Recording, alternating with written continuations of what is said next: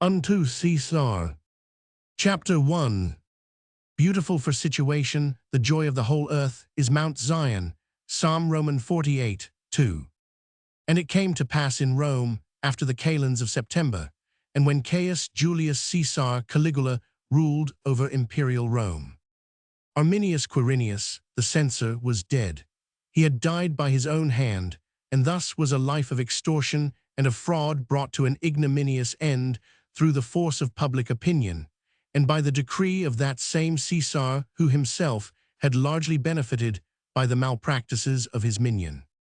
Arminius Quirinius had committed every crime, sunk to every kind of degradation which an inordinate love of luxury and the insatiable desires of jaded senses had suggested as a means to satisfaction, until the treachery of his own accomplices had thrown the glaring light of publicity on a career of turpitude, such as even these decadent times had seldom witnessed ere this. Enough that the end had come at last. A denunciation from the rostrum, a discontented accomplice thirsting for revenge, an angry crowd eager to listen, and within an hour the mighty, much-feared censor was forced to flee from Rome to escape the fury of a populace which would have torn him to pieces, and was ready even to massacre his family and his womenfolk, his clients and his slaves. He escaped to his villa at Ostia, but the Emperor Caligula, having duly enjoyed the profits derived from his favorite's extortions, hurled anathema and the full weight of his displeasure on the man who had been not only fool enough to be found out, but who had compromised the popularity of the Caesar in the eyes of the people and of the army. 24 hours later, the imperial decree went forth that the disgraced censor must end his days in any manner which he thought best, seeing that a patrician and member of the Senate could not be handed over to common justice, and also that the goods of Arminius Quirinius should be publicly sold for the benefit of the state and the profit of those whom the extortioner had wronged. The latter phrase, though somewhat vague, pleased the people and soothed public irritation, and the ephemeral popularity of a half-crazy tyrant was momentarily restored. Be it said, however, that less than a month later, the Caesar decided that he himself had been the person most wronged by Arminius, and that the bulk of the profits derived from the sale of the late censor's goods must therefore find its way into the imperial coffers. The furniture of Arminius' house within the city and that of his villa at Ostia had fetched vast sums at a public auction which had lasted 3 days. Everything had been sold, from the bed with the gilt legs on which the body of the censor had been laid after his death, to the last vase of myrrh that adorned his walls and the cups of crystal from which his guests had drunk.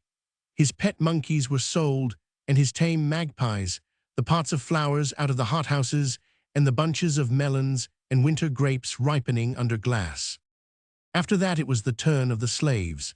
There were, so I understand, over 7,000 of these, scribes and carpenters, litter-bearers and sculptors, cooks and musicians. There were a quantity of young children, and some half-witted dolts and misshapen dwarfs, kept for the amusement of guests during the intervals of supper. The bulk of them had been sent to the markets of Delos and Faesles, but the imperator had had the most valuable items amongst the human goods set aside for himself, and not a few choice pieces had found their way into the households of the aediles in charge of the sales. The state, too, had appropriated some hundreds of useful scribes, sculptors, and mechanics, but there were still 1,000 or so who, in compliance with the original imperial edict, would have to be sold by public auction in Rome for the benefit of the late censor's defrauded victims. And thus, on this 9th day of September, a human load panting under the heat of this late summer's sun, huddled one against the other, pushed and jostled by the crowd, was exposed to the public gaze in the forum over against the rostrum Augustini, so that all who had a mind, and a purse withal, might suit their fancy and buy. A bundle of humanity, not over-wretched, for the condition of the slaves in the household of Arminius Quirinius had not been an unhappy one. They all seemed astonished, some even highly pleased, at thus finding themselves the center of attraction in the forum, they who had spent their lives in getting humbly out of other people's way. Fair and dark, ivory skin and ebony, male and female, or almost sexless in the excess of deformity, There were some to suit all tastes. Each wore a tablet hung round the neck by a green cord.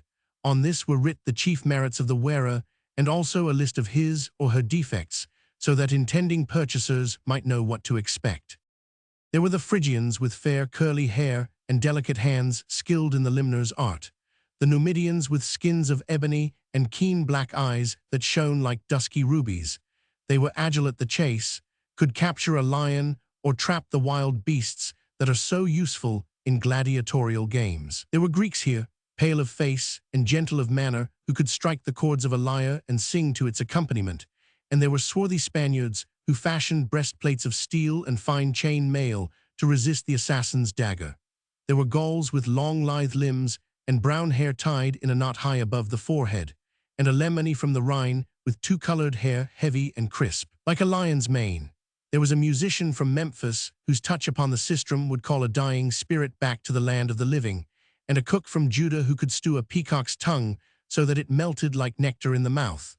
There was a white-skinned Iceni from Britain, versed in the art of healing, and a negress from Numidia who had killed a raging lion by one hit on the jaw from her powerful fist. Then there were those freshly brought to Rome from overseas, whose merits or demerits had not yet been appraised. They wore no tablet round the neck, but their feet were whitened all over with chalk. And there were those whose heads were surmounted by an ugly felt hat in token that the state treasury tendered no guarantee for them. Their period of servitude had been so short that nothing was known about them, about their health, their skill, or their condition. Above them towered the gigantic rostrum with tier upon tier of massive blocks of marble, and in the center, up aloft, the bronze figure of the wolf, the foster-mother of the great city, with metal jaws distended and polished teeth that gleamed like emeralds in the sun. And all around the stately temples of the Forum, with their rich carvings and colonnades and walls in tones of delicate creamy white, scarce less brilliant than the clouds which a gentle morning breeze was chasing westwards to the sea. And under the arcades of the temples cool shadows, dense and blue, trenchant against the white marble like an irregular mosaic of lapis lazuli, with figures gliding along between the tall columns, priests in white robes, furtive of gait, slaves of the pontificate, shoeless and silent, and as if detached from the noise and bustle of the Forum, like ghosts that haunt the precincts of graves. Throughout all this, the gorgeous coloring that a summer's mid-morning throws over imperial Rome. Above, that canopy of translucent blue, iridescent and scintillating with 1,000 colors, flicks of emerald and crimson, of rose and of mauve that merge and dance together, divide and reunite before the retina, until the gaze loses consciousness of all color save one all-pervading sense of gold. In the distance, the Capitol, temple-crowned, rearing its deified summit upwards to the dome of heaven above, holding on its triple shoulders a throng of metal gods, with Jupiter Victor right in the center, a thunderbolt in his hand which throws back 10,000 reflections of dazzling light, another sun engendered by the sun. And to the west, the Aventine wrapped in its mantle of dull brown, its smooth incline barren and scorched, and with tiny mud huts dotted about like sleepy eyes that close beneath the glare. And far away beyond the Aventine, beyond the temples and palaces, the blue ribbon of the Tiber flowing lazily to the sea, there where a rose-colored haze hung in midair, hiding with filmy, transparent veil the vast Campania beyond, its fever-haunted marshes and its reed-covered fastnesses. The whole a magnificent medley of cream and gold and azure, and deep impenetrable shadows trenchant as a thunder cloud upon an horizon of gold, and the moving crowd below, ivory and bronze and black, with here and there the brilliant note of a snow-white robe or of crimson headband gleaming through dark locks.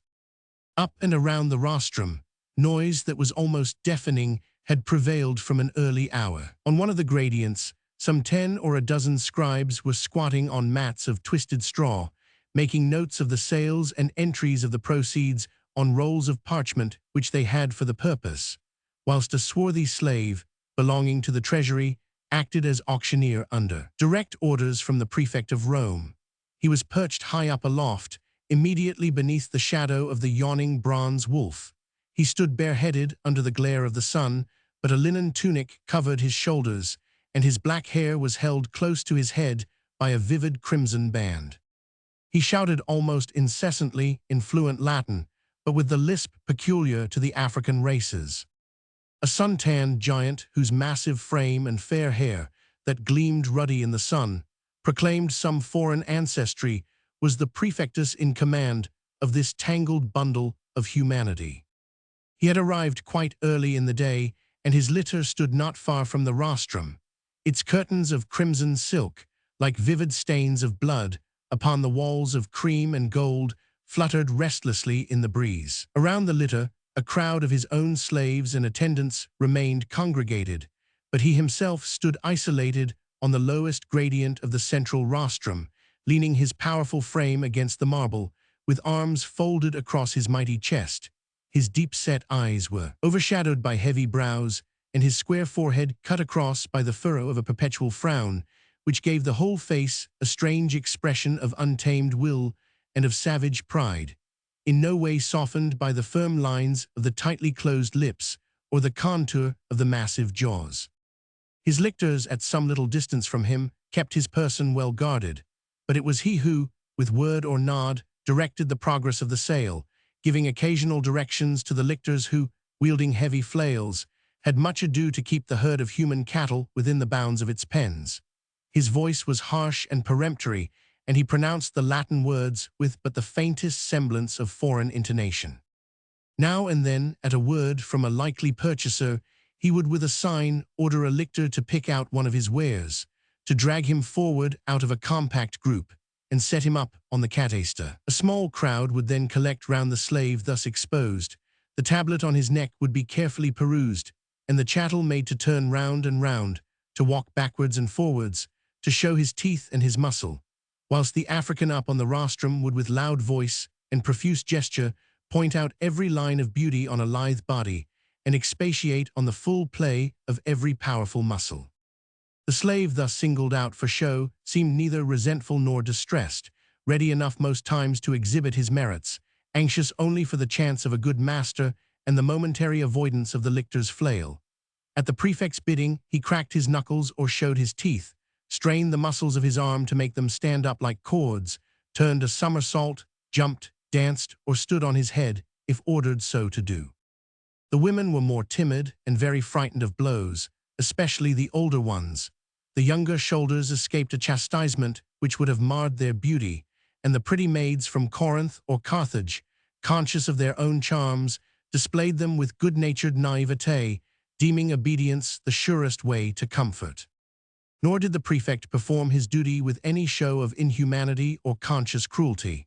Himself, a wealthy member of the patriciate, second only to the Caesar, with a seat in the Senate and a household full of slaves, he had neither horror nor contempt for the state of slavery, a necessary one in the administration of the mightiest empire in the world.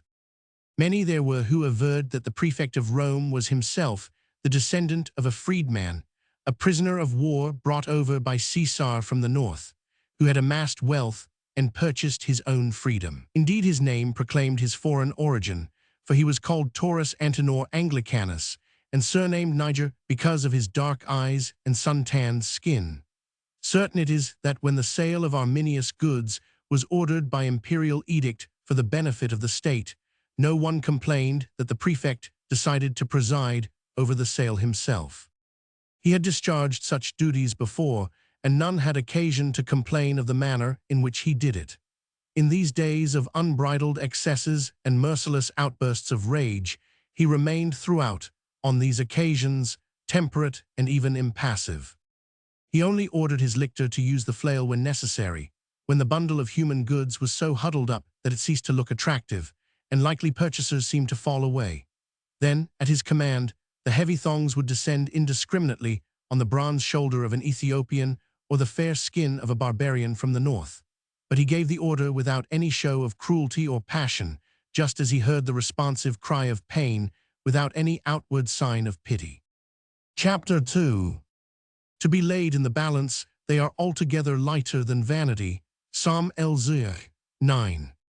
As the day wore on, trade became more brisk, and the work of the lictors more arduous, for the crowd was dense, and the bargain hunters eager to push to the front.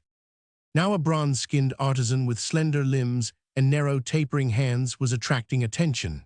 He was standing on the platform, passive and indifferent, apparently unconscious alike of the scorching sun which bit into his bare flesh, as of the murmurs of the dealers round him and the eloquence of the African up on the rostrum, who was shouting himself hoarse in praise of his wares. A leather worker from Hispania, he thundered with persuasive rhetoric, his age but 24 years, his skill unequaled on either bank of the Tiber. A tunic worked by him is softer than the fleeciest wool, and the sheath of a dagger becomes in his hands as hard as steel. Good health and strength, 2,000 sesterces were a poor price to pay for the use of these skilled hands. 2,000 sesterces. His lordship's grace, the censor Arminius Quirinius, paid 4,000 for him. He paused a moment, whilst a couple of Jews from Galilee, in long dark robes and black caps covering their shaggy hair, turned critically round this paragon from Hispania, lifted his hands, and gazed on each fingertip, as if trying to find traces on these of that much-vaunted skill. 2,000 sesterces, kind sirs, and you will have at your disposal the talent of a master in the noble art of leather working, pouches and coverings for your chairs, caskets and sword hilts. Nothing comes amiss to him. Come, shall we say 2,000 sesterces? The Jews were hesitating. With a rapid glance of their keen, deep-set eyes, they consulted one with the other, whilst their long bony fingers wandered hesitatingly to the wallets at their belts. 2,000 sesterces, urged the auctioneer, as he looked with marked severity on the waverers. He himself received a percentage on the proceeds of the sale, a few sesterces mayhap, that would go to swell the little hoard which ultimately would purchase freedom. The scribe, stillet in hand, waited in patient silence. The prefect, indifferent to the whole transaction, was staring straight in front of him, like one whose thoughts are strangers to his will. 1,000 will give, said one of the Jews timidly. Nay, and you'll not give more, kind sirs, quoth the auctioneer airily. This paragon among leather workers will bring fortune to your rival dealers. 1,000, repeated one of the intending purchasers, and no more. The African tried persuasion, contempt, even lofty scorn. He threatened to withdraw the paragon from the sale altogether, for he knew of a dealer in leather goods over in Corinth who would give 2 fingers of his own hand for the exclusive use of those belonging to this Hispanian treasure. But the Jews were obstinate.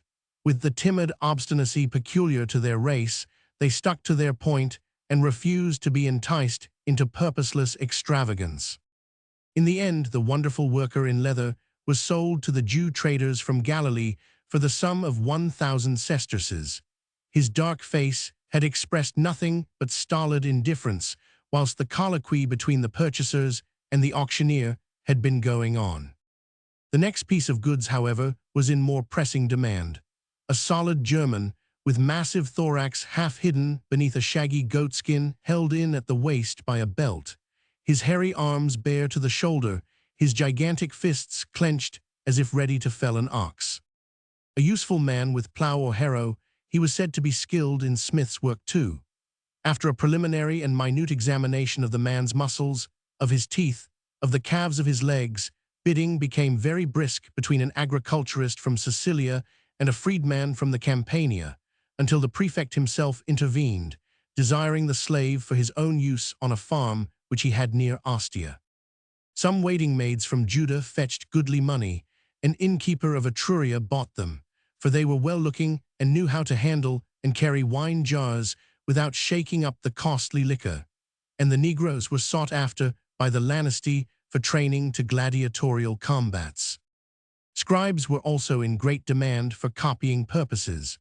The disseminators of the news of the day were willing to pay high prices for quick shorthand writers who had learned their business in the house of Arminius the censor. In the meanwhile, the throng in the forum had become more and more dense. Already 1 or 2 gorgeously draped litters had been seen winding their way in from the Sacra Via or the precincts of the temples, their silken draperies making positive notes of brilliant color against the iridescent whiteness of Phrygian marble walls. The lictors now had at times to use their flails against the crowd. Room had to be made for the masters of Rome, the wealthy and the idle, who threw sesterces about for the gratification of their smallest whim, as a common man would shake the dust from his shoes. Young Hortensius Martius, the rich patrician owner of 5,000 slaves, had stepped out of his litter, and a way being made for him in the crowd by his men, he had strolled up to the rostrum, and mounting its first gradient, he leaned with studied grace against the block of white marble, giving to the common herd below the pleasing spectacle of a young exquisite, rich and well-favored, his handsome person carefully perfumed and bedecked after the morning bath, his crisp fair hair daintily curled, his body clad in a tunic of soft white wool splendidly worked in purple stripes, the insignia of his high patrician's state. He passed a languid eye over the bundle of humanity spread out for sale at his feet, and gave courteous greeting to the prefect. "Thou art early abroad, Hortensius Martius," quoth Taurus Antinor in response. "'Tis not often thou dost grace the forum with thy presence at this hour." "They told me it would be amusing," replied young Hortensius lazily, "but methinks that they lied." He yawned, and with a tiny golden tool, he began picking his teeth. "What did they tell thee?" queried the other, "and who were they that told?" "There was Caius Nepos and young Escanes and several others at the bath. They were all talking about the sale." "Are they coming hither?" "They will be here anon, but some declared that much rubbish would have to be sold ere the choice bargains be put up. Escanes wants a cook who can fry a capon in a special way they wot of in Gaul, stuffed with ortolans and covered with the juice of 3 melons. Escanes says it is mightily pleasing to the palate." "There is no cook from Gaul on the list," interposed the prefect curtly. "And Caius Nepos wants some well-favored girls to wait on his guests at supper tomorrow. He gives a banquet, as thou knowest. Wilt be there, Taurus Antinor?" He had spoken these last words in a curious manner, which suggested that some significance other than mere conviviality would be attached to the banquet given by Caius Nepos on the morrow. And now he drew nearer to the prefect and cast a quick glance around him as if to assure himself that the business of the sale was engrossing everyone's attention. "Caius Nepos," he said, trying to speak with outward indifference, "asked me to tell thee that if thou wilt come to his banquet tomorrow, thou wilt find it to thine advantage. Many of us are of one mind with regard to certain matters and could talk these over undisturbed. Wilt join us, Taurus Antinor?" he added eagerly.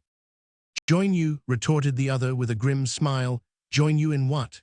In this senseless folly of talking in whispers in public places? The forum this day is swarming with spies, Hortensius Martius. Hast a wish to make a spectacle for the plebs on the morrow by being thrown to a pack of tigers for their midday meal." And with a nod of his head, he pointed up to the rostrum, where the dusky auctioneer had momentarily left off shouting and had thrown himself flat down upon the matting, ostensibly in order to speak with one of the scribes on the tier below, but who was in reality casting furtive glances in the direction where Hortensius Martius stood talking with the prefectus. "These slaves," said Taurus Antinor curtly, "all belong to the imperial treasury. Their peculium is entirely made up of money gained through giving information, both false and true. Have a care, O Hortensius Martius." But the other shrugged his shoulders with well-studied indifference. It was not the mode at this epoch to seem anything but bored at all the circumstances of public and private life in Rome, at the simple occurrences of daily routine, or at the dangers which threatened every man through the crazy whims of a demented despot. It had even become the fashion to accept outwardly, and without the slightest show of interest, the wild extravagances and insane debaucheries of the ferocious tyrant, who for the nonce wielded the scepter of the Caesars. The young patricians of the day looked on with apparent detachment at his excesses and the savage displays of unbridled power of which he was so inordinately fond, and they affected a lofty disregard for the horrible acts of injustice and of cruelty which this half-crazy emperor had rendered familiar to the citizens of Rome. Nothing in the daily routine of life amused these votaries of fashion, nothing roused them from their attitude of somnolent placidity, except perhaps some peculiarly bloody combat in the arena, one of those unfettered orgies of lust of blood which they loved to witness, and which have forever disgraced the glorious pages of Roman history. Then horror would rouse them for a brief moment from their apathy, for they were not cruel, only satiated with every sight, every excitement and luxury which their voluptuous city and the insane caprice of the imperator perpetually offered them. And they thirsted for horrors as a sane man thirsts for beauty, that it might cause a diversion in the even tenor of their lives, and mayhap raise a thrill in their dormant brains. Therefore even now, when apparently he was toying with his life, Hortensius Martius did not depart outwardly from the attitude of supercilious indifference which fashion demanded. They were all actors, these men, always before an audience, and even among themselves, they never really left off acting the part which they had made so completely their own.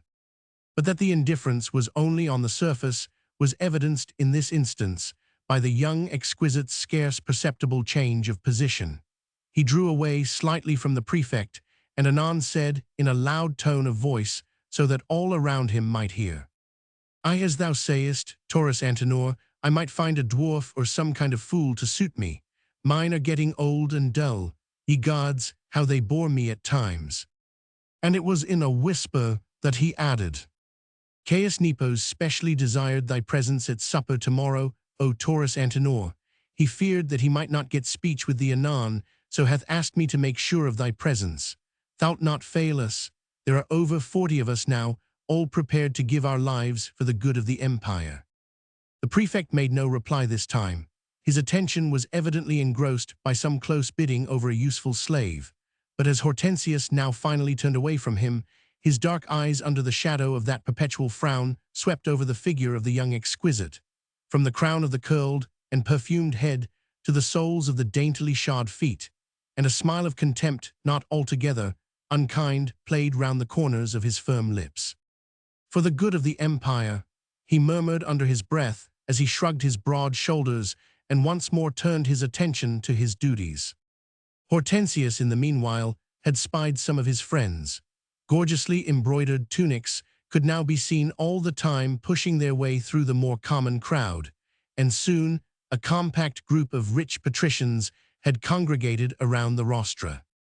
They had come one by one, from the baths mostly, refreshed and perfumed, ready to gaze with fashionable lack of interest on the spectacle of this public auction. They had exchanged greetings with the prefect and with Hortensius Martius. They all knew one another, were all members of the same caste, the ruling caste of Rome. Young Escanes was now there, he who wanted a cook, and Caius Nepos, the Praetorian prefect who was in search of pretty waiting maids. "Hast had speech with Anglicanus?" asked the latter in a whisper to Hortensius. "Aye, a few words," replied the other, "but he warned me of spies." "Will he join us, thinkest thou?" "I think that he will sup with thee, O Caius Nepos, but as to joining us in—" "Hush," admonished the Praetorian prefect, "Taurus Antinor is right. There are spies all around here today, but if he comes to supper, we'll persuade him, never fear." And with a final significant nod, the two men parted and once more mixed with the crowd. More than one highborn lady now had ordered her bearers to set her litter down close to the rostrum whence she could watch the sale, and mayhap make a bid for a purchase on her own account. The rich Roman matrons with large private fortunes and households of their own, imperious and independent, were the object of grave deference and of obsequious courtesy, not altogether unmixed with irony, on the part of the young men around them. They did not mix with the crowd, but remained in their litters, reclining on silken cushions, their dark tunics and richly colored stoles standing out in somber notes against the more gaily decked-out gilded youth of Rome, whilst their serious and oft-times stern manner, their measured and sober speech, seemed almost set in studied opposition to the idle chattering, the flippant tone, the bored affectation of the outwardly more robust sex. And among them all Taurus Antinor, prefect of Rome, with his ruddy hair and bronzed skin, his massive frame clad in gorgeously embroidered tunic, his whole appearance heavy and almost rough, in strange contrast alike to the young decadence of the day as to the rigid primness of the patrician matrons, just as his harsh, even voice seemed to dominate the lazy and mellow trebles of the votaries of fashion. The auctioneer had in the meanwhile cast a quick, comprehensive glance over his wares, throwing an admonition here, a command there. That yellow hair, let it hang, woman. Do not touch it, I say. Slip that goatskin off thy loins, man. By Jupiter, 'tis the best of thee thou hidest. Hold thy chin up, girl. We'll have no doleful faces today. Sometimes his admonition required more vigorous argument. The prefect was appealed to against the recalcitrant. Then the harsh, unimpassioned voice, with its curious intonation in the pronouncing of the Latin words, would give a brief order, and the lictor's flail would whiz in the air and descend, with a short, sharp whistling sound, on obstinately bowed shoulder or unwilling hand, and the auctioneer would continue his perorations. What will it please my lord's grace to buy this day? A skilled horseman from Dacia. I have one, a pearl. He can mount an untamed steed and drive a chariot in treble harness through the narrowest streets of Rome. He can, what no, not a horseman today. Then mayhap a hunchback acrobat from Pannonia, bronzed as the tanned hide of an ox, with arms so long that his fingernails will scrape the ground as he runs. He can turn a back somersault, walk the tightrope, or, here, Pippus the hunchback, show thine ugly face to my lord's grace. Maybe thou'lt help to dissipate the frown between my lord's eyes. Maybe my lord's grace will e'en smile at thine antics. Turn then, show thy hump. 'Tis worth 500 sesterces, my lord. Turn again. See, my lord, is he not like an ape?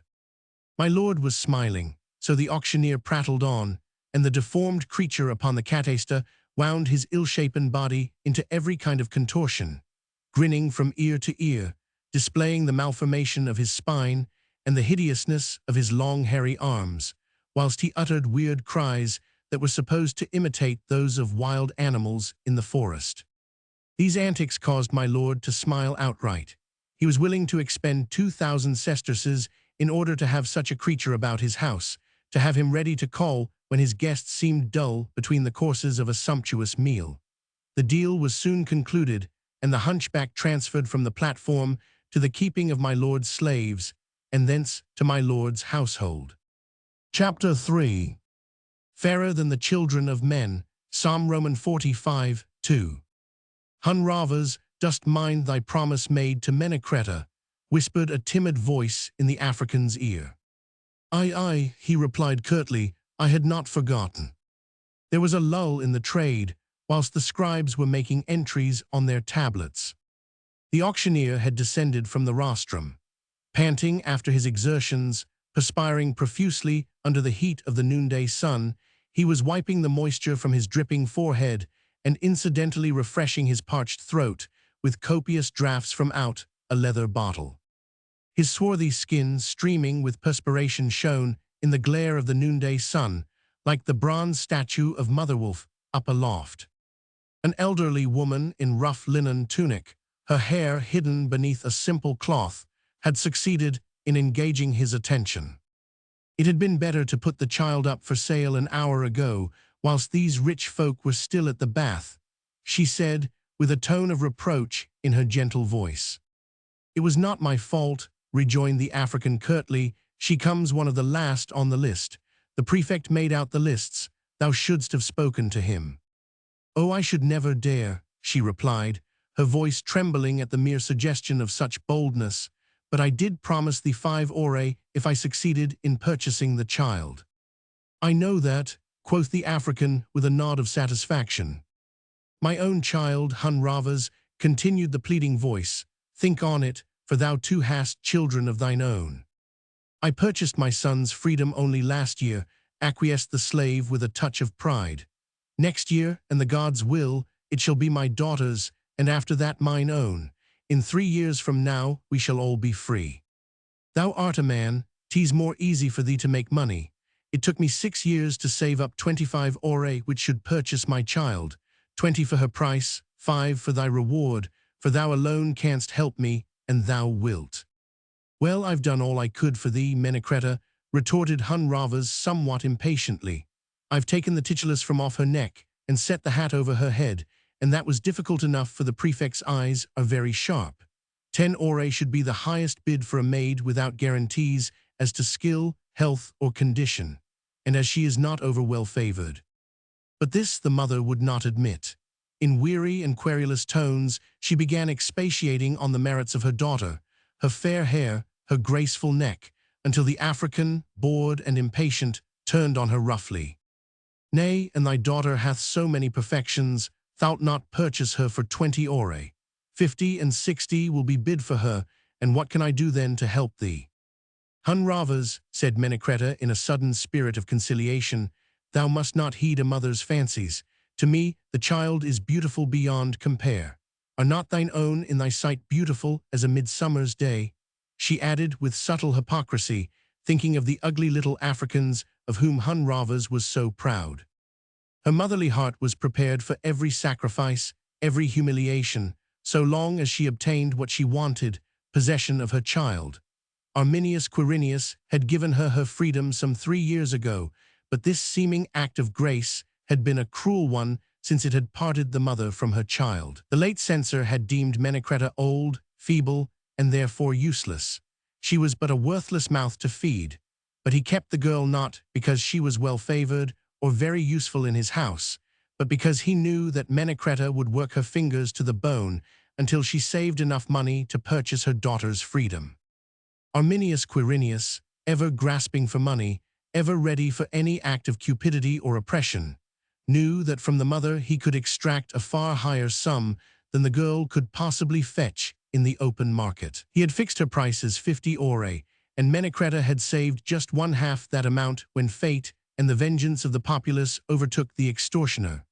All his slaves, save the most valuable, were thrown on the market, and the patient, hard-working mother saw the fulfillment of her hopes well within sight.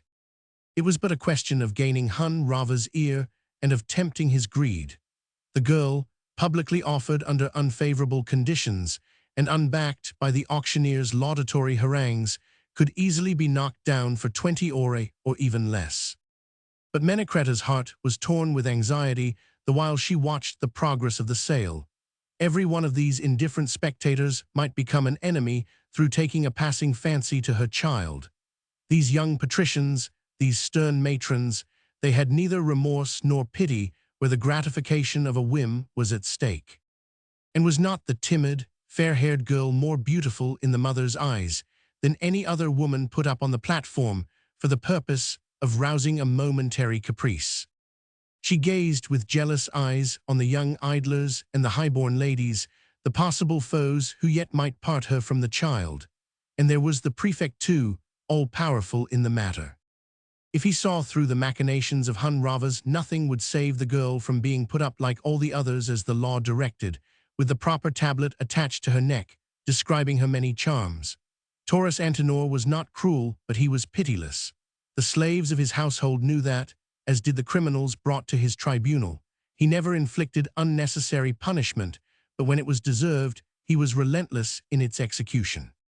What hope could a poor mother have against the weight of his authority? Fortunately, the morning was rapidly wearing on. The hour for the midday rest was close at hand. Menecreta could watch, with a glad thrill in her heart, one likely purchaser after another being borne in gorgeously draped litter away from this scene of a mother's cruel anxiety. Already the ladies had withdrawn. Now there was only a group of men left around the rostrum. Hortensius Martius still lounging aimlessly, young Escanes who had not yet found the paragon amongst cooks, and a few others who eyed the final proceedings with the fashionable expression of boredom. "I wonder we have not seen Dea Flavia this day," remarked Escanes to the prefect. "Dost think she'll come, Taurus Antenor?" "Nay, I know not," he replied. "Truly she cannot be in need of slaves. She has more than she can know what to do with." "Oh," rejoined the other, "of a truth she has slaves enough, but 'tis this new craze of hers. She seems to be in need of innumerable models for the works of art she hath on hand." "Nay, 'tis no new craze," interposed Hortensius Martius, whose fresh young face had flushed very suddenly as if in anger. "Dea Flavia, as thou knowest full well, Escanes, hath fashioned exquisite figures both in marble and in clay, even whilst thou didst waste thy boyhood in drunken revelries. She—" "A truce on thine ill temper," broke in Escanes with a good-humoured laugh. "I had no thought of disparagement for Dea Flavia's genius. The gods forbid," he added with mock fervour. "Then dost deserve that I force thee down to thy knees," retorted Hortensius, not yet mollified, "to make public acknowledgment of Dea Flavia's beauty, her talents and her virtues, and public confession of thine own unworthiness in allowing her hallowed name to pass thy wine-sodden lips. Escanes uttered a cry of rage. In a moment these two friends and boon companions appeared as bitter enemies. Hortensius Martius, the perfumed exquisite, was now like an angry cockbird on the defense, whilst Escanes, taller and stronger than he, was clenching his fists, trying to keep up that outward semblance of patrician decorum which the dignity of his caste demanded in the presence of the plebs. Who knows how long this same semblance would have been kept up on this occasion? For Hortensius Martius, obviously a slave to D. Flavia's beauty, was ready to do battle for the glorification of his idol, whilst Escanes, smarting under the clumsy insult, had much ado to keep his rage within bounds. "If you cut one another's throats now," interposed the prefect curtly, "'twill be in the presence of D. Flavia herself." Even whilst he spoke, a litter gorgeously carved and gilded, draped in rose, pink, and gold, was seen slowly winding its way from the rear of the basilica and along the Vicus Tuscus towards the Forum. In a moment, all eyes were turned in its direction. The two young men either forgot their quarrel or were ashamed to prolong it in the presence of its cause. Now the litter turned into the open. It was borne by 8 gigantic Ethiopians whose mighty shoulders were bare to the sun, and all round and behind it a crowd of slaves, of clients, of sycophants followed in its trail, men running beside the litter, women shouting, children waving sprays of flowers and fans of feathers and palm leaves, whilst the air was filled with cries from innumerable throats. "Augusta, Augusta, room for D. Flavia Augusta." The retinue of D. Flavia of the imperial house of the Caesars was the most numerous in Rome. At word of command, no doubt, the bearers put the litter down quite close to the rostrum, even whilst 4 young girls stepped forward and drew the silken curtains aside. D. Flavia was resting against the cushions. Her tiny feet in shoes of gilded leather were stretched out on a coverlet of purple silk, richly wrought with gold and silver threads. Her elbow was buried in the fleecy down of the cushions. Her head rested against her hand. D. Flavia, imperial daughter of Rome, what tongue of poet could describe thy beauty? What hand of artist paint its elusiveness? Have not the writers of the time told us all there was to tell, and exhausted language in their panegyrics? The fair hair like rippling gold, the eyes now blue, now green, always grey and mysterious, the delicate hands, the voluptuous throat, those tiny ears ever filled with flattery. But methinks that the carping critic was right when he deemed that the beauty of her face was marred by the scornful glance of the eyes and the ever-rigid lines of the mouth. There was those who had dared aver that D. Flavia's snow-white neck had been more beautiful if it had known how to bend, and that the glory of her eyes would be enhanced 1,000-fold when once they learned how to weep. This, however, was only the opinion of very few, of those in fact who never had received the slightest favor from D. Flavia. Those on whom she smiled, with that proud, cold smile of hers, fell an over-ready victim to her charm. And she had smiled more than once on Hortensius Martius, and he, poor fool, had quickly lost his head. Now that she was present, he soon forgot his quarrel. Neither Escanes nor the rest of the world existed since D. Flavia was nigh. He pushed his way through her crowd of courtiers and was the first to reach her litter, even as she put her dainty feet to the ground. Escanes too, and Caius Nepos, and Philippus Decius, and the other young men there, forgot the excitement of the aborted quarrel and pressed forward to pay their respects to D. Flavia. The aspect of her court was changed in a moment. Her lictors chased the importunate crowd away, making room for the masters of Rome who desired speech with their mistress. The rough and somber garments of the slaves showed in the background now, and all round the litter tunics and mantles of fleecy wool gorgeously embroidered in crimson and gold, or stripes of purple, crowded in eager medley. All at once, too, the immediate neighborhood of the rostrum was deserted, the human chattels forgotten in the anxious desire to catch sight of the great lady whom the Caesar himself had styled Augusta, thus exalting her above all women in Rome. Her boundless wealth and lavish expenditure, as well as her beauty and acknowledged virtue, had been the talk of the city ever since the death of her father, Octavius Claudius of the house of Augusta Caesar, had placed her under the immediate tutelage of the Caesar and left her, young and beautiful as she was, in possession of one of the largest fortunes in the empire. No wonder, then, that whenever her rose-draped litter was perceived in the streets of Rome, a crowd of idlers and of sycophants pressed around it, curious to see the queen of society and anxious to catch her ear. This same instant of momentary excitement became that of renewed hope for an anxious mother's heart. Menecreta, with the keenness of her ardent desire, had at once grasped her opportunity. Hun Rhavas fortunately glanced down in her direction. He too, no doubt, saw the possibilities of this moment of general confusion. The 5 aurae promised him by Menecreta sharpened his resourceful wits. He signaled to one of the lictors below, an accomplice too, I imagine, in this transaction, and whilst a chorus of obsequious greetings round D. Flavia's litter filled the noonday air like the hum of bees, a pale-faced, delicate-looking girl was quickly pushed up onto the platform. Hun Rhavas very perfunctorily declaimed her age and status. Of no known skill, he said, mumbling his words and talking very rapidly, since my lord's grace the late censor had made no use of her. Shall we say 10 aurae for the girl? She might be made to learn a trade. As the auctioneer started on his peroration, those among the crowd who were here for business, and not for idle gaping, turned back towards the cataster. But the little maid who stood there so still, her hair entirely hidden by the ungainly hat, her head bent and her eyes downcast, did not seem very attractive. The lack of guarantee as to her skill and merits represented by the hat, and the absence of the tablet round her neck caused the buyers to stand aloof.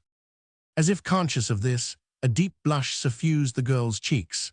Not that she was ashamed of her position or of her exposure before the public gaze, for to this ordeal her whole upbringing had tended. Born in slavery, she had always envisaged this possibility, and her present position caused her in itself neither pain nor humiliation. She knew that her mother was there in the crowd, ready for this opportunity, that the present state of discomfort, the past life of wretchedness, would now inevitably be followed by a brighter future. Reunion with her mother, a life of freedom, mayhap of happiness, marriage right out of the state of bondage, children born free. No, it was not the gaping crowd that mattered, the exposure on the public platform, the many pairs of indifferent eyes fixed none too kindly upon her. It was that hat upon her head which brought forth in her such a sense of shame that the hot blood rushed to her cheeks. That, and the absence of the tablet round her neck, and Hun Rhavas' disparaging words about her person. Others there had been earlier in the day, her former companions in Arminius' household, on whom the auctioneer had lavished torrents of eloquent praise, whom for the first bidding he had appraised at 40 or even 50 aurae, the public being over-willing to pay higher sums than those. Whilst here she stood shamed before them all, with no guarantee as to her skill and talents, though she knew something about the art of healing by rubbing unguents into the skin, could ply her needle and dress a lady's hair. Nor was a word said about her beauty, though her eyes were blue and her neck slender and white, and her hair, which was of a pretty shade of gold, could not even be seen under that hideous, unbecoming hat. 10 aurae, shall we say, said Hun Rhavas with remarkable want of enthusiasm. Kind sirs, is there no one ready to say 15? The girl might be taught to sew or to trim a lady's nails. She may be unskilled now, but she might learn, providing that her health be good, he added with studied indifference. The latter phrase proved a cunning one. The few likely buyers who had been attracted to the cataster by the youthful appearance of the girl, hoping to find willingness, even if skill were wanting, now quickly drew away. Of a truth, there was no guarantee as to her health, and a sick slave was a burden and a nuisance. 10 aurae, then, said Hun Rhavas, raising the hammer, whilst with hungry eyes the mother watched his every movement. A few more seconds of this agonizing suspense. Oh, ye gods, how this waiting hurts! She pressed her hands against her side, where a terrible pain turned her nearly giddy. Only a second or two, whilst the hammer was poised in mid-air, and Hun Rhavas' furtive glance darted on the prefect to see if he was still indifferent. Menecreta prayed with all her humble might to the proud gods enthroned upon the hill. She prayed that this cycle of agony might end at last, for she could not endure it longer. She prayed that that cruel hammer might descend, and her child be delivered over to her at last. Chapter 4. Hope deferred maketh the heart sick. Proverbs Roman 13:12. Alas, the Roman gods are the gods of the patricians. They take so little heed of the sorrows and the trials of poor freedmen and slaves. Who ordered the hat to be put on this girl's head? Suddenly interposed the harsh voice of the prefect. He had not moved away from the rostrum all the while that the throng of obsequious sycophants and idle lovesick youths had crowded round D. Flavia. Now he spoke over his shoulder at Hun Ravas, who had no thought, whilst his comfortable little plot was succeeding so well that the prefect was paying heed. She hath no guarantee, as my lord's grace himself hath knowledge, said the African with anxious humility. Nay, thou least as to my knowledge of it, said Taurus Antinor. Where is the list of goods compiled by the censor? 3 pairs of willing hands were ready with the parchment rolls which the prefect had commanded. One was lucky enough to place them in his hands. What is the girl's name? He asked as his deep-set eyes, under their perpetual frown, ran down the minute writing on the parchment roll. Nola, the daughter of Menecreta, my lord, said one of the scribes. I do not see the name of Nola, daughter of Menecreta, amongst those whom the state doth not guarantee for skill, health, or condition, rejoined the prefect quietly, and his rough voice, scarcely raised above its ordinary pitch, seemed to ring a death knell in poor Menecreta's heart. Nola, the daughter of Menecreta, he continued, once more referring to the parchment in his hand, is here described as 16 years of age, of sound health and robust constitution, despite the spareness of her body. The censor who compiled this list states that she has a fair knowledge of the use of unguents and of herbs, that she can use a needle and plait a lady's hair. Thou didst know all this, Hun Ravas, for the duplicate list is before thee even now. My lord's grace, murmured Hun Ravas, his voice quivering now, his limbs shaking with the fear in him, I did not know, Thou didst endeavor to defraud the state for purposes of thine own, interposed the prefect calmly. Here, thou, he added, beckoning to one of his lictors, take this man to the Regia and hand him over to the chief warder. My lord's grace, cried Hun Ravas. Silence, tomorrow thou'lt appear before me in the basilica. Bring thy witnesses, then, if thou hast any to speak in thy defense. Tomorrow thou canst plead before me any circumstance which might mitigate thy fault, and stay my lips from condemning thee to that severe chastisement which crimes against the state deserve. In the meanwhile hold thy peace. I'll not hear another word. But it was not in the Negro's blood to submit to immediate punishment now and certain chastisement in the future without vigorous protestations and the generous use of his powerful lungs. The prefect's sentences in the tribunal where he administered justice were not characterized by leniency. The galleys, the stone quarries, even the cross were all within the bounds of possibility, whilst the scourge was an absolute certainty. Hun Ravas set up a succession of howls which echoed from temple to temple, from one end of the forum to the other. The frown on the prefect's forehead became even more marked than before. He had seen the young idlers, who but a moment ago were fawning round D. Flavia's litter, turning eagerly back towards the rostrum, where Hun Ravas' cries and moans had suggested the likelihood of one of those spectacles of wanton and purposeless cruelty in which their perverted senses found such constant delight. But this spectacle Taurus Antinor was not like to give them. All he wanted was the quick restoration of peace and order. The fraudulent auctioneer was not in his sight, but a breaker of the law. As such he was deserving of such punishment as the law decreed, and no more. But his howls just now were the means of rousing in the hearts of the crowd that most despicable of all passions to which the Roman, the master of civilization, was a prey, the love of seeing some creature, man or beast, in pain, a passion which brought the Roman citizen down to the level of the brute. Therefore Taurus Antinor wished above all to silence Hun Ravas. One more sound from thy throat, and I'll have thee scourged now and branded ere thy trial, he said. The threat was sufficient. The Negro, feeling that in submission lay his chief hope of mercy on the morrow, allowed himself to be led away quietly whilst the young patricians, cheated of an anticipated pleasure, protested audibly.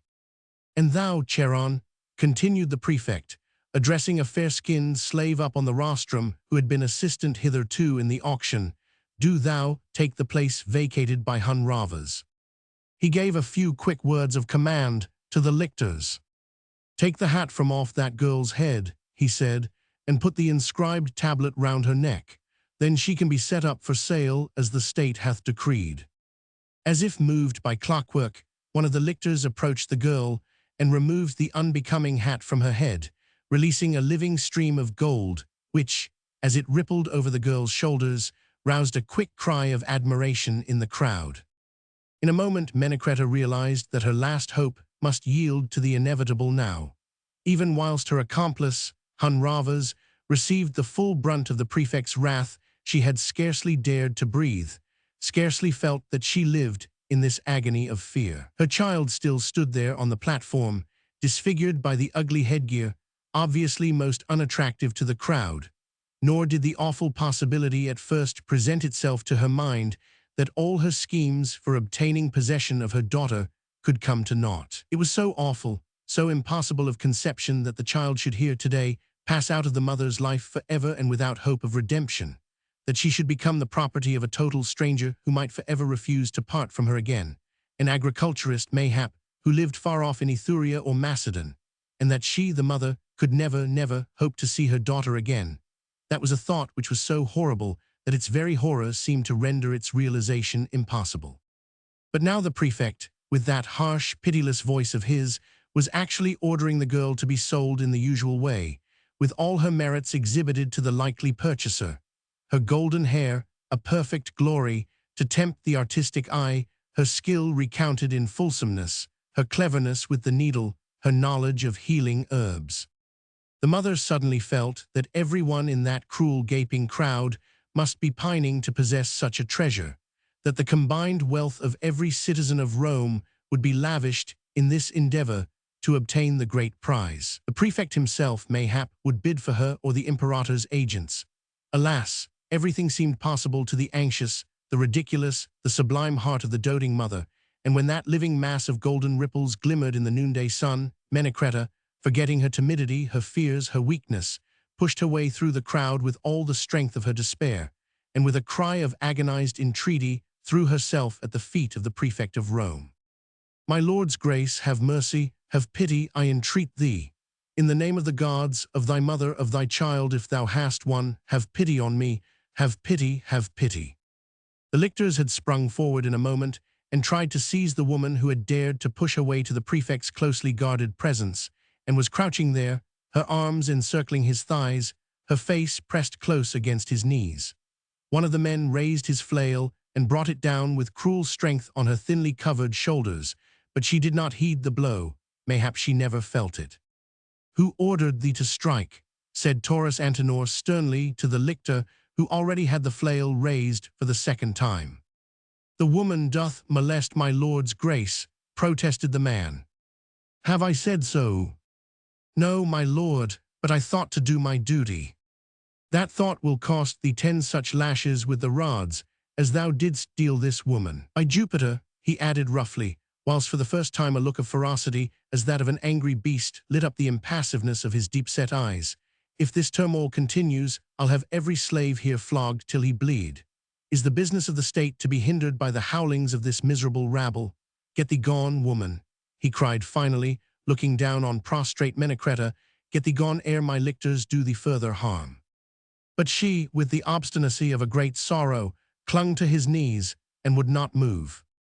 "My lord's grace, have pity, 'tis my child, and thou takest her from me thou'lt part those whom the gods themselves have united. 'Tis my child, my lord, hast no children of thine own." "What dost prate about?" he asked, still speaking roughly, for he was wroth with her and hated to see the gaping crowd of young, empty-headed fools congregating round him and this persistent suppliant hanging round his shins. "Thy child? Who's thy child? And what hath thy child to do with me?" "She is but a babe, my lord," said Menecreta with timid, tender voice. "Her age only 16. A handmaiden she was to Arminius Quirinius, who gave the miserable mother her freedom, but kept the daughter so that he might win good money by and by through the selling of the child. My lord's grace, I have toiled for 6 years that in the end I might buy my daughter's freedom. 50 ore did Arminius Quirinius demand as her price, and I worked my fingers to the bone so that in time I might save that money. But Arminius Quirinius is dead, and I have only 20 ore. With the hat of disgrace on her head, the child could have been knocked down to me. But now, look at her, my lord, how beautiful she is, and I have only 20 ore. Taurus Antenor had listened quite patiently to Menecreta's tale. His suntanned face clearly showed how hard he was trying to gather up the tangled threads of her scrappy narrative. Nor did the lictors this time try to interfere with the woman. The prefect apparently was in no easy temper today, and when ill humor seized him, rods and flails were kept busy. "And why didst not petition me before?" he asked after a while when Menecreta paused in order to draw breath. And his face looked so fierce, his voice sounded so rough, no wonder the poor woman trembled as she whispered through her tears. "I did not dare, my lord, I did not dare." "Yet thou didst dare openly to outrage the law." "I wanted my child."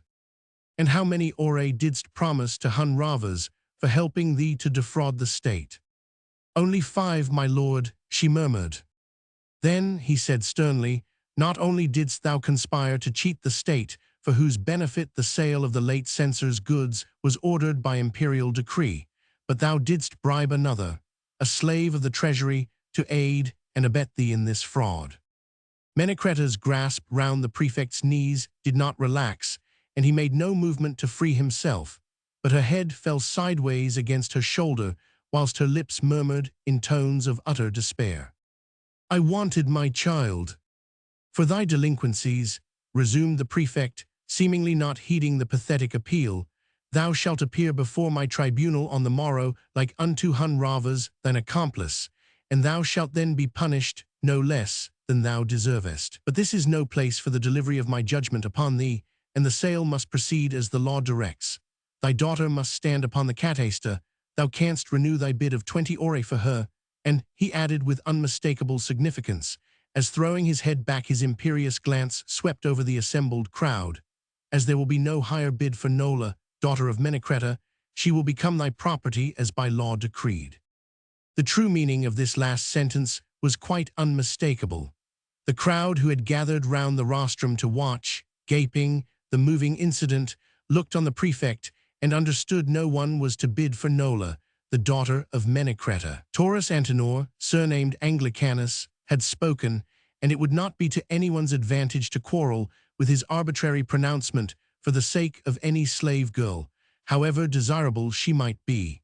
It was not pleasant to encounter the wrath of the prefect of Rome, nor safe to rouse his enmity. So the crowd acquiesced silently, not only because it feared the prefect, but also because Menecreta's sorrow, the call of the despairing mother, the sad tragedy of this little domestic episode, had not left untouched the hearts of these Roman citizens. In matters of sentiment, they were not cruel, and they held family ties in great esteem. Both these factors went far towards causing any would-be purchaser to obey Taurus Antenor's commands and to retire at once from the bidding. As for Menecreta, it seemed to her as if the heavens had opened before her delighted gaze. From the depths of despair, she had suddenly been dragged forth into the blinding daylight of hope. She could scarcely believe that her ears had heard rightly the words of the prefect. Still clinging to his knees, she raised her head to him.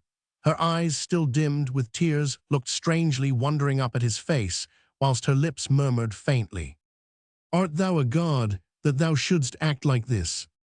But obviously, the small stock of patience possessed by the prefect was now exhausted, for he pushed the woman roughly away from him. "A truce on thy ravings now, woman. The midday hour is almost on us. I have no further time to waste on thine affairs. Put the girl up on the cataster," he added, speaking in his usual harsh, curt way, "and take this woman's arms from round my shins." And it was characteristic of him that this time he did not interfere with his lictors when they handled the woman with their accustomed roughness. Chapter 5. Cast thy bread upon the waters, for thou shalt find it after many days. Ecclesiastes 1. The fair-skinned Charon up on the rostrum now took over the duties of the disgraced Hun Ravas. The interlude had caused the crowd to linger on despite the approach of noonday, an hour always devoted, almost sacred, to rest. But now that decorum was once more restored, and the work of the sale could be proceeded with in the methodical manner approved by the prefect, interest began to flag. The crowd seemed inclined to wait just a brief, while longer in order to see Nola put up on the cataster and to hear the bid of 20 ore made for her by her mother, a bid which, at the prefect's commands, was to be final and undisputed. Just to see the hammer come clashing down as an epilogue to the palpitating drama was perhaps worth waiting for. The human goods still left for sale after that would have to be held over for a more favorable opportunity. The prefect was preparing to leave. Up on the platform, Nola, the daughter of Menecreta, smiled at the world through a few lingering tears. She was very happy now that her golden hair was allowed to stream down her shoulders, and that it was only because the prefect had so ordered it that the low price of 20 ore would be accepted for her. Nola, daughter of Menecreta, shouted Charon, the new auctioneer, aged 16 years, skilled in the art of healing and the knowledge of unguents and herbs. Her health is good, her teeth perfect, and her eyes keen for threading the finest needle. Shall we say 15 ore for the girl? He recited his peroration quickly and perfunctorily, like one repeating a lesson learned from the prefect. I'll give 20, rang out Menecreta's voice, clearly and loudly. She, too, had learned her lesson, and learned it well, whilst gratitude and an infinity of joy gave her strength to overcome her natural timidity. 20 ore, 20 ore, will no one bid more for Nola, the daughter of Menecreta, shouted the auctioneer, hammer in hand, ready to bring it down since no more bidding would be allowed for this piece of goods. 20 ore, no one bids more, no one no. I'll give 30 ore. It was a pure young voice that spoke, the voice of a young girl, mellow and soft-toned as those of a pigeon when it coos to its mate, but firm withal, direct and clear, the voice of one accustomed to command and even more accustomed to be obeyed. The sound rang from temple to temple right across the forum and was followed by silence, the dead silence which falls upon a multitude when every heart stops beating and every breath is indrawn. Charon paused, hammer in hand, his lips parted for the very words which he was about to utter, his round open eyes wandering irresolutely from the prefect's face to that of the speaker with the melodious voice. And on the hot noonday air there trembled a long sigh of pain, like the breaking of a human heart. But the same voice, soft and low, was heard again. The girl pleases me. What say you, my lord Escanes? Is not that hair worthy to be immortalized by a painter's hand? And preceded by her lictors, who made a way for her through the crowd, Dea Flavia advanced even to the foot of the cataster. And as she advanced, those who were near retreated to a respectful distance, making a circle round her and leaving her isolated, with her tall Ethiopian slaves behind her holding broad leaves of palm above her head to shield her from the sun. Thus was the gold of her hair left in shadow, and the white skin of her face appeared soft and cool, but the sun played with the shimmering folds of her white silk tunic and glinted against the gems on her fingers. Tall, imperious, and majestic, Dea Flavia, unconscious alike of the deference of the crowd and the timorous astonishment of the slaves, looked up at Charon, the auctioneer, and resumed with a touch of impatience in her rich young voice. I said that I would bid 30 ore for this girl. Less than a minute had elapsed since Dea Flavia's sudden appearance on the scene. Taurus Antenor had as yet made no movement or given any sign to Charon as to what he should do, but those who watched him with anxious interest could see the dark frown on his brow grow darker still and darker, until his whole face seemed almost distorted with an expression of passionate wrath. Menecreta, paralyzed by this sudden and final shattering of her every hope, uttered moan after moan of pain, and as the pitiful sounds reached the prefect's ears, a smothered oath escaped his tightly clenched teeth. Like some gigantic beast roused from noonday sleep, he straightened his massive frame and seemed suddenly to shake himself free from that state of torpor into which Dea Flavia's unexpected appearance had at first thrown him. He, too, advanced to the foot of the cataster, and there faced the imperious beauty, whom the whole city had, for the past 2 years, tacitly agreed to obey in all things. The state, he said, speaking at least as haughtily as Dea Flavia herself, hath agreed to accept the sum of 20 aurae for this slave. 'Tis too late now to make further bids for her. But a pair of large blue eyes, cold as the waters of the Tiber, and like unto them mysterious and elusive, were turned fully on the speaker. Too late didst thou say, O Taurus Antenor, said Dea Flavia, raising her penciled eyebrows with a slight expression of scorn. Nay, I had not seen the hammer descend. The girl until then is not sold, and open to the highest bidder. Or am I wrong, O prefect, in thus interpreting the laws of Rome?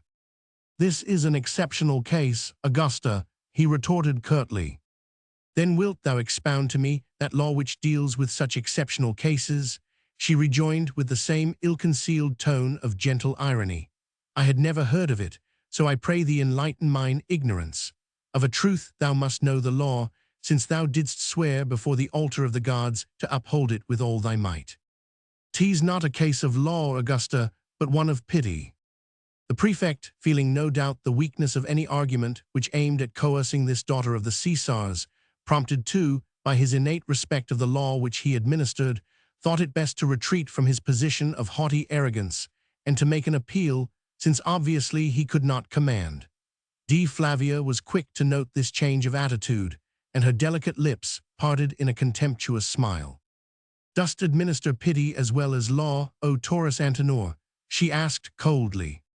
Then, as if further argument from him were of no interest to her, she once more turned to the auctioneer and said, with marked impatience, I have bid 30 aurae for this girl. Art set their slave to gape at the prefect, or to do thy duty to the state that employs thee? Is there a higher bid for the maid? She pleaseth me, and I'll give 60 or 100 for her. This is a public auction as by law directed. I appeal to thee, O Taurus Antenor, to give orders to thy slaves, ere I appeal to my kinsman, the emperor, for the restoration of a due administration of the law. Those who had cause to know and to fear the prefect's varying moods were ready to shrink away now from the threatening darkness of his glance. He seemed indeed like some tawny wild beast, chained and scorned, whom a child was teasing from a point of vantage just beyond the reach of his powerful jaws. She was so well within her rights, and he so absolutely in the wrong as far as the law was concerned, that he knew at once that he must inevitably give way. If Dea Flavia chose to desire a slave, she could satisfy the caprice, since no man's fortune could hold out against her own. This too did the prefect know. He himself was passing rich, and would gladly have paid a large sum now, that he might prove the victor in this unequal contest, but Dea Flavia had the law and boundless wealth on her side. Taurus Antenor had only his personal authority, which had coerced the crowd, but was of no avail against this beautiful woman who defied him openly before the plebs and before his slaves. Have no fear, O Dea Flavia, he said, trying to speak calmly, but his voice trembling with the mighty effort at control. Justice hath never yet suffered at my hands.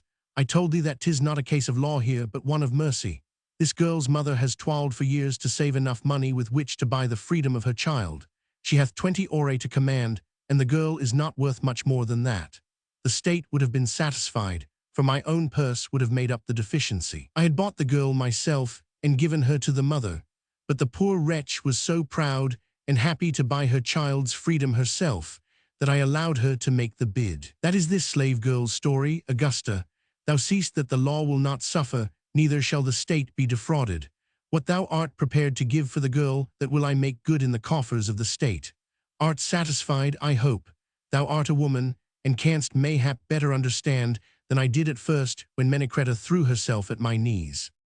His rugged voice softened considerably whilst he spoke, and those who were watching him so anxiously saw the ugly dark frown gradually lighten on his brow. No wonder, since he was just a man face to face with an exceptionally beautiful woman, to whose pity he was endeavoring to make appeal. At all times an easy and a pleasant task, it must have been doubly so now when the object of mercy was so deserving. Taurus Antenor looked straight into the lovely face before him, marveling when those exquisite blue eyes would soften with their first look of pity. But they remained serene and mysterious, neither avoiding his gaze nor responding to its appeal. The delicately chiseled lips retained their slight curve of scorn. He gave a sign to Menecreta, and she approached, tottering like one who is drunken with wine or who has received a heavy blow on the head. She stood before Dea Flavia, with head trembling like poplar leaves and great hollow eyes fixed in meaningless vacancy upon the great patrician lady. "This is Menecreta, O Dea Flavia," concluded the prefect. "Wilt allow her to plead her own cause?" Without replying directly to him, Dea Flavia turned for the first time to the slave girl on the platform. "Is this thy mother?" she asked. "Yes," murmured the girl. "Hast a wish that she should buy thy freedom?" "Yes." "That thou shouldst go with her to the hovel which is her home, the only home that thou wouldst ever know? Hast a wish to become the slave of that old woman, whose mind hath already gone wandering among the shadows, and whose body will very shortly go in search of her mind? Hast a wish to spend the rest of thy days scrubbing floors and stewing onions in an iron pot? Or is thy wish to dwell in the marble halls of Dea Flavia's house, where the air is filled with the perfume of roses and violets, and tame songbirds make their nests in the oleander bushes? Wouldst like to recline on soft downy cushions, allowing thy golden hair to fall over thy shoulders the while I, mallet or chisel in hand, would make thy face immortal by carving it in marble? The prefect saith thine is a case for pity. Then do I have pity upon thee, and give thee the choice of what thy life shall be: squalor and misery as thy mother's slave, or joy, music, and flowers as mine." Her voice, ever low and musical, had taken on notes of tenderness and of languor. The tears of pity, which the prefect had vainly tried to conjure up, gathered now in her eyes, as her whole mood seemed to melt in the fire of her own eloquence. Nola hung her head, overwhelmed with shame. She was very young, and the great lady very kind and gentle. Her own simple heart, still filled with the selfish desires of extreme youth, cried out for that same life of ease and luxury which the beautiful lady depicted in such tempting colors before her, whilst it shrank instinctively from the poverty, the hard floors, the stewing pots which awaited her in that squalid hut on the Aventine where her mother dwelt. She hung her head and made no reply, whilst from the group of the young and idle sycophants who had hung on Dea Flavia's honeyed words, just as they had done round her litter a while ago, came murmurs of extravagant adulation and well-chosen words in praise of her exquisite diction, her marvelous pity, her every talent and virtue thus freely displayed. Even the crowd stared open-mouthed and agape at this wonderful spectacle of so great a lady stooping to parley with a slave. The prefect alone remained seemingly unmoved, but the expression of hidden wrath had once more crept into his eyes, making them look dark and fierce and glowing with savage impotence, and his gaze had remained fixed on the radiantly beautiful woman who stood there before him in all the glory of her high descent, her patrician bearing, the exquisite charm of her personality, seductive in its haughty aloofness, voluptuous even in its disdainful calm. Neither did Menecreta fall a victim to Dea Flavia's melodious voice. She had listened from a respectful distance, and with the humble deference born of years of bondage, to the honeyed words with which the great lady deigned to cajole a girl-slave. But when Dea Flavia had finished speaking and the chorus of admiration had died down around her, the freedwoman, with steps which she vainly tried to render firm, approached to the foot of the cataster and stood between the great lady and her own child. She placed one trembling, toil-worn hand on Nola's shoulder and said gently, "Nola, thou hast heard what my lady's grace hath deigned to speak. A humble life, but yet a free one awaits thee in thy mother's home on the Aventine. A life of luxurious slavery doth my lady's grace offer thee. She deigns to say that thou alone shalt choose thy way in life. Thou wast born a slave, Nola, and shouldst know how to obey. Obey my lady then. Choose thy future, Nola, the humble and free one which I, thy mother, have earned for thee, or the golden cage in which this proud lady would deign to keep her latest whim in bondage." Her voice, which at first had been almost steady, died down at the end in a pitiful quiver. It was the last agony of her hopes, the real parting from her child, for even whilst Menecreta's throat was choked with sobs, Nola hung her head, and great heavy tears dropped from her eyes upon her clasped hands. The child was crying, and the mother understood. She no longer moaned with pain now. The pain was gone, only dull despair remained. Her heart had hungered for the one glad cry of joy, "Mother, I'll come to thee." It was left starving even through her daughter's tears. But those who watched this unwanted scene could not guess what Dea Flavia felt, for her eyes were veiled by her long lashes, and the mouth expressed neither triumph nor pity. Menecreta now once more tried to steady her quivering voice. She straightened her weary back and said quite calmly, "My lady's grace has spoken, and the great lords here assembled have uttered words of praise for an exquisite act of pity.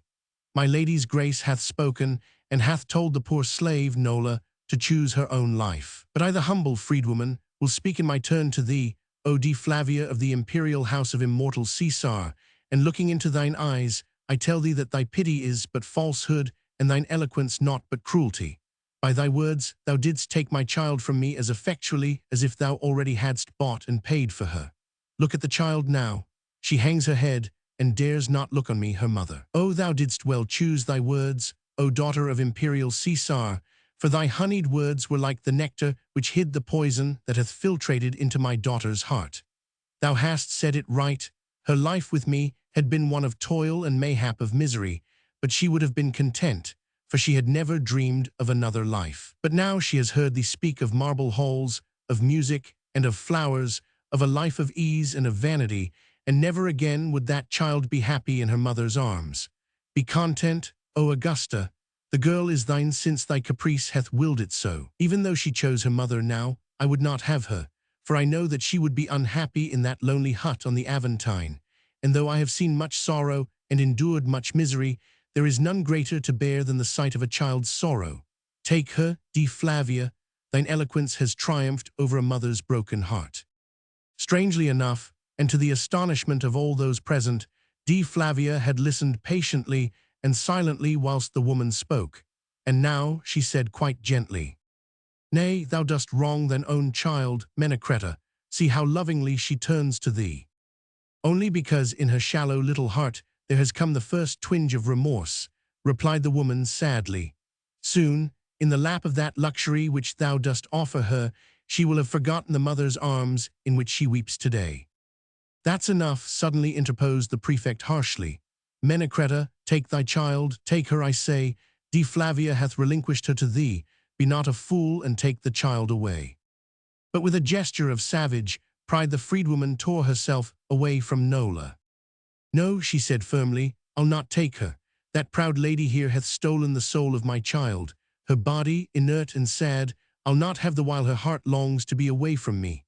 I'll not have her, I say. Let the daughter of Caesar account to the gods above for her tempting words, her honeyed speech, and her lies." "Silence, woman," ordered Dea Flavia sternly. "Lies, I tell thee, lies," continued the woman who had lost all sense of fear in the depth of her misery. "The life of luxury thou dost promise this child, how long will it last? Thy caprice for her, when will it tire? Silence." "Nay, I'll not be silent," she continued wildly in defiant answer to angry murmurs from the crowd. "Thou daughter of a house of tyrants, tyrant thyself, a slave to thy paltry whims, crushing beneath thy sandaled feet the hearts of the poor and the cries of the oppressed. Shame on thee, I say." "By the great mother," said Dea Flavia coldly, "will no one here rid me of this screaming vixen." But even before she had spoken, the angry murmurs around had swollen to loud protestations. Before the prefect's lictors could intervene, the crowd had pushed forward. The men rushed and surrounded the impious creature who had dared to raise her voice against one of the divinities of Rome, Augusta the goddess. One of Dea Flavia's gigantic Ethiopians had seized Menecreta by the shoulder. Another pulled her head back by the hair and struck her roughly on the mouth.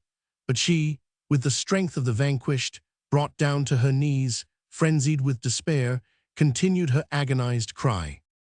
"A curse upon thee, Dea Flavia, a curse spoken by the dying lips of the mother whom thou hast scorned."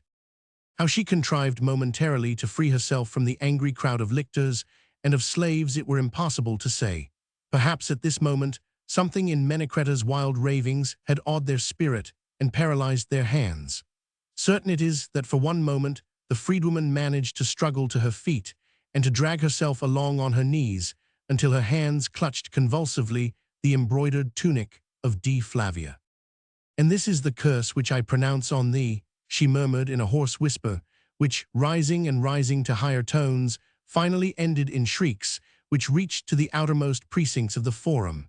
D. Flavia, daughter of Octavius Claudius, thou art accursed. May thine every deed of mercy be turned to sorrow, and to humiliation, thine every act of pity prove a curse to him who receives it, until thou on thy knees art left to sue for pity to a heart that knoweth it not, and findest a deaf ear turned to thy cry. Hear me, ye gods, hear me, Magna Mater, hear me, Mother of the stars, hear me.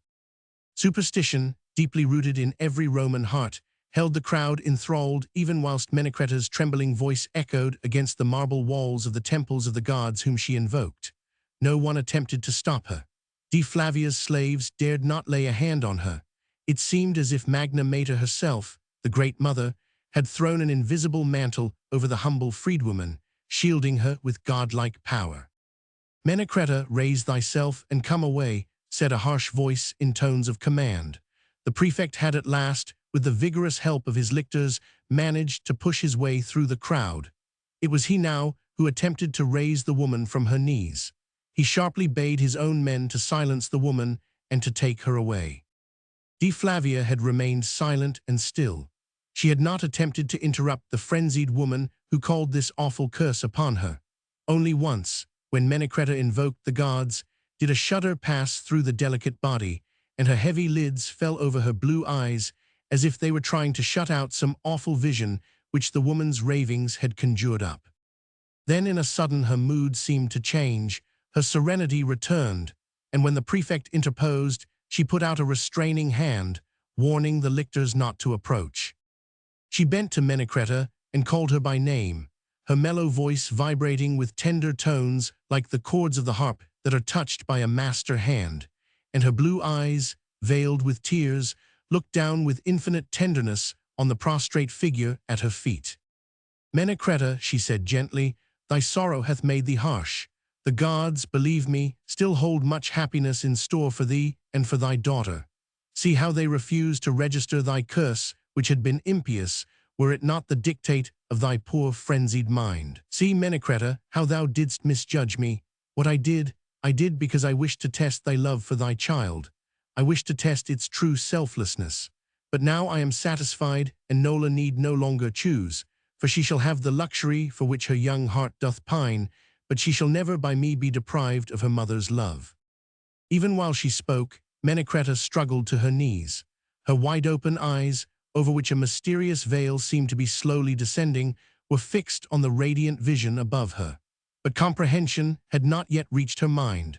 Her spirit had not yet been dragged from the hell of despair to this glorious sight of heaven. Menecreta, continued the gentle voice, thou shalt come to my house. A free woman, thou shalt be my friend, and thy daughter shall be thy happy bondswoman. I'll give thee a little home in which thou shalt dwell with her and draw thy last breath in her arms. There shall be a garden there which she will plant with roses. Thy days and hers will be one continuous joy. Come to me now, Menecreta, take thy daughter by the hand, and come and dwell with her in the little house which my slaves shall prepare for thee. Her face now was almost on a level with that of Menecreta, whose hollow eyes gazed upwards with a look of ecstatic wonder. Who art thou? Murmured the freedwoman. There is a film over my eyes, I cannot see. Art thou a goddess? Nay, replied D. Flavia gently, only a lonely maiden who has no friends e'en in the midst of all her riches. A lonely maid whom thou didst try to curse, asking the gods that her every act of mercy be turned to bitter sorrow. See, she takes thee to her heart, and gives thee back thy daughter, a home and happiness. My daughter, murmured Menecreta. She shall dwell with thee in the house, which shall be thine. A home, and the trembling voice grew weaker, the hollow eyes more dim. I in the midst of a garden, with roses and violets all around.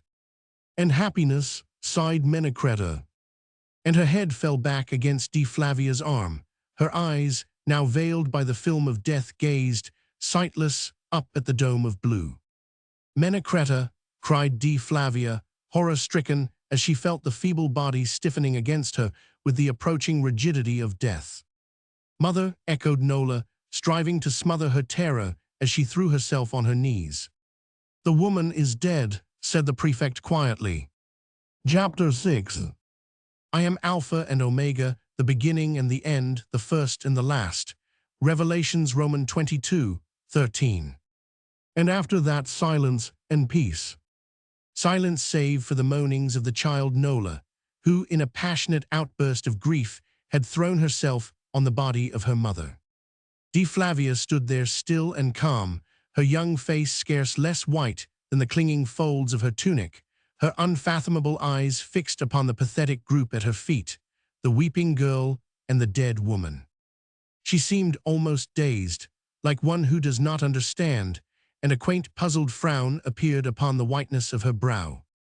Once she raised her eyes to the prefect and encountered his gaze, strangely contemptuous and wrathful, fixed upon her own, and anon she shuddered when a pitiable moan from Nola echoed from end to end along the marble walls around. And the crowd of idlers began slowly to disperse. In groups of twos and threes they went, their sandaled feet making a soft rustling noise against the flagstones of the forum, and their cloaks of thin woolen stuff floating out behind them as they walked. The young patricians were the first to go. The scene had ceased to be amusing, and Dea Flavia was not like to bestow another smile. They thought it best to retire to their luxurious homes, for they vaguely resented the majesty of death which clung round the dead freedwoman and the young living slave. They hoped to forget in the course of the noonday sleep and the subsequent delights of the table the painful events which had so unpleasantly stirred their shallow hearts. Dea Flavia paid no heed to them as they murmured words of leave-taking in her ear. Teased doubtful if she saw one of them or cared if they went or stayed. At an order from the prefect, the auction sale was abruptly suspended. The lictors drove the herds of human cattle together preparatory to taking them to their quarters on the slopes of the Aventine, where they would remain until the morrow, whilst the scribes and auctioneers made haste to scramble down from the heights of the rostrum, the heat of the day having rendered that elevated position well-nigh unbearable. Only Dea Flavia's retinue lingered in the forum. Standing at a respectful distance, they surrounded the gorgeously draped litter, waiting, silently and timorous, the further pleasure of their mistress, and behind Dea Flavia her two Ethiopian slaves, stolidly holding the palm leaves to shield her head against the blazing sun, which so mercilessly seared their own naked shoulders. "Grant me leave to escort thee to thy litter, Augusta," murmured a timid voice. It was young Hortensius Martius who spoke. He had approached the cataster and now stood timid and a suppliant beside Dea Flavia, with his curly head bare to the scorching sun and his back bent in slave-like deference. But the young girl seemed not to hear him, and even after he had twice repeated his request, she turned to him with uncomprehending eyes. "I would not leave thee, Dea," he said, "until I saw thee safely among thy slaves and thy clients." Then at last did she speak, but her voice sounded toneless and dull, as of one who speaks in a dream. "I thank thee, good Hortensius," she said, "but my slaves are close at hand, and I would prefer to be left alone." To insist further would have been churlish. Hortensius Martius, well versed in every phase of decorum, bowed his head in obedience and retired to his litter. But he told his slaves not to bear him away from the forum altogether, but to place the litter down under the arcades of the tabernae, and then to stand round it so that it could not be seen, whilst he himself could still keep watch over the movements of Dea Flavia. But she in the meanwhile remained in the same inert position, standing listlessly beside the body of Menecreta, her face expressing puzzlement rather than horror, as if within her soul she was trying to reconcile the events of the last few moments with her previous conceptions of what the tenor of her life should be. The curse of Menecreta had found sudden and awful fulfillment, and Dea Flavia remained vaguely wondering whether the gods had been asleep on this hot, late summer's day and forgotten to shield their favored daughter against the buffetings of fate. A freedwoman had roused superstitious fear in the heart of a daughter of the Caesars. Surely there must be something very wrong in the administration of the affairs of this world. Nay, more, for the freedwoman, unconscious of her own impiety, had triumphed in the end. Her death, majestic and sublime in its suddenness, had set the seal upon her malediction. And Dea Flavia marveled that the dead woman remained so calm, her eyes so still, when, if indeed Jupiter had been aroused by the monstrous sacrilege, she must now be facing the terrors of his judgments.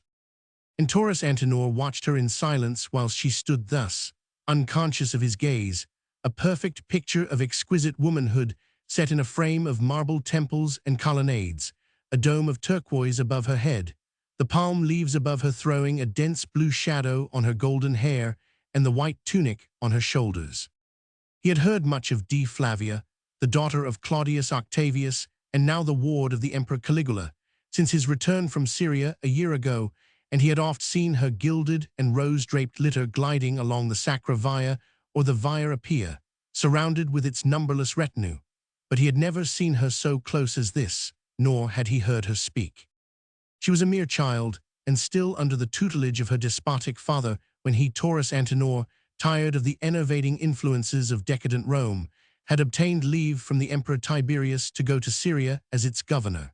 The imperator was glad enough to let him go. Taurus Antinor, named Anglicanus, was more popular with the army and the plebs than any autocratic ruler could wish. He went to Syria and remained there half a dozen years. The jealousy of one emperor had sent him thither, and 'twas the jealousy of another that called him back to Rome. Syria had liked its governor over well, and Caius Julius Caesar Caligula would not brook rivalry in the allegiance owed to himself alone by his subjects, even by those who dwelt in the remotest provinces of the empire. But on his return to Rome, the powerful personality of Taurus Antinor soon imposed itself upon the fierce and maniacal despot. Caligula, though he must in reality have hated the Anglicanus as much and more than he hated all men, gave grudging admiration to his independence of spirit and to his fearless tongue. In the midst of an entourage composed of lying sycophants and of treacherous minions, the Caesar seemed to feel in the presence of the stranger a sense of security and of trust. Some writers have averred that Caligula looked on Taurus Antinor as a kind of personal fetish, who kept the wrath of the gods averted from his imperial head. Be that as it may, there is no doubt that tyrant exerted his utmost power to keep Taurus near his person, showering upon him those honors and titles of which he would have been equally ready to deprive him had the stranger at any time run counter to his will. Anon, when the Caesar thought it incumbent upon his dignity to start on a military expedition, he forced Antinor to accept the prefecture of the city in order to keep him permanently settled in Rome. The Anglicanus accepted the power, which was almost supreme in the absence of the Caesar. He even gave the oath demanded of him by the emperor that he would remain at his post until the termination of the proposed military expedition, but it was easy to see that the dignities for which others would have fought and striven to their uttermost were not really to the liking of Taurus Antinor. Avowedly willful of temper, he had since his return from Syria become even more silent, more self-centered than before. Many called him morose and voted him either treacherous or secretly ambitious. Others averred that he was either very arrogant or frankly dull. Certain it is that he held himself very much aloof from the society of his kind and persistently refused to mix with the young elegants of the day either in their circles or their baths, their private parties or public entertainments. Thus it was that the prefect found himself today for the first time in the near presence of Dea Flavia, the acknowledged queen of that same society which he declined to frequent, and as he grudgingly admitted to himself that she was beautiful beyond what men had said of her, he remembered all the tales which he had heard of her callous pride, her cold dignity, and of that cruel disdain with which she rejected all homage and broke the hearts of those whom her beauty had brought to her feet. For the moment, however, she struck him as more pathetic than fearsome. She looked lonely just now, like a stately lily blooming alone in a deserted garden. He was wroth with her for what she had done to Menecreta and for her childish caprice in opposition to his will, but at the same time he who so seldom felt pity for those whom a just punishment had overtaken was sorry for this young girl, for in her case retribution had been severe and out of all proportion to her fault. Therefore he approached her almost with deference and forced his rough voice to gentleness as he said to her, "The hour is late, O Dea Flavia. I myself must leave the forum now. I would wish to see thee safe amongst thy women." She turned her blue eyes upon him. His voice had roused her from her meditations and recalled her to that sense of proud dignity with which she loved to surround herself as with invisible walls. She must have seen the pity in his eyes, for he did not try to hide it, but it seemed to anger her as coming from this man who, to her mind, was the primary cause of her present trouble. She looked for a moment or two on him, as if trying to recollect his very existence, and no importunate slave could ever encounter such complete disdain as fell on the prefect at this moment from D. Flavia's glance. "I will return to my palace at the hour which pleaseth me most, O prefectus," she said coldly, "and when the child Nola, being more composed, is ready to accompany me." "Nay," he rejoined in his accustomed rough way, "the slave Nola is not to thee now. She will be looked after as the state directs." "The slave is mine," she retorted curtly. "She shall come with me." And even as she spoke, she drew herself up to her full height, more like, he thought, than ever to a stately lily now.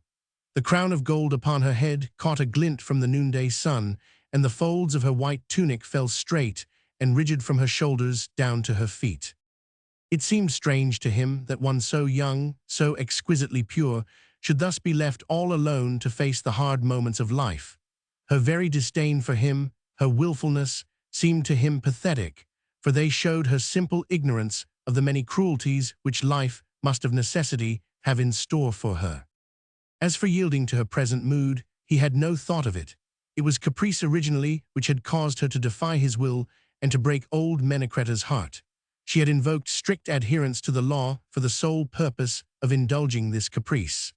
Now he was tempted also to stand upon the law and to defy her tyrannical will, even at the cost of his own inclinations in the matter. He would not trust her with the child Nola now. He had other plans for the orphan girl, rendered lonely and desolate through a great lady's whim, and he would have felt degradation in the thought that D. Flavia should impose her will on him in this. He knew her power, of course. She was a near kinswoman of the Emperor and the child of his adoption. She was all-powerful with the Caesar, as with all men through the might of his personality, as much as through that of her wealth. But he had no thought of yielding, nor any thought of fear. It seemed as if in the heat-laden atmosphere two mighty wills had suddenly clashed one against the other, brandishing ghostly steels. His will against hers, the might of manhood and of strength against the word of a beautiful woman. Nor was the contest unequal. If he could crush her with a touch of his hand, she could destroy him with one word in the Caesar's ear. She had as her ally the full unbridled might of the house of Caesar, while against her there was only this stranger, a descendant of a freedwoman from a strange land. For the nonce his influence was great over the mind of the quasi-madman who sat on the empire's throne. But any moment, any event, the whisper of an enemy, the word of a woman, might put an end to his power. All this D. Flavia knew, and knowing it found pleasure in toying with his wrath.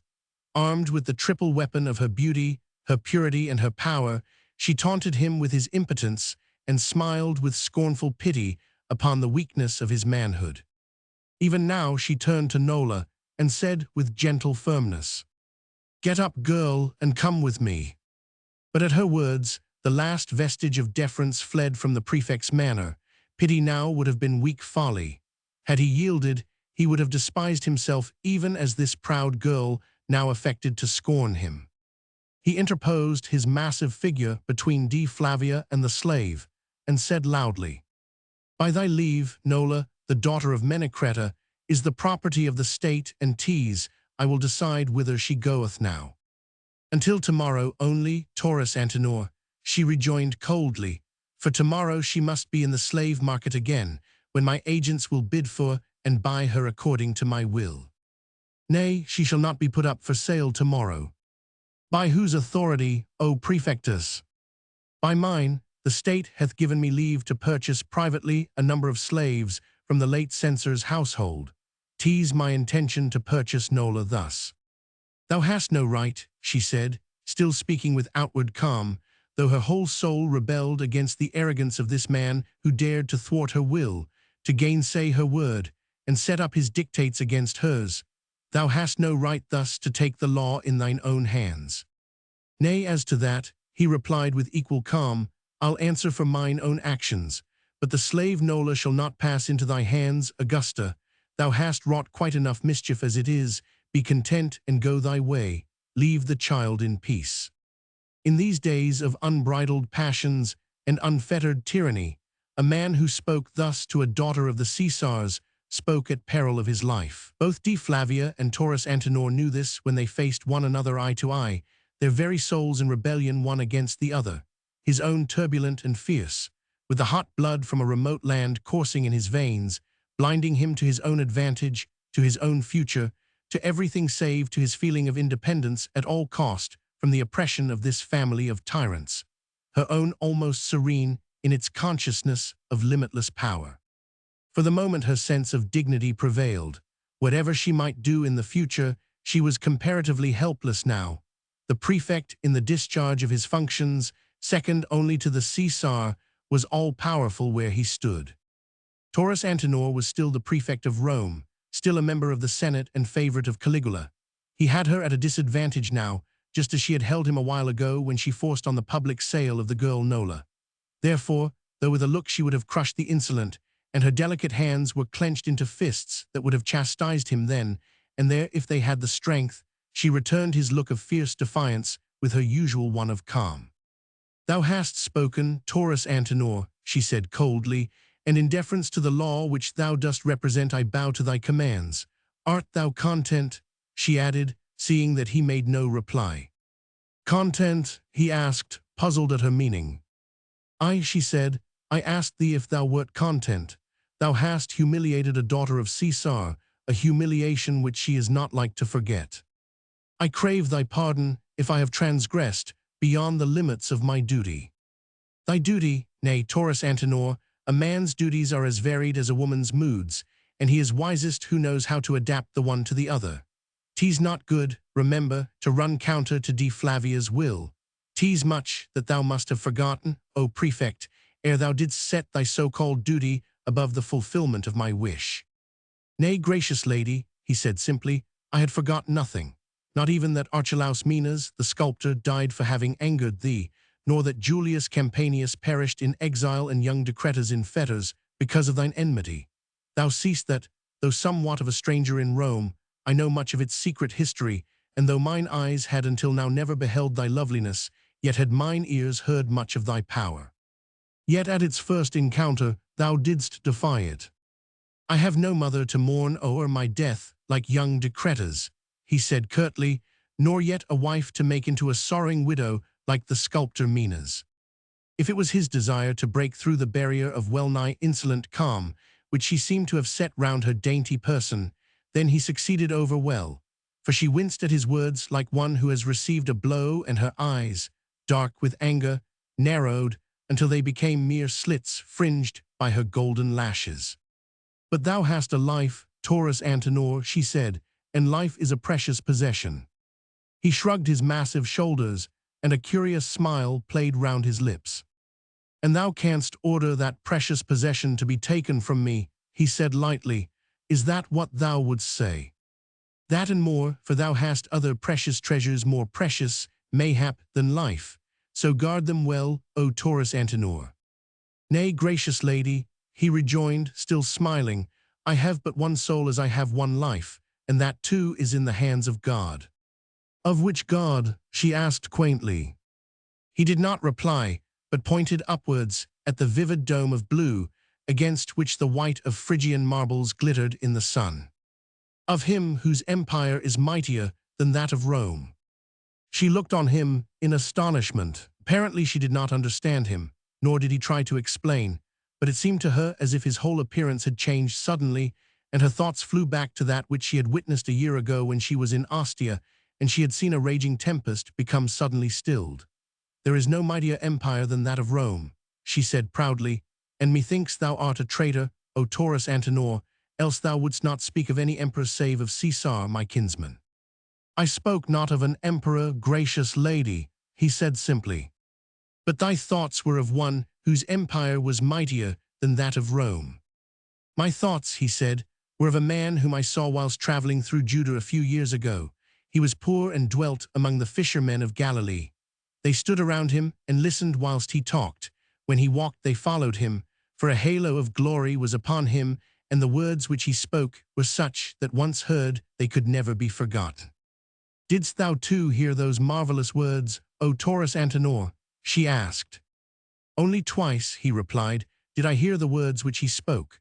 I mingled with the crowd, and once when his eyes fell upon me, it seemed to me as if all the secrets of life and death were suddenly revealed to me. His eyes fell upon me. I was one of a multitude. But from that moment, I knew that life on this earth would never be precious to me again, since the most precious gift man hath is his immortality. Thou speakest of strange matters, O prefect, she rejoined, and meseems there's treason in what thou sayest. Who is this man, whose very look hath made a slave of thee? A slave to his will thou sayest truly, O daughter of Caesar. Could I hear his command, I would follow him through life and to death. At times even now meseems that I can hear his voice and see his eyes. Thou hast never seen such eyes, Augusta, fixed upon my very soul. I saw them just now right across the forum, when the wretched freedwoman clung shrieking round my shins. They looked at me and asked me to be merciful. They did not command, they begged, asking for the pity that lay dormant in my soul.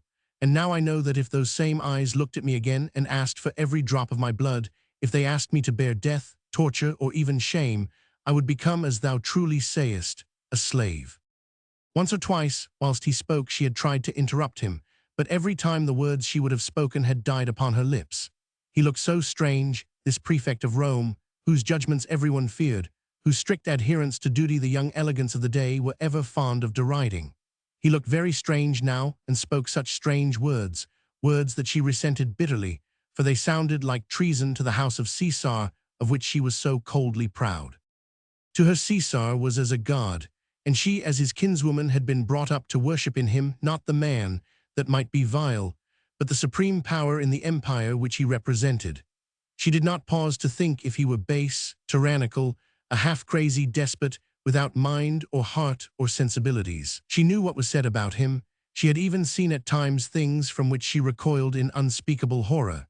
But her soul, still pure and still proud, was able to dissociate the abstract idea of the holy and mighty Caesar from its present hideous embodiment. And this same holy reverence for Caesar she looked for in all those who she deemed were worthy to stand, not as his equals, for only the gods were that, but nigh to his holy person, his own kinsmen first, then his senate, his magistrates, and his patricians, and above all this man, almost a stranger, whom the Caesar had deigned to honor with his confidence.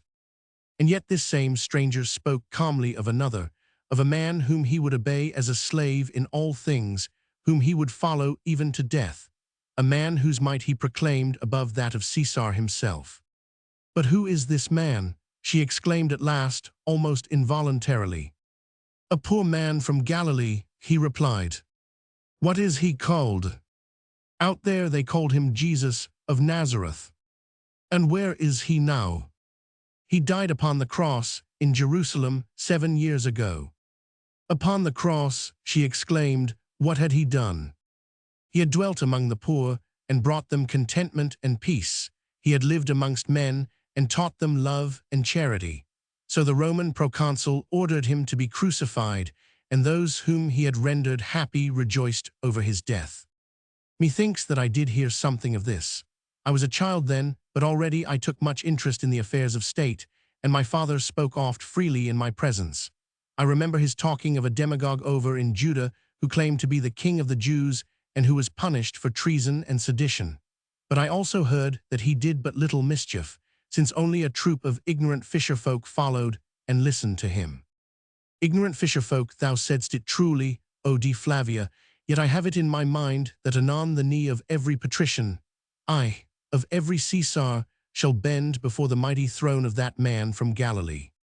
And thus didst learn thy lesson of treason, O prefect, she retorted. Demagogues and traitors from Judah have sown the seeds of treachery in thy mind, and whilst thou dost receive with both hands the gifts of the Caesar my kinsman, thou dost set up another above him, and dost homage to him in thy heart. I in my heart, gracious lady, for I am even more ignorant than those fishermen from Galilee who heard every word spoken by Jesus of Nazareth. I heard him but twice in my life, and once only did his eyes rest upon me, and they enchained my heart to his service, though I know but little yet of what he would have me do. No doubt he would have thee turn traitor to thine emperor, and to acclaim him, the demagogue, as imperator before the senate and the army. I told thee that he was dead, he interposed simply, and that his words, had made thee rebellious to Caesar and insolent to me? Thine humble servant, O Augusta, he rejoined, smiling in spite of himself, for now she was just like an angry child. Wilt but command, and see how I will obey. The girl Nola, she said haughtily. In that alone I must deny thee. Then tie my shoe, it hath come undone. The tone with which she said this was so arrogant and so harsh that even her slaves behind her turned frightened eyes on the prefect, who was known to be so proud, and on whom the curt command must have had the effect of a sudden whiplash on the face. She had spoken as if to the humblest of her menials, finding pleasure in putting this insult on the man who had dared to thwart and irritate her. But she had not spoken deliberately. It had been an impulse, an irresistible desire to see him down on his knees in a position only fit for slaves. Directly the words had left her mouth, she already regretted them, for his refusal now would have been doubly humiliating for herself, and her good sense had told her already that no patrician, least of all Taurus Antinor, would submit quietly to public insult and ridicule even from her. The quick, more gentle word was already on her lips. The look of mute apology was struggling to her eyes, when to her astonishment the prefect, without a word, was down on his knees before her. Nay, she said, I did but jest. The honor, he said quietly, is too great, O daughter of Caesar, that I should forgo it now. His powerful shoulders were bent almost to the level of the ground, and she looked down on him, more puzzled than ever at this stranger, whose every action seemed different from those of his fellow-men. She put her little foot slightly forward, and as he tied the string of her shoe, she saw how slender was his hand, firm yet tapering down to the elegant fingertips, the hand of a patrician even though he hailed from the barbaric north. Suddenly she smiled, but this he did not see, for he was still intent upon the shoe, but she felt that those slender hands of his were singularly clumsy, and she smiled because she had recollected how like his fellow-men he really was, how he evidently forgot his wrath and sank his pride for the pleasure of kneeling at her feet. To this homage she was well accustomed. Many there were in Rome who at this moment would gladly have changed places with the prefect. More than one great patrician had craved the honor of tying her shoe.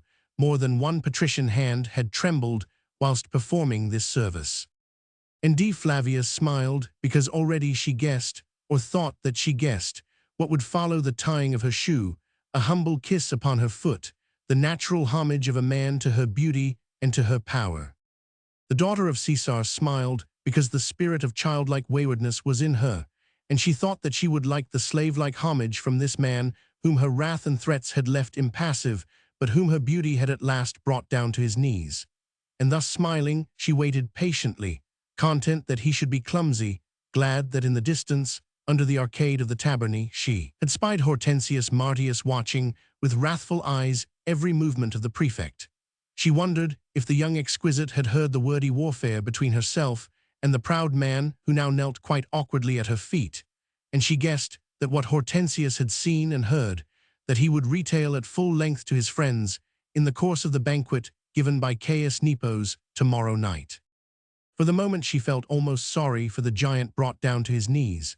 The kiss which she so confidently anticipated would of a truth complete his surrender, since she had resolved to make him kiss the dust by suddenly withdrawing her foot from under his lips, and then to laugh at him, and to allow her slaves to laugh and jeer at him as he lay sprawling in the dust, his huge arms lying crosswise on the flagstones before her. The spirit of mischief was in her, the love to tease a helpless giant. So for the nonce anger almost died out within her, and her eyes looked clear and blue as triumph and joy danced within their depths. But now Taurus Antinor had finished tying her shoe. He did not stoop further, nor did he embrace the dust, but he straightened his broad shoulders and raised himself from his knees without rendering that homage which was expected of him. "Hast further commands for thy servant, O daughter of Caesar?" he asked calmly. "None," she replied curtly. And calling her slaves to her, she entered her litter, and drew its curtains closely round her so that she should no longer be offended by his sight. Chapter 7. The fool hath said in his heart, there is no God. Psalm Roman 14, 1. And late that day, when D. Flavia was preparing for rest, she dismissed her tire women, keeping only her young slaves around her, and then ordered Licinia to attend on her this night. Licinia was highly privileged in the house of D. Flavia. She had nursed the daughter of proud Claudius Octavius at her breast, and between the wizened old woman and the fresh young girl there existed perfect friendship and the confidence born of years. D's first tooth was in Licinia's keeping, and so was the first lock of hair cut from D's head. Licinia had been the confidant of D's first childish sorrow, and was the first to hear the tales of the young girl's social triumphs. No one but Licinia was allowed to handle D's hair. It was her shriveled fingers that plaited every night the living stream of gold into innumerable little plaits, so that the ripple in it might continue to live again on the morrow. It was Licinia who rubbed D's exquisite limbs with unguents after the bath, and she who trimmed the rose-tinted nails into their perfect, pointed shape. Tonight D. Flavia was lying on a couch covered with crimson silk. Her elbows were buried in a cushion stuffed with eiderdown, her chin rested in her two hands, and her eyes were fixed on a mirror of polished bronze held up by one of her younger slaves. Licinia, stooping over the reclining body of her mistress, was gently rubbing the white shoulders and spine with sweet-scented oil. "And didst see it all, Licinia?" asked D. Flavia, as with a lazy stretch of her graceful arms she suddenly swung herself round onto her back and looked straight up at the wrinkled old face bending tenderly over her. "Ay, my precious," replied Licinia eagerly, "everything did I see, for thou didst draw the curtains of thy litter together so quickly I had no time to take my place by thy side. I meant to follow immediately, and was only waiting there for a moment or two until the crowd of thy retinue had dispersed along the various streets. Then it was that I spied my lord Hortensius, and something in the expression of his face made me pause then and there to see if there was aught amiss." "And was aught amiss with my lord Hortensius?" asked D. Flavia with studied indifference. "He looked wrathful as a tiger in the arena when the guards come and snatch his prey from him. There was a frown on his face darker than that which usually sits on Taurus Antinor's brow. He was angered." "I at the prefect," rejoined Licinia. "He strode forward from under the arcades directly after the crowd of thy slaves had disappeared, and the forum was all deserted save for Taurus Antinor standing there as if he had been carved in marble and in bronze, and rooted there to the spot. My lord Hortensius came close up to the prefect and greeted him curtly. I dared no longer move away lest I should be seen, so I hid in the deep shadow behind the rostrum, and I heard Taurus Antinor's response to my lord Hortensius." "Yes, yes," said D. Flavia impatiently, "of course they greeted one another ere they came to blows. But 'tis of the blows I would like to hear, and what my lord Hortensius said to the prefect." "He spoke to him of thee, my child, and taunted him with having angered thee," said Licinia. "The prefect is so proud and so impatient, I marveled then he did not hit my lord Hortensius in the face at once. He looked so huge, I bethought me of a giant, and his head looked dark like the bronze head of Jupiter, for his face had flushed a deep and angry crimson, whilst his mighty fists were clenched as if ready to strike." "What caused him to strike then?" "My lord Hortensius called him a stranger, and this the prefect did not seem to resent. 'There are other lands than Rome,' he said, 'and one of these gave my ancestors birth. Proud am I of my distant land, and proud now to be a patrician of Rome.' Then did my lord Hortensius break into loud laughter, which to mine ears sounded mirthless and forced. He raised his hand and pointed a finger at the prefect and shouted, still laughing, 'Thou a patrician of Rome, thou a tyrant's minion, slave and son of slave. Nay, if the patriciate of Rome had its will with thee, it would have thee publicly whipped and branded like the arrogant menial that thou art.' This and more did my lord Hortensius say," continued Licinia, whose voice now had sunk to an awed whisper at the recollection of the sacrilege. "I hardly dared to breathe, for I could see the prefect's face, and could think of naught save the wrath of Jupiter, when on a sultry evening the thunder clouds are gathering in the wake of the setting sun." But D. Flavia's interest in the narrative seemed suddenly to have flagged. She stretched her arms, yawned ostentatiously, and with the movement of a fretful child, she threw herself once more flat upon the couch, with her elbows in the cushions and her face buried in her hands. With some impatience, She snatched the mirror from the young slave's hand, and then she put it on the pillow and looked straight down into it, whilst her hair fell like golden curtains down each side of her face. "Go on, Licinia," she said with curt indifference. "There is but little more to tell," said the old woman, who with stolid placidness had resumed her former occupation, and once more rubbed the white shoulders with the sweet-smelling unguent. "Nor could I tell thee how it all happened. A sort of tempestuous whirlwind seemed to sweep before my eyes, and the next thing that I saw clearly was an enormous figure clad in a gorgeous tunic, and standing high above me on the very top of the marble rostrum beside the bronze figure of the god. It was the prefect. From where I stood, palsied with fear, I could see his face, dark now as the very thunders of Jupiter. His hair around his head gleamed like copper in the sun. But what caused my very blood to freeze and the marrow to stiffen in my bones was to see his two mighty arms high above his head, holding the body of my lord Hortensius. He looked up there, like some godlike giant about to hurl an enemy down from the mountains of Olympus. The rostrum stands a terrific height above the pavement of the forum.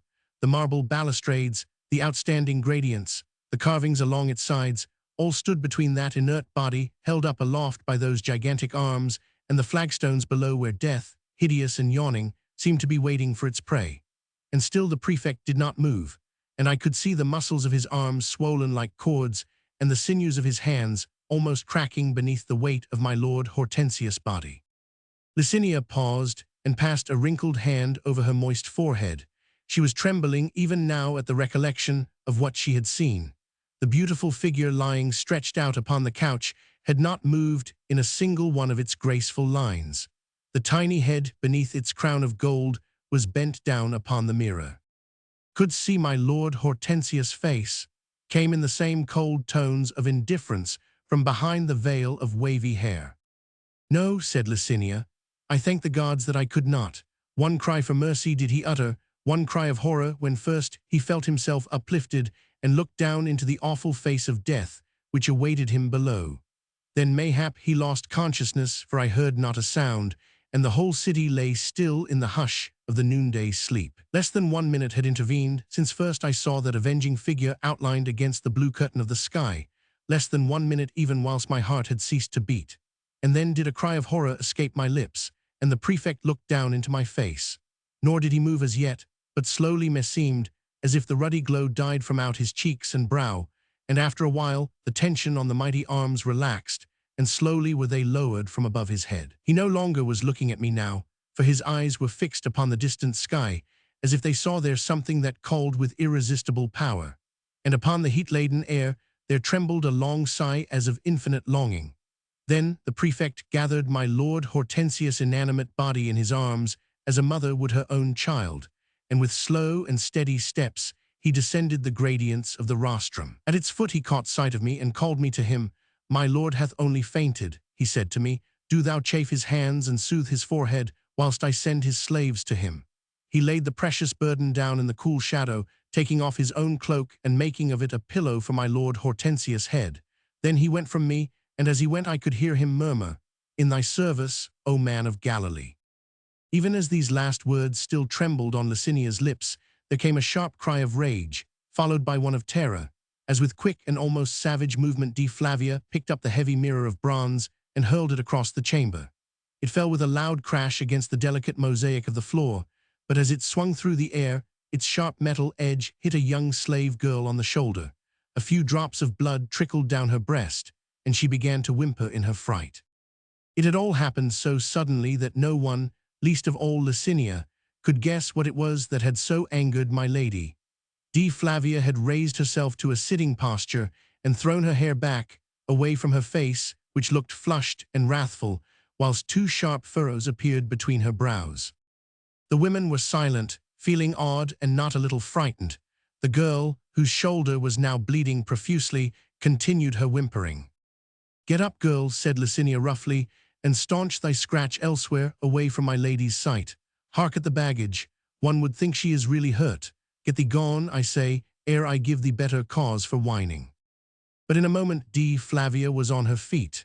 With a quick cry of pity she ran to her slave, kneeled beside her, and with a fine white cloth herself tried to staunch the wound. Art hurt, she said gently, art hurt, child. I did not wish to hurt thee. Stop thy weeping, and I'll give thee that amber locket which thou dost covet so. Stop thy weeping, I say. Is it my white rabbit thou dost hanker after? Thou shalt have it for thine own, or the woolen tunic with the embroidered bands, or stop whining, girl, she added impatiently, seeing that the girl, more frightened than hurt, was sobbing louder than before. Licinia, make her stop. She angers me with all this whining. Stop, I tell thee. Oh, Licinia, where is thy whip? I vow I'll have the girl whipped if she do not stop. But Licinia, accustomed to her mistress's quick-changing moods, had in her turn knelt beside the girl and was busy now with deft hands in staunching the blood and tying up the wound. This done, she dragged the child up roughly, though not unkindly, from the ground. Get thee gone and lie down on thy bed, she said. Shame on thee for making such a to-do. My lady had no wish to hurt thee, and thou hast upset her with all this senseless weeping. Get thee gone now, ere I do give thee that whipping which thou dost well deserve. She contrived to push the girl out of the chamber and ordered 2 others to follow and look after her. Then once more she turned to her mistress, ready to tender fond apologies, since what she had said had so angered her beloved. Dea Flavia had thrown herself on the couch on her back. Her arms were folded behind her head. Her fair hair lay in heavy masses on the embroidered coverlet. She was staring straight up at the ceiling, her blue eyes wide open, and a puzzled frown across her brow. My precious one, murmured Licinia. But Dea Flavia apparently did not hear. It seemed as if she were grappling in her mind with some worrying puzzle, the solution of which lay hidden up there behind that brilliant bit of blue sky which glimmered through the square opening in the roof. My precious one, reiterated the old woman appealingly, tell me, Dea, was it aught that I said which angered thee? Dea Flavia turned large wondering eyes to her old nurse. Licinia, she said slowly. Yes, my goddess. If a man saith that there is one greater, mightier than Caesar, he is a traitor, is he not? A black and villainous traitor, Augusta, said Licinia, whose voice at the mere suggestion had become hoarse with awe. And what in Rome is the punishment for such traitors, Licinia? Asked the young girl, still speaking slowly and measuredly. Death, my child, replied the old woman. Only death, insisted Dea, whilst the puzzled look in her eyes became more marked, and the frown between her brows more deep. I do not understand thee, my precious one, said Licinia, whose turn it was now to be deeply puzzled. What greater punishment could there be for a traitor than that of death? They torture slaves for lesser offenses than that. Aye, and for sedition there is always the cross. The cross, she murmured. Yes, dost remember 7 years ago in Judah, there was a man who raised sedition among the Jews and called himself their king, setting himself above Caesar and above the might of Caesar. They crucified him, dost remember? I have heard of him, she said curtly. What was his name? Nay, I have forgot. Methinks that he came from Galilee. They did crucify him because of sedition, and because he set himself to be above Caesar. And above the house of Caesar. I above the house of Caesar too. And they crucified him. I like a common thief. 'Twas right, and just since he rebelled against Caesar. And yet, Licinia, there are those in Rome who do him service even now. The gods forbid, exclaimed Licinia in horror. And how could that be? She added with a shrug of the shoulders, seeing that he died such a shameful death. I marvel on that also, said the young girl, whose wide-open blue eyes once more assumed their strangely puzzled expression. Nay, I'll not believe it, rejoined the old woman hotly. Do that man service, a common traitor who died upon the cross, who did stuff thine ears, my goddess, with such foolish tales. No one told me foolish tales, Licinia. But this I do know, that there are some in Rome who set that Galilean above the majesty of Caesar, and in his name do defy Caesar's might. They are madmen then, said the slave curtly. Or traitors, added Dea Flavia. Thou sayest it, they are traitors and rebels, and never fear they'll be punished. Sooner or later they will be punished. Defy the might of Caesar, great gods above, the impious wretches. Thou wert right, my princess.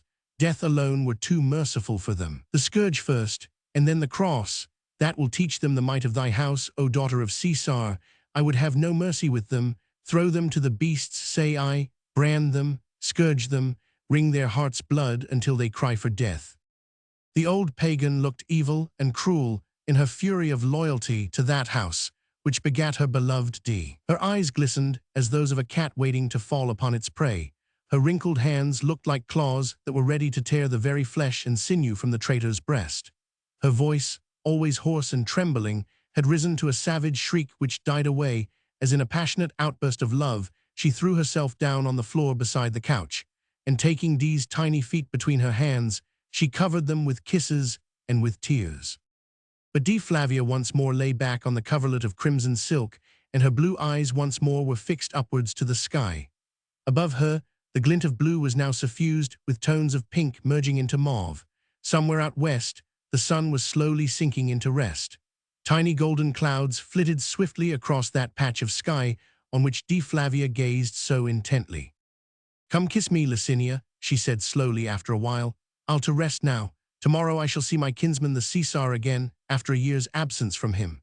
I desire to be very beautiful tomorrow, Licinia, for mayhap I'll to the games with him. That new tunic worked with purple and gold. I'll wear that and my new shoes of antelope skin. In my hair the circlet of turquoise and pearls. Dost think it'll become me, Licinia? Thou wilt be more beautiful, my precious one, than man's eyes can conveniently endure," said Licinia, whose whole face became radiant with the joy of her perfect love for the girl. "Ah, thou hast soothed my heart and mind, Licinia. I feel that I shall sleep well tonight." She allowed the old woman to lead her gently to her bedchamber, where within the narrow alcove she lay all that night tossing upon the silken mattress that was stuffed with eiderdown. Sleep would not come to her, and hour after hour she lay there, her eyes fixed into the darkness on which, at times, her fevered fancy traced a glowing cross. Chapter 8. The lot is cast into the lap, but the whole disposing thereof is of the Lord. Proverbs Romans 16:33. And even thus did the mighty empire hurry headlong to its fall, with shouts of joy and cries of exultation, with triumphal processions, with music, with games, and with flowers. The Caesar had returned from Germany, and Gaul having played his part of mountebank upon the arena of the world. Eaten up with senseless and cynical vanity, Caius Julius Caesar Caligula desired to be the Caesar of his army as he was princeps and imperator, high pontiff and supreme dictator of the empire. But as there was no war to conduct, no rebellion to subdue, he had invented a war and harassed some barbarians who had no thought save that of peace. He stage-managed conspiracies and midnight attacks, drilling his own soldiers into acting the parts of malcontents, of escaped prisoners, of bloodthirsty barbarians, the while he himself, as chief actor in the play, vanquished the mock foes and took from them mock spoils of war. Then he upbraided Rome for her inertia, whilst he, the emperor, confronted dangers and endured hardships for her sake. His letters, full of glowing accounts of his supposed prowess, of the ferocity of the enemy, of the fruits of victory snatched at the cost of innumerable sacrifices, were solemnly read to the assembled senators in the temple of Mars, and to a vast concourse of people gathered in the forum.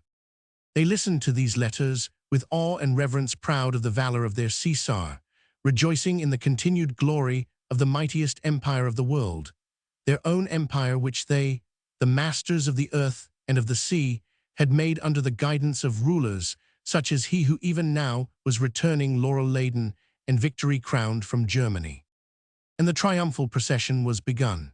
First came the galley in which Caligula was said to have crossed the ocean for the purpose of subduing some rebel British princes, but in which he in verity had spent some pleasant days fishing in the bay. It was brought back to Rome in solemn state by land, right across the country of the Alemanni, and carried the whole of the way by 16 stalwart barbarians, supposed prisoners of war. The galley was received with imperial honors as if it had been a human creature, the very person of the Caesar. In the presence of a huge and enthusiastic crowd, it was taken to the temple of Mars, where the pontiffs, attired in their festal robes, dedicated it with solemn ritual to the god of war, and finally deposited it in a specially constructed cradle fashioned of citrus wood, with elaborate carvings and touches of gilding thereon, the whole resting upon a pedestal of African marble. Upon the next day, a procession of Gauls entered the city carrying helmets, which were filled with seashells. The men wore their hair long and unkempt. They were naked save for a goat skin tied across the torso with a hempen rope, and their shins were encircled with leather bands. The helmets were said to have belonged to those of Caesar's soldiers who had lost their lives in the expedition against the Germans, and the seashells were a special tribute from the ocean to the gods of the capital. By the Caesar's orders, the helmets were to be the objects of semi-divine honors in memory of the illustrious dead. Thus the tragicomedy went on day after day, the plebs enjoying the pageants because they did not know that they were being fooled, and the patricians looking on because they did not care. And now the imperial mountebank was coming home himself, having ordered his triumph as he had stage-managed his deeds of valor. Triumphal arches and street decorations, flowers and processions, he had ordained everything just as he wished it to be. From the statue of every god in the temples of the capital and of the forum, the bronze head had been knocked off by his orders, and a likeness of his own head placed in substitution. His intention was to receive divine homage, and this the plebs, who had been promised a succession of holidays with races, games, and combats, was over-ready to grant him. The vestibule connecting his palace with the temple of Castor had been completed in his absence, and he wished to pass surreptitiously from his own apartments to the very niche of the idol, which was in full view of the forum, and there to show himself to the people, even whilst a sacrifice was offered to him as to a god. To all this senseless display of egregious vanity, the obsequiousness of the senators and the careless frivolity of the plebs easily lent itself, nor did anyone demur at the decree which came from the absent hero that he should in future be styled the father of the armies, the greatest and best of Caesars. All thought of dignity was dead in these descendants of the great people who had made the empire. They had long ago sold their birthright of valor and of honor for the pottage of luxury and the favors of a tyrannical madman. What cared they if after they had feasted and shouted themselves hoarse in praise of a deified brute, the ruins of Rome came crashing down over their graves? What cared they if in far-off barbaric lands the Goths and Huns were already whetting their steel? Only a few among the more dignified senators, a few among the more sober praetorian tribunes, revolted in their heart at this insane exhibition of egoism, these perpetual outrages on common sense and dignity. But they were few and their influence small, and they were really too indolent, too comfortable in their luxurious homes to do aught but accept what they deemed inevitable. The only men in Rome who cared were the ambitious and the self-seekers, and they cared not because of Rome, not because of the glory of the empire or the welfare of the land, but because they saw in the very excess of the tyrants misrule the best chance for their own supremacy and power. Foremost amongst these was Caius Nepos, the Praetorian prefect, all-powerful in the absence of the Caesar, well-liked by the army, so 'twas said. Some influential friends clung around him, and also some malcontents, those who are ever on the spot when destruction is to be accomplished, ever ready to overthrow any government which does not happen to further their ambitions. Most of these men were assembled this night beneath the gilded roof of Caius Nepos' house. He had gathered all his friends round him, had feasted them with good viands and costly wines, with roasted peacocks from Gaul and mullets come straight from the sea. He had amused them with oriental dancers and Egyptian acrobats, and when they had eaten and drunk their fill, he bade them good night and sent them home, laden with gifts. But his intimates remained behind. Pretending to leave with the others, they lingered on in the atrium, chatting of indifferent topics amongst themselves, until all had gone whose presence would not be wanted in the conclave that was to take place. There were now some 40 of them in number, rich patricians, all of them, their ages ranging from that of young Escanes, who was just 20 years old, to that of Marcus Ancyrus, the elder, who had turned 60. Their combined wealth mayhap would have purchased every inhabited house in the entire civilized world, or every slave who was ever put up in the market. Marcus Ancyrus, they say, could have pulled down every temple in the forum and rebuilt it at his own cost, and Philippus Decius, who was there, had recently spent the sum of 50 million sesterces upon the building and equipment of his new villa at Herculaneum. Young Hortensius Martius was there, too, he who was said to own more slaves than anyone else in Rome, and Augustus Philario of the household of Caesar, who had once declared that he would give 100,000 aurei for a secret poison that would defy detection. "Why is not Taurus Antenor here this evening?" asked Marcus Ancyrus when this little group of privileged guests once more turned back toward the triclinium. "I think that he will be here anon," replied the host. "I have sent him word that I desired speech with him on business of the state, and that I craved the honor of his company." They all assembled at the head of the now deserted tables. The few slaves who had remained at the bidding of their master had redraped the couches and reset the crystal goblets of wine and the gold dishes with fresh fruit. The long, narrow hall looked strangely mournful now that the noisy guests had departed, and the sweet-scented oil in the lamps had begun to burn low. The table, laden with empty jars, with broken goblets and remnants of fruits and cakes, looked uninviting and even weird in its aspect of departed cheer. The couches beneath their tumbled draperies of richly dyed silk looked bedraggled and forlorn, whilst the stains of wine upon the fine white cloths looked like widening streams of blood. Under the shadows of elaborate carvings, in the marble of the walls, ghost-like shadows flickered and danced, as the smoke from the oil lamp wound its spiral curves upwards to the gilded ceiling above. And in the great vases of priceless myrrha roses and lilies and white tuberoses, the spoils of costly glasshouses were slowly drooping in the heavy atmosphere.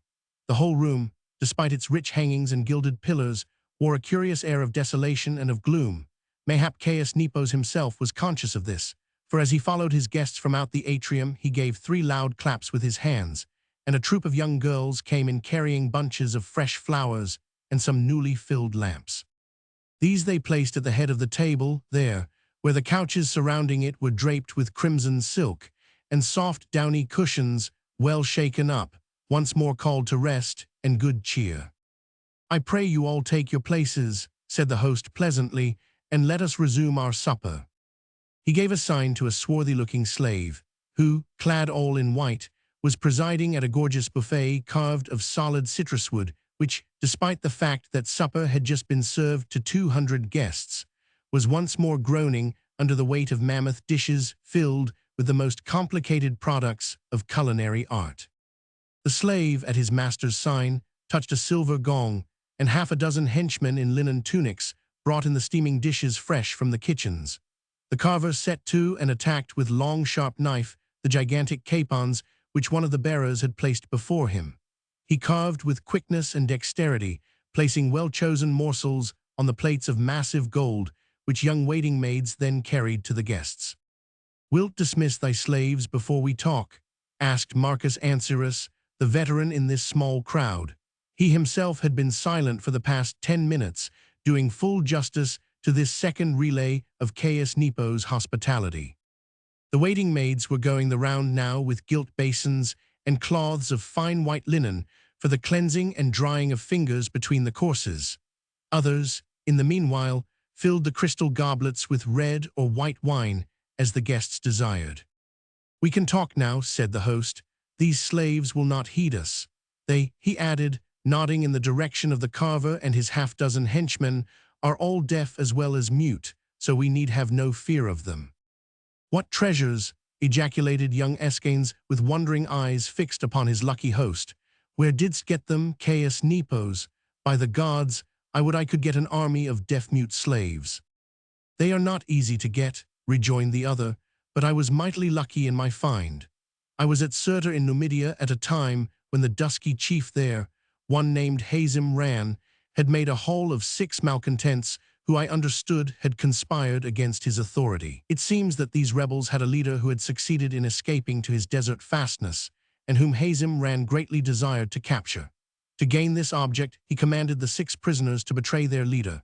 This they refused to do, whereupon the dusky prince ordered their ears to be cut off and threatened them that unless they spoke on the morrow, their tongues would be cut off the next day. And if after that they still remained obdurate, their heads would go the way of their tongues and ears. Exclamations of horror greeted this gruesome tale, the relevancy of which no one had as yet perceived. But Caius Nepos, having pledged his friends in a draught of Sicilian wine, resumed. I, as an idle traveller from Rome, had been received by the dusky chieftain with marked deference, and I was greatly interested in the fate of the 6 men who proved so loyal to their leader. So I waited 3 days, and when their tongues and ears had been cut off and their heads were finally threatened, I offered to buy them for a sum sufficiently large to tempt the cupidity of Hazim Ran. And thus I had in my possession 6 men whose sense of loyalty had been splendidly proved, and whose discretion henceforth would necessarily be absolute. This time a chorus of praise greeted the conclusion of the tale. The cynical calm with which it had been told, and the ferocious selfishness which it revealed seemed in no way repellent to Caius Nepos' guests. A few pairs of indifferent eyes were leveled at the slaves, and that was all. And then Philippus Decius remarked coolly, "So much for thy carvers and henchmen, O Caius Nepos, but thy waiting maids, are they deaf and dumb too?" "No," replied the host, "but they come from foreign lands and do not understand our tongue." "Then you all think that the next few days will be propitious for our schemes?" Here broke in young Escanes, who seemed the most eager amongst them all. "I," said Caius Nepos, "with a little good luck even tomorrow might prove the best day. The Caesar is half frenzied now, gorged with his triumph, the mockery of which he does not seem to understand. He is more like a raving madman than ever, much more feeble in mind and body than before this insensate expedition to Germany. I suppose that there is no doubt as to the truth of the tales which are current about the expedition," quoth Marcus Ancyrus, whose years rendered him more cautious than the others. "No doubt whatever," rejoined the host, "and some of the tales fall far short of the truth. There never was a real blow struck during the whole time that Madman was away. He traveled from place to place in his litter borne by 8 men, and sent his soldiers ahead of him with sprays and buckets of water that they should lay the dust along the road on which he would travel. At Treverorum on the banks of the Rhine, he caused 200 of his picked guard to dress up as barbarians, and to make feint to attack the camp at midnight. This they did with necessary shoutings and clashings of steel against steel. Then did the greatest and best of Caesars sally forth in full battle array, followed by a few of his most trusted men, and in the darkness there was heard more shouting and more clashings of steel, until Caligula returned in triumph at sunrise to his camp. He had passed hempen ropes round the necks of the mock barbarians, and ever after had them dragged in the wake of his litter, even as if they were prisoners of war. No doubt he had paid them well for acting such a farce.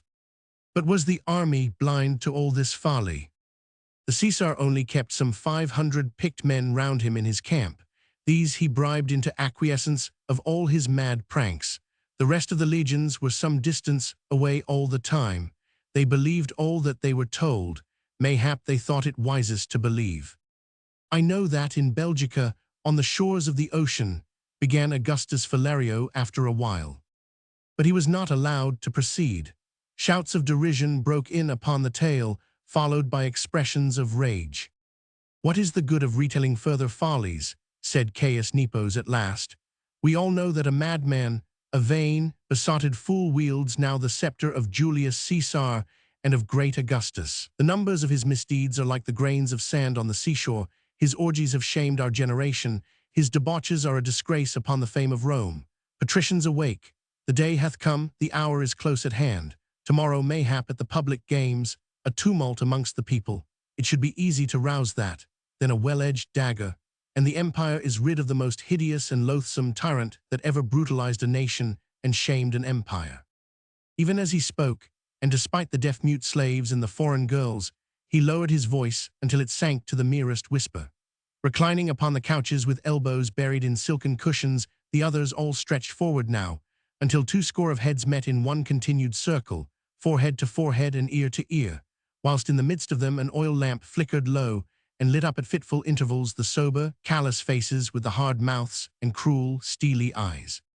The slaves, those who had lost ears and tongue, and those who spoke no language save their own foreign one, had retreated to the far corners of the room, up against the columns of Phrygian marble or the hangings of Tyrian tapestries. Their great uncomprehending eyes were fixed on that compact group at the head of the table, where round the bowls of roses and of lilies and the goblets of wine, the future of the Empire of Rome was even now being discussed.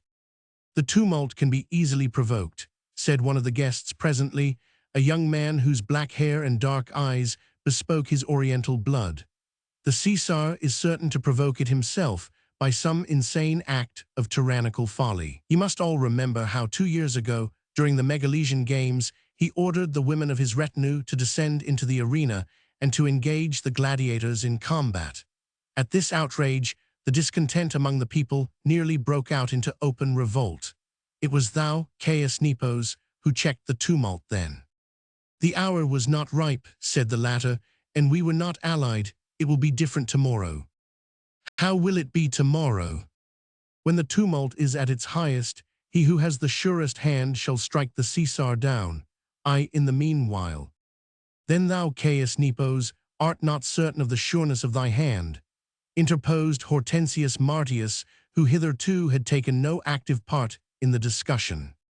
He lay on a couch at some distance from his host, and had declined every morsel offered to him by the waiting maids, but he had drunk over freely, and his good-looking young face looked flushed and dark beneath its wealth of curls. Unlike his usual self, he was ill-humored and almost morose tonight, and there was a dark, glowering look in his eyes, as from time to time he cast furtive glances towards the door. "Nay, good Hortensius," said the host loftily, "mine will be the greater part.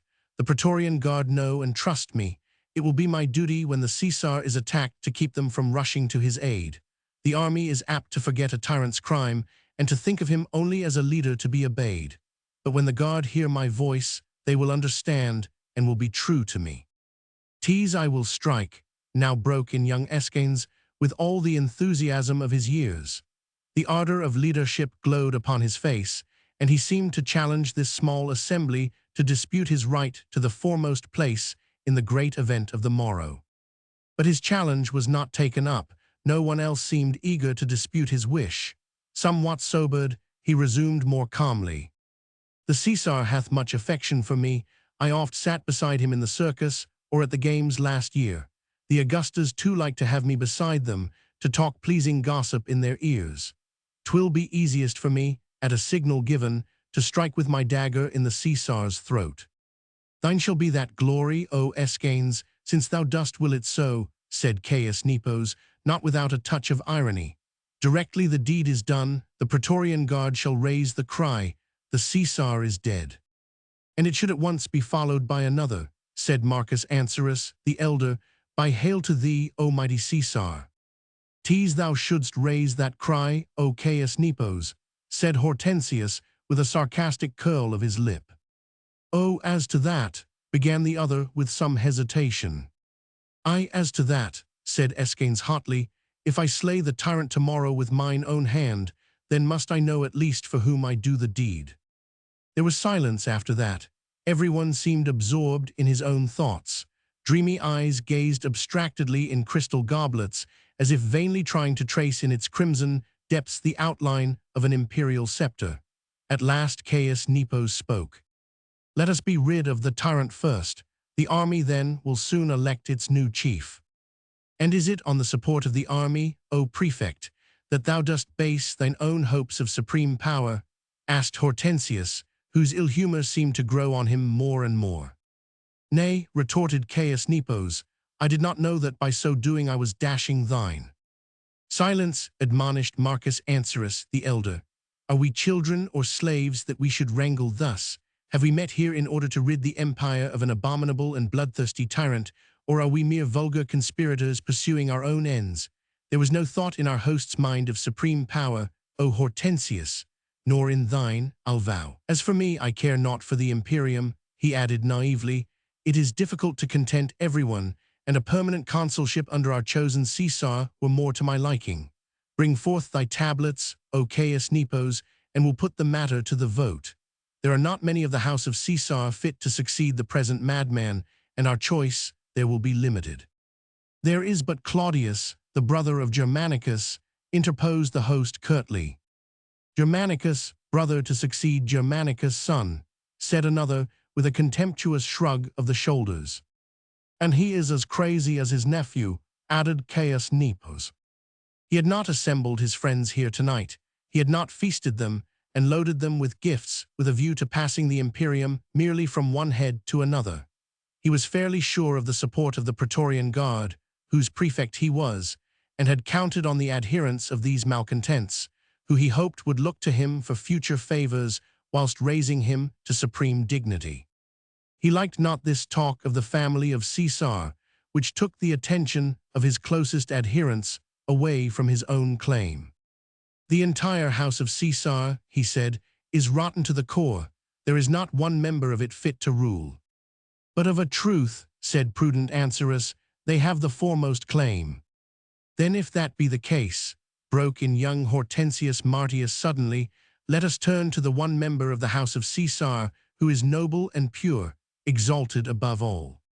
There is none such, said Caius Nepos hotly.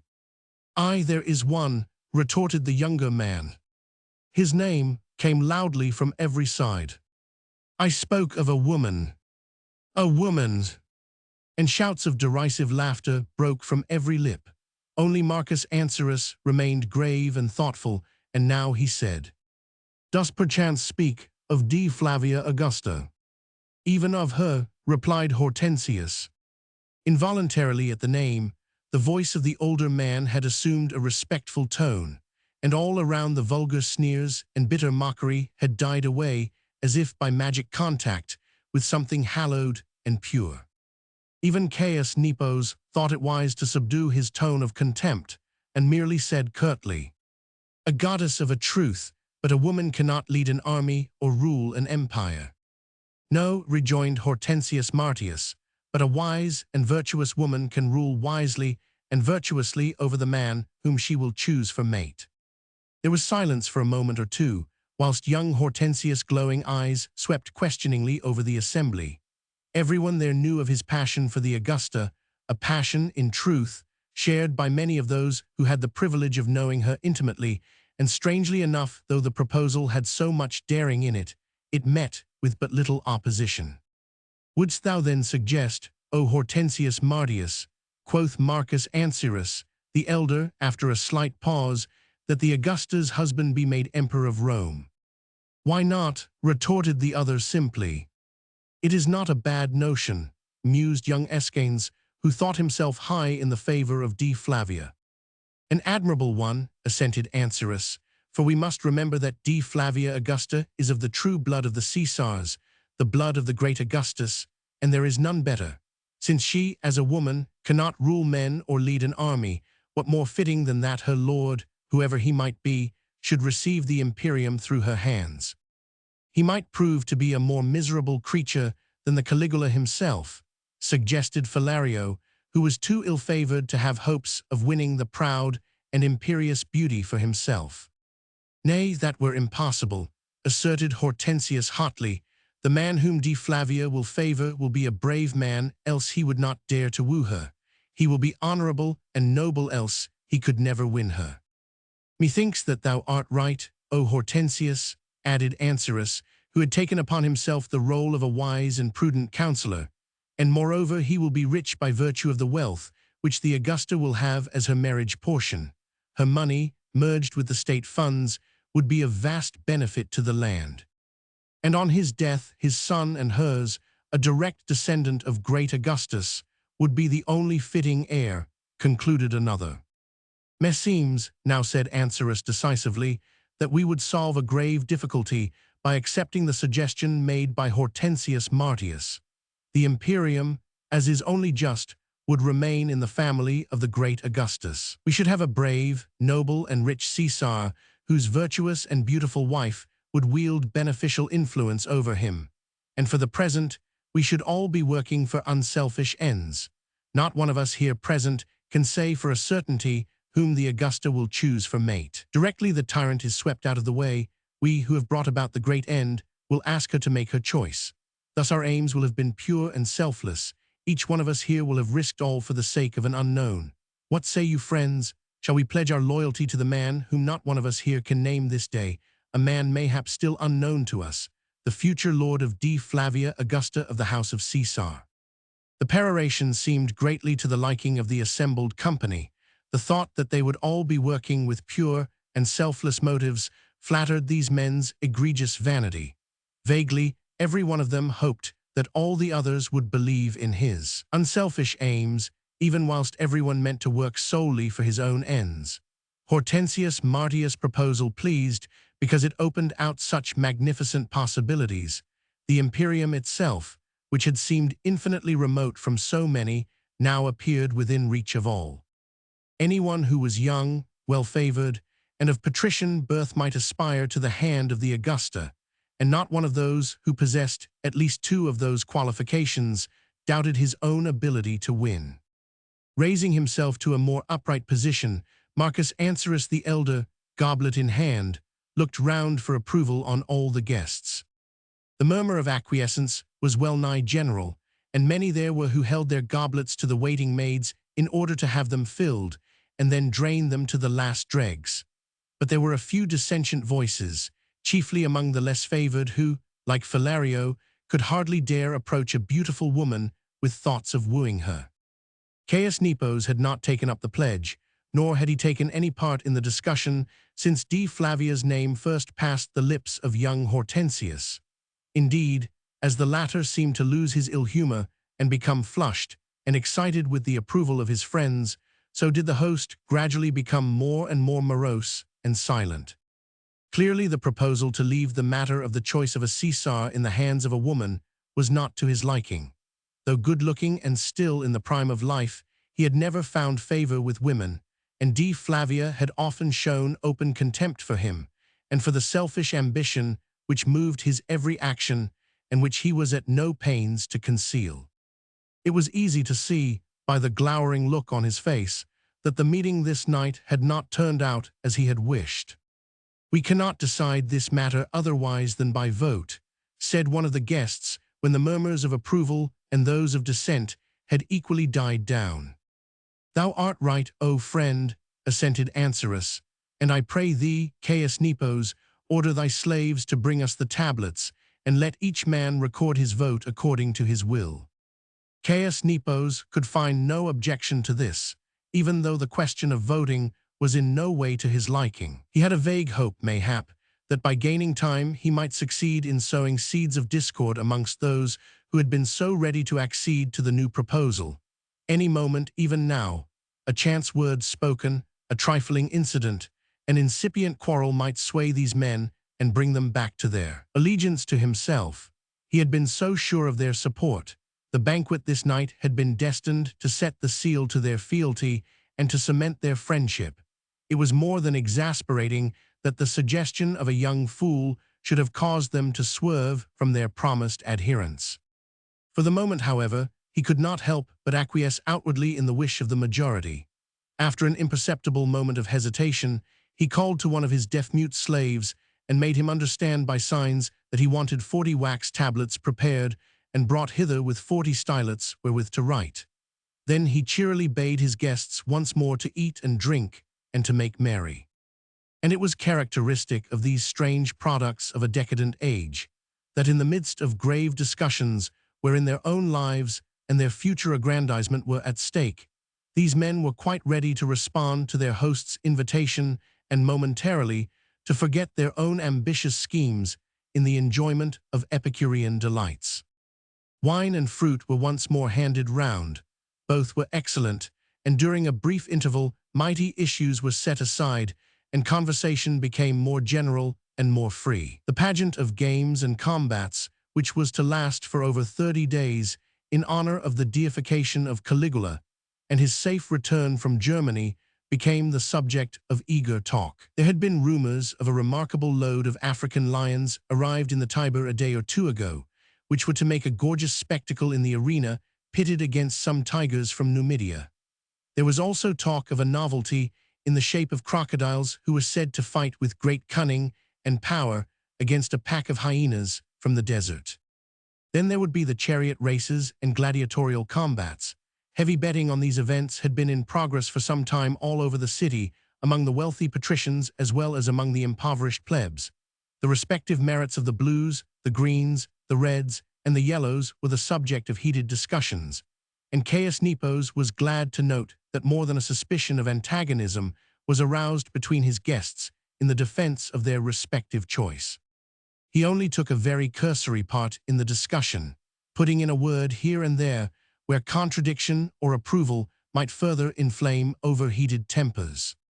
And he ordered his slaves to pour the wine with a free hand, and himself was ready to pledge every one of his guests over and over again for as long as they were ready to drink. Inside the room the heat had become excessive, the evening air only entered through narrow windows, and the gentle breeze did no more than fan the flames of the oil lamps or make the petals of dying roses tremble and fall. The noise grew louder and louder as the fumes of heady wines obscured the brains of these makers of future empires. Slaves were called for loudly to undo the tunics and to help cast off all but the necessary garments. Every face round the table now was flushed and moist, every forehead streaming with perspiration. Escanes, goblet in hand, was singing a ribald song, the chorus of which was taken up by the group of young men nearest to him. The older ones were making insane bets and driving preposterous bargains over horses and slaves. By the time that the slaves had returned with the tablets, the Praetorian prefect had cause to be satisfied with the temper of his guests. Coarse jests and drunken oaths were heard more often than whispered serious talk. The names of popular gladiators seemed of more account than those of future Caesars. Arguments were loud and violent. Every mouth slobbered, every lip trembled, and every eye glowed with unnatural brightness. Curls were disheveled and laurel crowns awry. The silken draperies on the couches had become tattered rags, and the cushions were scattered all about the floor. Debris of crystal vases littered the table, and bunches of dying flowers were tossed about by unsteady hands. Given a little more time, a few more draughts of Sicilian wine, and all thoughts of voting for a future Caesar would be beyond the mental power of these degenerates, and drunken quarrels would turn to violent enmity. This Caius Nepos had in mind when he took the tablets from the slaves and threw them down with affected carelessness on the table before him. "We cannot vote," he said loudly, "whilst Taurus Antinor is not here." His words were even more potent than he had hoped. All that he had wanted was further delay, and most of his guests nodded approval with drunken solemnity and then called for more wine. But Hortensius Martius, who, though he had drunk as heavily as the others, had not joined in the ribald songs or the senseless orgy of shouts and of laughter, now jumped up with a violent oath.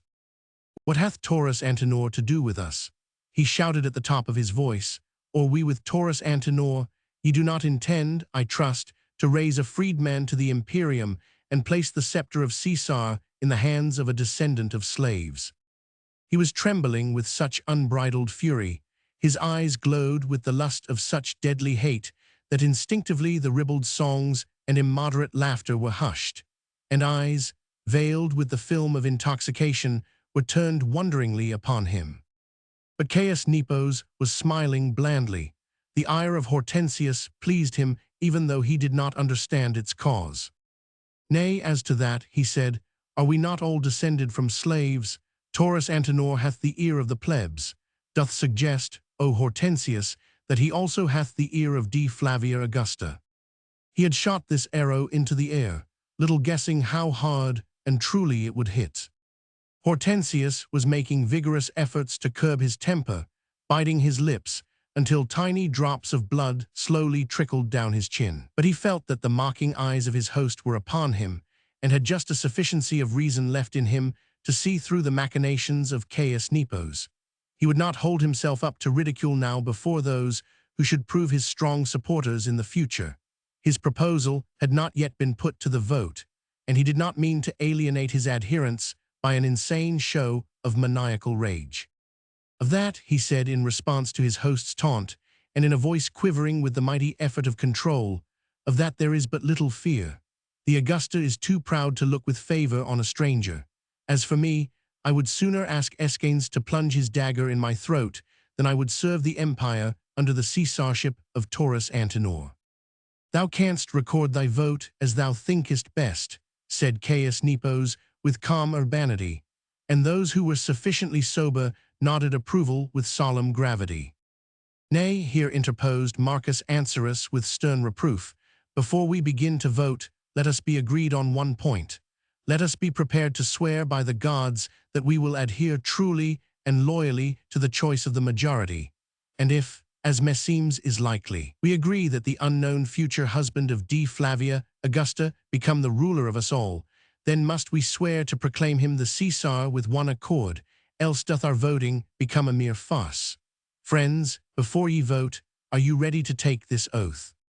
Aye, came from almost every mouth round the table, but they nodded like automatons, with heavy heads that rolled on bowed shoulders and blurred eyes half hidden behind closing lids. I'll not swear allegiance to Taurus Antenor, persisted Hortensius obstinately. Dost think it likely that the Augusta favors him? Asked the host ironically. No, but then what hast thou to fear? As for me, interposed young Escanes in a thick voice broken by hiccups, I am ready to swear as Marcus Ancerus directs.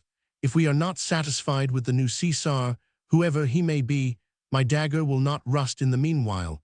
I can easily whet it again.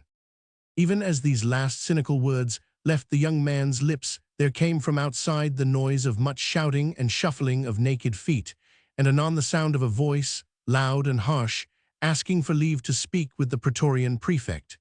Caius Nepos paused, tablets in hand. Strangely enough, the voice, though well known, seemed to have a sobering effect on all these ebullient tempers. Marcus Ancerus, who was the most calm among them all, threw a quick glance of inquiry on his host. One or two furtive glances were exchanged. A look that was half ashamed crept into some of the faces, and there were hurried, whispered calls to the slaves to bring the bags of ice. Quickly the tunics were readjusted, and an attempt made at re-establishing some semblance of decorum round the table.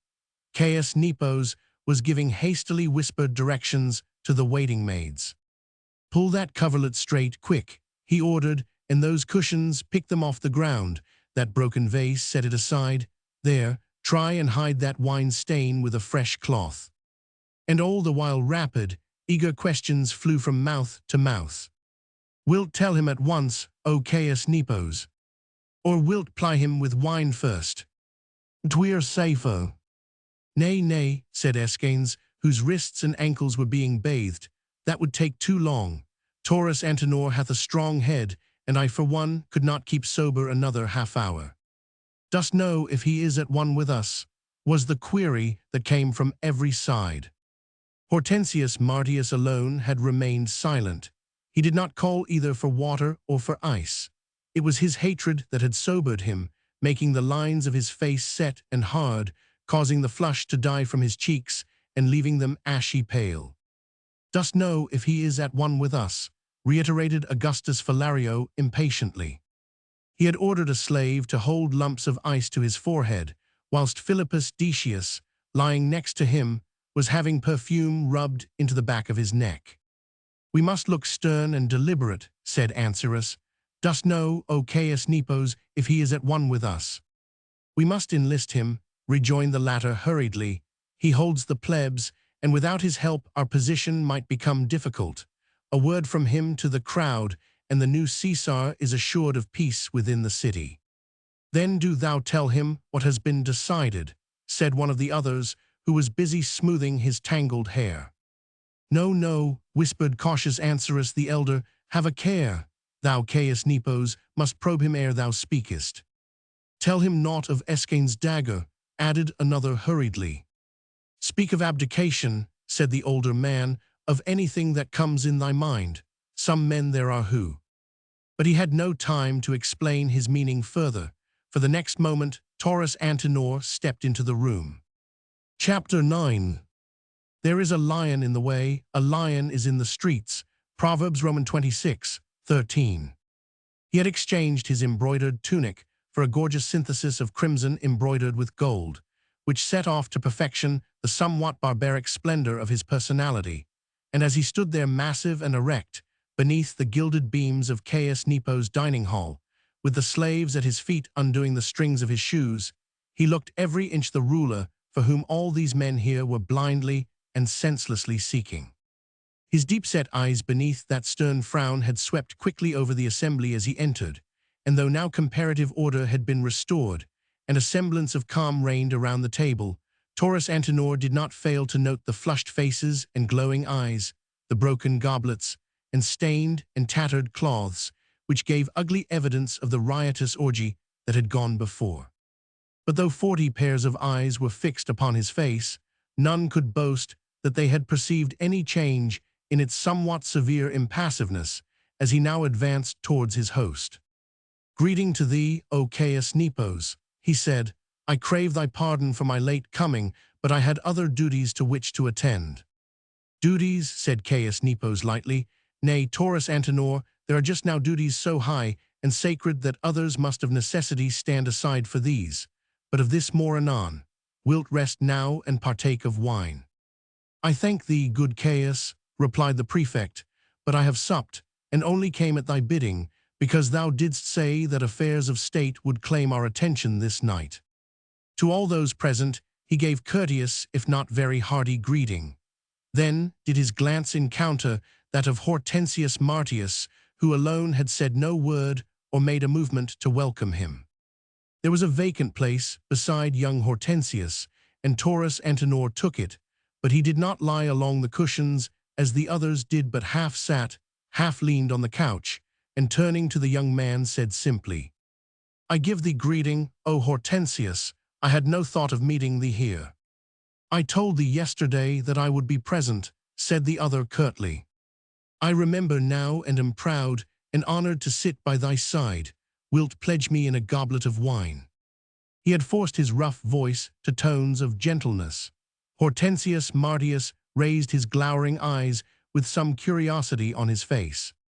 But a day and a night had elapsed since his life had lain wholly at the mercy of this powerful giant whom he had insulted, and who had been on the point of punishing that insult with death.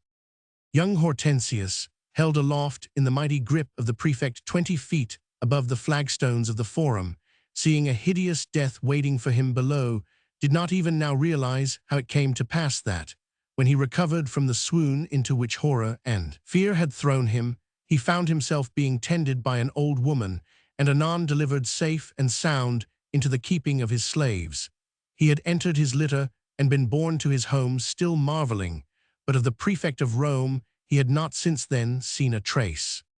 He had questioned his slaves, who swore that from the arcades of the tabernae where they had been waiting, they had seen nothing of what went on around the rostra. Hortensius knew that they lied.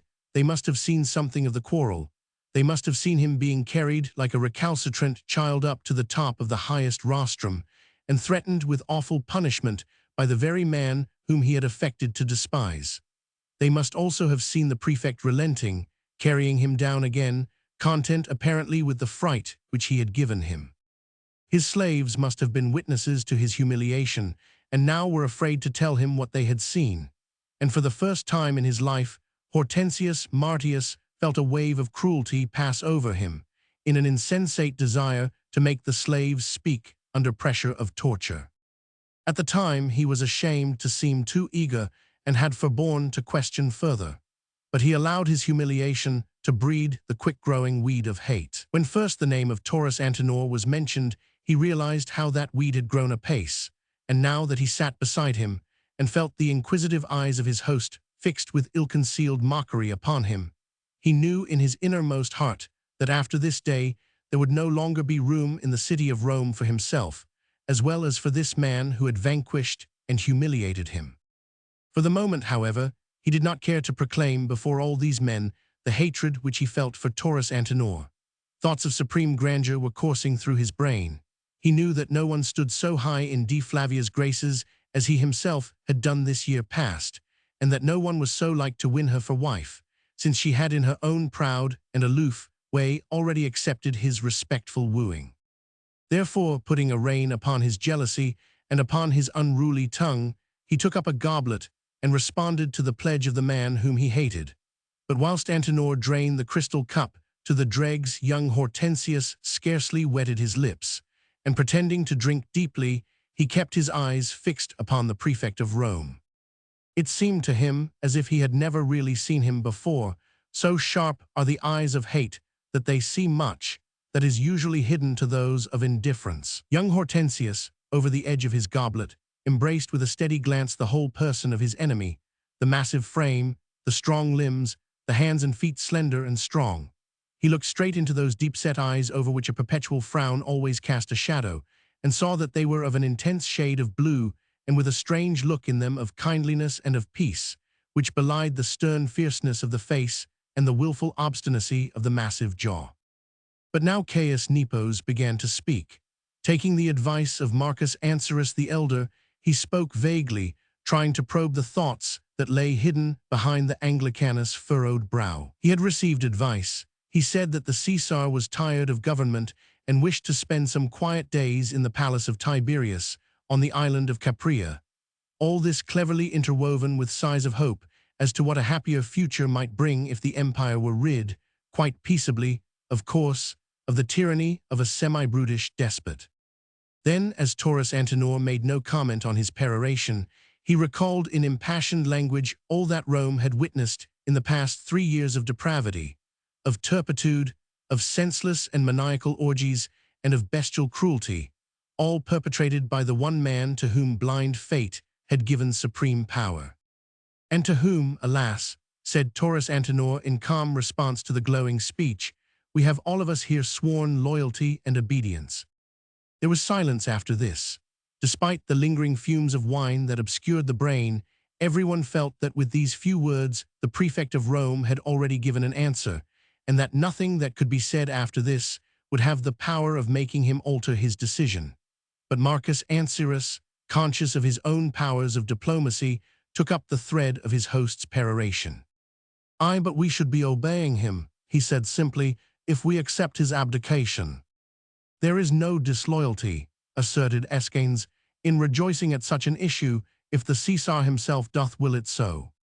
"None," admitted the prefect, "but there would be grave difficulty in choosing a successor." "To this," said the host, "we have given grave consideration." "Indeed." "And have come to a decision which we all think would best serve the welfare of the state." "May I hear this decision?" "It means just this, O prefect, that since the scepter of Caesar must, if possible, remain in the house of Caesar, and since no man of that house is worthy to wield it, we would ask the Augusta D. Flavia to take to herself a lord and husband on whom, by virtue of his marriage, the imperium would rest for his life, and after his death fall on the direct descendant of great Augustus himself.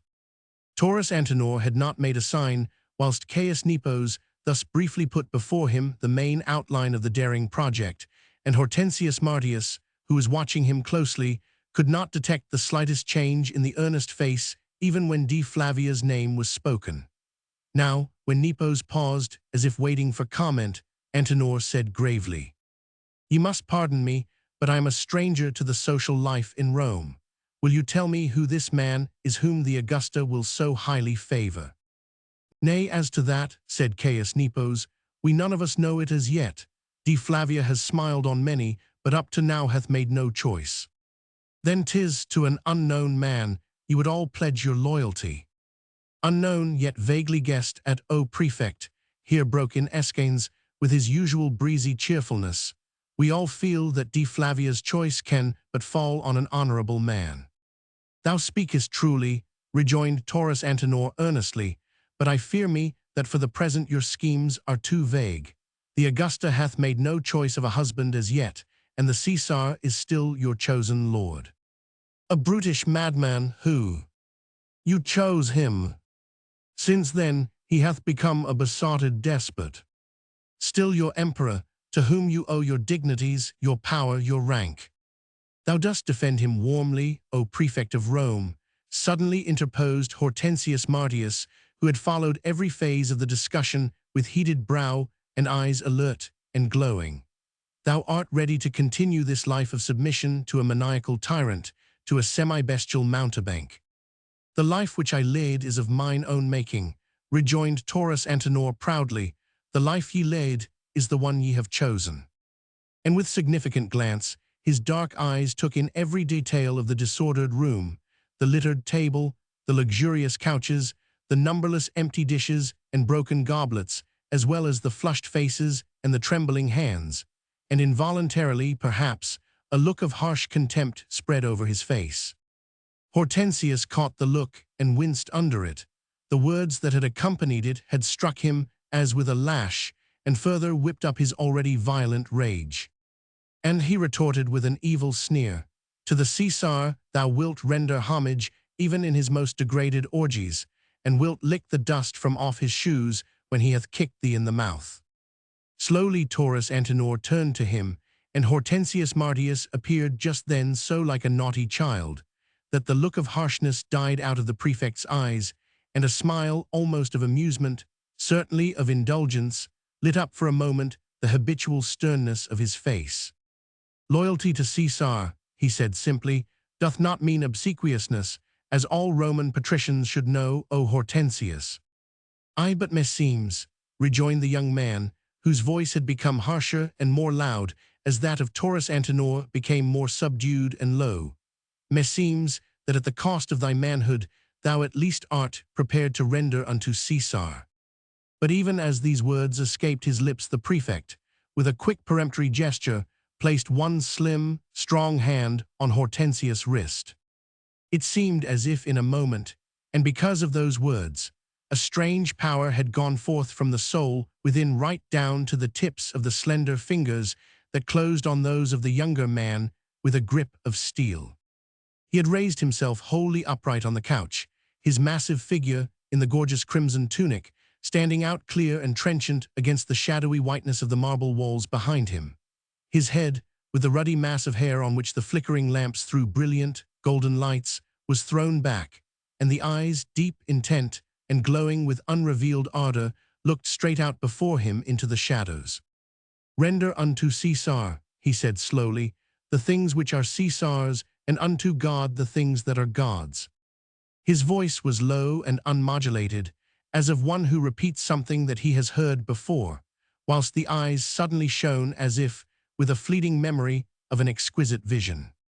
The action, the words, were but momentary, but for that brief moment the angry retort was checked on Hortensius' lips, even as were the sneers and the bibulous scowls on the faces of those around. Taurus Antinor, towering above them all and imbued with a strange dignity, seemed to be gazing into a space beyond the walls of the gorgeous dining hall, into a space hidden from their understanding, but peopled with the sweet memory of a sacred past. And even as he gazed, a strange spell fell over these voluptuaries, a spell which they were unable to withstand. Whilst it lasted, every ribald word was stilled, and every drunken oath lulled to silence.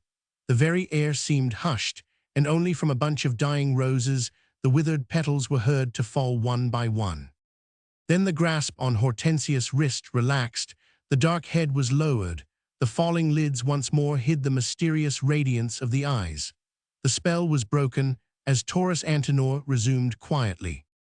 "The Caesar," he said, "hath not yet abdicated. He is still our chosen ruler and emperor.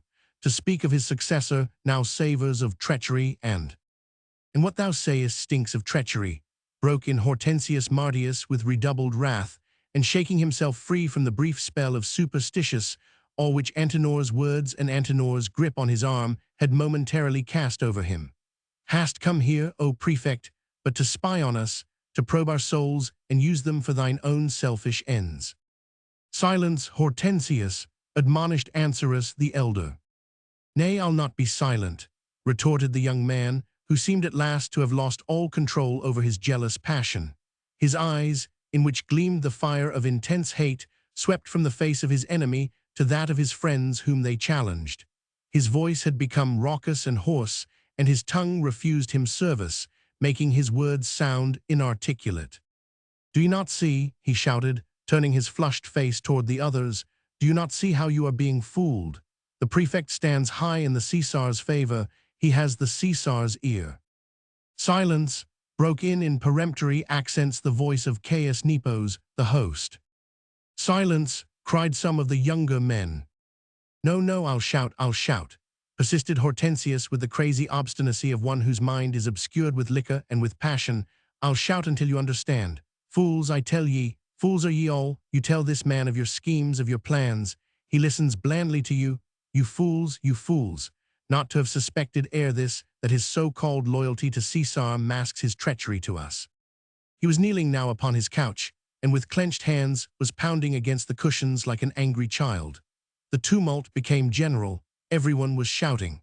Those who were nearest to this raving young maniac were trying to seize him, but he waved his arms about like the wings of a night bird, and anon he seized a goblet of heavy solid metal and struck out with it to the right and left of him, so that none dared come nigh. But the prefect stood quietly beside him, with arms held very tightly across his mighty chest, his dark eyes fixed upon the raving figure on the couch. No one had ventured to approach him, for the feeling of superstitious awe which he had aroused in them a while ago had not wholly died down, and now there was such a look of contempt and of wrath in his face that instinctively the most sober drew away from him, and those whose minds were obscured with wine looked upon him in ever-growing terror. Suddenly Hortensius, brandishing the heavy goblet, raised it high above his head, and with a drunken and desperate gesture he flung it in the direction of the prefect, but his hand had trembled and his arm was unsteady. The goblet missed the head of Taurus Antinor and fell crashing along the marble-topped table, bringing a quantity of crystal down with it in its fall. A few drops of the wine from the goblet had fallen on Taurus Antinor's tunic, and from the parched throat of young Hortensius there rose a hoarse and immoderate laugh and a string of violent oaths. But even before these had fully escaped his lips, he saw the prefect's dark face quite close to his own, and felt a grip as of a double vice of steel fastening on both his shoulders. He knew the grip and had felt it before. No claw of desert beast was firmer or more unrelenting. Young Hortensius felt his whole body give way, his very bones crack beneath that mighty grip. His head, overheated with wine, fell back against the cushions of his couch, and he felt as if the last breath in him was leaving his enfeebled body. "Thou art a fool indeed, Hortensius," murmured a harsh voice close to his ear, "a fool to provoke a man beyond the power of his control." Then, as at a word from the host, the other men, those who were steady on their feet, tried to interpose. Taurus Antinor turned his face to them. "Have no fear," he said quite calmly, "for this man. He shall come to no harm.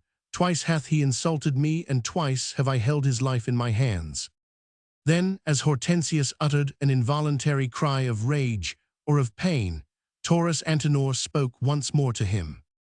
"Thy life is in my hands, yet will I not kill thee, even though I could do it with just the tightening of my fingers round thy throat. But provoke me not a third time, O Hortensius, for I have in my possession a heavy-thonged whip, and this would I use on thee even as I order it to be used on the miscreant thieves that are brought to my tribunal.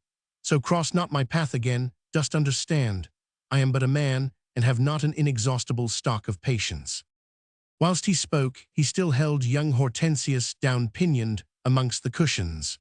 No one interfered, for it had dawned on every blurred mind there that here lay a deeper cause for quarrel than mere political conflict. Hortensius, though vanquished now, had been like a madman. His unprovoked insults had come from a heart overburdened with jealousy and with hate. Now when the prefect relaxed his grip upon him, he lay for a while quite still, and anon Caius Nepos beckoned to his slaves, and they it was who ministered to him, bathing his forehead with water and holding lumps of ice to the palms of his hands. Taurus Antinor had straightened out his tall figure. For a moment he looked down with bitter scorn on the prostrate figure of his vanquished foe. The odd silence which his strange words of a while ago had imposed upon the others still hung upon them all. They stood about in groups, whispering below their breath, and the slaves were huddled up one against the other in the distant corners of the room. An air of mystery still hung over the magnificent triclinium, its convivial board, its abandoned couches, over the vases of myrrh and crystal and the fast-dying roses. It seemed as if some personality, great, majestic, divine, had passed through the marble hall, and that the sound of sacred feet still echoed softly along its walls. It almost seemed as if there clung a radiance in that shadowy corner where the eyes of an enthusiast had sought and found the memory of the divine teacher, and that in the fume-laden air there lingered the odor of the sacrifice offered by a rough, untutored heart to the man who had spoken unforgettable words 7 years ago in Galilee. Chapter 10. That the world through him might be saved. St. John Roman 3:17. Taurus Antinor had bidden farewell to his host and to the other guests and then departed. Not another word had been spoken on the subject of the Caesar or of his probable successor. The conspirators, somewhat sobered, had allowed the prefect to go without attempting further effort to gain him to their cause. They had had their answer. Though many of them did not quite understand the full depth of its meaning, yet were they satisfied that it was final. They bade him farewell quietly and without enmity. Somehow the thought of their murderous plan had momentarily fled from their mind, and the quarrel between Hortensius Martius and the prefect of Rome seemed to have been the most important event of the day. Taurus Antinor emerged alone from the peristyle of Caius Nepo's house. An army of slaves belonging to the various guests were hanging about the vestibule, talking and laughing amongst themselves and feasting on the debris from the patrician's table, brought out to them by servitors from within. Some 40 litters encumbered the floor, but Antinor, paying no heed to these, passed through the crowd of jabbering men and women and made his way across to the steps which led upwards to the street. The day was done, had been done long ago. Already the canopy of the stars was stretched over the sleeping city, and far away to the east, beyond the gilded roof of Augustus' palace, the waning moon, radiant and serene, outlined the carvings on every temple with a thin band of gold, and put patches of luminous sapphires and emeralds on the bronze figures that crowned the capital. Taurus Antinor paused a while, enjoying the restfulness of the night.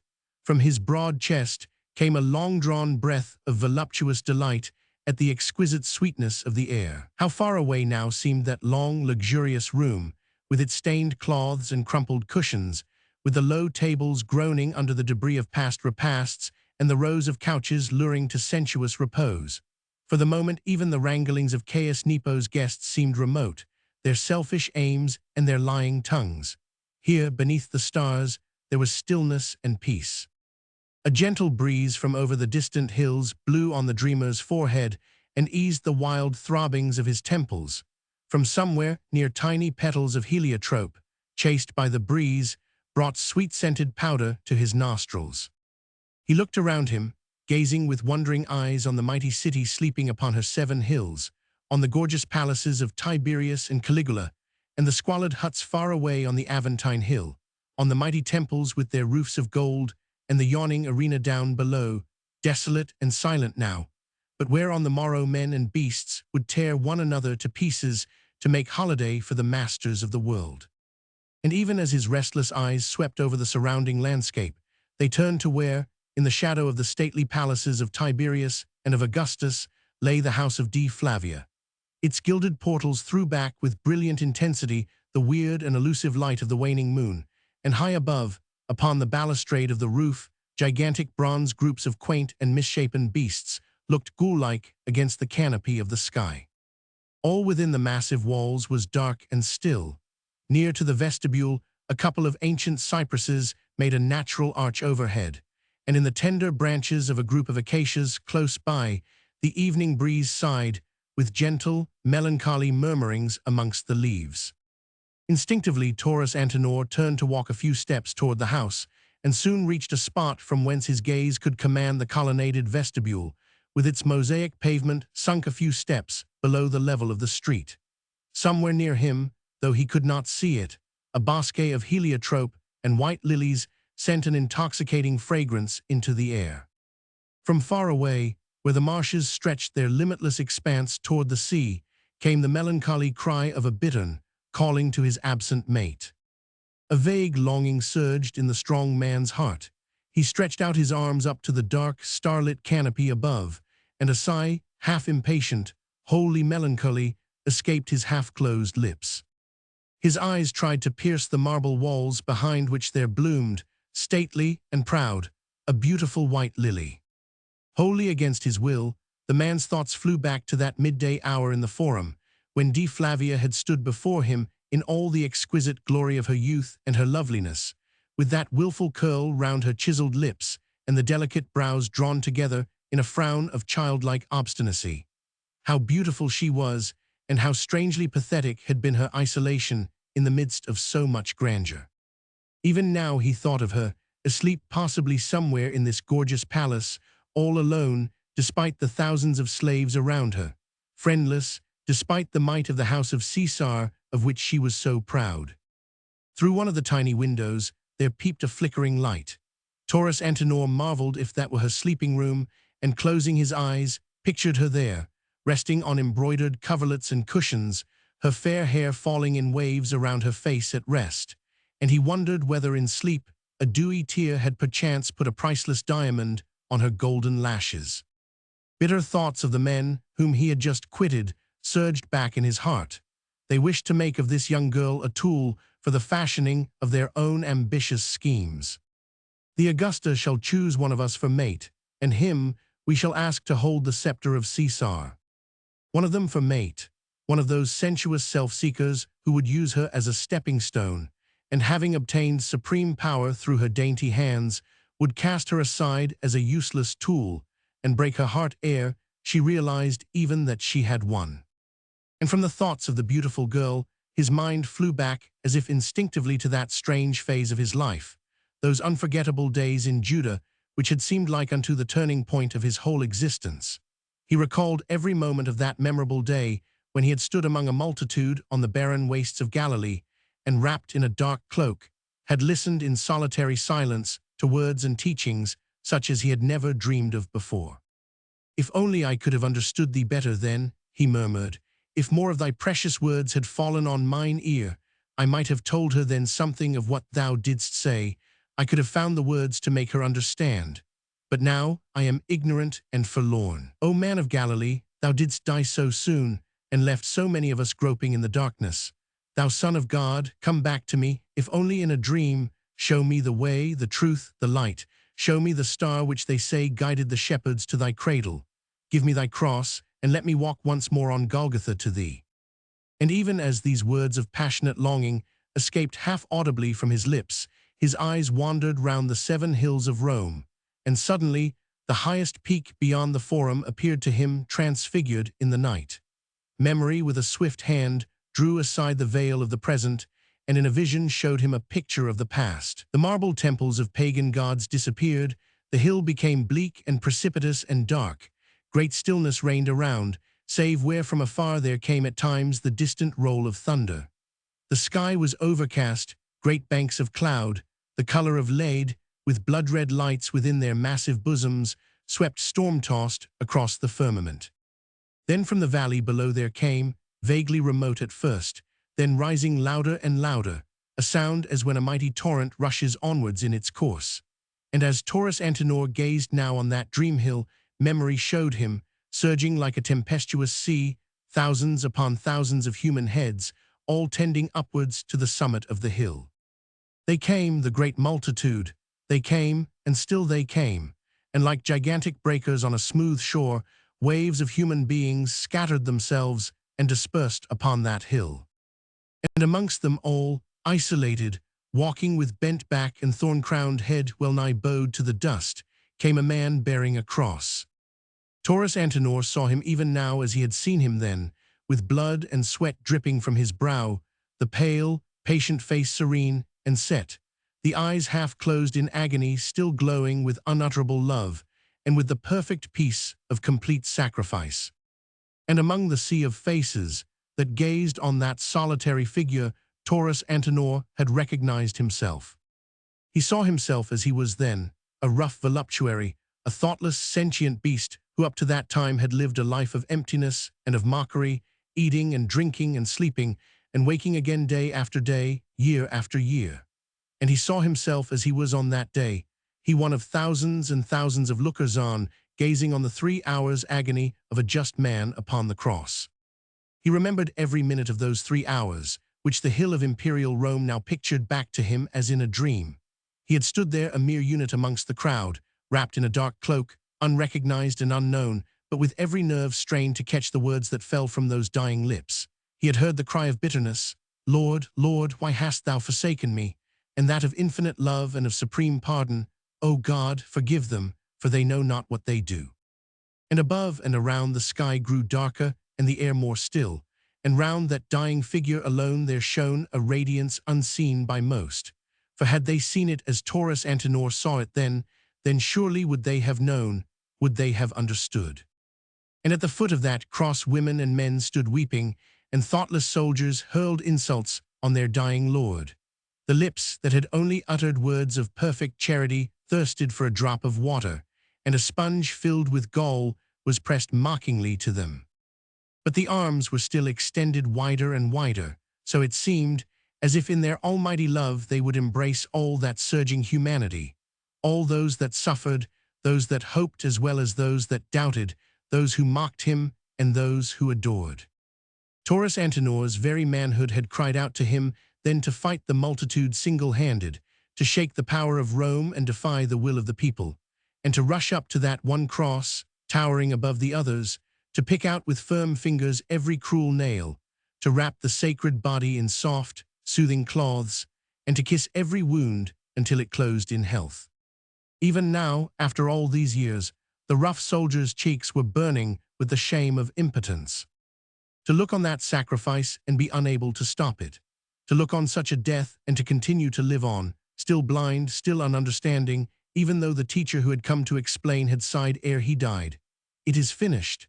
And yet Taurus Antinor, now looking back upon his own past self, knew that at the time, despite the horror, the pity, and the sorrow, there was also in his heart a sense of happiness and even a vague feeling of triumph. What he saw there, with eyes that comprehended not, that he knew was because it must be, because it had been preordained and done by one whose will was mightier than death. Though with aching heart and seared eyes he had watched every minute of the supreme agony, yet something within him even then had told him that every minute of that agony was a sacrifice that would not be in vain.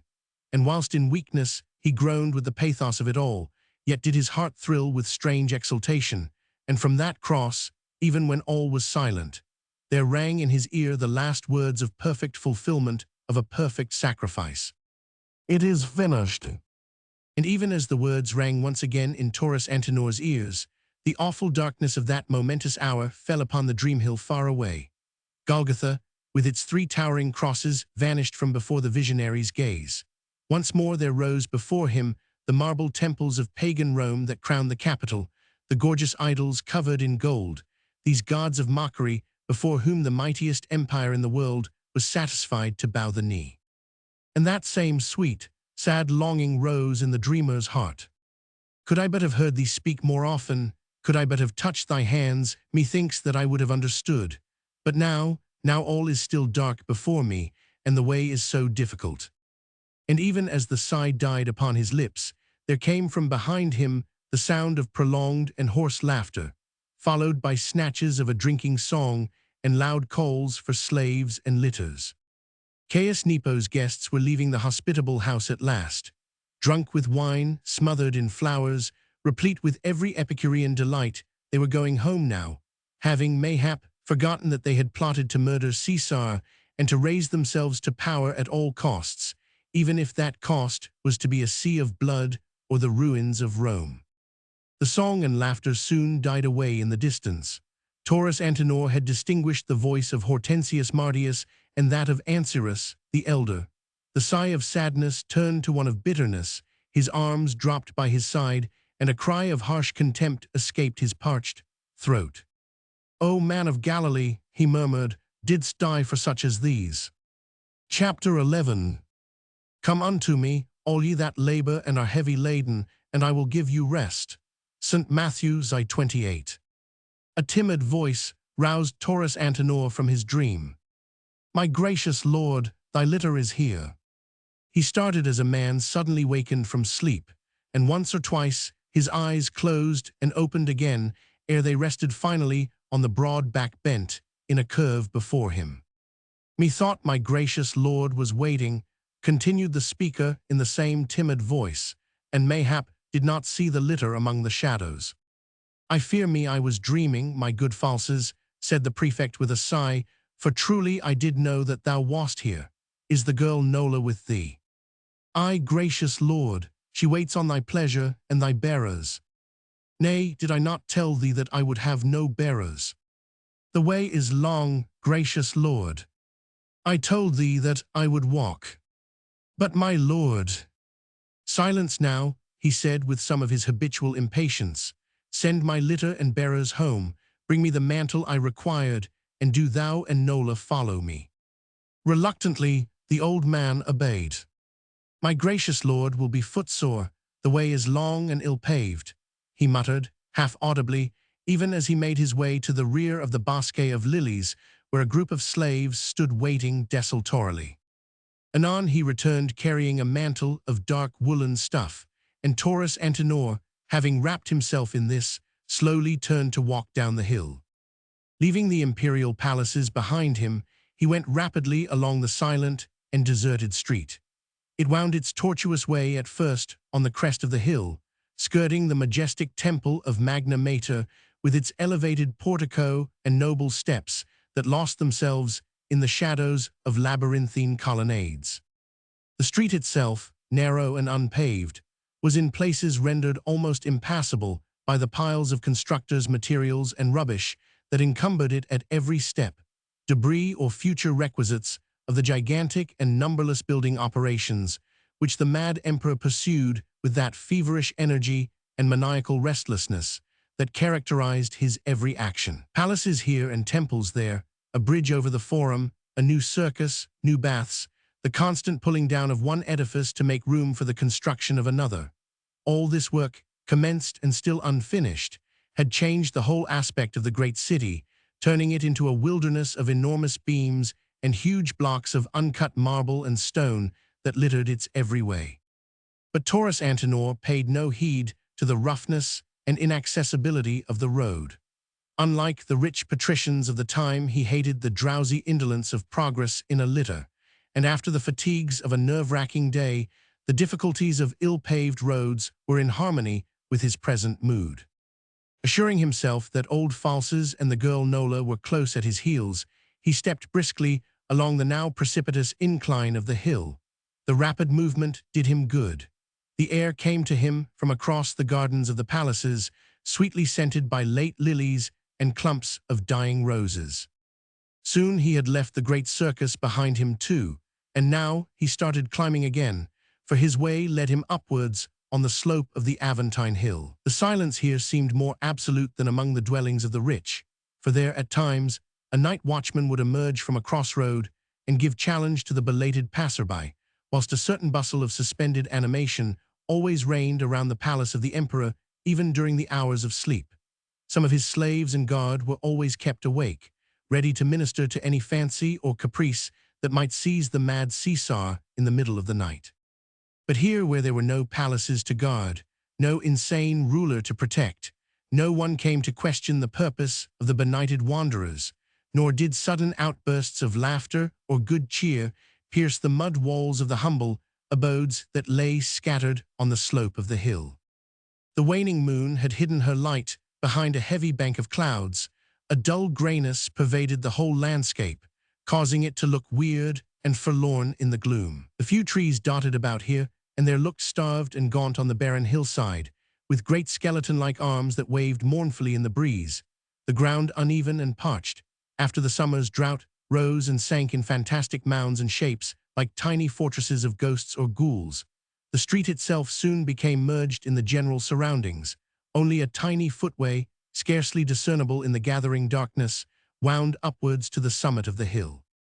From time to time, a solid block of what appeared only as impenetrable blackness loomed up from out the shadows, with all the grandeur of exaggerated size which the darkness of the night so generously lends.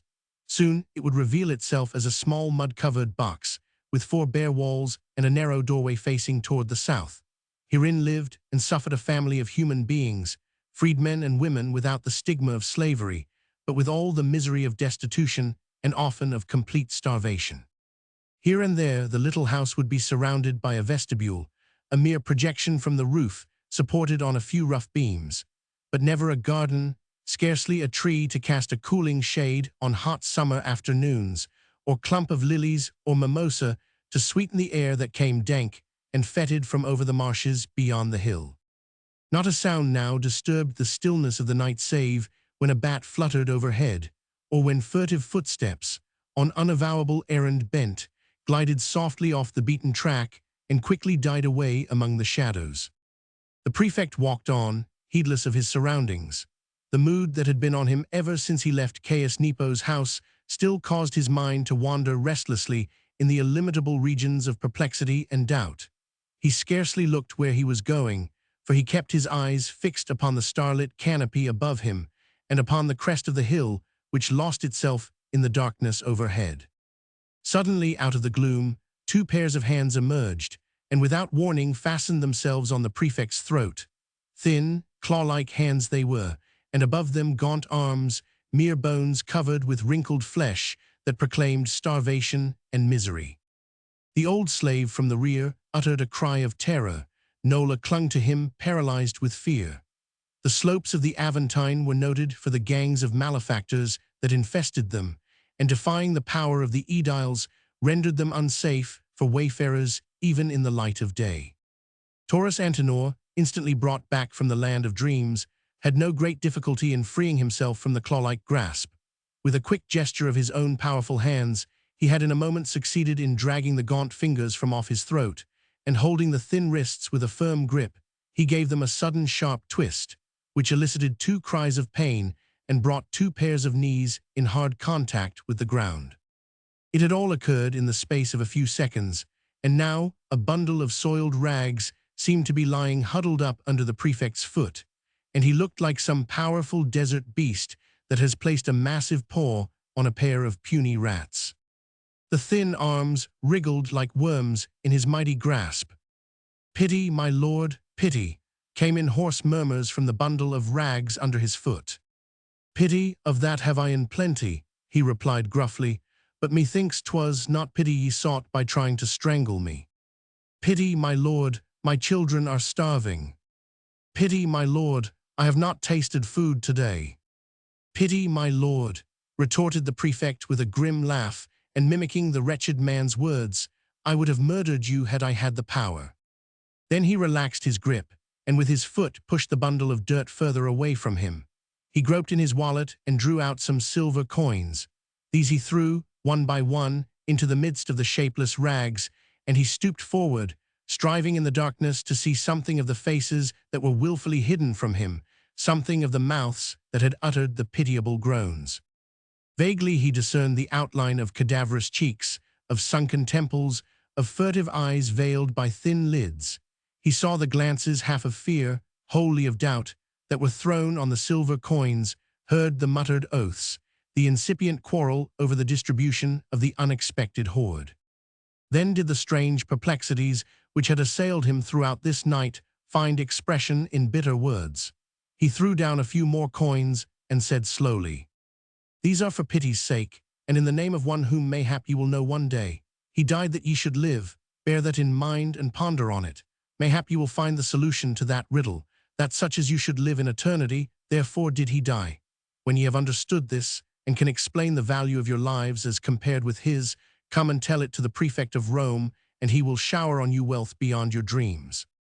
Then, without waiting to hear protestations or heeding the ironical laughter that came from the bewildered night prowlers, he turned on his heels and resumed his interrupted walk along the slope of the hill.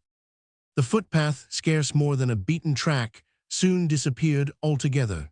Presently Taurus Antinor paused and called to Falces to come up to him. "Methinks we must be near the house," he said. "Aye, gracious lord," replied the man, "just on thy right, some 200 steps from here. The way is very dark, wilt permit me to walk by thy side?" "Walk by my side and thou wilt. Thou canst direct me more easily, but as to the darkness, I can see through it well." But my gracious lord did not see those evil malefactors that set upon him. "No, Falces, I was dreaming as I walked. They came upon me unawares. And my gracious lord allowed them to go. They were notorious miscreants. They were the embodiment of a strange riddle, good Falces. They helped to puzzle me, and heaven knows that I was puzzled enough ere I saw those miserable wretches. Mayhap some day I'll understand the riddle which their abject persons did represent. But now tell me, is this the house?" The wanderers had struck to their right and walked on some 200 paces. Now they paused beside one of those square mud-walled boxes of which they could only discern the narrow door made of unplaned wood, and through the chinks of which a faint light glimmered weirdly. 2 or 3 steps fashioned in the earth itself led down toward the threshold. Taurus Antinor descended these and knocked boldly on the door. It was opened from within, and under the rough lintel there appeared the figure of a man of short stature, clad in a long grey tunic. His head, which he held forward in an attempt to peer through the darkness, looked almost unnaturally large, owing to the mass of loose greyish hair that fell away from his forehead like a mane, and the long beard that straggled down upon his breast. "May we enter, friend?" asked Taurus Antinor. At the sound of the voice, the man drew aside, and through the narrow doorway was now revealed the interior of the house, a straight, square room with a few wooden seats disposed about, and at the top end, an oblong table covered with a snow-white cloth. An aperture in the wall appeared to lead to an inner chamber, which must indeed have been of diminutive size, for the central room seemed to occupy almost the whole of the interior of the house. Suspended by an iron chain from the ceiling above there hung a small lamp in which flickered a tiny flame fed by some sweet-smelling oil. It threw but little light around and left deep and curious shadows in the angles of the room. From out these, as the prefect entered, there emerged the figure of an old woman, with smooth grey hair half hidden beneath a kerchief of strange oriental design, and straight dark robe, foreign in cut and appearance to those usually seen in the streets of Rome. The massive figure of Taurus Antinor seemed almost to fill the entire room, but he stood to one side, now disclosing the old slave and the girl Nola.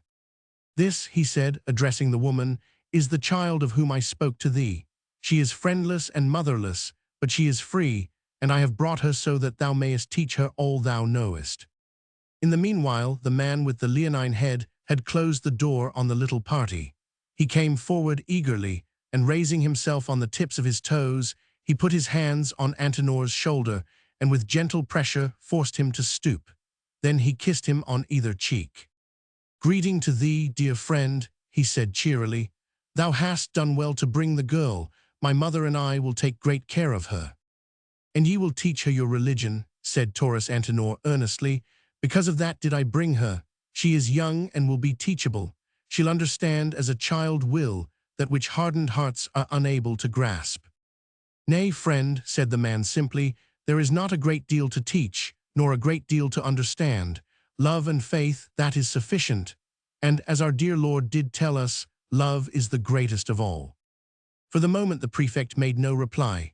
The man had helped him to cast off his heavy mantle, and he stood now in all the splendor of barbaric pomp, a strangely incongruous figure in this tiny bare room, both to his surroundings and to his gentle host and hostess with their humble garb and simple, timid ways. She, the woman, had drawn Nola with kindly gesture to her. The child was crying softly, for she was half frightened at the strangeness of the place, and also she was tired after her long walk up and down the rough road. The woman, with subtle feminine comprehension, soon realized this, and also understood that the girl, reared in slavery, felt awed in the presence of so great a lord. So, putting a kindly arm round the slender form of the child, she led her gently out of the main room to the tiny cubicle beyond, where she could rest. The three men were now left alone. Falces, squatting in a dark corner, kept his eyes fixed upon his master. He took no interest in what went on around him. He cared nothing about the strangeness of the surroundings. His master was lord and prefect of Rome, and could visit those whom he list. But Falces, like a true watchdog, remained on the alert, silent and ever suspicious, keeping an eye on his master, remaining obedient and silent until told to speak. The man, in the meanwhile, had asked the prefect to sit. "Wilt rest a while, O friend," he said, "whilst I make ready for supper?" But Antinor would not sit down. In his habitual way, he leaned against the wall, watching with those earnest eyes of his every movement of his host, as the latter first passed a loving hand over the white cloth on the table, and then smoothed out every crease on its satiny surface. Anon he disappeared for a moment in the dark angle of the room, where a rough wooden chest stood propped against the wall. From this, he now took out a loaf of fine wheaten bread, also a jar containing wine, and some plain earthenware goblets. These things he set upon the table, his big leonine head bent to his simple task, his small grey eyes wandering across from time to time in kindliness on his friend.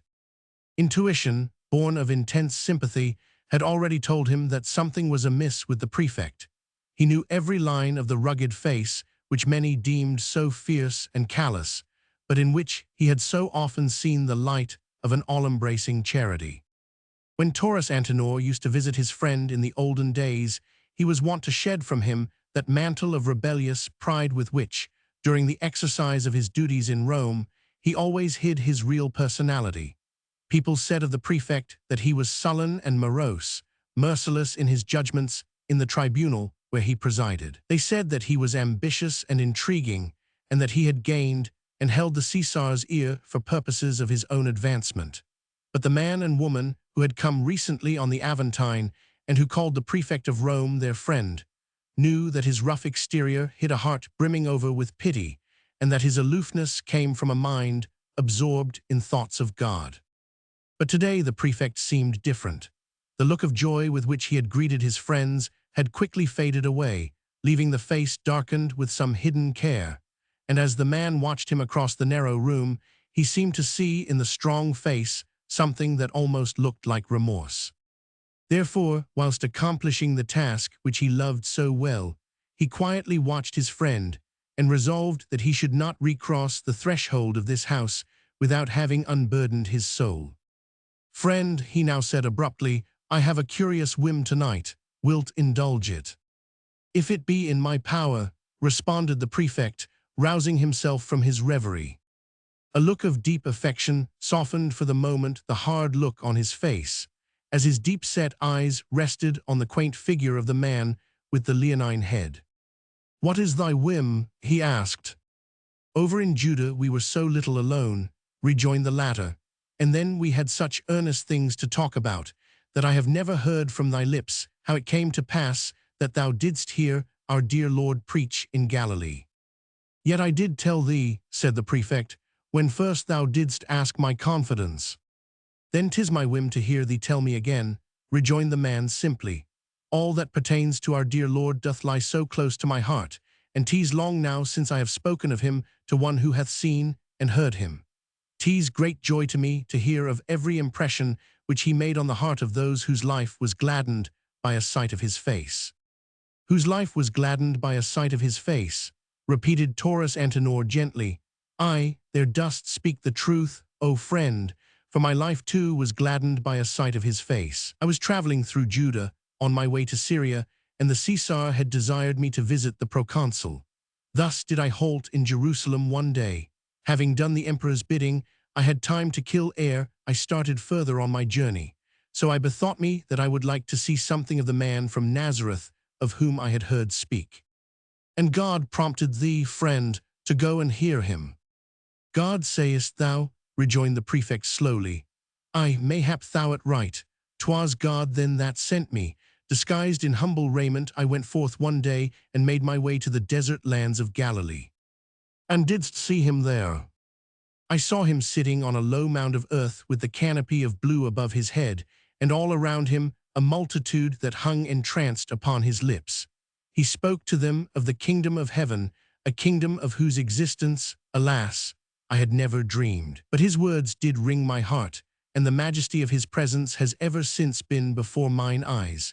Today it all came back to me, the gentle face, the perfect mouth framing exquisite words. Above him a curtain of azure, and far away the illimitable stretch of horizon merging into the water beyond. The very air was still and listening to his words. From under jagged boulders tiny lizards peeped out, and on the branches of starved, gaunt trees the birds had stopped to rest. Then it was that panther-like, sleek sleuthhounds hovered round him, trying to entangle him in his talk. They made their way close to him, and with honeyed words and deft insinuations, spoke of allegiance and of the tribute due to Caesar. I stood not far off and could hear what they said. My very heart seemed to still its beating, for did not their questions embrace the whole riddle of mine own life? God and Caesar, I the servant of Caesar, the recipient of rich gifts from his hands, should I forswear the Caesar and follow Jesus of Nazareth? "And didst hear what he answered, friend?" "Aye, I heard it, and today when traitors spoke, it seemed as if the divine presence stood close to me amongst the shadows. Once more I saw the bleak and arid land, the skeleton arms of the trees, the blue firmament above my head. I saw the multitude of simple folk around him and the leer in the eyes of the tempters. And above the din of drunken revelries, tonight I heard again the voice that bade me then to render unto Caesar the things which are Caesar's, and unto God the things that are God's. The other side, a sigh of glad content. I thank thee, friend, for telling me this. 'Tis a joy to hear thee speak of him. It is so long since we talked of this matter. And tell me yet again, thou wast in Jerusalem when he died. I stood on Golgotha, said the prefect slowly, on that day before the Jewish Passover 7 years ago. Once again wrapped in a dark cloak, one among a multitude, I gazed with eyes that I felt could never look on anything else again. I saw the patient face smeared with blood, the godlike head crowned with thorns, the eyes, still brimming over with love, slowly closing in agony. Overhead, the heavens murmured, vivid flashes of lightning rent the canopy of the sky, and men around me mocked and jeered, whilst the divine soul fled upwards back to God. At that moment, O friend, I seemed to lose mine own identity. I alone, became the whole multitude. I was no longer just mine own self, but I was all of us who looked, who heard and saw and did not yet understand. A multitude was looking through my eyes. A multitude heard through mine ears. I was the crowd of poor, of helpless slaves, and I was the whole of the patriciate of Rome. I was barbarian and Italian, I was British and Roman, all in one, and my voice was the voice of the entire world, as suddenly I cried out to him, "Do not die now and leave us desolate." His harsh voice broke down in a great sob that came from out the depths of an overburdened heart.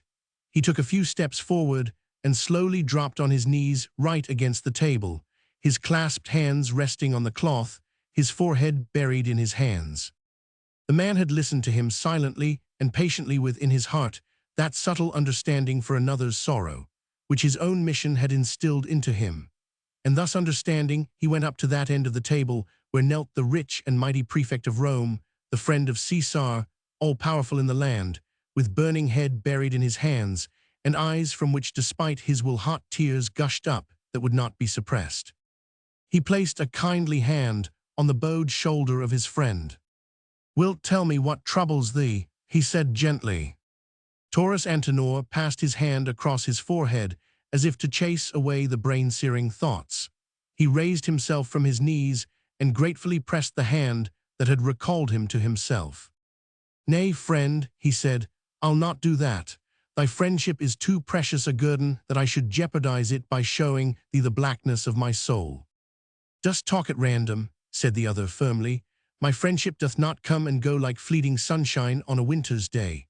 I gave it thee on that self-same, unforgettable day when I saw thee standing alone upon the hill after the crowd had departed, and we who loved him were lifting him down from his cross. Thou didst take pity, then, on my loneliness. I saw in thee one who had faith," said the man simply. "I grasped thy hand in friendship then, not knowing who thou wast. When I knew, then did I follow thee to Rome, for I needed thy help. My master sent me here. I do his work that he did enjoin on all his disciples. Thy protection and friendship, O mighty prefect of Rome, hath been an infinite help to me. Thy kindness and charity hath saved from want the many humble followers of Christ who have been forced to give up all for his sake. Therefore whatever doth burden thy soul now, I pray thee share it with me, so that I might bear it with thee and mayhap ease thy load." May God bless thee for these words. "And thy burden, friend, ask not to share it, 'tis one of treachery." "Of treachery, whose treachery?" "Mine." "Thine, I'll not believe it, thou a traitor against Caesar." "No." "Against whom, then?" "Against him whose death I witnessed 7 years ago." "Then I'll not believe it, and 'tis sacrilege thus to jest." "Jest," said Taurus Antinor, with a laugh that rang unnatural and hoarse. "Jest, when for a day and a night my soul hath been on the rack and mocking demons have jeered at my torments. Jest, when—" He broke off abruptly and looked down with an earnest gaze on the upturned face of his friend. "If thou wouldst tell me more it would ease thy heart," said the man simply. For a moment or two the prefect was silent. His hand rested on his friend's shoulder, and his eyes, with their deep furrow between the brows, were fixed on the kind face that invited confidence. For 7 years, he said abruptly, but speaking very slowly, whilst I served the Caesar, every one of my waking thoughts and many of my dreams tended to that day in Jerusalem and the 3 hours' agony which I had witnessed on Golgotha. Yesterday did a woman cross my path, and now I have thoughts only of her. Who is this woman? Asked the other. She is of the house of Caesar, pure and chaste as the lilies in my garden at Ostia, proud and unapproachable as the stars. Her heart is a closed book wherein man hath never read. But since her eyes have mocked me with their smile, my heart is enchained to her service, and I see naught but her loveliness. Look upwards, man, a glowing cross will blind thine eyes to all save to itself. Have I not looked, said the prefect, with a sharp, quick sigh, until mine eyes have ached with trying to see that which once was so clear. But now, between me and that sacred memory that methought had been branded into my very soul, there always rises the vision of a girl, tall and slender as the lilies, clad all in white as they. She stands between me and memory, and mine eyes grow weary and dim trying to see beyond that vision, recalling to my mind the picture of that cross, the thorn-crowned head, the pierced hands and feet. She stands between me and memory, and with laughing eyes defies me not to see her, and I look, and the vision of the cross grows more faint, and she stands there serene and white and silent, with blue eyes smiling on my treachery and scornful voice upraised, denying God and Christ. She is of the house of Caesar, and she is ignorant, and she laughs at my belief and scorns all thought of God, and I do find it in my treacherous heart to pity her, and pitying her to kneel at her feet. And all the while 1,000 demons shout mockingly unto mine ear, Thou art a traitor to thy God, for were she to beckon, tease to her that thou wouldst go, forgetting all, thine immortal soul, thy crucified God. And thus do devils mock me, and my soul grows darker and darker, and greater grows the mystery, for my heart, broken, miserably doubting and weak, cries out not with resignation, not in patience, but in a spirit of angry rebellion, God, my God, why hast thou forsaken me? He raised his arms up to heaven as if in a last desperate appeal, but now he did not kneel. He stood beside his friend, shamed and yet proud, and the look in his eyes was that of one who sees a vision that is exquisitely beautiful and dear. The other saw the look, and with the kind indulgence taught by a sublime teacher, he found it in his heart to pity and to love. Once more he placed his thin, wrinkled hand on the prefect's shoulder, and his small eyes beamed with perfect faith and trust as he said gently, Do not try and probe any mystery just now, O friend. The day has been long, and thou art weary and sad. Come and sit beside me here at table. My mother will join us, and the girl Nola too, and the man who is thy slave, if thou wilt so allow it. Together we'll think of that day in Judah 7 years ago, and we'll break bread and drink wine, and without trying to understand anything, we'll do it all together in memory of him. For a moment Taurus Antinor was silent. In the strong face, every line told of the great storm within the innermost heart. And slowly, the man beside him repeated the most exquisite words that have ever been spoken to a troubled soul. Come unto me, all ye that travail and are heavy laden, and I will refresh you. Taurus Antinor's head fell upon his breast. He closed his eyes, for not even his friend should see that they were wet with tears. But even whilst the heartstrings were torn by the ruthless hand of passion, it seemed as if, when the man had finished speaking, the magic words had already left upon the soul their impress of infinite peace. And without another word, he went slowly forward and took his place at the table. At a call from the man, the old woman entered softly, her woolen shoes making no sound upon the wooden floor. She had Nola by the hand, who seemed comforted and rested. The prefect beckoned to Falses, who silently obeyed and came forward to the table. Then the 5 of them sat down and quietly partook of supper, sitting side by side, the disciple from Judah and his mother, the 2 slaves, and the prefect of Rome. The Christians sat beside the pagans, the mighty Lord beside his slave, and they broke bread and drank wine, all in memory of him. Chapter 12. Hell from beneath is moved for thee to meet thee at thy coming. Isaiah Roman 14:9. I pray you follow me now to an inner chamber in the palace of the mighty Caesar. A square room with walls of marble inlaid with precious stones and with hangings of crimson silk, to exclude the searching light of day. The air heavy with the fumes of burning incense that wound in spiral curves upwards to the domed roof, and escaped, ethereal and elusive, through the tiny openings practiced therein, the seats of gilded wood with downy cushions that seemed to melt at a touch, and in a recess a monumental bed of solid and priceless citrus, carved by the hand of a Greek sculptor, with curtains of purple silk wrought all over with stars. In vases of delicate myrrh huge bunches of blood-red roses hung their drooping heads, and beneath the feet carpets of heavy silk hid the exquisite beauty of mosaics, of lapis lazuli and chrysoprase. And in the midst of all this stately gorgeousness, a creature, hardly human, raging round like a thwarted beast. Caius Julius Caesar Caligula was in one of his maddest moods. His hollow eyes glowed with unnatural fire. His scanty, light-colored hair stood up around his head like the bristly mane of a hyena. Up and down the room he stamped with heavy feet, his robe, weighted with precious stones, striking out around him as he trod the smooth surface of silken carpets or the slippery mosaic of the floor. His thin arms and ankles were covered with numerous bracelets, and on his feet were shoes studded with diamonds. At first sight it would indeed have been difficult to say if it was a man or a woman who was thus pacing this magnificent cage, with wild gestures of the arms and hoarse cries that seemed to proceed from no human throat. The face, white and puffy, might have been of either sex, and the flowing garment and wealth of jewelry suggested a woman rather than a man.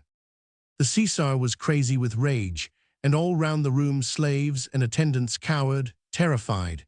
In his hand he had a short whip with 5 thongs of solid, knotted leather, at the end of each of which was an iron hook. From these 5 hooks, a few drops of blood were trickling down his white silk tunic. At intervals, at the slightest noise or sound from the cowering slaves, he struck out savagely with the whip, and the thongs with their sharp hooks would descend whizzing on some naked shoulder and tear out a piece of flesh, and start the flow of a fresh stream of blood. Then the madman would break out into a diabolical fit of laughter, and strike out with his whip again and again all around him, wildly and indiscriminately, until his garments and his face were spattered all over with blood, and to right and left of him shrieking figures fell fainting to the ground. The Caesar was crazy with rage, and he who had thus angered him reclined on a couch, out of the reach of the shrieking demon, and his thin lips were curled in a smile of satisfaction. It was Caius Nepos who was here that he might betray those of his accomplices who had swerved from their allegiance to himself, and behind him, well hidden by the draperies of the couch, cowered Hun Ravas, the dusky slave of the treasury, he who yesterday had appeared before the tribunal of the prefect of Rome for conspiracy to defraud the state in connection with the sale of the slave girl Nola. The law in such matters was severe. It demanded that a delinquent against the state, if he be a slave, shall lose his right hand, or his tongue, or his ears, that he should moreover forfeit his entire hard-saved belongings to the treasury and lose all chance of ever obtaining his freedom. But the prefect had been lenient, and though he could not dismiss the offender, he mitigated his punishment. Hun Ravas was publicly scourged and branded, but he lost neither ears, tongue, nor hand, nor was he deprived of the peculium with which ultimately he hoped to purchase his own freedom and that of his children. Yet such was the African's nature, such the result of the training which slavery in the imperial entourage had drilled into him, that Hun Ravas forgot the clemency and only remembered the punishment. With bleeding back and mind saturated with hate, he sought audience of the emperor and obtained it half an hour after Caius Nepos, the Praetorian prefect, had himself been introduced in the presence of Caligula. The story which Hun Ravas, the paid spy, brought to the ear of Caesar was but a confirmation of what Caius Nepos had to tell. A conspiracy was on foot to murder the father of the armies, the greatest and best of Caesars. The flower of the Roman patriciate was wallowing in this monstrous treachery. Hortensius Martius was in it up to the neck, so was Marcus Ancirus, the elder, and Philippus Decius and Philario of the imperial household. Hun Ravas had seen them consorting together and whispering among themselves the day of the sale of the late censor's slaves. He was able to state positively that the prefect of Rome was at one with the band of traitors. This last fact had brought the frenzied Caesar to the verge of death, He nearly choked with the violence of his rage. He had believed in the honesty of Taurus Antinor, had even looked on him as a lucky fetish. This man's treachery was more infuriating than that of 1,000 others. In the madness of his wrath, he would have killed Hun Ravas with his own hands had not the latter succeeded in hiding himself out of the raving maniac's reach. Had he dared, Caligula would have tortured Caius Nepos until he too gave him evidence against Taurus Antinor. But on this point, the Praetorian prefect was guarded. He had not yet made up his mind whether friendship or enmity with the prefect of Rome would be to his own advantage. All that he wanted at this moment was to be rid of those who had opposed him last night for the sake of their own schemes. Therefore, in measured words, he only spoke of the whisperings which he had overheard in the vestibule of his own house, between a certain band headed by Hortensius Martius and Marcus Ancerus, the elder. During the Circensian Games, O Caesar, he explained, they hope to raise a tumult amongst the people. And whilst the attention of thy faithful guard is drawn away from thy sacred person, one of the miscreants is to plunge a dagger in thy throat. Here he was forced to silence by a cry like that of a slaughtered ox, which shook the marble pillars of the hall. Caligula had thrown himself upon the bed and was writhing there like a mad beast, biting the coverlets, beating with clenched fists against the woodwork, while foam dripped from the corners of his mouth. "Tell me more, tell me," he bellowed at last, during an interval between two of these maniacal spasms. The slaves all round the room were trembling with fear. Hun Ravas, huddled under the couch, was shaking like a leaf. But Caius Nepos, calm and dignified, waited in silence until the paroxysm had abated. Then he quietly went on with his tale. "There is but little else to tell, O Caesar. I came to warn thee, for 'tis easy for thee to wear a shirt of mail to cover thy throat and breast against the dagger of assassins. But the conspirators hushed their talk in my presence. I tried to hear more and played the spy in thy service, but my heart was burdened with loyalty for thee, so I came thus early to put thee on thy guard." The Caesar had once more resumed his restless walk up and down the room. He was biting his fists, trying to restrain himself from striking the noble informer as brutally as he did his slaves, for he loathed the bearer of evil tidings almost as much as the secret traitors. He suffered from an overwhelming fury of hatred and from an unquenchable thirst for blood. But 3 years ago, the people and patricians had acclaimed him with shouts and rejoicings. They had feasted in his honor, proclaimed his godhead and his power, and now they were plotting to murder him. The madman threw out his arms in a passionate longing for revenge.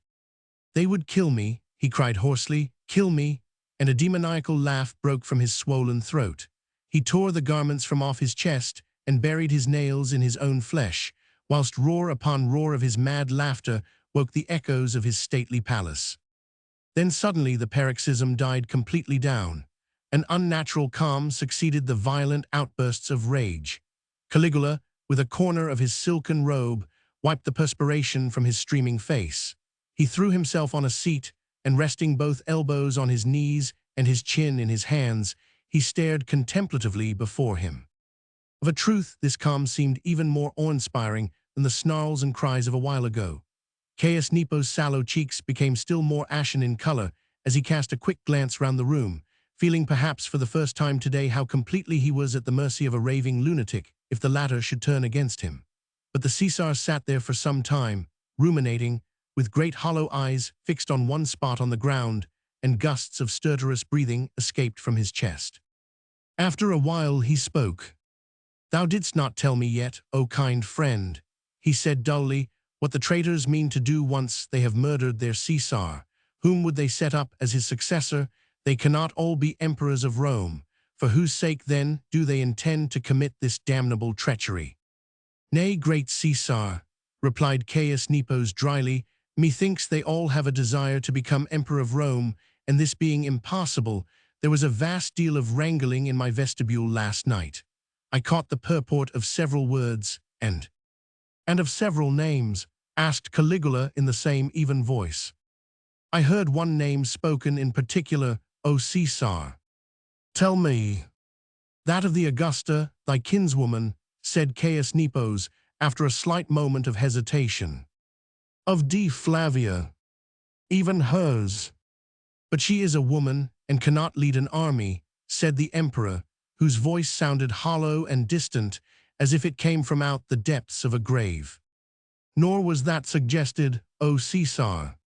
What then? The conspirators, methinks, have agreed amongst themselves that the future husband of D. Flavia Augusta, whoever he might be, should be the successor of the murdered Caesar. Whoever he might be, repeated the emperor, mechanically echoing the other's words. The Augusta, I understand, favors no one as yet. She hath made no choice, to thy knowledge. No, her choice was to be made afterwards. Her choice to be made by her, or by them. That I know not, great Caesar. The Augusta, I feel sure, was not a consenting party to the treachery. The traitors would use her for their own ends. After this, there was silence for a while. Caligula still sat staring with wide-open eyes before him, whilst the slaves held their breath, staring fascinated on that terrible whip, lying momentarily forgotten. Caius Nepos, pale as a withered maple leaf, was from time to time moistening his dry lips with his tongue. The minutes sped on. Who shall say what fiendish thoughts were coursing through the mad tyrant's brain? At last he rose and resumed his walk up and down the room. But no longer did he rave now, no longer did he strike about him like one bereft of reason. His face, though flushed and streaming with perspiration, was set and calm. His footsteps across the carpets were measured and firm. He had cast his whip aside, and his hands were clenched behind his back, and on his brow there had appeared a deep furrow, the sign of concentrated thought. Then at last he paused in his walk, and stood in the center of the room, facing the informer. I thank thee, good Caius Nepos, he said, for thy loyalty to me.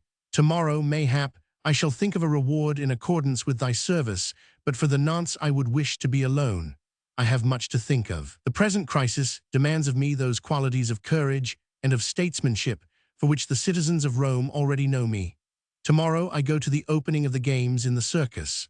Mayhap there will be a tumult amongst the people, and mayhap a damnable traitor will make an attempt against the sacred life of one who is God and Caesar and emperor all in one. If all this occurs, and I find that thou didst not lie, then will I give thee such reward as even thou dost not at present dream of. But if between now and tomorrow I find that thou didst lie, that thou didst try to gain my favor and didst rouse my wrath only for the gaining of thine own ends, that thou didst slander Roman patricians with a view to removing thine own personal enemies, then will I devise for thee such punishment that on thy knees wilt beg of death to release thee from torment. And thou didst know, O Caius Nepos, that in the inventing of torture thy Caesar has the genius of a god. His voice had become perfectly steady and natural in its tones. All his restless, jerky movements had ceased. Outwardly he seemed to be completely master of himself, but of a truth, the aspect of the madman now was more terrible than before. His sallow cheeks were the color of lead. His pale eyes had narrowed down till they were mere slits through which gleams of deadly hate shot mercilessly on the informer. Caius Nepos had great difficulty in keeping up an appearance of dignity. It was obviously in his interest to show neither confusion nor fear just now. Nothing but calm demeanor and a proud show of loyalty would ensure his personal safety at this moment. The Praetorian prefect knew enough of the imperial despot to appreciate the danger of this outwardly quiet mood, which hid the utter callousness of demoniacal cruelty. Therefore, in response to the horrible threat, Caius Nepos merely bent his head as if in humble submission to the will of one who was as a god. He felt his teeth chattering against one another, his limbs trembling, his blood frozen within him, and with it all, he had the additional horror of knowing that the brutish tyrant was looking him through and through, that he saw the fear in him and was gloating on it with delight. It was with a feeling of inexpressible relief that he at last understood that he was being dismissed. Steadying his limbs as best he could, he rose from his couch and made obeisance before the Caesar. Then almost mechanically and like one in a dream, but holding himself erect and composed, he walked backwards out of the room. The silken curtains weighted with gold fell together with a swishing sound behind him, and even as they did so a loud and prolonged roar of laughter, like that of 100 demons let loose, echoed throughout the length and breadth of marble halls. Caius Nepos took to his heels and fled like one possessed, with hands pressed to his ears, trying to shut out the awful sounds that pursued him all down the corridors. The shrieks of pain, the whizzing of whipcord through the air, and rising above all these, that awful laugh which must have found its origin in hell. Chapter 13. Can there any good thing come out of Nazareth? St. John, I 46. D. Flavia was standing beside a tall stool, on the top of which, on a level with her hands, was a shapeless mass of clay.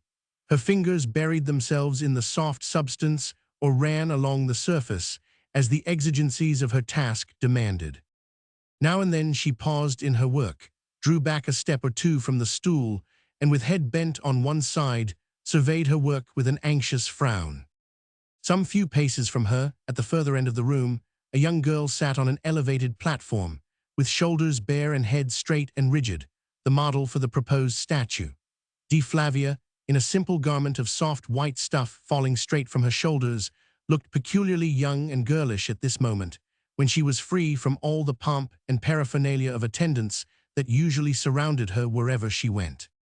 The room in which she indulged her artistic fancy was large and bare, with stuccoed walls on which she herself had thrown quaint and fantastic pictures of goddesses and of beasts, and groups of charioteers and gladiators drawn with a skillful hand. The room derived its light solely from above, where, through a wide opening in the ceiling, came a peep of cloud-covered sky. There was little or no furniture about, and the floor of iridescent mosaic was innocent of carpet. Only in the corners against the wall stood tall pots of earthenware filled with flowers, with a profusion of late summer lilies and roses, and with great branches of leaves, on which the coming autumn had already planted its first kiss that turns green to gold. "Hold thy head up, girl, a little higher," said D. Flavia impatiently. "Thou sittest there like a hideous misshapen bunch of nothing at all. Dost think I've paid a high price for thee that thou shouldst go to sleep all day upon that trestle?" And the girl, roused from semi-somnolence, would pull herself together with a little jerk, would straighten her shoulders and lift her chin, whilst a quickly smothered sigh of weariness would escape her lips. The air was heavy both within and without, with the presage of a coming storm.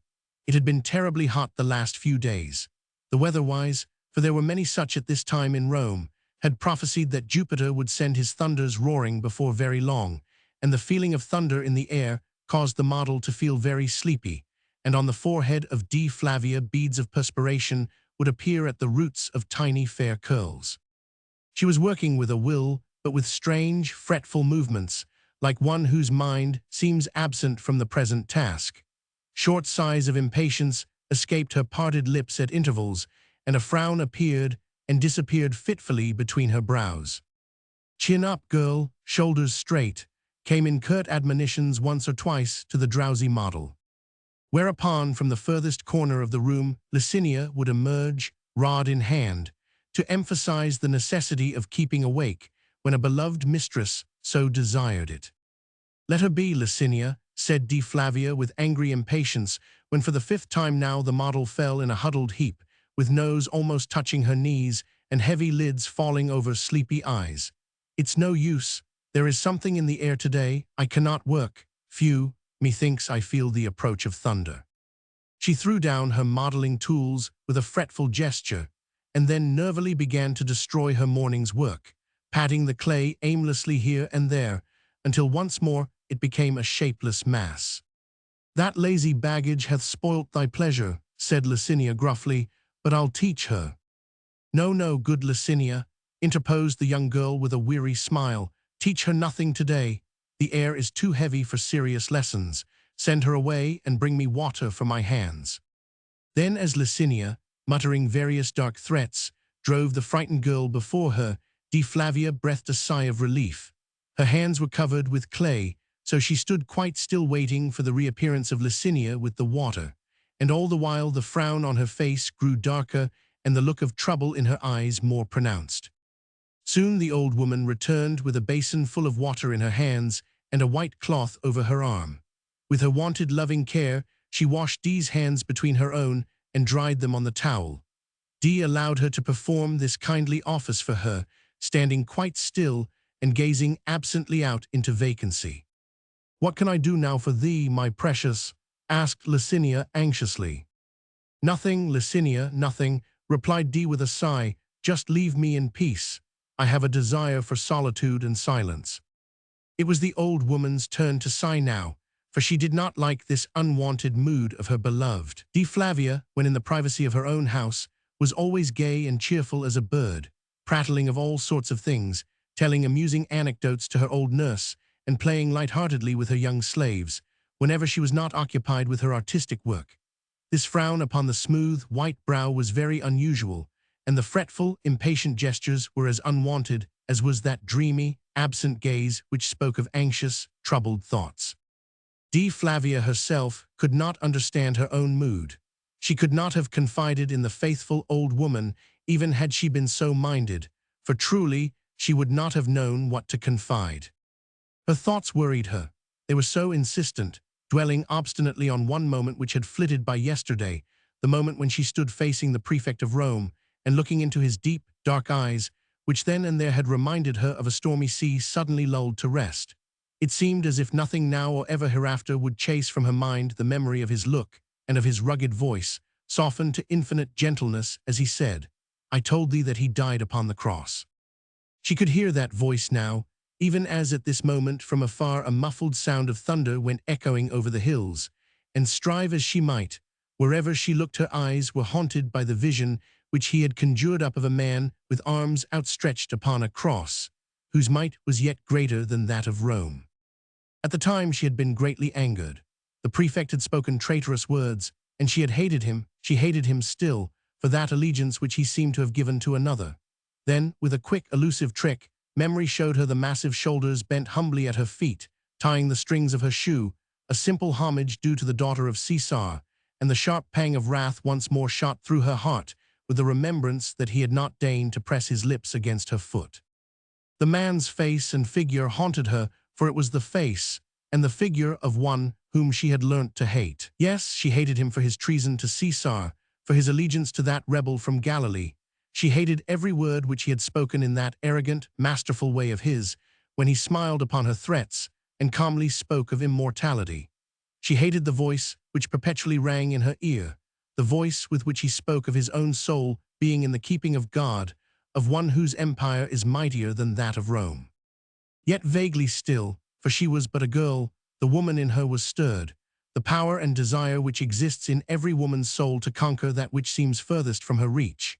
She hated the man, and yet within her inmost heart there had sprung the desire to curb and possess his, to disturb the perfect serenity that dwelt in his deep-set eyes, to kindle in them a passion which would make of that proud spirit a mere slave to her will. There was in her just now nothing but the pagan desire to rule, and to break a heart if need be, if she could not otherwise subdue it. Memory had fanned her wrath. She saw him now as she had seen him yesterday, arrogantly thwarting her will, his bitter tongue lashing her with irony, and now, as yesterday, the blush of humiliation burned her cheeks, and her pride and dignity rose up in passionate revolt against the one man who had ever defied her, and who had proudly proclaimed his allegiance to a man who was not the Caesar. That allegiance belonged to Caesar and to his might alone. Beyond that there was the house of Caesar, and failing that, nothing but rebellious treachery. And the troubled look grew deeper in Dee Flavia's face, and now she buried her hot cheeks in her hands, for the humiliation which she had endured yesterday from one man seemed to shame her even now. "I'll break thy will," she murmured, whilst angry tears rose burning to her eyes. "I'll shame thy manhood and never rest until I see thee crawling, an abject slave, at the feet of Caesar, who shall kick thee in the face." Caesar and the house of Caesar brook no rivalry in the heart of a Roman patrician. Her hands dropped from before her face. She threw back her head and looked straight before her into the darkest corner of the room. "Jesus of Nazareth, he called thee," she said slowly, and as if speaking to an invisible presence.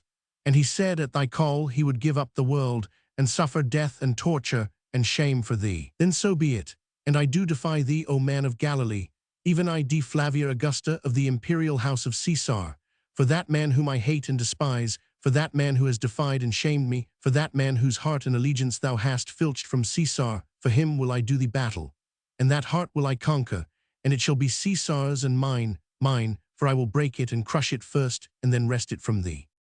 And even as she spoke, from far away over the hills and beyond the Campania, the thunder rolled dully in response. Chapter 14. Hast thou an arm like God, or canst thou thunder with a voice like him? Job XL 9. A few moments later Licinia came running back into the room.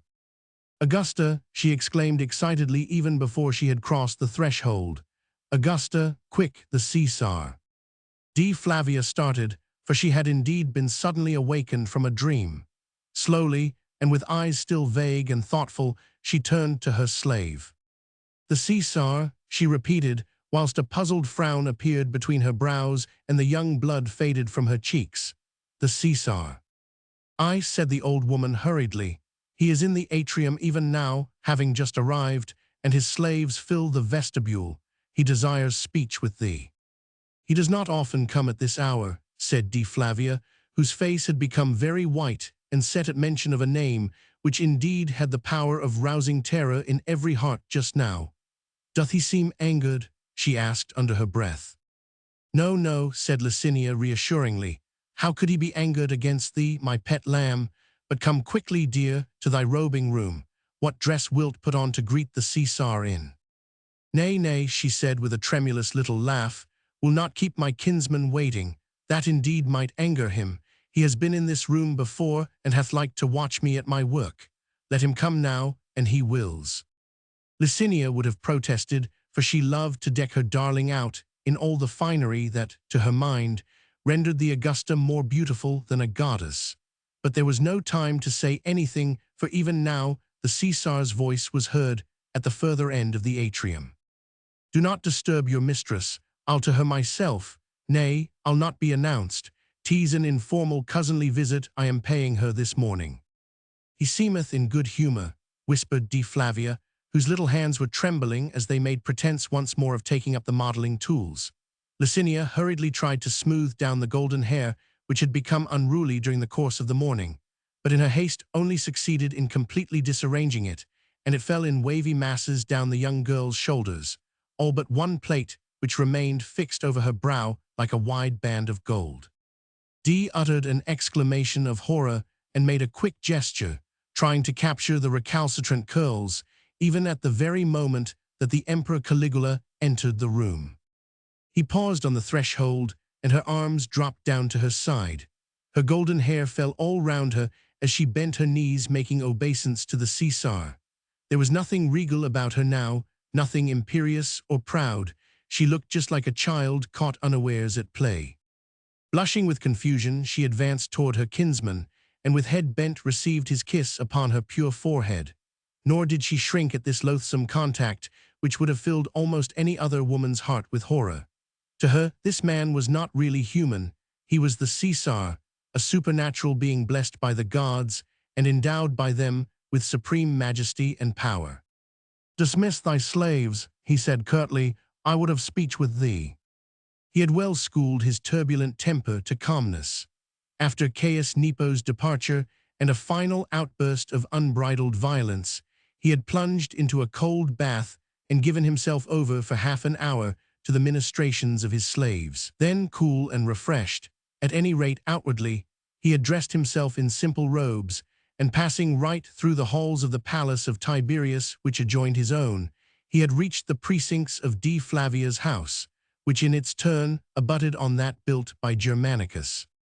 At any other time but the present one, when his frenzied mind was wholly given over to thoughts of the terrible treachery against his own person, he would have been conscious of Flavia's exquisite beauty as she stood before him, humble with the proud humility of one who has everything to give and nothing to receive, chaste with that pure ignorance which refuses to know what it cannot condone, and withal a perfect woman, imbued with a fascination which no man had ever been able to resist, for it was the fascination of youthful loveliness combined with the stately aloofness of conscious power.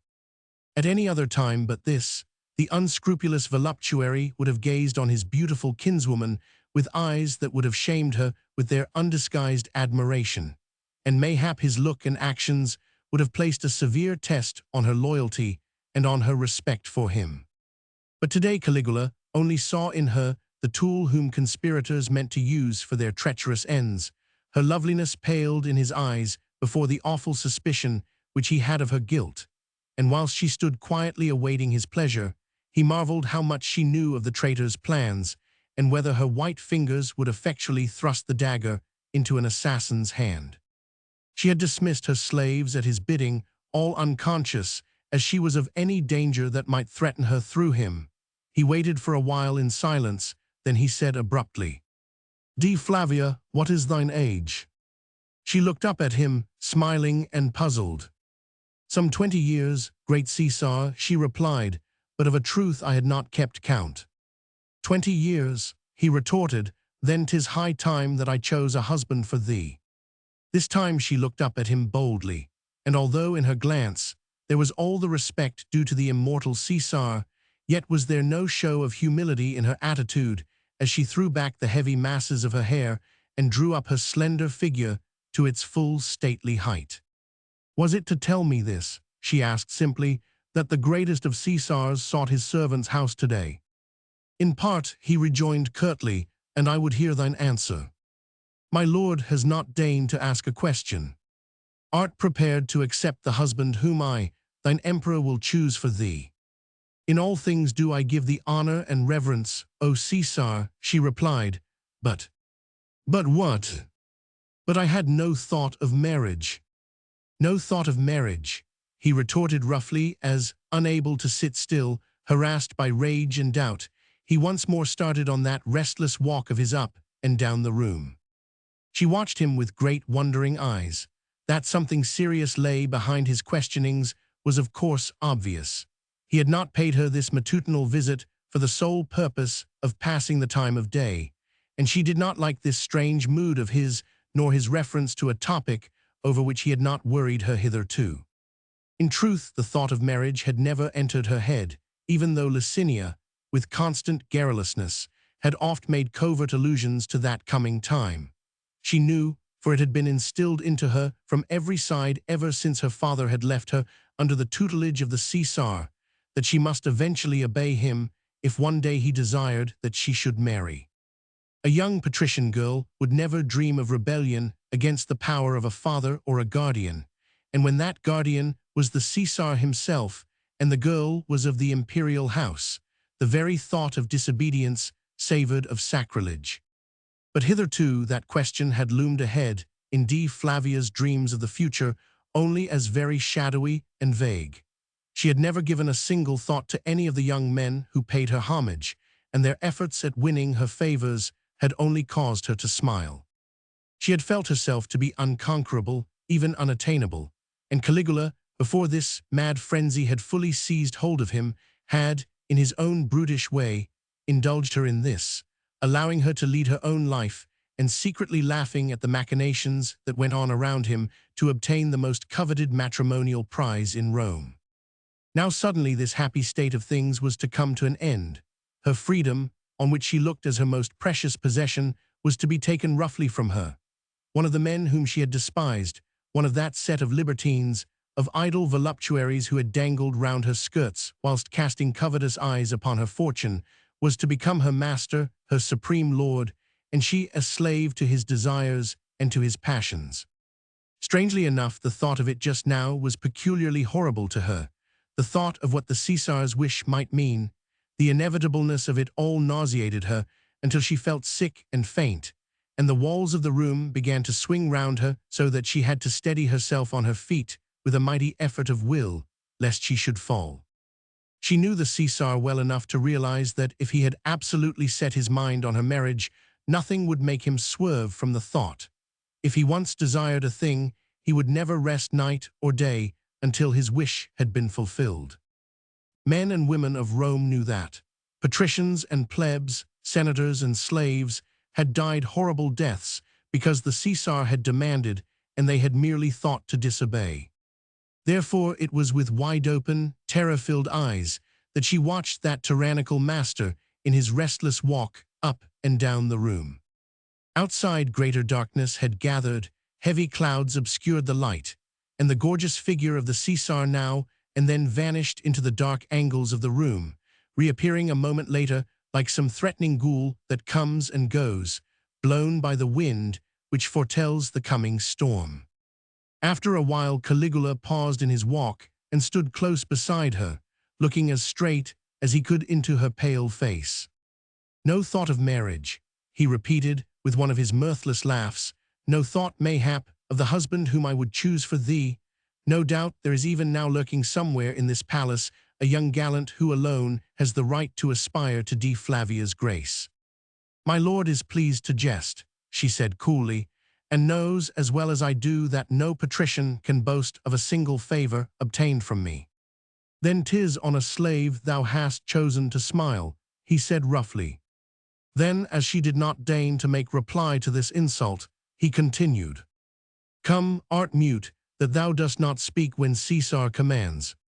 What does my lord wish me to say? Hast a lover, girl?" "No, my lord." "Thou liest. Did I deceive my lord in this, then had I not the courage to look boldly in the Caesar's face." "Bah," he said with a snarl, "I mistrust that maidenly reserve which men call pride, and I clever coquetry. The women of Rome have realized, fortunately by now, that they are the slaves of their masters, to be bought and sold as he directs. The wife must learn that she is the slave of her husband, the daughter that she belongs to the father, the women of the house of Caesar that they belong to me. It is a hard lesson my lord would teach to one half of his subjects." "It is," he said with brutal cynicism, "but I like teaching it. I hope to live long enough, nay, I mean to live long enough to establish a marriage market in Rome, where the lords of the earth can buy what women they want openly for so many sesterces as they can their cattle and their pigs." She recoiled from the man a little at these words, and a blush of shame slowly rose to her cheek, but she retorted calmly, "The gods do speak through Caesar's mouth, and he frames the laws even as they wish." Her words flattered his egregious vanity, which had even as great, if not a greater, hold upon him than his tyrannical temper. He knew that to this proud girl he was as a god, and that her respect for his Caesarship made her blind to every one of his faults. But this additional simple testimony from her pure lips caused him to relent towards her, and quite instinctively made him curb the violent grossness of his tongue. "Thou speakest truly, O Dea Flavia," he said complacently. "The gods will, when the time comes, speak through my mouth and make known their will through my dictates, even as they have done hitherto, even as they do at this moment, when I tell thee that I desire to see thee married." "My lord hath spoken," she said calmly. "Do not think, O Dea Flavia," he continued, carried away by his own eloquence, "that I desire aught but thy happiness. If I decide to give thee for wife to a man, it shall only be to one who is worthy of thee in every respect. Thou shalt help me to choose him, for I have not yet made my choice. He shall testify before thee as to his nobility and his bravery, and thou dost assure me that thou hast not yet bestowed thy regard on any man." He paused midway in his phrase with indrawn breath, waiting for her reply. She gave it firmly and without hesitation. "I have cast my eyes on no man, my lord, and have no desire to marry." "Wouldst consecrate thy virginity to Vesta then?" he asked with a sneer. "Rather that," she replied, "if my lord would so deign to command." "Tush," he broke in impatiently, "herein thou dost offend the gods and me. 'Tis impious to waste thy beauty in barren singleness. The gods hate the solitary maid, unless she be ill-favored and unpleasing to every man. Thou of the house of Caesar hast a mission to fulfill, and canst not fulfill it thus in isolation, fashioning clay figures that have no life which they can consecrate to Caesar. But have no fear, for I, thy lord, do watch over thy future. The man whom I will choose for thee will be worthy of thy smiles." He drew up his misshapen figure to its full height and beamed at the young girl with an expression of paternal benignness. He was delighted with himself, delighted with his own oratory. He was such a born mountebank that he could even act the part of kindness and benevolence, and he acted it at this moment so realistically that the ignorant, confiding girl was taken in by his tricks. She saw the gracious smile and was too inexperienced, too devoted, to see the hideous leer that he was at pains to conceal. The choice will be difficult, gracious lord, she said, feeling somewhat reassured, and will take some time to make. Therefore will I trust to inspiration, he rejoined blandly. The gods, no doubt, will speak when the time comes. Aye, they will thunder forth their decree at midday tomorrow, said Caligula, with well-assumed majesty. Tomorrow, O my lord. Thou hast said it. I have a fancy to make known my decree in this matter during the games at the circus tomorrow. So put on thy richest gown, O di Flavia Augusta, he added with a sneer, so as to appear pleasing in thy future husband's sight. My gracious lord is pleased to jest, she said, all her fears returning to her in a moment with an overwhelming rush that made her sick with horror. Jest, he retorted with a snarl, showing his yellow teeth like a hyena on the prowl. Nay, I never was so earnest in my life. Is not the future of my beloved ward of supreme importance to me? Nay then, good my lord, she pleaded earnestly, her young voice trembling, her blue eyes fixed appealingly on the callous wretch.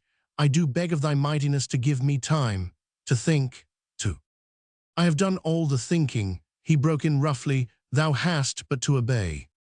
Indeed, indeed, she entreated, I have no wish to disobey, but my gracious lord, do I pray thee deign to consider. Silence, wench, he shouted with a violent oath, for what he deemed her resistance was exasperating his fury and reawakened all his former suspicions of her guilt. Cease thy senseless whining, I thine emperor have spoken, let that suffice. Who art thou that I should parley with thee? Tomorrow thou'lt go to the circus, dost hear, and until then remain on thy knees praying to the gods to pardon thy rebellion against Caesar. And with an air which he strove to render majestic, he turned on his heel and prepared to go. But in a moment she was down on her knees, her hands clutching his robe. She would not let him go, not now, not yet, whilst she had not exhausted every prayer, every argument that would soften his heart towards her. My gracious lord, she pleaded, whilst her trembling voice was almost choked with sobs, for pity's sake do hear me. I am not rebellious, nor disobedient to thy will. I am only a humble maid who holds all her happiness from thee. My gracious lord, thou art great, and thou art mighty, thou art kind and just. Have mercy on me, for my whole heart is brimming over with loyalty for thee. I am free, and am happy in my freedom. The men who fawn round me, coveting my fortune, fill me with disgust. I could not honor one of them, my lord. I could not give one of them my love. Thou who art so great must know how I feel. I implore thee leave me my freedom, the most precious boon which I possess, and my lips will sing a pan of praise to thee for as long as I live. But Caligula was not the man whom a woman's entreaties would turn from his purpose, more especially when that purpose was his own self-interest. This wretch had no heart within him, no sensibility, not one single feeling of pity or of loyalty. His instinct must have told him that D. Flavia was loyal to the core, loyal to the Caesar and to his house, but so blinded was he by rage and humiliation, and by the terror of assassination, that he saw in the earnest, simple pleadings of a young girl and devoted partisan nothing but the obstinate resistance of a would-be traitor. The more did D plead, the more did he become convinced that already her choice of a husband was made, and that that husband was destined to wrench the scepter of Caesar from him and to mount Caesar's throne over his murdered body. With a brutal gesture, he pushed the young girl from him. Silence, he shouted, as soon as choking rage enabled him to speak. Silence, I say, ere I strike thee into eternal dumbness. What I have said, I've said. Dost hear me? Tomorrow at the circus I will name thy husband, and then and there thou shalt accept him, whoever he may be. I have a reason for wishing this, a reason of state far beyond the comprehension of a mere fool. Tomorrow thou shalt accept the man of my choice as thy future lord. That is my will. Look to it, O daughter of Caesar, that thou dost obey. Caesar hath spoken. Caesar hath spoken, she pleaded, but my gracious lord will relent. Dost know me, girl? He retorted, as bending down to her, he seized her wrists in his and brought his flushed face all distorted by fury close to her own. Dost know me? For if so hast ever seen me relent once I have set my will, look into my eyes now, look I say, he shouted hoarsely, giving her wrists and arms a brutal wrench. Do they look as if they meant to relent? Is there anything in my face to lead thee to hope that thou wouldst have thy treacherous way with me? He held her wrists so cruelly that she could have screamed with the pain. but she bit her lip to still the cry. Daylight now was yielding to the oncoming storm. Dense shadows hung all round the room, making the objects in it seem weird and ghost-like in the gloom. Sudden gusts of wind swept angrily round, causing the withered leaves and dying flowers in the vases to murmur with unearthly sounds, as of the sighing of disembodied souls. Only through the aperture above a streak of greyish light struck full upon the Caesar, as with glowing eyes and cruel grasp, he compelled her to look on him. For a moment she closed her eyes after she had looked, for never before had she seen anything so hideous and so evil. His misshapen head looked unnaturally large as it seemed to loom out at her from out the gathering darkness. His hair stood up sparse and harsh all round his forehead. His eyes were protruding and shot through with blood. His lips were dry and cracked. His cheeks of a dull crimson, and heavy sweat was pouring down his face. When she turned away from him in horror, he broke into that wild laugh of his which had in it the very sounds of hell. "Well," he said with a leer, "hast seen my face? Art still prepared to disobey?" "No, my lord," she said slowly, and fixing her eyes fully upon his now, "but I am prepared to die." "To die? What senseless talk is this?" "Not senseless, my good lord. Even the gods do allow us poor mortals to find refuge from sorrow in death." "So," he said slowly, still gripping her wrists and peering into her face till his scorching breath made her feel sick and faint. "That is the way thou wouldst defy the will of Caesar? Death, sayest thou? Death and disobedience, rather than submission to the wish of him who has godlike power on earth. Death," and he laughed loudly even whilst from afar there came, faint and threatening, the nearer presage of the coming storm. "What death? A pleasing, dreamless sleep brought on by drugs, a soothing draught that lulls even as it kills, or hadst perchance thought of the arena, of the tiger that roars, or the lictor's flail that drives? Hadst thought, hadst thought." He was foaming at the mouth. His rage was choking him. He had only just enough strength left in him to tear at the neck of his tunic. For the next moment he would have fallen, felled like an ox, by the power of his own fury. But as soon as he had released D. Flavia's wrists, and she felt herself free to move, she rose from her knees, and with quick, almost mechanical gesture, she rearranged her disordered robe and shook back the heavy masses of her hair. Then she stood quite still, with arms hanging by her side, her head quite erect, and her eyes fixed upon that raving monster.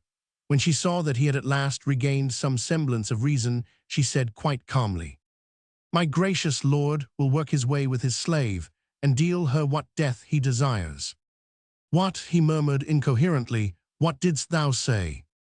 "'Tis death I choose, my lord," she said simply, "rather than a husband who was not of mine own seeking." For a moment then she did look death straight and calmly in the face, for it was death that looked on her through those bloodshot eyes. He had thrust his lower jaw forward. His teeth, large and yellow, looked like the fangs of a wolf. Stertorous breathing escaped his nostrils, and his distorted fingers were working convulsively, like the claws of a beast when it sees its prey. Caligula would have strangled her then and there without compunction and without remorse.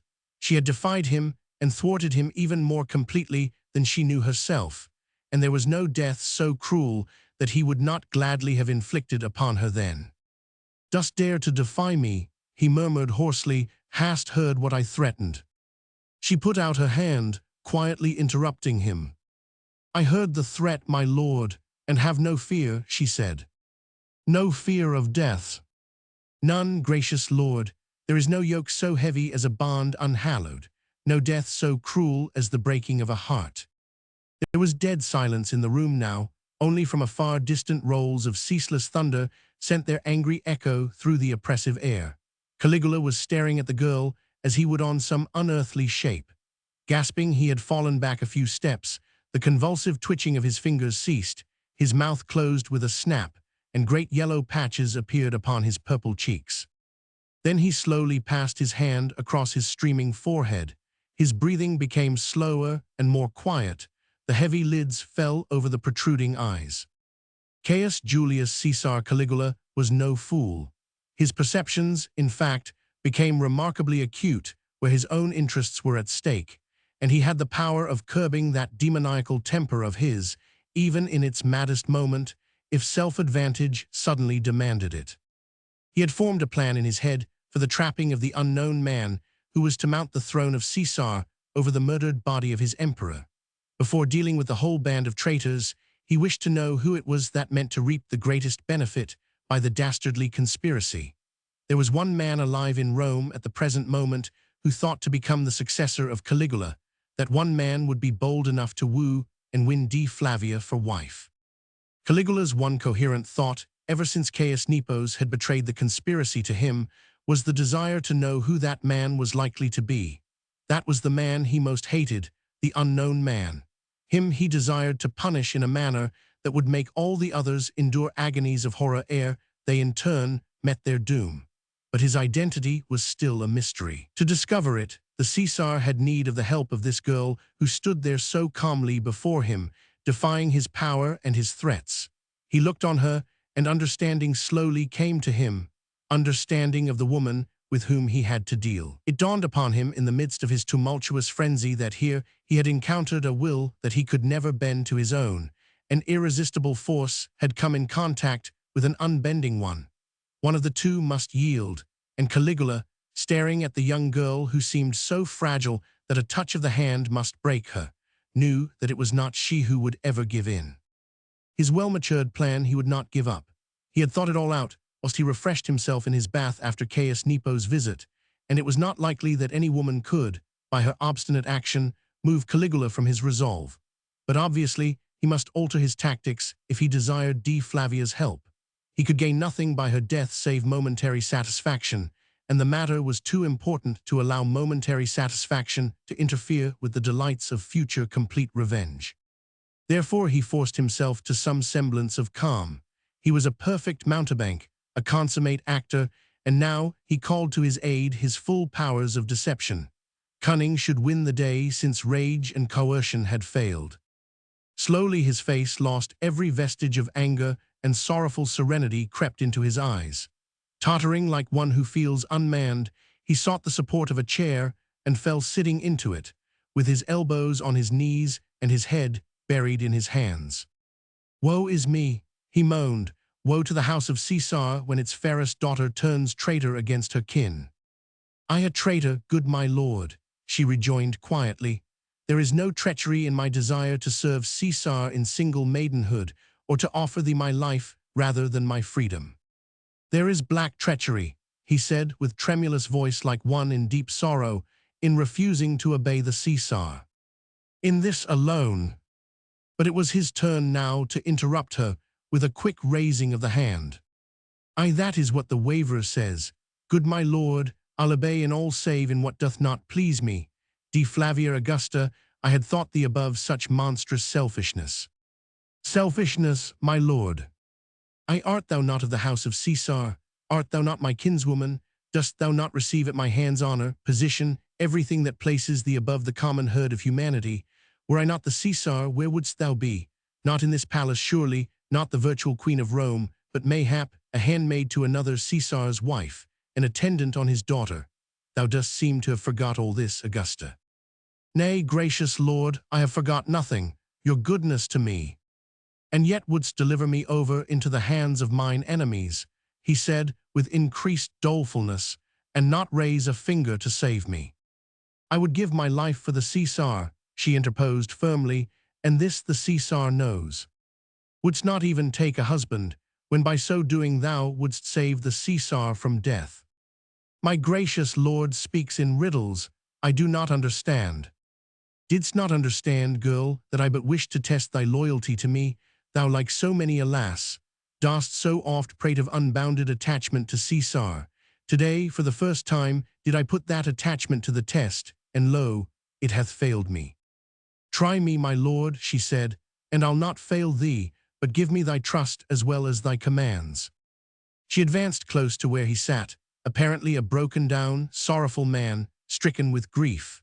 The mighty Caesar now was far more powerful than he had been a while ago when he raged and stormed and threatened, for he had appealed to the strongest feeling within her. He had appealed to her loyalty. Slowly she sank once more on her knees, not in entreaty now, not with thoughts of self, but in the humble subjection of herself to the needs of him whom the gods had anointed. She sank upon her knees, and with that simple action she offered her happiness on the altar of her loyalty to him and to her house. Gone was the look of defiance from her eyes, the pride had vanished, and all the joy of life. No thought was left in the young mind now save an overwhelming sense of loyalty. No feeling lingered in the heart save the desire for self-sacrifice. The Caesar had commanded, and since she could not disobey, she was ready to die. Memory had in a swift flash called up before her the vision of a man who, rather than yield to her caprice, had smiled at the thought of death. And she, too, had almost smiled, for suddenly she had understood how small a thing was life when slavery became its price. But now all that had changed. The Caesar pleaded and made appeal to her loyalty.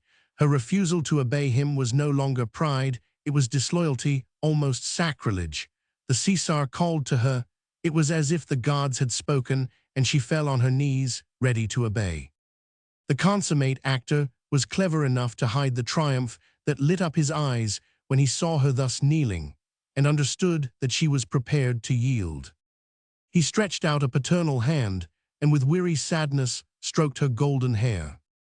"Trust me, gracious lord," she reiterated, "my life is thine, do with it what thou wilt."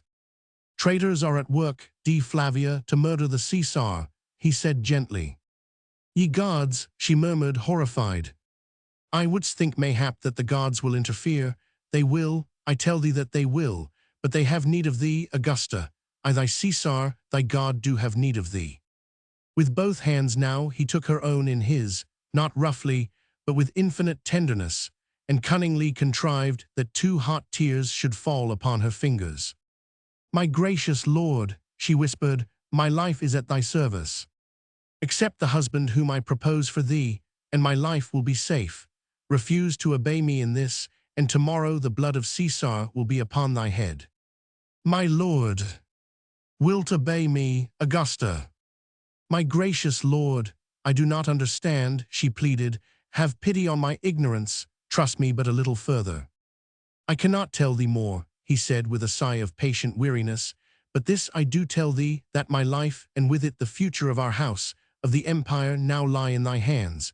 The abominable traitors would make a tool even of thee. The husband of D. Flavia Augusta, they say, shall succeed the murdered Caesar." She uttered a cry of horror.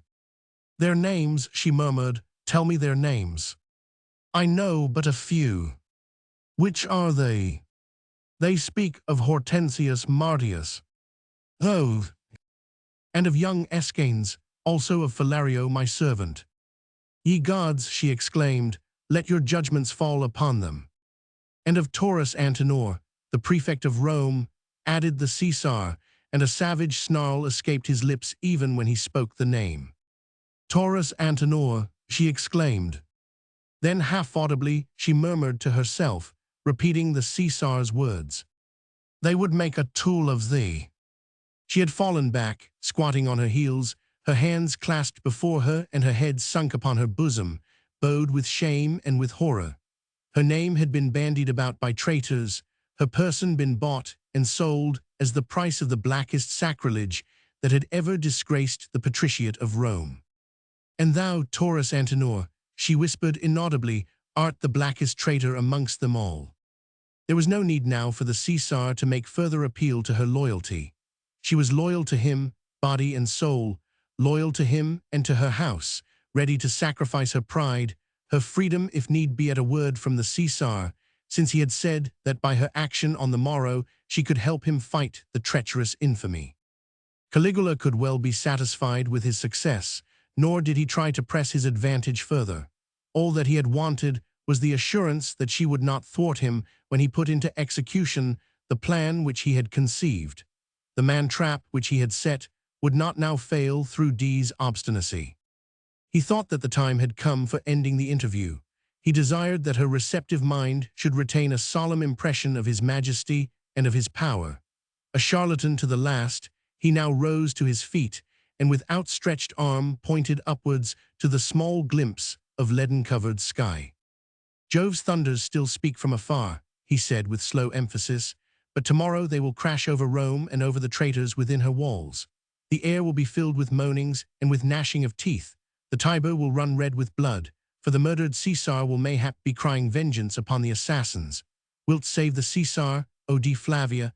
Wilt save Rome and the empire from a deadly crime and the devastating vengeance of the outraged gods?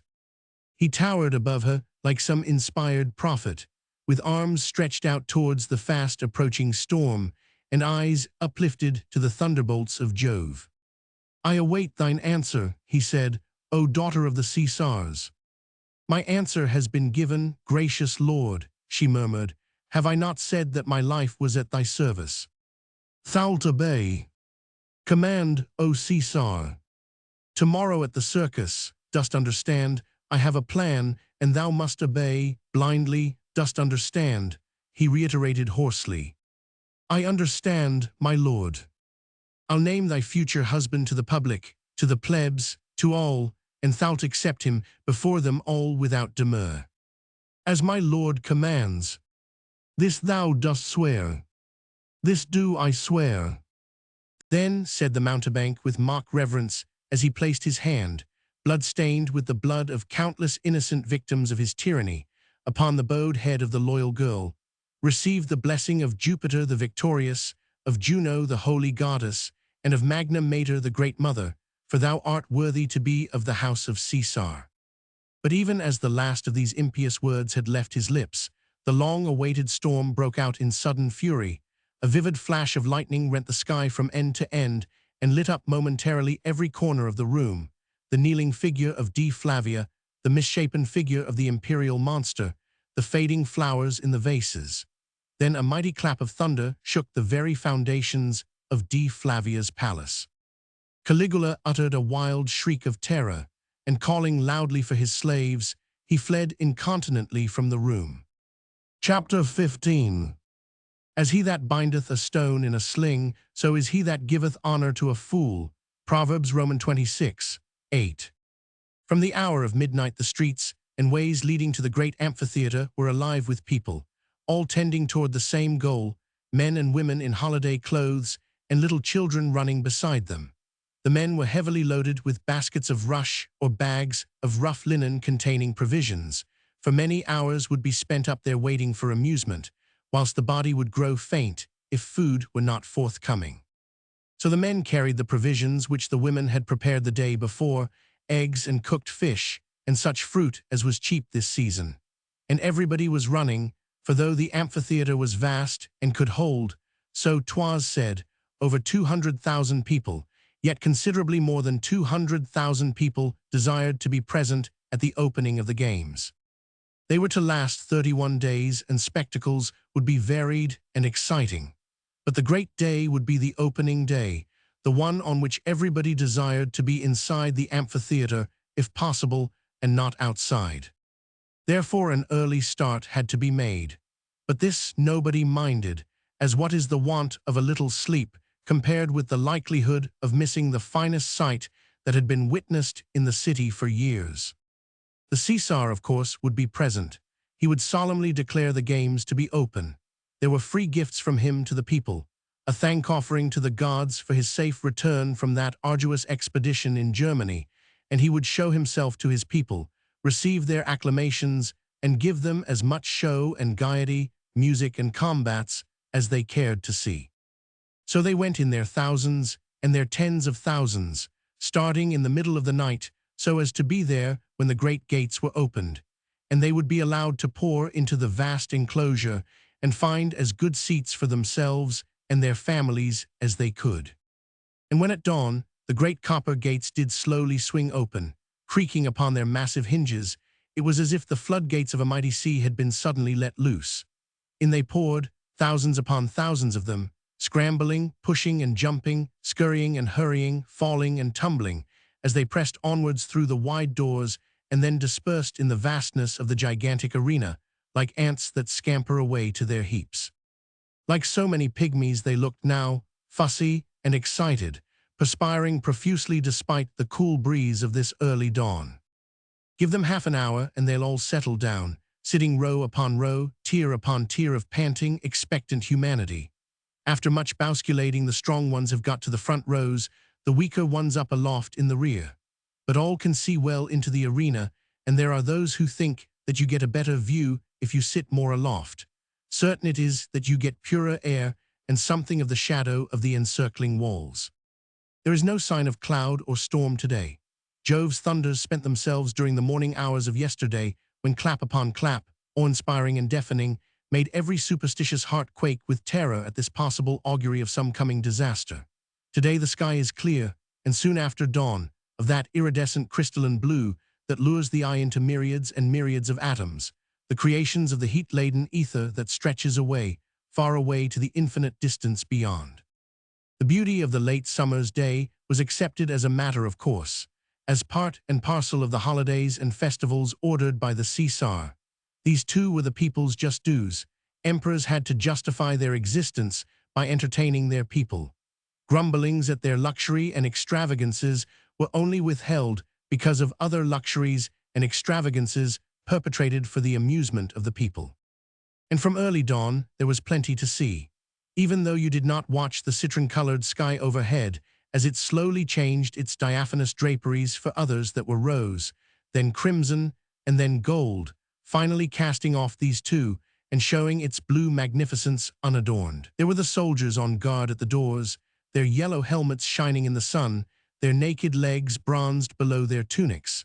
There were the late-comers to watch, those who had not cared for a midnight vigil and were arriving late, like lazy ants creeping to their heaps, finding all places occupied, running hither and thither in search of an empty place. Then on the north side there were the tribunals of the senators, the patricians, and the knights, within the center, gorgeous with purple draperies and standards, that which the Caesar would occupy. Rich stuffs covered with gold embroideries fell over the edge of these tribunes and fluttered lazily in the morning breeze. Chairs and cushions were disposed there, and it was interesting to make vague guesses as to who would occupy them. The emperor's tribune was decorated with flowers. Huge bunches of lilies in pots of earthenware and crimson roses trailed in festoons overhead. There was no doubt that the Augusta D. Flavia would be present then. Lilies were her favorite flowers. They were always to be seen wherever she appeared. The tribunes of the rich were so disposed that the sun would never shed an unpleasant glare into them, and over that part of the amphitheater an awning of white and purple striped stuff threw a pleasing and restful shadow. Soon after the second hour the spectacle began. Processions of men and beasts who would take part in the combats and the shows. The Numidian lions, in heavy iron cages, drawn by 8-pack horses, were snarling as they were dragged along, lean and hungry-looking, with bloodshot eyes that threatened and dribbling jaws waiting to devour. The pack of hyenas from the desert, a novelty not yet witnessed at the games, the crocodiles from the Nile, and the wolves from the Thracian forests. It was amusing to hear the snarl of the lions, and to think of them as they would appear anon pitted one against the other, or engaged in deadly combat against the crocodiles. But still more exciting would it be when the prisoners of war, lately captured in Germany, would have to try their heavy fists against the masters of the desert. The procession of the beasts had lasted close upon an hour. The public waxed impatient. Beasts were well enough, but their prey was what the people desired to see. Women clamored as loudly as the men. Children stood up upon the benches to catch sight of the prisoners, the malefactors, the rebellious slaves who would furnish the sport later on. Presently they began to arrive and were greeted with loud acclamations, trembling, miserable bundles of humanity with hideous death staring at them all round, the pungent odor of wild beasts stinking of death, the glowering eyes of an excited populace testifying that no mercy would be shown. The slaves mostly looked the prey of abject terror, backboneless, and with the cold sweat already pouring from their huddled-up bodies. They were men caught in the act of murder or of theft, confirmed malefactors, most of them, now condemned to the arena to expiate their crimes and afford a holiday for the people. Some of the most hardened criminals had been dressed up to look like the German rebels whom the emperor was supposed lately to have vanquished, with tow-colored wigs and coverings of goatskin around their torso. They were marched round the gigantic arena, with clanging chains on their wrists and ankles. The public was delighted at their appearance. It confirmed the prowess of the Caesar, for the men had been selected for this special exhibition because of their height or the breadth of their shoulders. Everyone was curious to see them, and howls of execration greeted them as they passed. It was felt that they deserved far more severe punishment than was meted to ordinary criminals. They had rebelled against the might of Caesar, and in a manner had made attempt against his sacred life. But the most interesting part of this early morning show was undoubtedly the Black Panther, whom the native prince of Numidia had sent as a tribute to the imperator. Wild rumors as to its cunning and its ferocity had been in circulation for some time, but no one had ever seen it. It had been kept closely guarded and heavily chained in the gardens of the Caesar's palace, and since its arrival from the desert was said to have grown to fabulous size and strength. Its inclusion in the spectacle of today had come as an exciting surprise, for it was known that the Caesar thought a great deal of the beast, going out daily to watch it through its iron bars and delighting in its ferocity and cruel rapaciousness. He had caused a special house to be built for it in a secluded portion of his garden, with a swimming bath carved out of a solid block of African marble. Its feeding trough was made of gold, and capons and peahens were specially fattened for its delectation. Many were the tales current about the Caesar's fondness for the creature and his pleasure in seeing it fed with live animals, which he would himself throw into the cage. It was even said he had fed the brute with human flesh, the flesh of slaves who had disobeyed or merely offended him, one of his chief amusements being to force one of these unfortunate wretches to thrust an arm into the cage, and then to watch the panther as it scrunched the human bones and licked the human blood, whilst cries of unspeakable horror and agony rent the air with their hideous sounds. And now, in order to delight his people, the greatest and best of Caesars would grant them the spectacle of his most precious pet.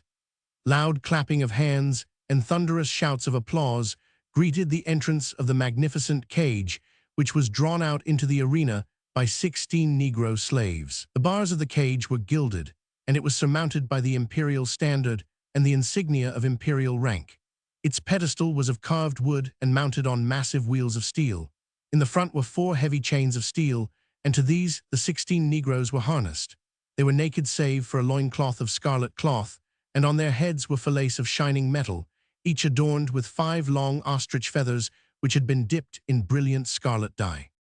The weight of the cage, with its solid pedestal and heavy iron bars, must have been terrific, for the 16 powerful Africans strained on the chains as they walked, burying their feet in the sand of the arena, their backs bent, the muscles of their shoulders and arms standing out like living cords. In a corner of the cage cowered the powerful creature, its broad, snake-like head thrust forward, its tiny golden eyes fixed before it, a curious snarl, like a grin, now and then contorted the immobility of its powerful jaws. The sinewy tail beat a restless tattoo on the floor of the cage. Now and then, when a jerk on the uneven ground disturbed it from its ominous quietude, the brute would jump up suddenly, quick as the lightning flash, and bound right across the cage, striking out with its huge black paw to where one of the rearmost Negroes' back appeared temptingly near. The cunning precision with which that paw hit out exactly between 2 iron bars highly pleased the public, and once when the mighty claws did reach a back and tore, it opened from the shoulder to the waist. A wild shout of delight, echoed and re-echoed by thousands upon thousands of throats, shook the very walls of the gigantic amphitheater. Children screamed with pleasure, the women applauded rapturously, the men shouted, "Habit, habit, he has it," the unfortunate slave, who, giddy with the loss of blood, rolled inanimate beneath the wheels of the cage. It was at this moment, when the excited populace went nearly wild with delight, that a loud fanfare of brass trumpets announced the approach of the Caesar. He entered his tribune, preceded by an escort of his Praetorian guard with flying standards. At sight of him, the huge audience rose to its feet like one man and cheered him to the echoes, cheered him with just the same shouts as those with which, a few moments ago, it had acclaimed the ferocious prowess of the panther, cheered him with the same shouts with which it would have hailed his death, his assassination, the proclamation of his successor. He was clad in a tunic of purple silk, wrought with the sun, moon, and stars in threads of gold and silver, and on his chest was the breastplate of Augustus, which he had dug up out of the vault where the great emperor lay buried. On his head was a diadem of jewels in shape like the rays of the sun standing out all round his misshapen head, and in his hands he carried a gold thunderbolt, emblem of Jove, and a trident, emblem of Neptune. He was surrounded by his own guard, by a company of knights and a group of senators and patricians, and immediately behind him walked his wife, Caesonia, and his uncle, Claudius, the brother of Germanicus. He came to the front of the tribune, allowing the populace a full view of his grotesque person, and listening with obvious satisfaction to the applause and the cheers that still rose in ceaseless echoes upwards to the sky. He did not hear the ironical laughter, nor yet the mocking comments on his appearance, which was more that of a caricature than of a sentient man. He was satisfied that all eyes were turned on himself and on the majestic pomp which surrounded him. The standard-bearers were ordered to wave the flags so that a cloud of purple and gold seemed to be wafted all round his head, and he ordered the Augustas to group themselves around him. The people watched this pageant as they had done the earlier spectacles. It was all a part of the show stage-managed for their amusement. They were interested to see the Augustas, and those who knew mentioned the various names to their less fortunate neighbors. Caesonia standeth next her lord. She gave him a love potion once, so 'tis said, because his passion for her was quickly on the wane, and 'tis that love potion which hath made him crazy. And there are the Caesar's sisters, Drusilla and Livilla. Drusilla is very beautiful. And there is Julia, the daughter of Drusus. She had been willing to step into Caesonia's shoes. But D. Flavia, daughter of Claudius Octavius, is the most beautiful amongst them all. Hail to D. Flavia Augusta, came from more than one enthusiastic throat. She was clad all in white, with strings of pearls round her neck and a fillet of diamonds in her golden hair. Her face was very pale, and her lips never smiled. In her hands she held 3 tall sprays of lilies scarce whiter than the smooth surface of her brow. Everyone noticed that the Caesar specially commanded her to sit on his left, Caesonia being on his right, and that the Augustas all frowned with dissatisfaction at this signal honor paid to D. Flavia. Anon Caius Nepos, the Praetorian prefect, came to the front of the tribune and in stentorian voice commanded everyone to kneel. All those in the tribune did kneel immediately, the guard holding the standards, the senators, and the knights. The Augustas all knelt too, and the patricians in the tribunes to right and left. Some of the people knelt, but not by any means all, and Caius Nepos had to repeat his command 3 or 4 times, and to threaten the immediate dispersal of the audience and the clearing of the amphitheater before everyone at last obeyed. Caligula alone remained standing, and not far from him the prefect of Rome leaning against the partition wall. The Caesar then blessed his people, and at the word of Caius Nepos, the Praetorian prefect cries of "Hail Caesar! Hail, O God! Hail the father of the armies, the greatest and best of Caesars!" broke out on every side. Chapter 16. Who knoweth the spirit of man that goeth upward, and the spirit of the beast that goeth downward to the earth? Ecclesiastes Romans 3:21. Caius Julius Caesar Caligula was in excellent spirits, smiling and nodding to those around him and to his people all the time. His face certainly looked sallow and his eyes were bloodshot, but this may have been due to ill health, for without doubt his temper was of the best. Only once had he frowned, when, looking behind him, he saw that the prefect of Rome had remained standing when everyone knelt to acclaim the Caesar. But even then the frown was quickly dissipated, and he spoke quite pleasantly to the prefect later on. The Augustas grouped around him were continually laughing as he turned to them from time to time with a witty sally, or probably, with what was more in keeping with his character, a coarse jest. And he watched the spectacle attentively from end to end. Firstly, the play in verse on the subject of the judgment of Paris, a perversion of the legend favored by the Greeks, a travesty wherein Paris, renamed Parisia, was a woman, and 3 gods were in rivalry for the golden apple, the emblem of her favors. Then the naval spectacle over the flooded arena, with ships and galleys executing complex maneuvers on waters rendered turbulent by cleverly contrived artificial means. Then the wrestling and scenes of hunting, with wolves and boars, specially brought from the Thracian forests for the occasion. He watched the Numidian lions tearing one another to pieces. He exulted with the audience over the fight between a pack of hyenas and some crocodiles from the Nile. He encouraged the gladiators in their fights and joined in the excitement that grew and grew with every item of a program which had been skillfully arranged, so that it began with simple and peaceful shows and gradually became more bloodthirsty and more fierce.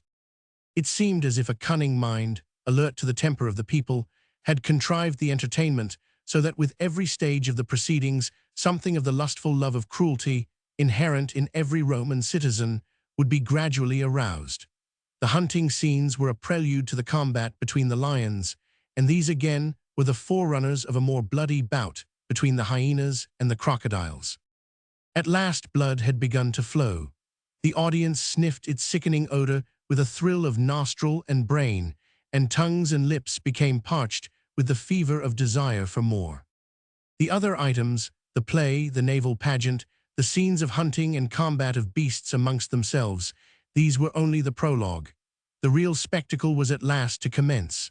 For this the Romans thirsted, patricians and plebs alike, rich and poor, man, woman, and child. These shows were their very life. They constituted the essence of their entire being. For these, they rose at midnight and stood waiting, hour upon hour, that they might be near enough to smell the blood when it reddened the sand of the arena, and to see the last throe of agony on the face of those who fell in combat. Habit, habit, habit. The cry became more insistent and more hoarse. See the men and women leaning over the edge of the tribunes, their eyes wide open, their hands outstretched with thumb pointing relentlessly the way of death. Habit, habit, shrieked the women when a prostrate figure lay writhing on the ground, and the victor with head erect demanded the final verdict. And up in the imperial tribune, the Caesar jested and laughed. The standards waved above his head. The striped awning threw a cool blue shadow over his gorgeous robes and the jewel-crowned heads of the Augustas. The rest of the gigantic arena was a blaze of riotous color now, with the mid-morning sun darting its rays almost perpendicularly on the south side of the huge oval place. A sea of heads gold and brown, ruddy and black oscillating in unison to right or left like waters driven by the tide, as the combatants down below shifted their ground across the floor of the arena, fans of colored feathers swinging, mantles caught by a passing breeze, every grain of sand on the floor of the arena a minute mirror radiating the light. Everything glowed with an intensity of color, rendered all the more vivid by contrast with the dense shadows thrown against the marble walls. On the south side, every shade of russet and brown and green showed in the mantles and the tunics of the plebs, and seemed flecked with vivid gold under the light of the sun, whilst in the tribunes of the rich on the opposite side, cool tones of amethyst and chrysoprase were veiled in tender azure by the shadow from the awning above.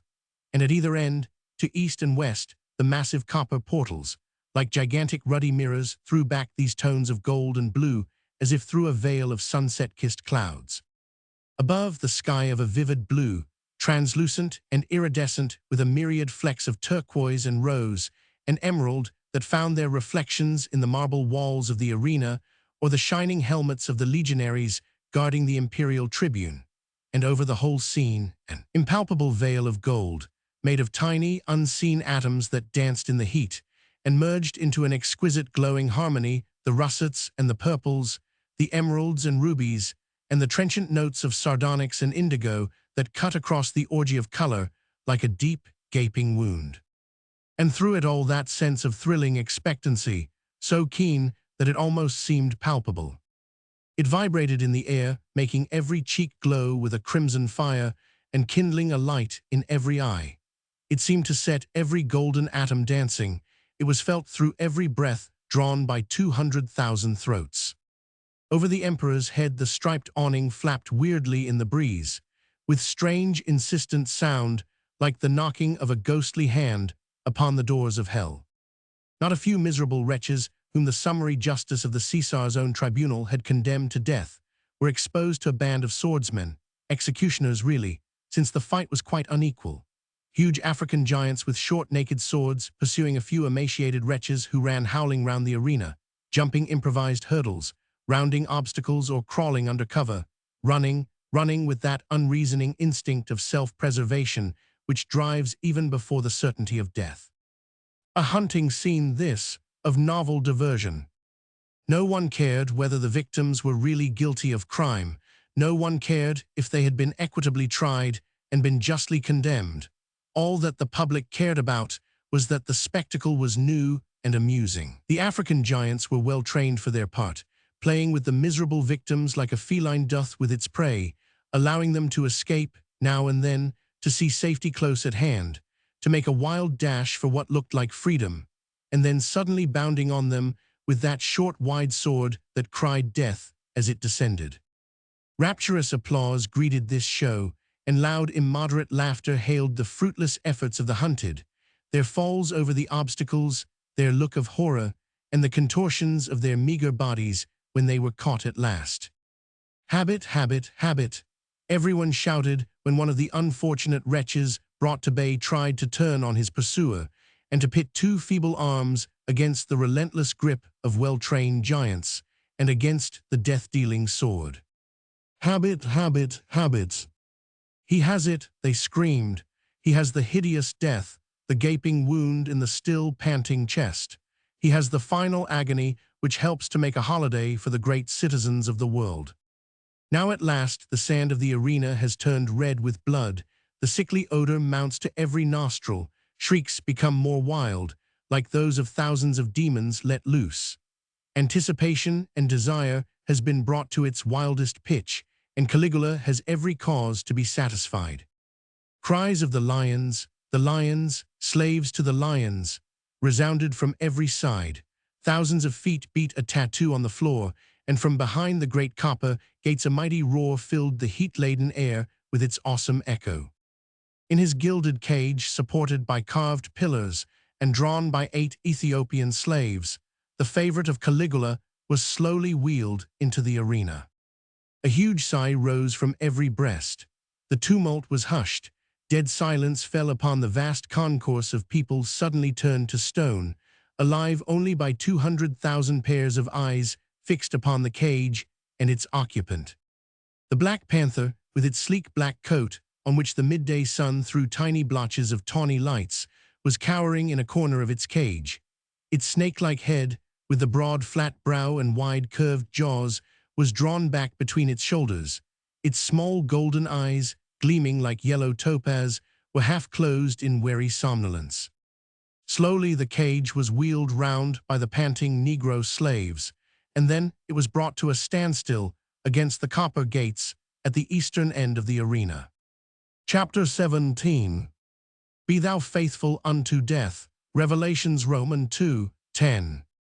Up in the gorgeously draped tribune, beneath the striped awning, the Emperor Caligula watched the arrival of his pet panther with a grin of delight upon his face.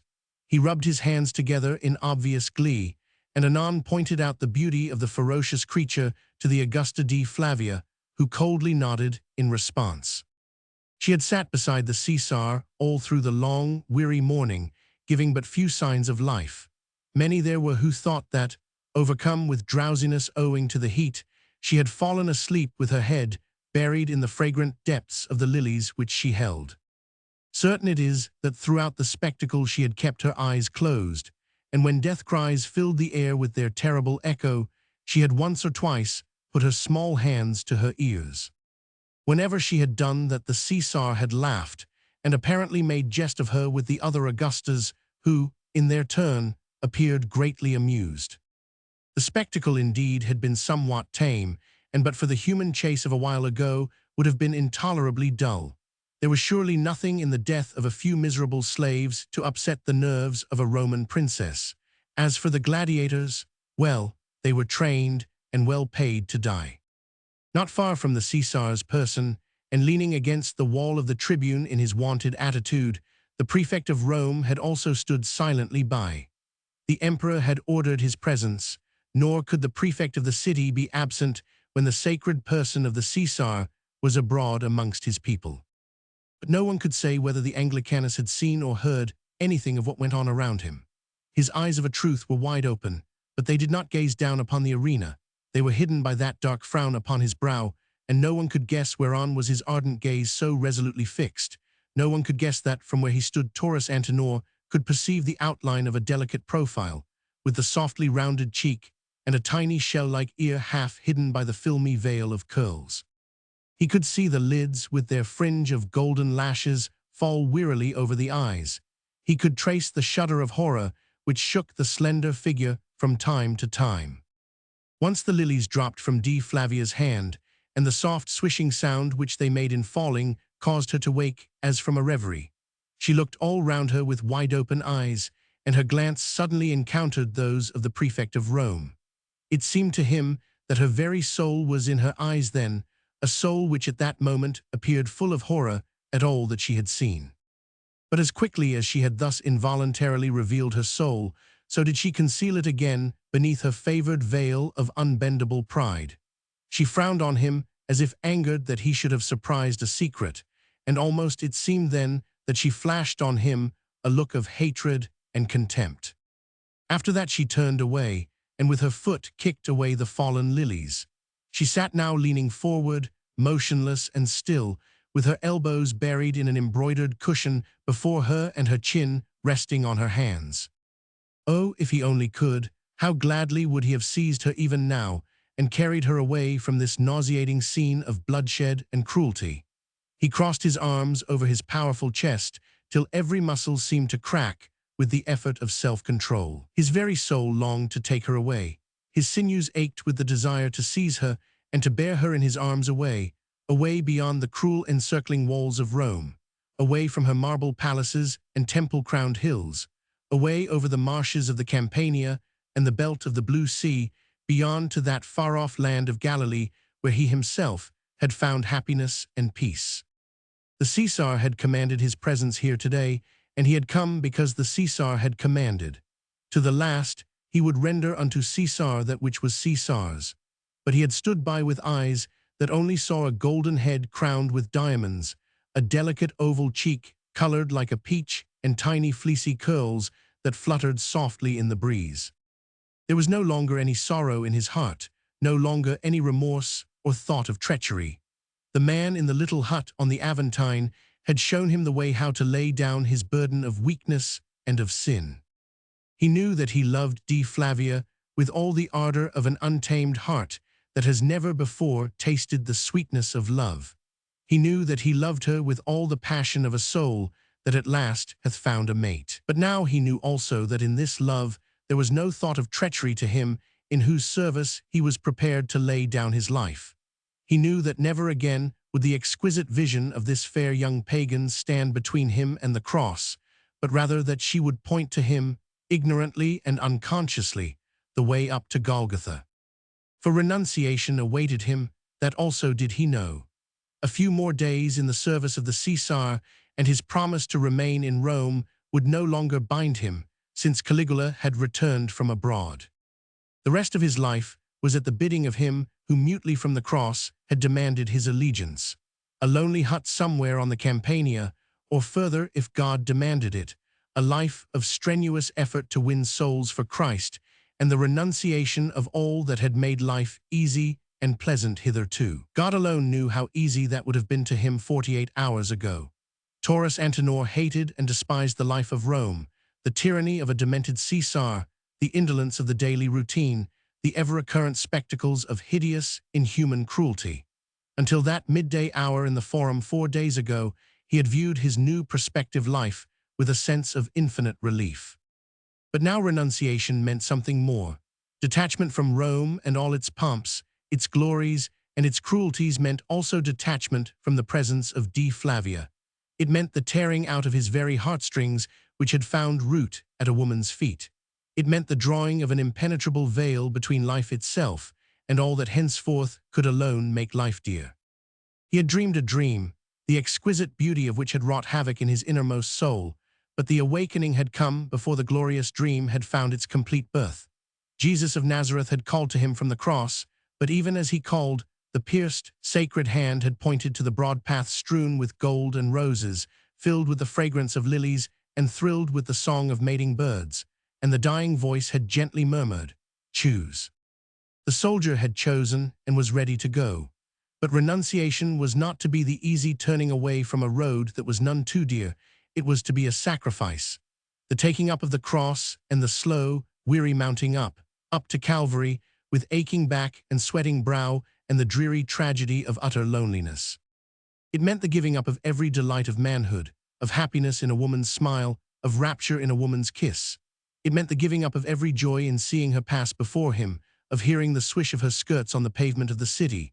It meant the giving up of all hope ever to win her, of all thought of a future home, the patter of children's feet, the rocking of a tiny cradle. It meant the sacrifice of every thought of happiness and of every desire of body and of soul. It meant the nailing of a heart to the foot of a cross. Chapter 18. So I gave them up unto their own heart's lust, and they walked in their own counsels. Psalms LXXXI 12. In the meanwhile the stagehands, the smiths and carpenters had been busily at work, setting the scene for the coming drama. Huge gnarled tree trunks were dragged into the arena, and so disposed as to afford shelter either for man or beast. By a mechanical device, a stream of water some 6 foot wide was made to wind its course along the sands, and groups of tall reeds and other aquatic plants were skillfully arranged beside the banks of this improvised stream.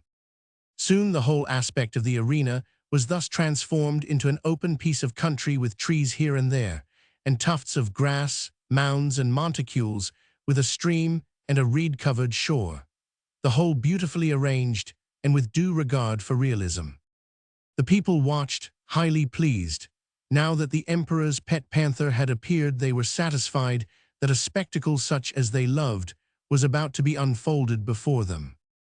But soon the workmen were engaged on other work, the purport of which could not at first be guessed.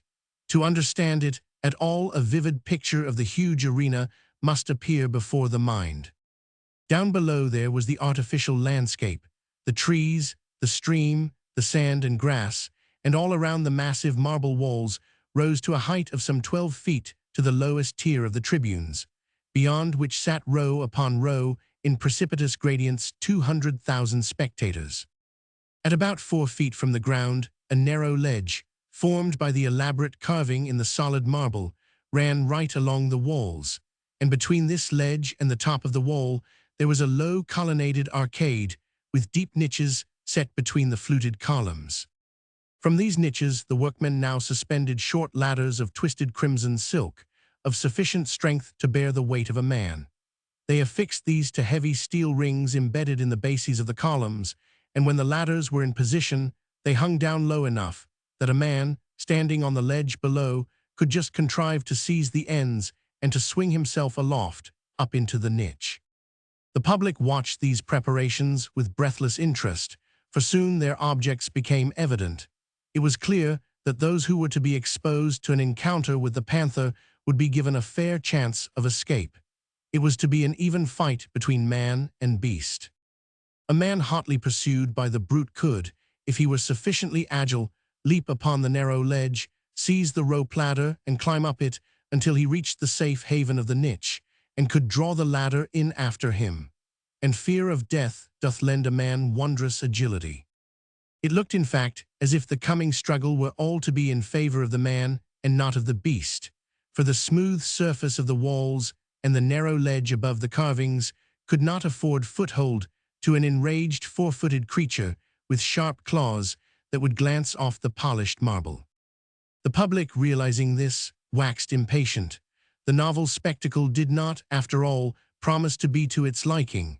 The panther would make but a sorry show if it was not given a helpless victim or two to devour. Murmurs of dissatisfaction rose from every side as the work proceeded, and anon, when all round the walls of the arena the 12 ladders of safety were firmly fixed, seeming mutely to deride the excitement of the people, the murmur broke into angry cries. But Caligula did not seem to heed either the murmur or those loud expressions of discontent which, at other times, would probably have maddened him with rage. He had watched the preparations with eager interest and had himself once or twice shouted directions to the workmen. Now, when everything appeared complete, he turned to the tribune which was next to his own, and his small bloodshot eyes wandered over the assembly of patricians, of knights, and of senators who were seated there. He called my lord Hortensius Martius to him and appeared to be pointing out to him the advantages of the row platters with obvious pride in the ingenuity of the device. Young Escanes, too, was bidden to admire the contrivance, which, it soon became evident, was the invention of the Caesar himself. The public, still feeling dissatisfied, watched desultorily for a while the doings in the imperial tribune. Then general interest was once more aroused, when the workmen, slaves, and legionaries, having finished their preparations, hurried helter-skelter out of the arena. The sliding doors of the panther's cage were being slowly drawn away.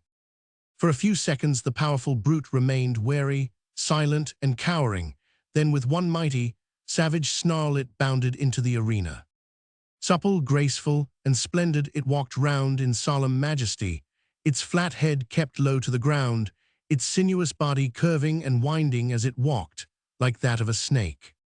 The public watched it, fascinated by the perfect grace of its movements and by the cruel ferocity of its tiny eyes. Now at the eastern end of the amphitheater, a small iron gate slowly swung upon its hinges, and in the dark recess beyond it a couple of men appeared.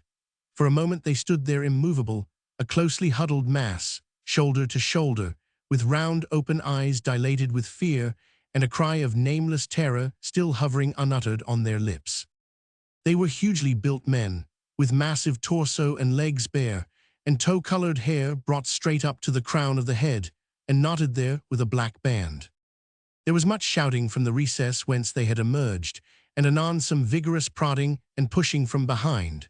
But they dug their bare feet into the sand, refusing to move. Arm against arm they made of themselves a wall which fear of death kept rigid and horror made unbreakable. The public greeted them with mock applause. In them they had quickly recognized the German barbarians whom the Caesar had brought back from his last expedition as prisoners of war.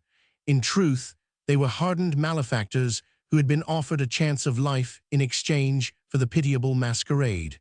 But this the public did not know. To the 200,000 holidaymakers, craning their necks to see the miserable wretches, they were but the living proofs of the Caesar's prowess in the field. With ironical cheers they were bidden to advance, even whilst at no great distance from them, the black panther sitting on its haunches was surveying them with lazy curiosity, licking its mighty jaws. Then the public grew impatient, and from the recess behind the two men persuasion became more vigorous. Through the darkness behind the gates there appeared the red glow of a brazier. There was a quick hissing sound, an awful double howl of pain, and the smell of burnt flesh filled the air. The next moment, the two men fell scrambling forward into the arena, and the iron gate closed behind them with a thud. Chapter 19. Thou art become guilty in the blood that thou hast shed. Ezekiel Roman 22:4. The hunter and the hunted, the lithe, supple, sinewy creature crawling with belly almost touching the ground and stealthy steps that made no sound on the sand of the arena.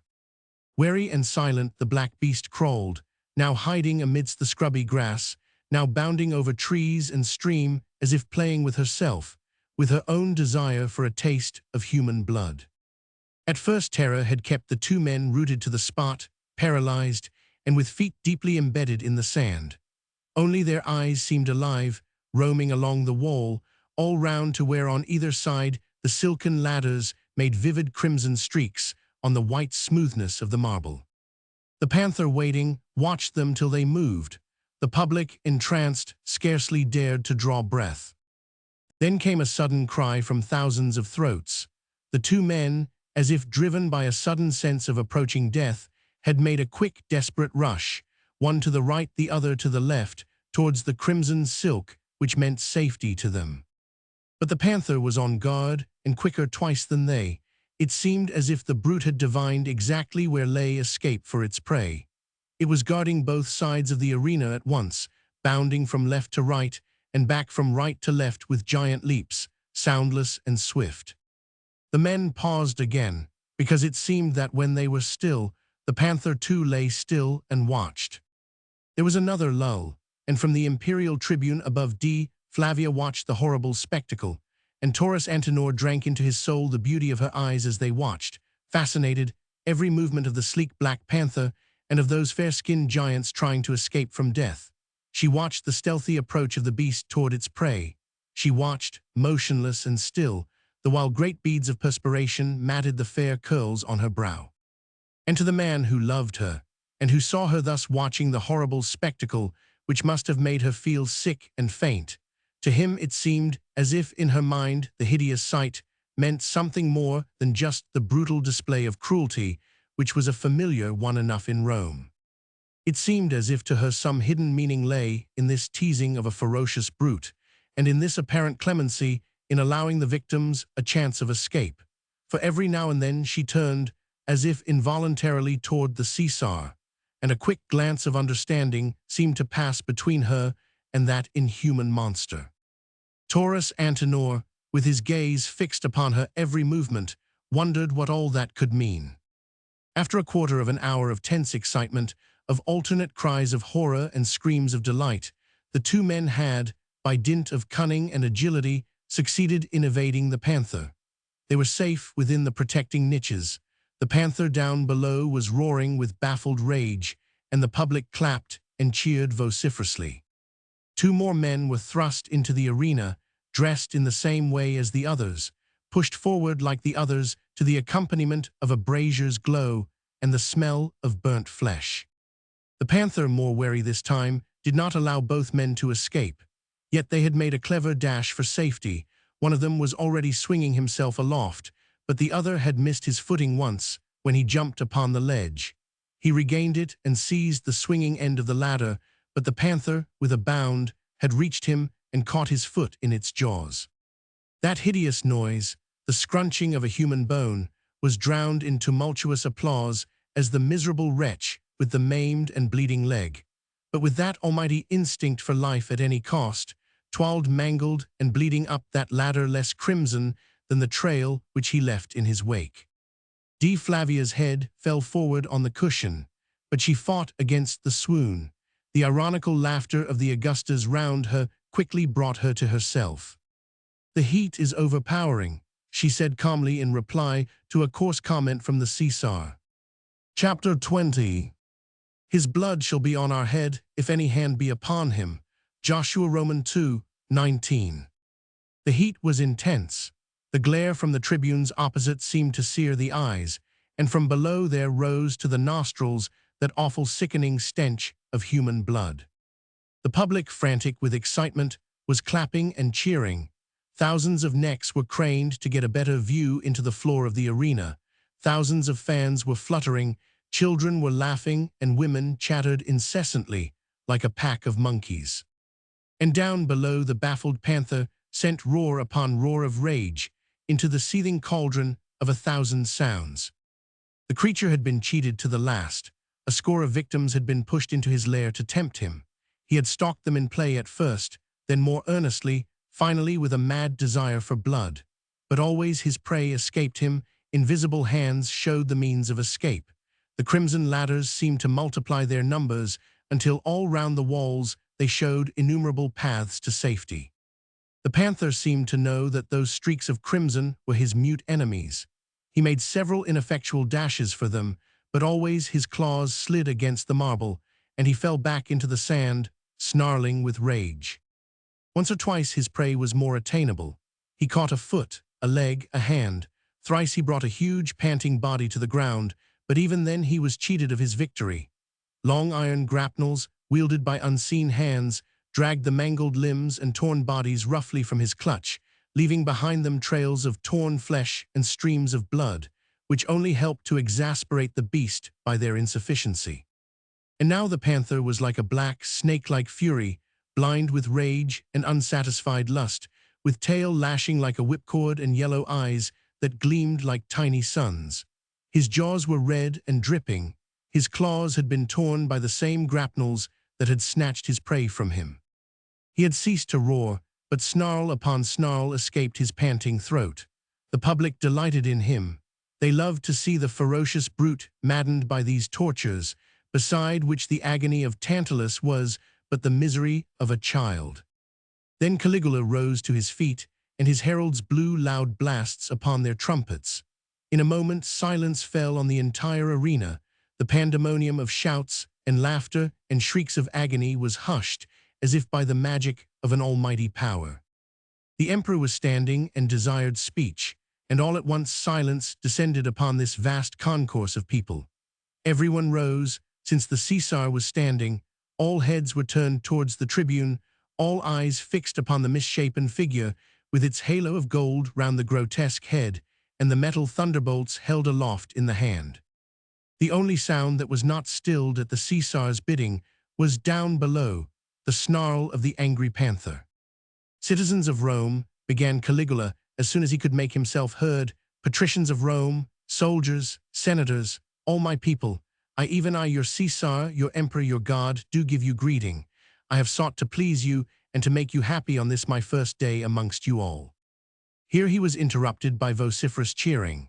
Next to shows and spectacles, to games and theaters, there was nothing that the people of Rome loved better than to hear impassioned speeches thundered at them either from the rostra in the forum, or from any convenient spot whence the voice of a good speaker would rouse a sense of excitement or elation in their hearts. Demagogues and agitators, rhetoricians and poets were all sure of a hearing, if only they were sufficiently inspired and sufficiently eloquent. But it was not often that the Caesar himself would pour forth imperial oratory into the delighted ears of his people, and a fervent speech from the emperor at this moment, when excitement and exhilaration were at fever pitch, was a pleasure which no one had foreseen, but which filled everyone with delight. "Glad am I," continued Caligula, when the excitement had calmed down momentarily, "that my efforts to please you have met with success." They have," yelled the enthusiastic crowd. "The gods have indeed rewarded me, not beyond my deserts, for that were impossible, but in a just measure, by giving me the love of my people." "Hail Caesar, hail the greatest and best of Caesars," came in deafening echoes from every side of the immense amphitheater. "I thank you all. Your loyalty today has greatly cheered me. I, as your supreme Lord and God, will shower my blessings upon you. As a god I am immortal. Always I will watch over you, sitting at the right hand of Jupiter Victor, my father, from all times. But in my earthly shape I may not be with you always. There may come a time when godlike duties call me to Olympus. Then must a wise and just ruler take my place at the head of this great empire." No, hail to thee Caesar, immortal Caesar," cried the people, and Caligula, stricken with vanity as if with plague, was deaf to the ironical cheers that accompanied these cries. "Immortal am I," he said, whilst his bloodshot eyes traveled restlessly over the sea of faces spread out before him. "Immortal, yet destined to leave you one day. When that day comes, there will be weeping in the city and moanings throughout the empire, but the wise and just ruler who will follow in my wake will, while not able to console you for my loss, continue the good works which I have commenced. Citizens of Rome, patricians, soldiers, all listen to what I say." His face now looked purple with excitement, his hoarse voice shook as it escaped his throat, and his hair, thin and lanky, seemed to stand upon end all round his large, bulging forehead. A gentle breeze had caught the folds of his purple tunic, and it fluttered all round him with a curious swishing noise, like the sighing of creatures in pain. The hand that held Jove's thunderbolt trembled visibly, and the perspiration was streaming down his face. There was not a man or woman present there at this moment who did not look upon him as an abject and hideous monster. There was no one there who did not loathe and despise him. And yet everyone listened, and not one voice was raised in derision at his senseless oratory. Only the panther snarled, and its tail beat against the ground with a dull, monotonous sound. And Flavia, standing beside the monster, white as the lilies which now lay withered at her feet, listened to every word that he said, whilst Taurus Antenor gazed on her and saw again in her eyes that look of anticipation and of understanding, as of one who knows what is to come. "Citizens of Rome," resumed the imperial mountebank after an impressive pause, "I have spent days and nights in communion with the gods, thinking of your welfare when I no longer will be amongst you all. And this is what I and the gods have decided. Listen to me, for the gods speak to you through my mouth. I, your Caesar and your God, do speak. There dwells amongst us all one whose divinity is almost equal to mine own, one who by her beauty and her grace hath found favor with the gods and with me. She is of the house of Caesar, and hath name Flavia, and I, the Caesar, have called her Augusta and set her up above all other women in Rome. She comes from the house of great Augustus himself, and it is a descendant of the great Augustus who alone will be worthy to wield the scepter of Caesar when it hath fallen from my grasp. Therefore this have I decided. The son of D. Flavia shall in time to come follow in my footsteps, and make you happy and prosperous even as I have done. And because of this my decision, must I give D. Flavia as wife unto a man who is worthy of her. Many there are who have aspired to her hand, but all of them have I hitherto rejected, because not one of them had given proof of his courage or of his strength. Citizens of Rome, patricians and soldiers all, what we must look for in your future ruler is valor in the face of death, coolness and intrepidity in the sight of danger. These qualities, which grace your present Caesar, must be transmitted to his successor through D. Flavia, the divine, and by a father who has given signal proof of his virtues. I have enjoined the Augusta D. Flavia to bestow her hand on him, who above all is worthy to be her lord. To this has she consented, and today will she make her choice. And herewith do I call on you patricians who aspire to her hand to enter the lists in her honor. Give a proof of your valor, of your intrepidity, of your courage. Show that you are as valiant as the lion, as wary as the snake. Descend into the arena now, unarmed save for the hands which the gods have given you, and thus engage that unconquered monster in single combat. An even chance of life is given you, and I, even I, your Caesar, will give unto the victor the hand of the Augusta D. Flavia in marriage. Even before his last words had echoed along the marble walls, deafening cries and cheers rent the air. Men shouted, women screamed and waved their fans, mantles were torn from every shoulder and swung overhead like flags. Hail to Caesar, hail to the best and greatest of Caesars, hail to the Augusta, D. Flavia, hail. The shouts were incessant, even whilst Caligula, delighted with his oratory, exultant over the success of his plan, stood there trembling in every limb, with moist purple face turned from right to left to receive the acclamations of his people. His tiny eyes blinked with the glare that struck fully at them from opposite. His throat was parched with screaming. His tongue seemed to cleave to the roof of his mouth. Excitement was overmastering him. The effort to appear outwardly sane and calm was too severe a tax upon his raging temper. The heat, too, no doubt turned him giddy, for suddenly, even whilst the cries of "Hail!" buzzed in his ears, he threw up his arms and tottered backwards, rigid as a log, whilst drops of foam gathered at the corners of his mouth. It was Taurus Antenor who received the swooning Caesar in his strong arms. Everyone else around was too excited to move. The Augustas, inwardly consumed with jealousy, were striving to keep up an appearance of dignity in the face of the insult which they deemed had been put upon them by this semi-deification of their kinswoman. D. Flavia, pale and silent, stood facing the people, with eyes that seemed to look on something unearthly far away. Her white robes, shimmering with precious stones, fell round her like a shroud. Her lips were parted as with a cry that had died even before it had found birth in her throat. The public thought that she looked proud, and acclaimed her because of this strange aloofness which seemed to envelop her whole person. She did not look of this world at all. Even the eyes appeared sightless and dead. When the Caesar fell back, half fainting, she seemed to wake from her dream. A shudder went right through her as her eyes slowly turned from their vacant gaze to the prostrate figure of this inhuman monster, lying stricken like a felled brute in the arms of the prefect of Rome. Once again, and for the third time today, her eyes met those of Taurus Antenor, but this time it seemed to him that within their still mysterious depths he read something akin to an appeal. As on that day in the Forum, intense pity, which had given birth to love, filled his heart for this beautiful young girl who seemed so lonely in the midst of all this pomp.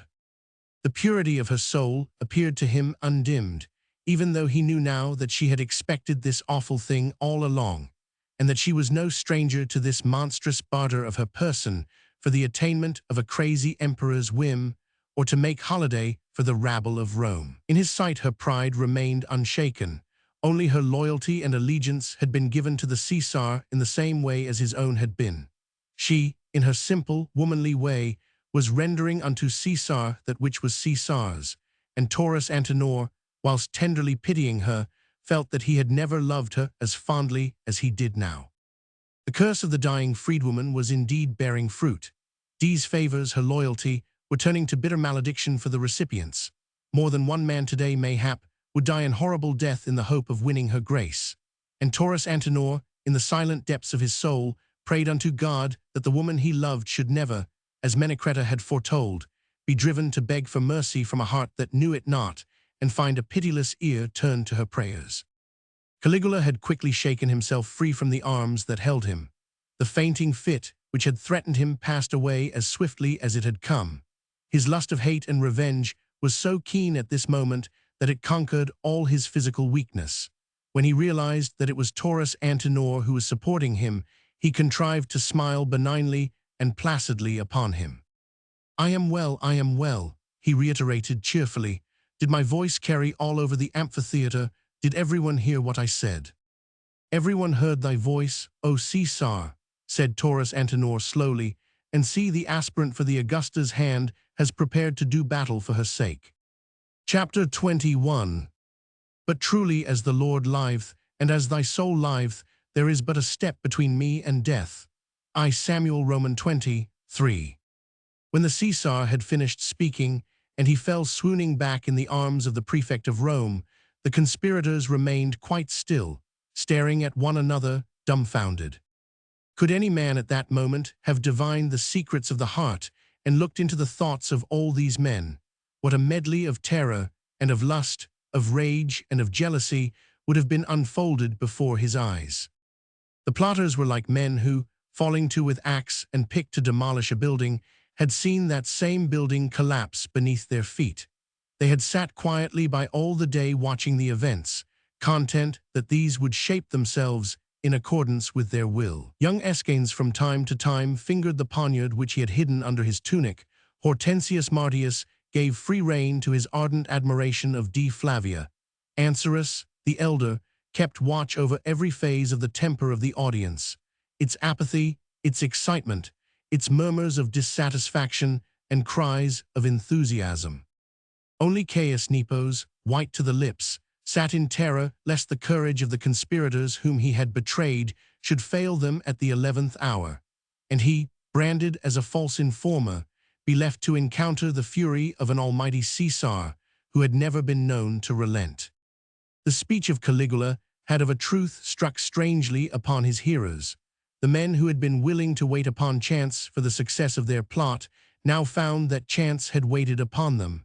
The thought of treachery did not at first enter their minds. The freaks of the crazy emperor were as numerous and as varied as the grains of sand in the arena. That he should offer the hand of his kinswoman as a prize to a victor in the arena was not inconsistent with his perpetual desire for new sensations, his lust of tyrannical power, and his open contempt for all his fellowmen. His allusions to his probable successor had seemed futile and of no account, and they all felt that they had wallowed so deeply in the mire of conspiracy together that it could not have served the purpose of any one of them to betray the others. The first moment of stupefaction had quickly passed away, and even before the Caesar had recovered consciousness, Hortensius Martius had risen to his feet. There had been no hesitation in him from the first. Whilst the others pondered, vaguely frightened at this turn given by chance to her wheel, he was ready to stake his life for the possession of Dea Flavia and of the Imperium.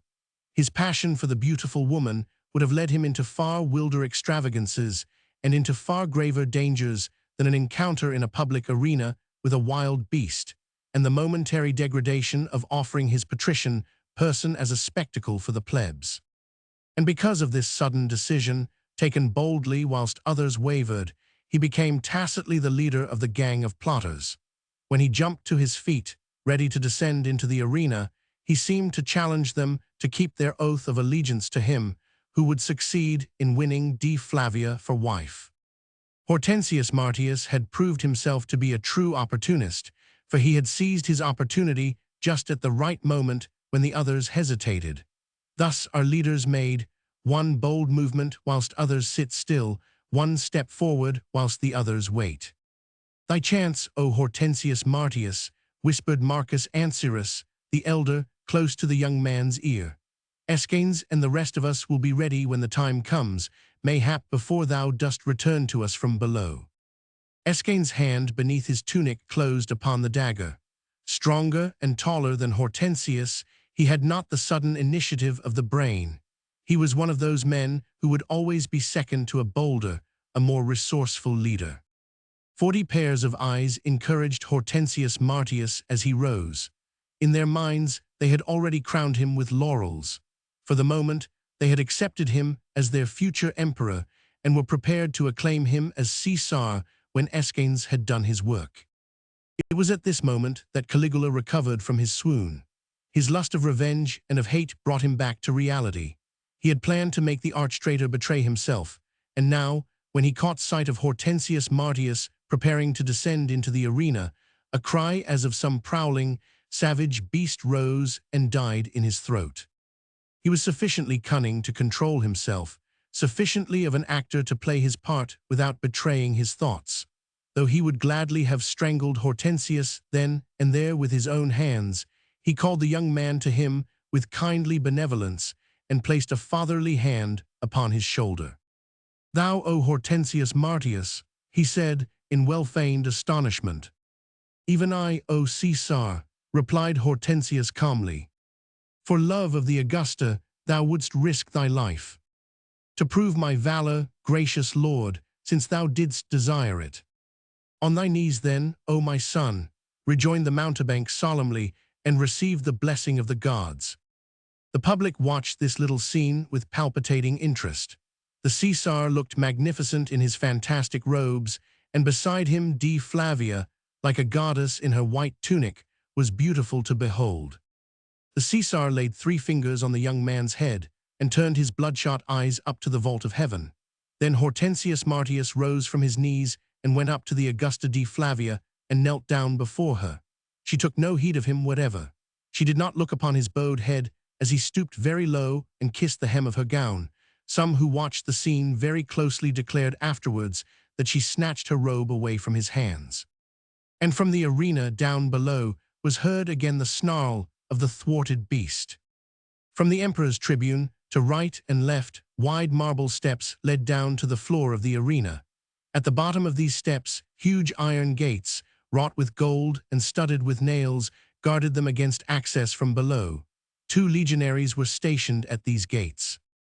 When Hortensius Martius appeared at the top of the steps, the audience screamed with delight and cheered him to the echoes. He was indeed a figure like to please the most hardened spectator. Not over tall and slight of build, he looked elegant and graceful in his short white tunic, with the deep purple bands that proclaimed his patrician rank. A young exquisite, with well-groomed hands and hair delicately perfumed and curled, the tense expression of his face gave him nevertheless an air of determination and of strength. He had taken off his cloak and was winding it round his left arm. Otherwise, of course, he was unarmed as the emperor had directed. The women blew him kisses across the width of the arena, and some of the more enthusiastic, or the younger, ones pelted him with roses as he came down the steps. And down below the panther, as if scenting this new prey, sent a roar of expectation into the vibrating air. Caligula smiled with hideous complacency as he looked down on the descending figure of the young man, and when the people cheered, and the shower of roses fell in a blood-red mass at Hortensius' feet, the Caesar snarled even as the panther had done, showing a row of yellow teeth like fangs. At last Hortensius Martius had reached the foot of the steps. The massive iron gate stood alone between him and the Black Panther, which cowered some 20 feet away behind a low monticule covered with tufts of grass, its tiny eyes of topaz fixed upon the oncoming prey. Hortensius gave the order for the opening of the gates. They swung upon their hinges, and he passed out through them, and they fell to behind him with a mighty clang. Thunderous applause greeted him when he set his foot upon the sands of the arena. The panther did not move. It had even ceased to snarl, but its sinewy tail beat a dull tattoo upon the ground.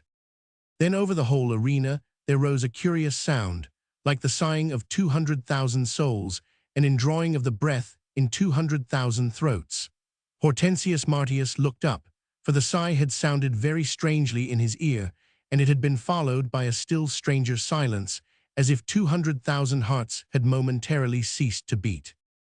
And as he looked, he understood the sigh, and also the death-like silence that followed. He saw that from the niches all round the arena, the safety ladders of crimson silk had all been taken away. And up in the imperial tribune, the mighty Caesar laughed loudly and long. Chapter 22. Greater love hath no man than this, that a man lay down his life for his friends. St. John Roman 15:13. No doubt that for that first tense moment all thought of treachery, of the conspiracy, of the imperium, and even of D. Flavia was absent from the young man's mind. It must have come upon him suddenly then and there that his life was now in almost hopeless jeopardy. He was unarmed, and all around him the smooth marble walls of the arena rose, polished and straight, to a height of at least 12 feet, to the row of niches which alone might afford him shelter.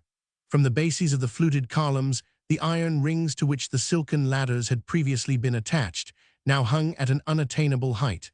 The narrow ledge, 4 feet from the ground, had ceased to be a stepping stone to safety. All this, of course, came to him in a flash, as does to a dying man, they say, the varied pictures of his life.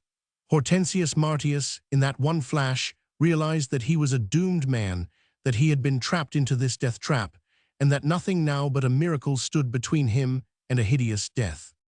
Men up above in the tribunes held their breath. Some women began to whimper with excitement, but the man and the panther stood for a moment eye to eye, no longer the hunted and the hunter, but the hungry beast of the desert and his certain prey.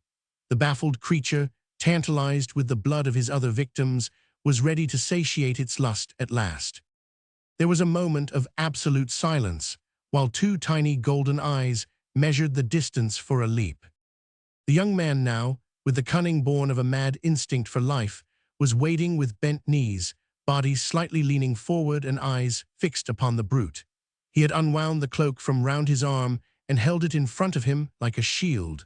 The man and the beast watched one another thus for a few seconds, and to many those few seconds seemed like an eternity. Then with a snarl, the panther bounded forward. The man held his ground for the space of 1 second, and as the brute landed within an arm's length of him, quick as lightning he threw his cloak right in its face. Then he began to run. The panther, entangled in the folds of the cloak, savage and snarling, was tearing it to pieces, but Hortensius ran and ran, driven by the blind sense of self-preservation. He ran and ran the whole length of the arena, skirted the oval at the eastern end, and still continued to run, with elbows firmly held to his hips and with swift winged steps that made no sound in the sand. But already the creature, realizing that again it was being cheated, started in pursuit. With leaps and bounds that seemed erratic and purposeless, it gradually diminished the distance between itself and the running man. Once it alighted on the outstanding branch of a gnarled tree, then from thence it took shelter in a clump of shrubs, then across the stream, swimming to the opposite shore. For the running man had rounded the oval and was now swiftly coming this way. Here in the tall grass it paused, cowering once more on the watch. And Hortensius, while he ran so blindly along, had failed to notice where his enemy lay hiding. In the grass shouted a dozen voices. There. On ahead. Further on. No, no, not there's not there. There was little exquisiteness left in the young man now. It was but a few moments since he had stepped smiling into the arena, kicking aside the rose leaves which enthusiastic hands had thrown in his path. It was but some minutes since he had begun to run, and now the perspiration was pouring from his body. His face was as gray as the sand of the arena. The fear of death had raised the death sweat on his brow. His breath came and went hot and panting through his nostrils. His eyes, dilated with terror, were vainly searching for the cowering enemy. Once more he turned to run. The panther seemed to be playing with him. A dozen times it could have reached him. A dozen times it bounded to one side, giving his prey another chance to run, another short respite for the agony of despair. Men, women, and children screamed with excitement. No longer did they cheer the handsome young patrician, no longer did they throw roses at his feet. They shouted to him to run, because they knew that running was no use.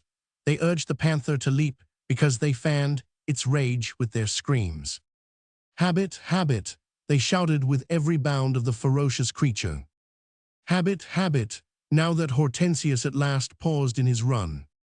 He stood quite still, for a veil had descended over his eyes. The whole arena began to spin and to dance before him. The marble columns were twisted awry. Thousands upon thousands of distorted faces grinned hideously upon him. Over the trees and the grass and the stream there was a film of red, the color of blood, and through this film, which grew thicker and thicker as he gazed, he saw nothing but just opposite to him, across the width of the arena, towering high above everything around, the tall figure of Flavia with her white dress falling straight from the shoulders, her fair hair crowned with diamonds, her face white as her gown and her lips parted as if uttering a cry of horror. The next moment that cry, it was a woman's cry, did rend the air from end to end of the gigantic enclosure, and the cry was echoed and re-echoed by thousands and thousands of throats, as the panther, taking steady aim, leaped straight for the man. The noise became deafening. Men, women, children, everyone screamed, and right through this whirling orgy of sound, a voice was shouting, strong and mighty as that of Jupiter when he sends his decrees thundering forth into the air. "By his throat, Hortensius, by his throat, and I'll at him whilst he pants." Hortensius put out his hands with a last instinctive sense of self-preservation. The mighty voice rang in his ear. It reverberated through the hot noonday air and clanged against the copper gates as if a powerful arm had smitten them with the axe of Jove. The man saw the beast's leap, felt the hot breath in his face, felt the two yellow eyes gleaming on him like burning suns, and his ears buzzed with the din of thousands of shrieks. Then he suddenly felt himself uplifted, whilst an agonized roar from the throat of a wounded beast overfilled the seething cauldron of sound.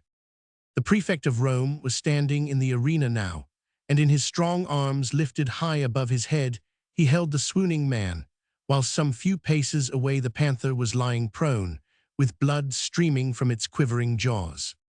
It had all happened so suddenly that no one afterwards could say how it occurred, but there were those who retained a vision of the whole thing and afterwards shared their impressions with others.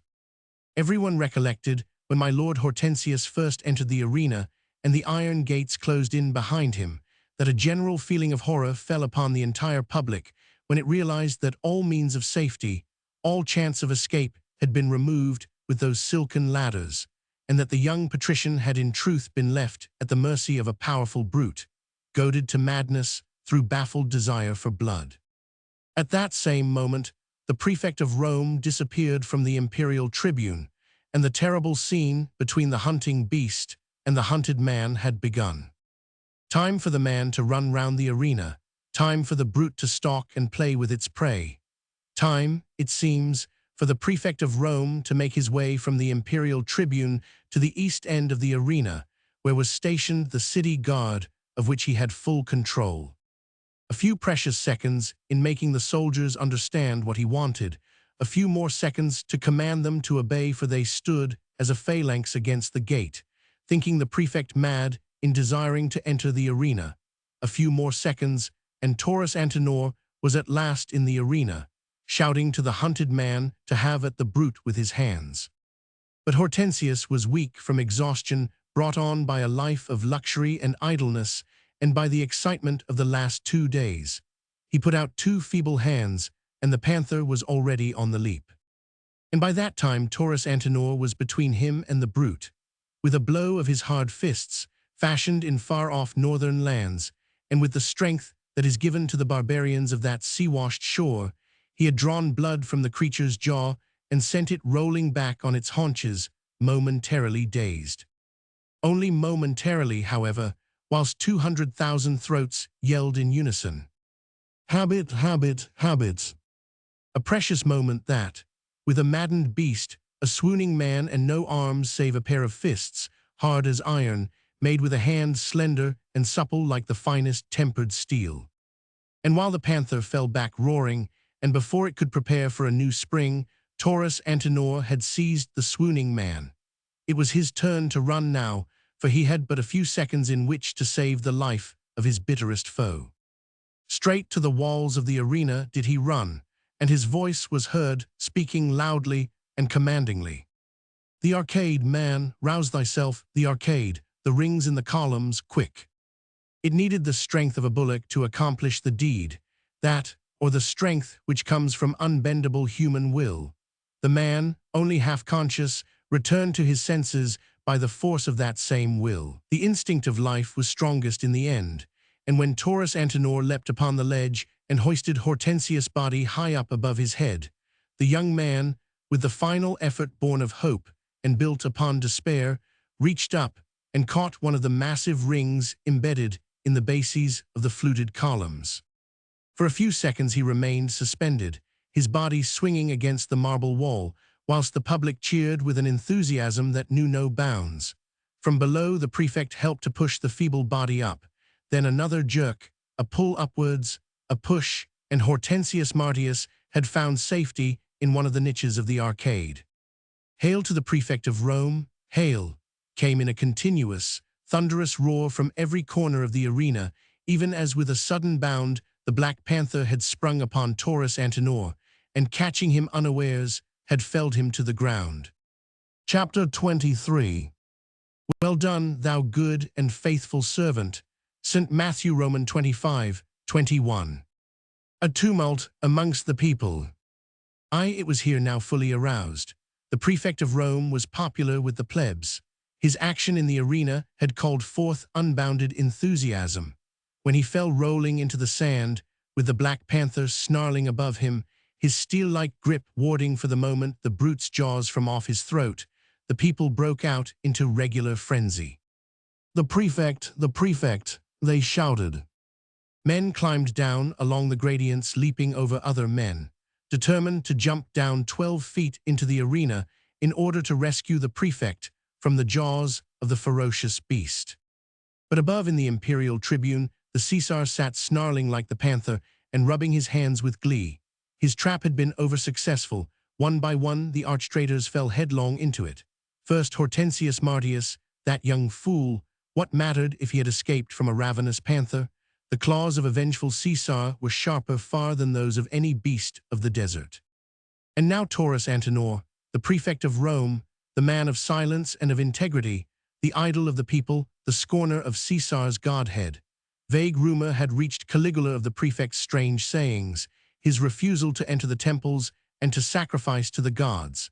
People said that the Anglicanus worshipped one who claimed to be greater than Caesar and all the deities of Rome. Well, so be it. There he lay now in the dust, a huddled mass of man and beast, the sand of the arena reddened with his blood. Caligula screamed like the rest of his people, but his cry was, "Habit, habit, habit," and in a frenzy of rage and hate his thumb pointed downwards, as if it were a dagger which he could plunge into the Anglicanus' throat. But the city guard were the first to break their bounds. Even whilst the imperial madman exulted and shrieked forth his murderous habit, they had rushed to the rescue of their prefect. The powerful grasp on the panther's throat was on the point of relaxing. The brute was digging its claws in the shoulders of the fallen man, and he, feeling faint with loss of blood, looked upon death as it stared down at him from the beast's golden eyes, and all that he was conscious of was the feeling that death was good. When the city guard rushed to his rescue, and by dint of numbers and strength of steel tore the ferocious creature from the body of its prey, Taurus Antinor lay a while half-conscious. He heard the cry of the people round him. He felt a shower of sweet-scented petals fall upon him from above. He heard the last dying roar of the panther and a scream of rage from the imperial tribune. Then the din became deafening. The trampling of feet, the rushing hither and thither, the cries, the imprecations, and from beneath the tribunes in their distant prisons, the roar of caged beasts like the far-off rumbling of thunder. Taurus Antinor raised himself on his knees. Both his shoulders had been lacerated by the panther. He was bleeding from several wounds about the legs and arms, and his whole body felt bruised and stiff. But he struggled to his feet, and now, leaning against a large tree trunk which had formed part of the setting of the scene, he tried to take in every detail of what was going on around him. There was, of course, a great deal of shouting and a general stampede in the tribunes of the plebs. In the midst of this shouting, which buzzed incessantly like the war of a great cataract, two cries resounded very distinctly above all the others. Thousands of people were shouting, "Hail to the prefect! Hail to the god of valor and of strength! Hail, Taurus Antenor, hail!" Whilst others cried more dully, yet equally distinctly, "Death to the tyrant! Death to the madman! Death to Caesar! Death!" That he himself was for the moment the object of enthusiasm of this irresponsible crowd, he could not doubt for an instant. That this same irresponsible enthusiasm was leading the crowd to treachery and rebellion was equally certain. The city guard, egged on by the people, had forced open the heavy iron gates through which Hortensius Martius had passed a while ago, and which led up the marble steps straight to the imperial tribune. Taurus Antenor, looking up, now saw the Caesar standing pale and trembling, surrounded by his standard-bearers, whose attitude seemed strangely irresolute. The Augustas were clinging together in obvious terror, their heads were pressed close to one another, and the jewels in their hair formed a curious shimmering mass of diamonds and rubies, which caught the rays of the sun and threw back blinding sparks of prismatic colors. Dea Flavia was not near them. She was standing alone up against the dividing wall of the tribune, and leaning back against it, with eyes closed and hand pressed against her heart. All this did Taurus Antenor see, and also that Hortensius Martius, still deathly pale and trembling in every limb, had succeeded in making his way from the arcade where he had found safety, back to the patrician's tribune amongst his friends. He was standing now in the midst of a compact group composed of those men who had been present 2 days ago at the banquet in Caius Nepo's house. They stood close to one another, whispering eagerly amongst themselves. Hortensius Martius was obviously their chief center of interest, and young Escanes held his hand concealed within the folds of his tunic. And Taurus Antenor no longer paused to think. He had forgotten his lacerated shoulder and his bleeding limbs. Even the horrors of the past quarter of an hour had faded from his mind. All that he saw was that murder and treachery were walking hand in hand, and that the murder of the insane Caesar now would mean the death of thousands of innocent victims later on, that it would mean civil strife and uncountable misery. And all that he heard was the voice of him who had bidden him to render unto Caesar that which was Caesar's, namely his allegiance, his fealty, his life. The city guard loved him and knew his voice. He had no trouble in inducing the men to let him pass through their ranks and to mount the steps before them which led to the imperial tribune. They let him pass perhaps because they thought that their prefect would wish to take his revenge with his own hands. The gods themselves would have placed a poisoned dagger in the hand of him who had been so ruthlessly exposed to a most horrible death. And as Taurus Antenor's massive figure was seen to mount the steps, the audience broke into cheers. "Hail Taurus Antenor, the god of valor and of strength!" Whilst more ominous than before came that other cry, "Death to the tyrant! Death to the Caesar! Death!" And whilst the city guard followed closely on the footsteps of their prefect, and men among the crowd prepared for the inevitable fight which they foresaw, the women and those who were feeble and pacific waved fans and cloaks about and threw dead roses across the arena, till the whole place seemed like a great pageant of many-colored flags, over which the midday sun had thrown its veil of gold. When Taurus Antenor reached the topmost step, Caligula caught sight of him, and the intensity of his rage was such that his cheeks turned livid and blotchy, and hoarse, inarticulate sounds escaped his panting throat. Even at this same moment, the group composed of Escanes and the others seemed to sway in a mass toward the tribune of the Caesar. They appeared to be consulting Hortensius Martius, who had nodded encouragingly. Young Escanes was in the very center of the group now. His hand was still hidden in the folds of his tunic, and the look in his face told Taurus Antenor all that there was to fear. At his feet, as he stepped into the tribune, lay his own cloak, which he had discarded when first his instinct had prompted him to run to Hortensius' aid. Now he picked it up. It was of dark-colored stuff, unadorned with the usual insignia of dignity and rank. With it in his hand, he ran quickly toward the Caesar. Caligula saw him coming towards him. His yellow teeth were chattering in his mouth. He stood there palsied with fear, a prey to a deadly feeling of hate and to one of abject terror. Even as Taurus Antinor, with a quick gesture, threw his own cloak round the shoulders of the Caesar and whispered hurriedly, "Let your Praetorian guard escort you quickly to your palace, gracious lord. Your life is in danger from the people, and in danger at thy hands, thou infamous traitor," broke in Caligula with a maniacal yell of rage. "Take this then, in remembrance of the Caesar whom thou hast betrayed." And quick as lightning, the madman drew a short poniard from beneath his robe, and, uttering a final snarl of satisfied hate and revenge, he plunged the dagger in Taurus Antinor's breast. Then he snatched the cloak from him, and wrapping it quickly over his head and shoulders, he called wildly to his guard and fled incontinently from the spot. Chapter 24. The sorrows of death compassed me. Psalm Roman 18:4. D. Flavia lay upon her bed, with wide-open eyes fixed into vacancy above her. Afternoon and evening had gone by since that awful moment when the whole fell purpose of the Caesar's plan was revealed to her, and she saw Hortensius Martius standing unarmed and doomed in the arena, face to face with a raging, wild beast. Afternoon and evening had vanished into the past since she saw Taurus Antinor, with Hortensius' body held high over his head, saving one life whilst offering up his own, since she heard that deafening cry of horror uttered by 200,000 throats when the panther sprung upon him unawares and felled him to the ground, whilst his blood reddened the sand of the arena. Afternoon and evening had swooned in the arms of eternity since she saw the terror-stricken Caesar treacherously stab the man who had rushed forward to save him.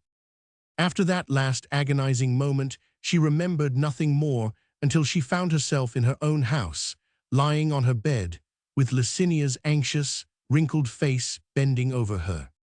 "What hath happened, Licinia?" she had asked feebly as soon as consciousness had returned.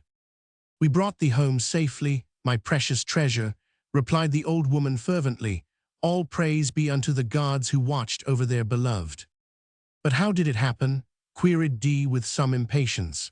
"Tell me all that happened, Licinia," she reiterated with earnest insistence, as she raised herself on her elbow and fixed her large blue eyes, in which burned a feverish light, upon the face of her slave. "Yes, yes, I'll tell thee all I know," rejoined the woman soothingly. "Thy slaves were close at hand in the vestibule of the imperial tribune, and thy litter was down below with the bearers, in case thou shouldst require it. But I had stood on the threshold of the tribune for some time watching thee, for thy sweet face had been pale as death all the morning, and I feared that the heat would be too much for thee. Thus I saw much of what went on. I saw the traitor advance toward the Caesar, trying to smother him with a cloak. I saw the Caesar, whom may the gods protect, stab the traitor in the breast, and then leave the amphitheater hurriedly, followed by a few among his faithful guard. But my thoughts then were only of thee. I could see thy lovely face white as the maple leaf, and thou wast leaning against the wall as if ready to swoon. The traitor whom the Caesar had justly punished lay bleeding from many wounds close to thy foot. The next moment I had thee in my arms, having caught thee when thy dear body swayed forward and would have fallen even upon the breast of the dead traitor." "The traitor," murmured Dee Flavia then. "I, the prefect of Rome," said Licinia with a vicious oath. "He had incited the rabble against the Caesar, and may his dead body be defiled for the sacrilege. He was causing the populace to acclaim him as their emperor, even whilst he raised his murderous hand against him who is the equal of the gods. He was striving to save Caesar, Licinia, and not to murder him," said Dee Flavia earnestly. "To save the Caesar? Nay, nay, my precious, the prefect of Rome tried to murder Caesar by smothering him with a cloak. It is false, I tell thee." "False? Nay, dear heart, I saw it all, and thou wast beside thyself and knew not rightly what happened. Even a minute later thou laidst in my arms like a dead white swan, and I pushed my way through the soldiers, and past the other Augustas who cowered in the tribune, screaming and wringing their hands. 2 of thy slaves were luckily close at hand. Together we carried thee down to thy litter, and bore thee safely home, for which tomorrow I will offer special sacrifice to Minerva who protected thee." And what happened after we were gone? Alas, I know not. They say that the populace became more and more unruly. There were shouts for the prefect of Rome, who fortunately lay dead on the floor of the tribune, and there were even some sacrilegious miscreants who called for death upon the Caesar.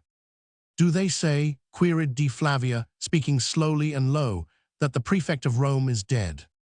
If he be not dead now, retorted Licinia viciously, for her loyalty to the Caesar was bound up with her love for D. Flavia, and treachery to Caesar meant treachery to her beloved.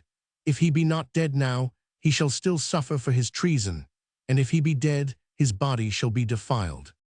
Oh, I, a traitor, must suffer even in death. His body shall be given to the dogs, his blood to the carrion. Silence, Licinia, broke in D. Flavia sternly, fill not mine ears with thy hideous talk. Every word thou dost utter is impiety and sacrilege, and I would smite thee for them had I but the strength. But I am so tired, she added after a slight pause, with a weary little sigh, even whilst Licinia, subdued and frightened, stood silently by. I would like to sleep. Then sleep, my goddess, said the old woman, I'll watch over thee. No, no, I could not sleep if I were watched, rejoined D. Flavia with the fretfulness of a tired child. I would rather be alone. But thou'lt have bad dreams. Order Blanca to lie across the threshold. I can then send her to fetch thee, if I have need of thee. I would rather lie across thy threshold myself, muttered the old woman. Good Licinia, do as I tell thee, said D., now with marked impatience. And stay, she added as Licinia, still grumbling, prepared reluctantly to obey. I pray thee find out for me all that is going on in the city. Mayhap Tertius will know what has happened, or Piso. Go seek them, Licinia, and find out all that there is to know, so that thou canst tell me everything anon when I wake. She lay back on her bed with closed eyes, whilst Licinia kissed her hands and feet, rearranged the embroidered coverlet and the downy cushions, and after a while shuffled out of the room.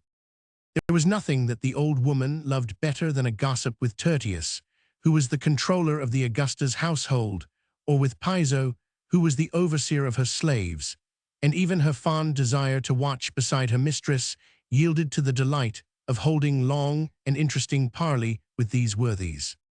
So it was with considerable alacrity that, having deputed the young girl, Blanca, to watch over her mistress, she made her way through the atrium, and thence across the vast peristyle to the quarters of the slaves. Tertius, the controller, had, it appears, sallied forth into the streets, despite the lateness of the hour, in the hope of gleaning some information as to what was going on in the city. Even in this secluded portion of the Palatine, where stood the house of D. Flavia under the shelter of the surrounding palaces, weird sounds of human cries and of the clashing of steel was penetrating with ominous persistency. Piso, the overseer, who had remained at home, as he did not feel sufficiently valiant to face once again the disturbance outside, told Licinia all that he had witnessed before he finally found safe haven at home. It seemed that the tumult in the amphitheater had not ceased with the flight of the emperor, rather that it had grown in intensity when the populace saw the prefect of Rome fall backwards, stabbed by the Caesar, and the latter disappear hurriedly, followed by a few from among the Praetorian Guard. There was no doubt that the temper of the populace had been overexcited by the cruel scenes of a while ago. Lust of blood and of tyranny had been fanned to fever pitch through those very spectacles which the Caesar himself had provided for the people, with a view to satisfying his own ferocious desires of hate and of revenge. Now that same fever-heated temper was turning against him, who had fanned it for his own ends. Caligula had made good his escape, satisfied that his dagger had done its work upon the arch-traitor. He had fled through the private entrance of his tribune, and his guard had rallied round him. But a company of legionaries, some 500 or 600 strong, was still in the place, as well as his knights and all his friends, and against these did the wrath of the rabble turn. The lawless and the rough soon had it all their own way, and the peaceable citizen who would have liked to get wife and children safely out of the crowd found it well nigh impossible to make his way through the throng. After a few moments, the disturbance became general. There was a great deal of shouting, and presently missiles began to fly about. The rabble attacked the legionaries, and a sanguinary conflict ensued. The former was in overwhelming number and succeeded in breaking the rank of the soldiers and in putting them momentarily to rout. After this, there was a general stampede down and along the gradients of the amphitheater, during which hundreds of persons, including women and children, were crushed to death. The scene of confusion seems to have baffled description. Piso, who had succeeded in making his way home in the midst of it all, had even now to wipe his brow, which was streaming with perspiration at the recollection of the horrors which he had witnessed. Whilst he proceeded with his narrative, Tertius had returned with further news, and these, of a truth, were very alarming. The lower slopes of the Palatine, as well as the Forum and the surrounding streets, were now in the hands of the mob. The few legions who were in the city had been cut off from the Palatine, and though they were making vigorous efforts to break through the close ranks of the crowd, they had, up to this hour, been wholly unsuccessful, owing no doubt to the paucity of their numbers, since the bulk of the army was not yet home from that insensate and mock expedition into Germany. The whole of the troops in and around the city, including the town and Praetorian Guard, was on this day computed at less than 1,000, and the mob, so Tertius averred, was over 100,000 strong. The law-abiding citizens had locked themselves up in the fastnesses of their homes, and the Caesar, so it was believed, was inside his palace with a small detachment of his guard around him, 100 strong, who already had had to repel numerous attacks delivered by the more forward amongst the rabble. Tertius had not been able to get far beyond the precincts of the house, for fear had driven him back.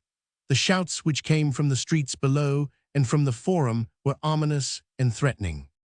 Death to the Caesar, death to the tyrant, could be distinctly heard above the din of stampeding feet and a low and constant murmur that sounded like distant thunder. There was no doubt that the Caesar's life was in grave danger, seeing that only a handful of men stood between him and the fury of an excited populace, and these men were without a leader, for the Praetorian prefect had been cut off from them, even as he tried to push his way through the crowd earlier in the day. Thus, therefore, did this harbinger of evil news resume the situation. Caligula was in his palace, surrounded by the slaves of his household and guarded by a few soldiers against a raging mob, 100,000 or more strong, who had formed a ring around the Palatine and was clamoring for the Caesar's death. The legionaries, under the command of faithful centurions, were cut off from the Palatine and from their Caesar by the mob whose solid ranks they had hitherto been unable to break. The Augustas and their slaves were also safe within their palaces. But what Tertius did not know, and was therefore unable to impart to his eager listeners, was that the party of conspirators, with Hortensius Martius as their acknowledged leader, were taking advantage of the disturbance to place themselves at the head of the mob, hoping that the cry of death to Caligula would soon be followed by one of Hail to the Caesar, the new Caesar Hortensius Martius. Hail. Chapter 25. Watchman, what of the night? Isaiah Roman 21:11. And far away beyond the noise and tumult which ranged around the foot of the Palatine, the honey-colored moon illumined with her weird and ghostly light the vast arena of the gigantic amphitheater, where a company of the town guard, under the command of an aedile, were busy collecting the dead. A narrow streak of those same ghostly rays found its way through the folds of the curtains which spanned the window of D. Flavia's room. It peeped in boldly, stirring up myriads of impalpable atoms and whipping them into a living line of silver. It wandered further, and finding a golden head that tossed restlessly upon a silk-covered pillow, it alighted on it, making the white face appear ghostlier still, and the wide eyes to shine like stars. A timid step shuffled across the floor. "Blanca, is it thou?" whispered D. Flavia, as quickly she raised herself up, squatting now upon the bed, with one hand pressed against the pillow and the other to her breast. "Aye, mistress, it is I," came in whispered response. "Well, have they returned?" "Aye, gracious lady, half an hour ago." "Did they find him?" "Yes. Is he?" There was a pause, whilst from afar came that strange low sound of thousands of men murmuring, which is so akin to the booming of the waves upon a rocky shore. The prefect of Rome was in a swoon when they found him in the imperial tribune, said the young slave girl, still speaking under her breath. Nolus and Dion carried him to the litter, and once or twice he groaned whilst they carried him. A gentle breeze wafted the curtains into the room. The rays of the waning moon fell full upon the huddled figure on the bed, with the stream of gold falling each side of the set, pale face, and the large blue eyes now strangely veiled with tears. Where is the prefect now?" asked D. Flavia. "In the room out of thy studio, gracious mistress, as thou didst direct. Dion did prepare a couch for him there, and hath laid him down." "And the physician?" "The physician hath seen him. He saith that the prefect is weak with loss of blood.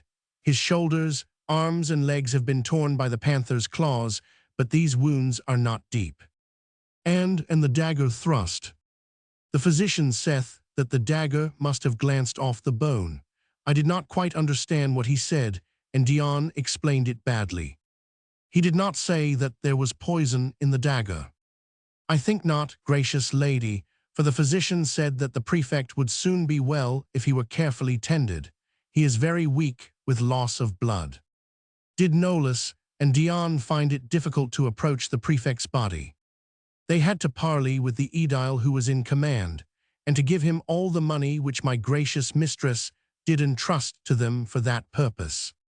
After which the aedile made no demur, and asked no questions. "The aedile took the money, gracious lady, and Dion said that he asked no further questions, but allowed the prefect to be borne away." "That is well," said D. Flavia, after a brief moment of silence, whilst the girl stood awaiting her further pleasure. "Thou, Blanca, hath served me faithfully, so have Nolus and Dion my slaves. Ye have earned your reward, and though I am grieved to part from good servants like you, yet will I fulfill my promise, even as I have given it to you. From this hour thou, Blanca, art a freewoman, and Nolus thy brother, and Dion thy future husband are freemen, and the sum of 600 aurae shall be given unto you tomorrow, 200 unto each, and may you live long and prosper and be happy, for you have served me well." Blanca fell upon her knees and kissed the coverlet on which reposed her mistress, but D. Flavia did not seem to see her. She was squatting on her heels, with body and head erect, and slowly now, like the rosy kiss of dawn upon the snow-clad hills of Etruria, a faint crimson glow spread over her pale cheeks. Blanca waited irresolute, not liking to leave her mistress before she could be assured that sleep had descended at last on those weary lids. The hour was very late, close upon midnight, and yet the city was not asleep. That constant murmur, like unto the breaking of angry waves, still sent its sinister echo through the still night air, and even in the house of D. Flavia it seemed that hundreds of eyes were still open, fear having chased sleep away. There was a sound, like the buzzing of bees, that came from the slaves' quarters beyond the peristyle, and from the studio, which lay the other side of the atrium, came the sound of muffled footsteps gliding over the mosaic of the floor. "Go to bed now, child," said D. Flavia at last. "Thou hast earned thy rest. And, stay, tell Dion and Nolus to remain in the studio and there to spend the night. They must be ready to go to the prefect if he calls. Go." Then, as the girl made ready to obey, the Augusta put out her hand to detain her. "Wait, hast seen Licinia?" "No, gracious lady. She is not hovering somewhere near my room, or in the atrium." "No, gracious lady." "And the night watchers?" "They are in the vestibule, gracious lady." "And all my women?" "They are all in bed and asleep." "That is well, thou canst go." Blanca's naked little feet made no sound as she crossed the room, and went out by the door which led to the sleeping chamber of the Augusta's women. D. Flavia waited for a while, straining her ears to catch every sound which came from this portion of her palace. Her sleeping chamber, together with all those on this floor, gave directly on the atrium, which formed a large irregular square in the center of this portion of the house. The north side of it was taken up with the Augusta's apartments and those of her women, the south side with the reception rooms and with the studio and its attendant vestibules, whilst the main vestibule of the house and the first peristyle gave on either end. From the main vestibule came the subdued hum of voices, and throughout the house there was that feeling of wakefulness so different to the usual placid hush of night. Flavia held her breath whilst she listened attentively. In the vestibule it was the night watchmen who were talking, discussing, no doubt, the many events of the day, and that sound, like the buzzing of bees, showed that the women were awake and gossiping, and that up in the slaves' quarters tongues were still wagging, despite Blanca's assurance and the overseer's sharp discipline. But on the other side of the atrium, where were the reception halls and the studio, everything was still. The young girl threw herself back upon her bed. Sleep refused to visit her this night. The thin streak of silvery moon, which persistently peeped in through the curtain, flicked the tiny atoms in the air until they assumed quaint, minute shapes of their own, like unto crawling panthers and grotesque creatures crowned with a golden halo, and brandishing a mock thunderbolt in one hand and a dagger in the other. Then suddenly all these shapes would vanish, smothered beneath a cloak, and Flavia, still wide awake, would feel drops of moisture at the roots of her hair, and her whole body as if sinking into a black abyss, where monsters yelled and wild beasts roared and huge, black, snake-like creatures tore the flesh off human bones. The hours of the night sped on, borne on the weighted feet of anguish and of horror. Gradually, one by one, the sounds in and about the house died away. The slaves in their quarters must have turned over on their rough pallets and gone to sleep. The women close by had done gossiping. Only from the vestibule came the slow, measured tread of the watchmen guarding the Augusta's house, and from far away that ceaseless, rumbling noise which meant that discontent was awake and astir. Once more Flavia sat up, unable to lie still. Her golden hair was matted against her temples, and in her breast her heart was beating furiously. The waning moon had long since now sunk behind the western clouds. A gentle breeze stirred the curtains with a soft, sighing noise as of some human creature in pain. In the far corner of the room, in a tiny lamp of gold, a tiny wick threw a feeble light around. Flavia put her feet to the ground. The heat in the room was oppressive. No doubt it was that which had caused her restlessness and the dampness of her brow. She shuddered now when her bare feet touched the smooth coldness of the mosaic floor, but she stood up resolutely and anon crossed over to the door which gave on the atrium. For a few seconds she listened. Everything was still. Then very gently she pushed open the door. On the marble table, in the center of the atrium, another light glimmered in a jeweled lamp, but the atrium was vast, and the diminutive light did not reach its far corners. The gentle trickle of water along the gutters in the floor made queer, ghost-like sounds, and in the great pots of lilies, all-round currents of air sent weird moanings in the night. Flavia, like an ethereal figure clad all in white, and with waves of golden hair shimmering over the whiteness of her gown, glided softly across the atrium. A tiny vestibule led into the studio. She crossed it, guided by her knowledge of the place, for the light in the atrium did not penetrate to this recess. Her bare feet made no noise as she glided along the floor. Her hand pushed the door open without raising a sound. Now she was in the studio, the place in which she did the work that she loved, the place in which day after day she loved to sit and to idle away the hours. In an angle of the room, stretched out upon the bare floor, Dion and Nolus were lying, their even breathing showing that they slept. On the right was another door, which led to an inner chamber, where she oft used to retire for rest from her work. It was a private sanctum which none dared enter save with special permission from herself. Blanca kept it swept and free from dust, and Licinia tidied it only when she was so allowed. Flavia went across the studio and pushed open the door. It was masked by a curtain, and this too she pulled aside, slowly and nervously like some small animal that is timid and yet venturesome. She knew every corner of the place, of course, and the very creaking of the hinges and gentle swish of the curtain was a familiar sound to her ear. Nevertheless, she was almost frightened to advance, for the big dark shadow right across the stuccoed wall awed her by its mysterious blackness. It was caused by a large object in the center of the room, a couch covered with coverlets of soft, white woolen stuffs, on which the nightlight burning fitfully through patches of ruddy lights.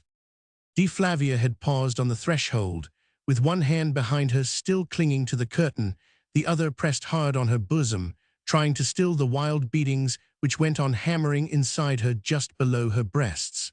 She thought that she either must be dreaming now or being awake, must have been dreaming before.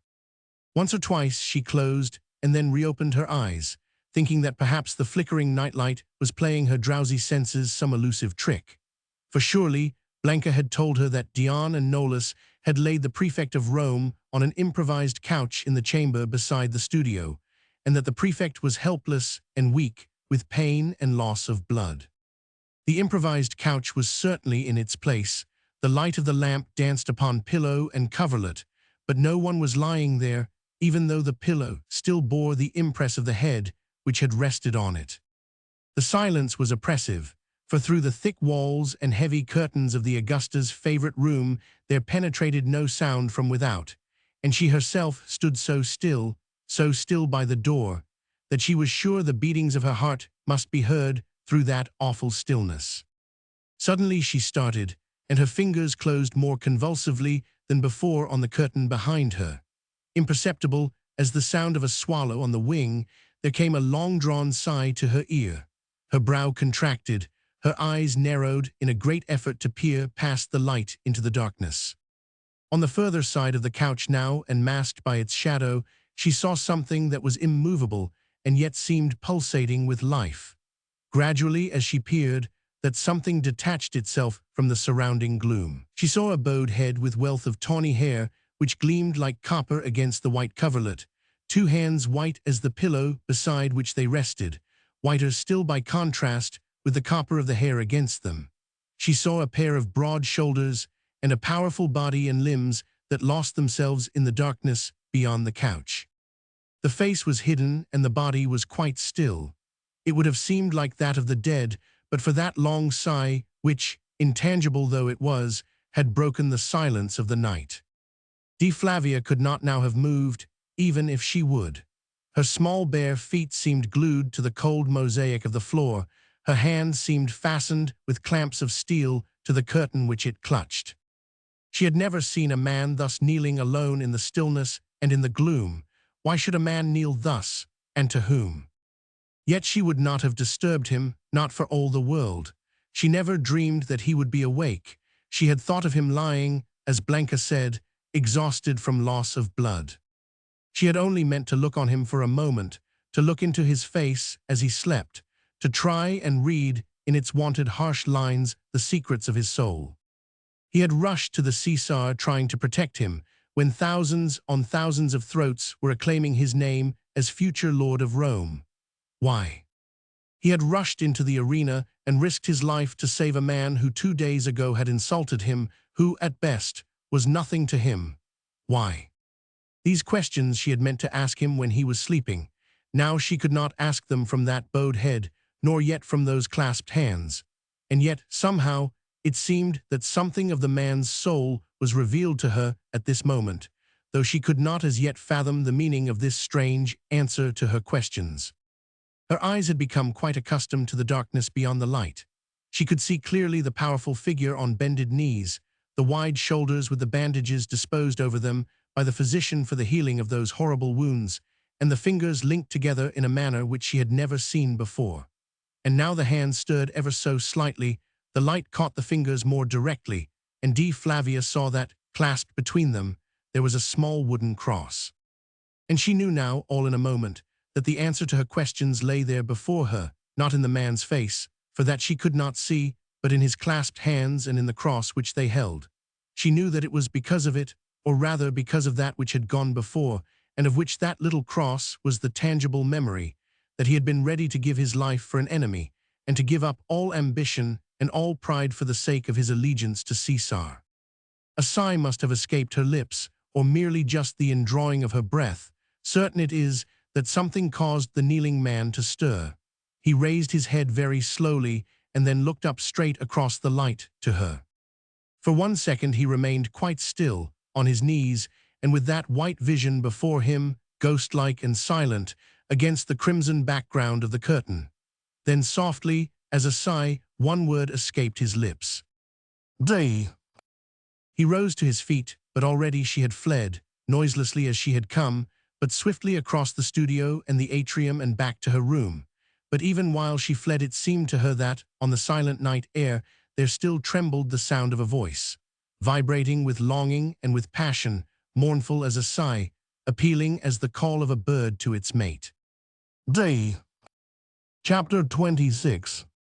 There is no peace, saith the Lord, unto the wicked. Isaiah 48:22.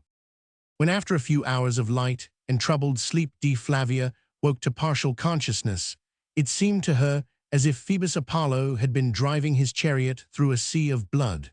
For through the folds of the curtains over the windows she caught a glimpse of the sky, and it was of vivid crimson. The heat was oppressive, and as the young girl tossed, with ever-increasing restlessness on the pillows, beads of moisture rose on her forehead and matted the fair curls against her temples. She felt too tired to get up, even though she vaguely marveled how wonderful must be the dawn, since its reflection was of such lurid color. She lay back drowsy and with nerves tingling. She closed her eyes, for they ached and burned intolerably. Gradually to her half-aroused consciousness sounds, too, began to penetrate. It seemed to her that the usual stately quietude of her house was gravely disturbed this morning. Shuffling footsteps could be heard moving across the atrium, voices, scarce subdued, were whispering audibly, and the shouts of the overseers echoed from across the peristyle, and through it all a dull, monotonous sound, distant as yet and faint, came at long intervals, the sound of Jove's thunder over the Campania far away. Flavia listened more intently, and one by one through the veil, which kindly sleep had drawn over her memory, the events of the past day and night knocked at the portals of her brain. She remembered everything now, and with this sudden onrush of memory of the past came fuller consciousness of the present. Through the hum of varied noises which filled her own house, she distinguished presently more strange, more ominous sounds that came from afar, like the thunders of Jove, and like them sounded weird and threatening in her ear, hoarse cries and shouts which seemed like peremptory commands, and groans that rose above the muffled din with calls of terror and of pain. In a moment Flavia had put her feet to the ground. She ran to the window, drew back the curtains, and peered into the narrow street which, at this point, separated her house from the rear of the palace of Tiberius. A dull gray light enveloped the city in its mantle of gloom, and it was not the torch of Phoebus, which had spread the rosy gleam of dawn over the sky. As Flavia looked, she saw a canopy of dull crimson over her head, and from beyond the palace of Tiberius there rose, at intervals, heavy banks of purple smoke. Flavia stood there for one moment at the window, paralyzed with the dread of what she saw and of what she guessed, and even as a cry of horror died within her throat, Licinia, with gray hair flying loosely round her pale face and hands held out before her with an agonized gesture of fear, came running into the room. The miscreants, she shouted as she threw herself down onto the floor before her young mistress and squatted there on her heels, wringing her hands and uttering moans of terror. They have set fire to the palace. They are on us, my beloved. Save thyself, save thy house. O ye gods, protect us all. The awesome news which Licinia thus blurted out was but a confirmation of what had already feared. Every drop of blood within her seemed to turn to ice. Horror gripped her heart.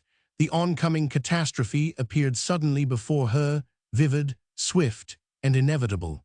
But she contrived to steady her voice and to appear outwardly calm as she said, I do not understand thee, Licinia. Speak more clearly.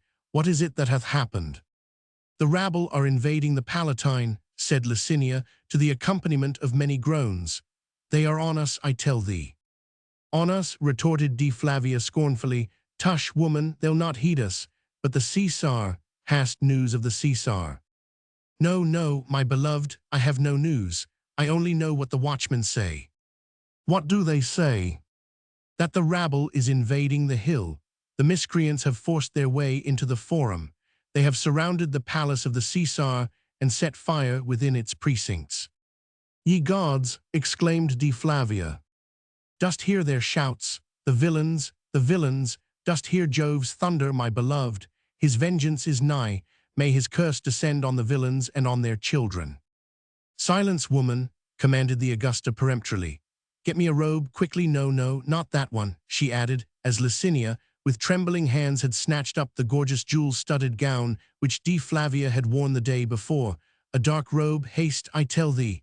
go thou fetch it and send Blanca quickly to me."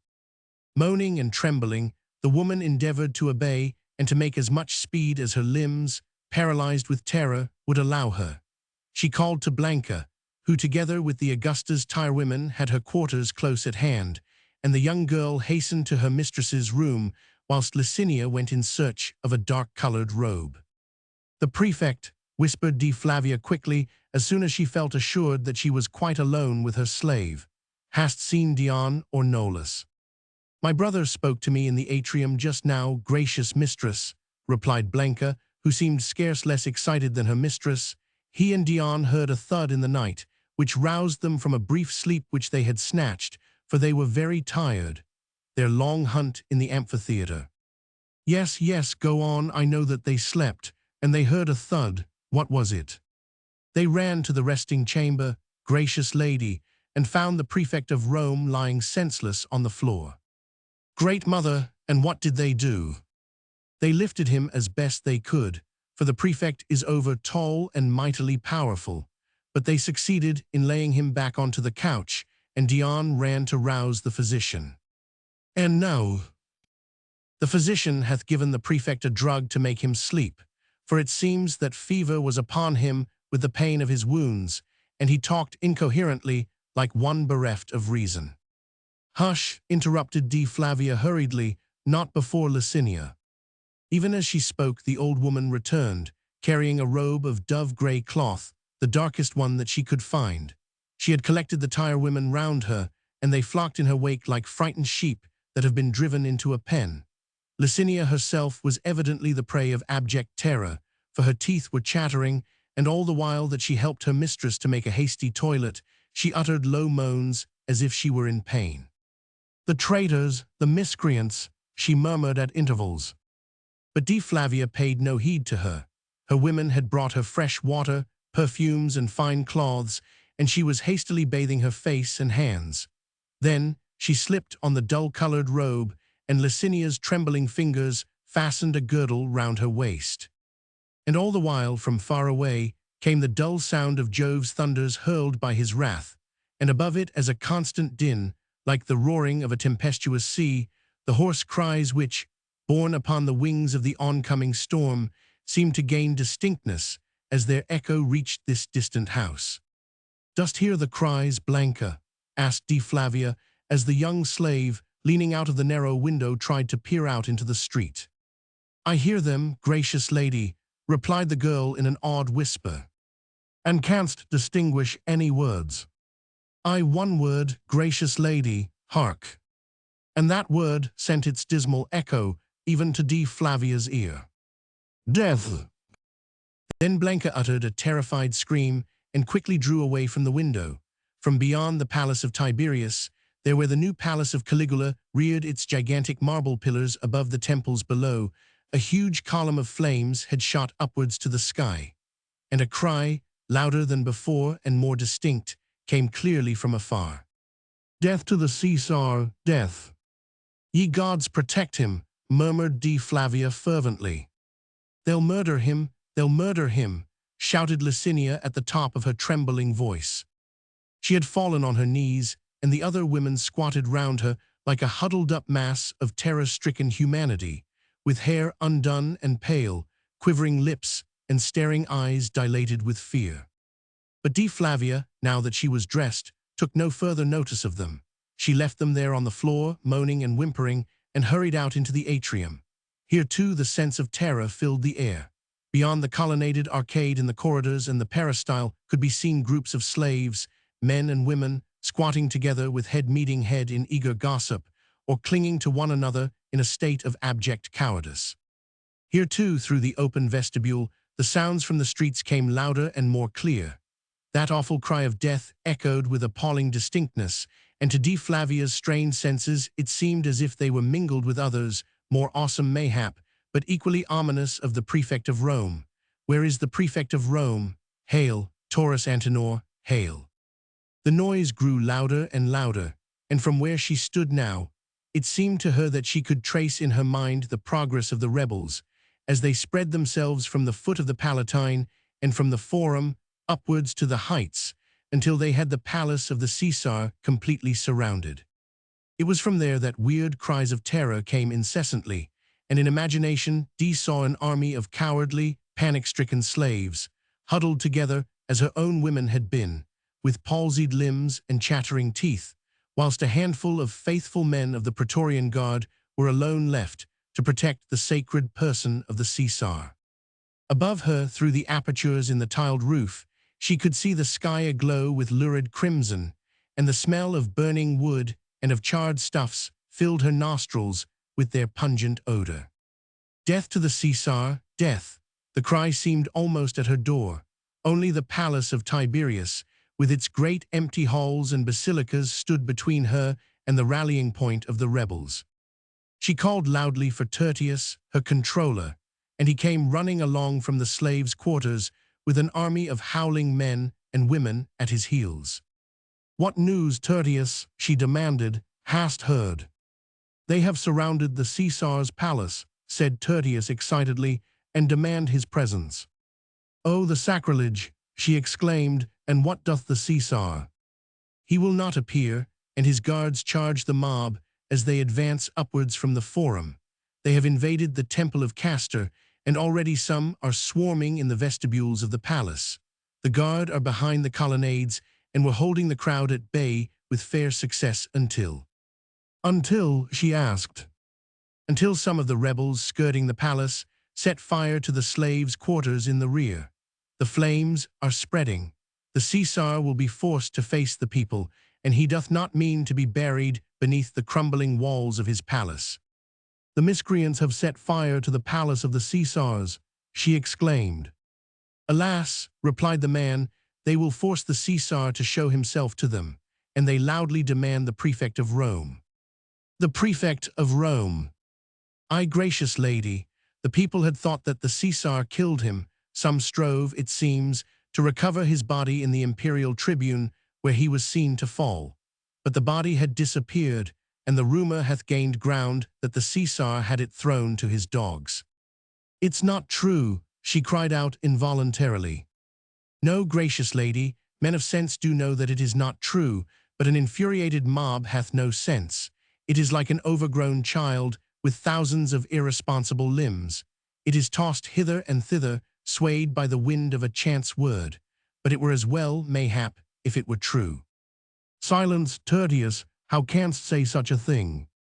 "I think of the Caesar, gracious lady," rejoined the man simply, "and of thee. If the mob found the prefect of Rome now alive or dead, then surely would they murder the Caesar and make of the prefect their emperor if he lived, their god if he were dead." And as if to confirm the man's words, the morning breeze wafted through the air the prolonged and insistent cry, "Taurus Antenor, hail!" With a curt word, Dee dismissed her controller, and he went, followed by his train of shrieking men and women. She remained a while silent and alone in the atrium, while the moanings of the slaves and Tertius' rough admonitions to them died away in the distance. "If the mob found the prefect of Rome now alive or dead," she murmured, "then surely would they murder the Caesar and make of the prefect their emperor if he lived, their god if he were dead." Dea Flavia cast a quick glance all round her. The atrium itself was deserted, even though from every side beyond its colonnaded arcade came the sound of many voices and those persistent, cowardly groanings which set the young girl's nerves tingling and caused her heart to sink within her with the presage of impending doom. Only in the vestibule the watchmen sat alert and prepared to guard the Augusta's house. They were gossiping among themselves and seemed the only men in the place who were not wholly panic-stricken. The hum of their voices sounded quite reassuring in the midst of the senseless groans of terror which came from the women's quarters near the Augusta's rooms, as well as from the men in the more remote parts of the house. After that brief moment of hesitation, Dee went resolutely toward the studio. She crossed its small vestibule and pushed open the door. Dion was sitting there on guard as the Augusta had commanded. He rose when she entered. "The prefect?" she asked hurriedly. "He sleeps," replied the man. "Art sure?" "I peeped in but a few moments ago," His eyes are closed. I think that he sleeps. I would wish to make sure, she said curtly. Too well trained, or mayhap too indifferent to show surprise at so strange a desire on the part of the great and gracious Augusta, Dion stood aside respectfully to allow her to pass. Then he followed her to the door of the inner room and held aside the heavy curtain, whilst she put her hand upon the latch. Dion, she said, turning back to him, yesterday I gave thee thy freedom, since thou didst serve me well. Ay, gracious lady, replied the man as he bent the knee in submissive respect, and I would kiss thy feet for this, thy graciousness. When the city is once more at peace, we'll before the quaestor, and thou and Nolus and Blanca shall all be declared free. But today thou art still my slave, and must obey me in all things. As thou dost command, gracious lady. Then 'tis silence that I do enjoin on thee, Dion, she said earnestly, silence as to the prefect's presence in my house, until I bid thee speak, on pain of death, Dion, for thou art still my slave. I understand, gracious lady. Then wait for me now, and on peril of thy life allow no one to enter. But scarce had these words crossed her lips than there rose from the atrium behind her a series of weird sounds, cries, and imprecations, calls for the Augusta and curses on her slaves, as from one who is bereft of reason and screams in his madness. The Caesar, she murmured, as white to the lips now, she stood rigid by the door whilst her hand fell from the latch. Augusta, Augusta, came the hoarse cries from the atrium, and the hideous, familiar sound of leather thongs whistling through the air reached her straining senses.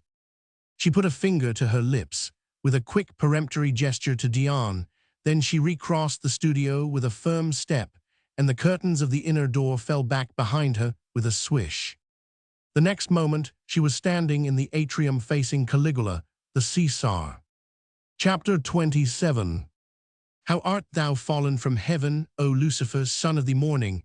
Isaiah Roman 14:12. He had a score or so of his guard with him, and they remained at some little distance, in a compact group, with their short, bronze-hilted swords naked in their hands. Caligula was livid. He had donned a dark woolen robe, and his head was uncovered. His knees, arms, and hands were shaking, and his mouth opened and closed as if he were gasping for breath. His eyes were bloodshot and staring out of his head like those of a man who is being strangled. "Gracious Caesar," exclaimed Dea Flavia as soon as she was before him, and with the instinct born of long usage, she bent the knee before him. "They have trapped me," he murmured inarticulately, whilst weird choking sounds escaped his throat. "They have trapped me, hast heard?" "Alas!" "The miscreants, the sacrilegious miscreants, the hideous monsters, the villainous reptiles, aye, punishment will overtake them. They shall rue this day, all Rome shall rue this day, her streets shall flow with blood, and I'll invent such tortures for every man as will turn the firmament red with horror. I'll." His mouth was twitching convulsively, and his hands clutched spasmodically at his throat. Dea Flavia had risen to her feet. She stood before this raging madman erect and calm, with eyes downcast, for the sight of him filled her with loathing. Suddenly he ceased in his ravings. A loud crash as of crumbling walls had rent the air, followed by shrieks and loud hissing sounds, and that perpetual cry, awesome in its weird monotony. "Death to the Caesar, death!" Caligula's face was contorted with terror. His cheeks were grey like those of the dead. He made a quick movement forward and suddenly clutched Dee's wrist. "Dost hear them?" he said in a hoarse whisper. And she nodded in response. "They want to kill me. They have set fire to my house. I escaped through the crypta, but they were hard on my heels." And as if to confirm his words, the cries of death again rose in the air. The tramping of feet, the angry murmurs became more loud and appeared to be filling the street close by and tending toward the very door of Dea Flavia's house. "Ah, monsters, miserable monsters," shouted the Caesar, crazy with fear. "Tomorrow will come the awful reprisals, tomorrow." "Today," broke in Dea Flavia coldly, "the Caesar is in danger of his life." "They'll kill me," he cried, whilst once more trembling, akin to palsy, seized his limbs. They'll kill me, Augusta, hide me ere they come." And he fell on his knees, groveling on the floor like a fawning beast, with quivering hands clutching the young girl's robe, his forehead beating the ground at her feet. "Hide me, Augusta," he murmured through his groans, "hide me, do not let them kill me." She drew back in horror and disgust, closing her eyes lest she should see this degradation of the Caesarship, this breaking down of her highest ideals. But 2 days ago, this same abject creature had stood beside her, demanding from her obedience and loyalty which she was fully prepared to accord to him. He had called on her fealty in the very name of that Caesarship which she worshipped, and which he was now degrading and lowering to the dust. Then, as now Jove's thunders from afar had proclaimed the wrath of the gods. Then, as now Jove thundered his warnings to that man not to defile the majesty of the Caesars. But 2 days ago she had still believed in and acknowledged that majesty. She had bent her will, curbed her inclinations, smothered her every girlish inspiration, her every womanly instinct to the dictates of that power which came straight from the hands of the gods. Now she felt actual physical nausea at the sight of this pitiable coward, who, wallowing in his own cruelty, had not even the unreasoning pluck of a brute defending its life. Involuntarily her thoughts flew back to the man who was lying helpless in her house.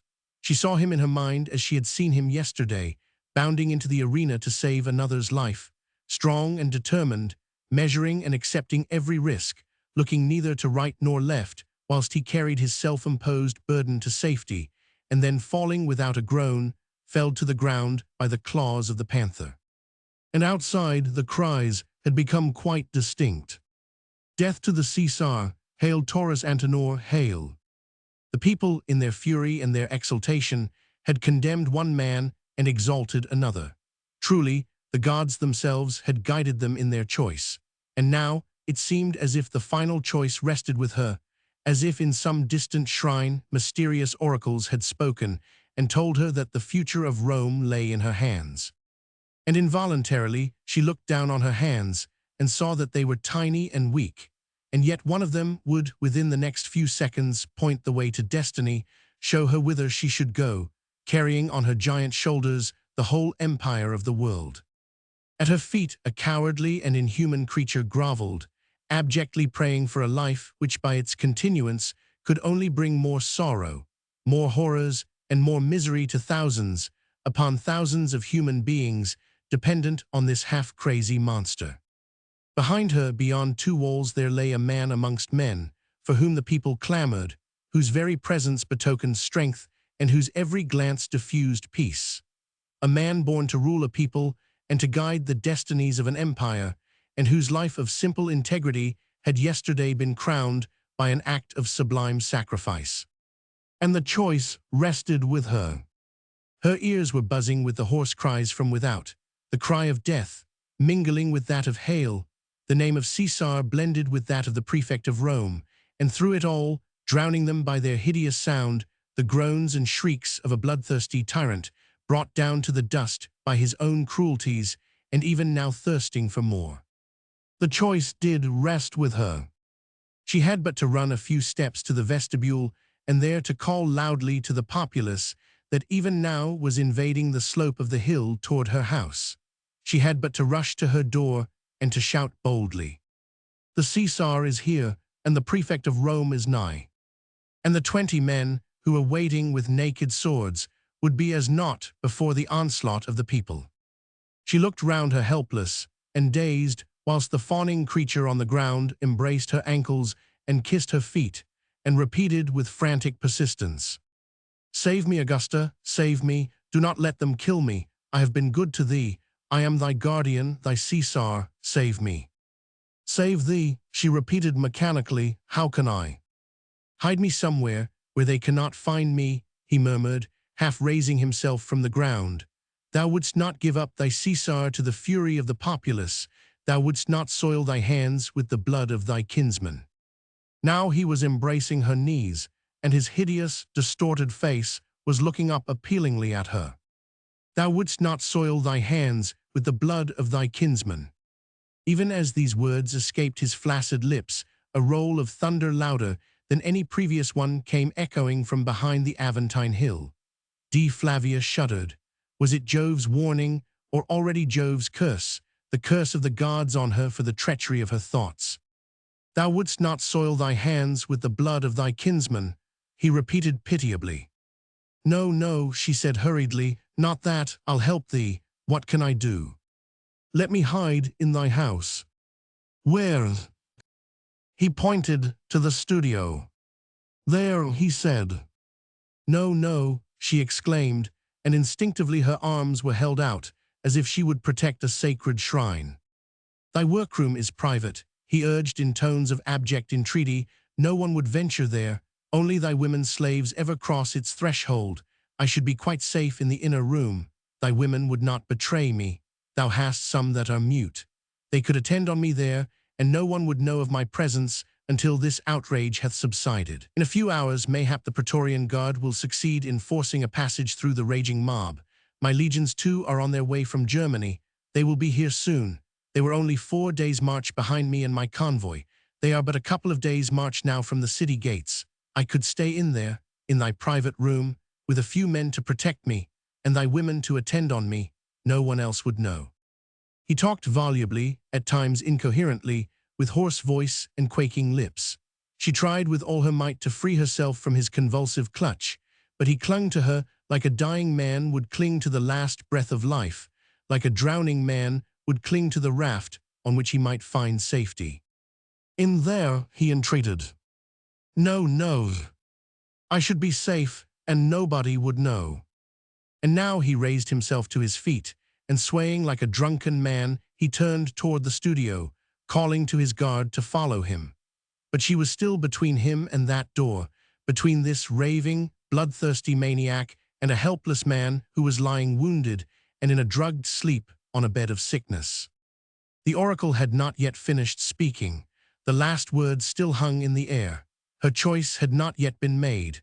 But at this moment, when Caligula and his guard turned toward the studio door, she knew that it would not be long in the making. Never should that demented tyrant cross the threshold of her studio and wreak his hatred and revenge upon the fallen hero. Rather than that should happen, she would call to the people and hand over the Caesar, her kinsman, to an infuriated mob. Better that than to deliver a wounded man into the claws of a raging brute. Then mayhap the blood of her kinsman would stain her hands forever. Then, too, no doubt would come horror, remorse, and the malediction of the gods. Then so be it. That would she take upon herself. What must be suffered, that she would suffer. The torments of remorse would be infinitesimal compared with the awful sacrilege which the Caesar's hand would perpetrate, were he allowed access to the prefect of Rome. And even as the resolve became firmly implanted in her heart, she found herself murmuring softly words which she had heard in the forum a very few days ago. I have but one soul, and that is in the hand of God. Something of the serenity which had then shone from the man's face now entered into her heart. Horror and excitement fell away from her like a useless mantle. She felt herself absolutely calm and unswerving in her determination. Therefore she did not make a rush for the studio door. She did not with dramatic gesture interpose her body between it and the Caesar. She merely put her hand out and let it rest upon his arm. I should be safe in there, and nobody would know, he murmured. My slaves would know, she said coldly, and would betray thee. I only fear the men, and they need not know, he said eagerly, even though at her words he had paused and turned back towards her. Many of them have seen and heard thee. Tell them I have escaped to the palace of Augustus through the crypta. They would not believe it, they would know it was not true. Canst thou not trust thy slaves? He snarled. Couldst thou trust thine? She retorted. I can change robes with one of my guard, he urged, and he could then pretend to be the Caesar escaping through the crypta to the house of Augustus. 'Twere safest not to make pretense, she rejoined coolly. Rather let the Caesar do what he suggests. What is that? The palace of Augustus would be the safest stronghold for the Caesar until the arrival of the legions. It would be safer than the house of his servant, for prying eyes may have seen him enter it, and ears sharpened by hate, may have heard his cries. "Then am I lost," he exclaimed. "Not if my gracious lord will take counsel of his servant. The underground way is clear and safe. The palace of Augustus would afford ample shelter. 20 men well armed will watch over the Caesar, and the house of D. Flavia will furnish the necessary food." Caligula hesitated a moment. His shifty eyes wandered restlessly over the face of the young girl. "Thou'lt not betray me," he murmured. "I could betray thee now, and I would," she said simply. "The mob is at my gate. One call from me, and the Caesar is in the hands of those who desire his death." "Hush, hush," he said, once more clutching her wrist and gazing fearfully around him. "Speak not of this, D. The very words might call down the decree of the gods. I'll trust thee," he added, bringing his livid face close to her own and speaking with a fever of maddened fury. "But if thou shouldst fail me—" "No need of threats, great Caesar," she said, calmly disengaging her wrist from his grasp and stepping back from him. "If I failed thee today, neither I nor thou would be alive on the morrow." The truth of what she said must have struck his dulled mind, for the look of savage ferocity quickly died from his face, leaving it once more pale with abject fear. He must have realized that his own unreasoning cowardice had placed him entirely in this girl's hands, and that having feared to meet his people a few hours ago, he had cut off from beneath his own feet the bulwark of dignity and of unapproachable sanctity on which he should have stood. "To the house of Augustus," he said more quietly, "while the rabble vent their rage upon my palace and search for their Caesar that they might murder him, I'll remain there in peace. Do thou send thy most trusted slave into the streets, and let him endeavor to reach the Praetorian Guard, who are holding their ground behind the crowd of rebels. They might effect a flank movement, which, if unexpected, might put the miscreants to rout sooner than we anticipate. Hast a slave whom thou canst trust thus far?" "I have 2 freedmen," she replied, "free since yesternight, who would give their life for me." "Let them do it then," he retorted cynically, "and do thou lead the way to the triclinium. I am anhungered, and a halt at thy table will throw dust in the eyes of thy slaves. I can reach the crypta from there without being seen again." "As the Caesar commands," she said calmly, "but there is little time to be lost." Chapter 28. "Nothing is secret which shall not be made manifest." St. Luke Roman 8:17. Caligula himself led the way to the triclinium, and D. Flavia followed him. He threw himself upon a couch, and she, with her own hands, served him with wine and fruit. He refused to eat but drank freely of the wine, whilst she stood beside him calmly waiting until he should be ready to go. Seeing Blanca cross the atrium, she had called to her and ordered her to serve the soldiers. The men were grateful, for they were exhausted.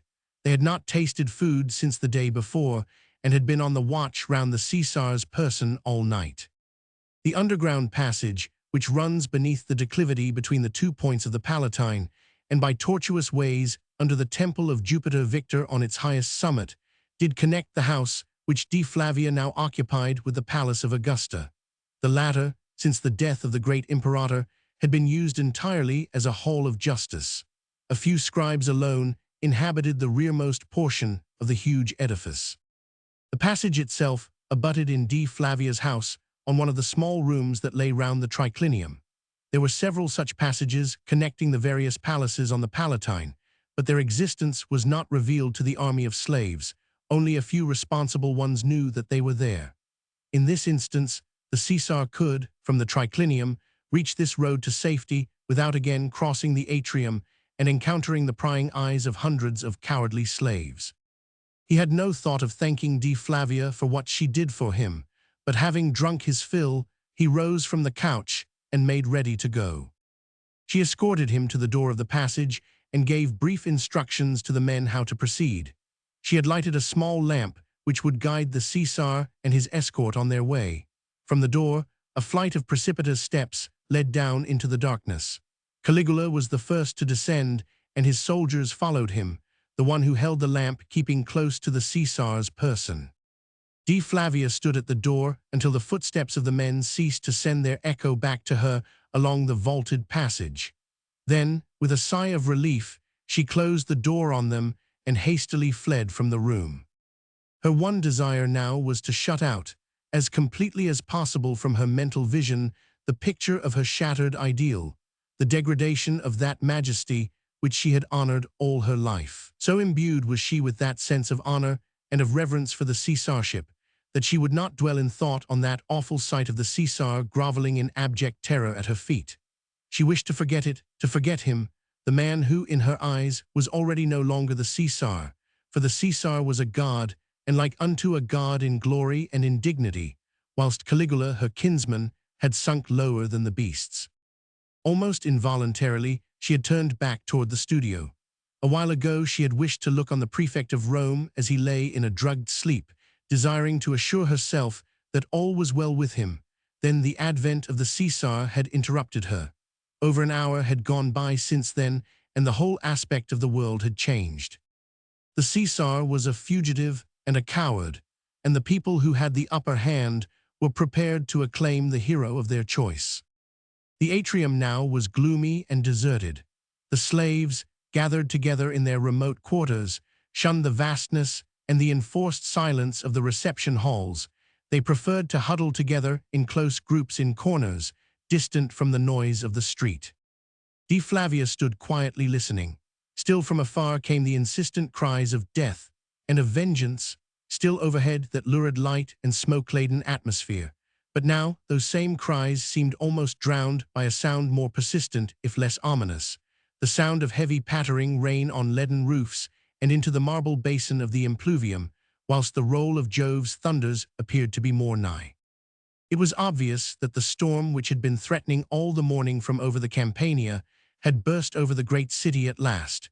It was Jove's turn now to make a noise with his thunder, to utter cries and howls of vengeance and of death through the medium of his storm, and to drown the fury of men in the whirl of his own. Now a vivid flash of lightning rent the leaden sky overhead and searched the dark corners of the atrium. D. Flavia uttered an involuntary little cry of terror and hid her face in her hands. A high wind howled among the trees outside the house. D. could hear the tiny branches cracking under the whiplash of the blast, breaking away from the parent stem, and sending an eddy of dry dead leaves whirling wildly along the narrow streets and into the open portals of the vestibule. She could hear the fall of the torrential rain and the flames, which sacrilegious hands had kindled, dying away with long-drawn-out hissing moans of pain. She could hear the wind in its rage lashing those flames back into life again, and could see through the opening overhead the huge volumes of black smoke chased across the sky. Smoke and flames were fighting an uneven battle against the persistent, heavy rain.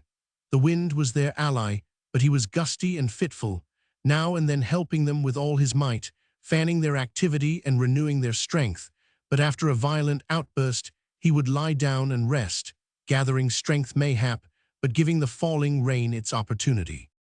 The rain had no need of rest. It fell and fell and fell, steadily and torrentially, searching the weaker flames, killing them out one by one. To D. Flavia's straining senses, it seemed clear that in this storm the number of rebels had greatly diminished. None, no doubt, but the most enthusiastic remained to face the discomforts of drenched skin and bone chilled to the marrow. No doubt, too, the gale blowing the flames and smoke hither and thither on the exposed slopes of the Palatine had rendered a stand in the open unmaintainable. All this, of course, was mere conjecture, but the young girl, worn out mentally and physically with the nerve strain of the past 24 hours, was grateful for the momentary sense of peace.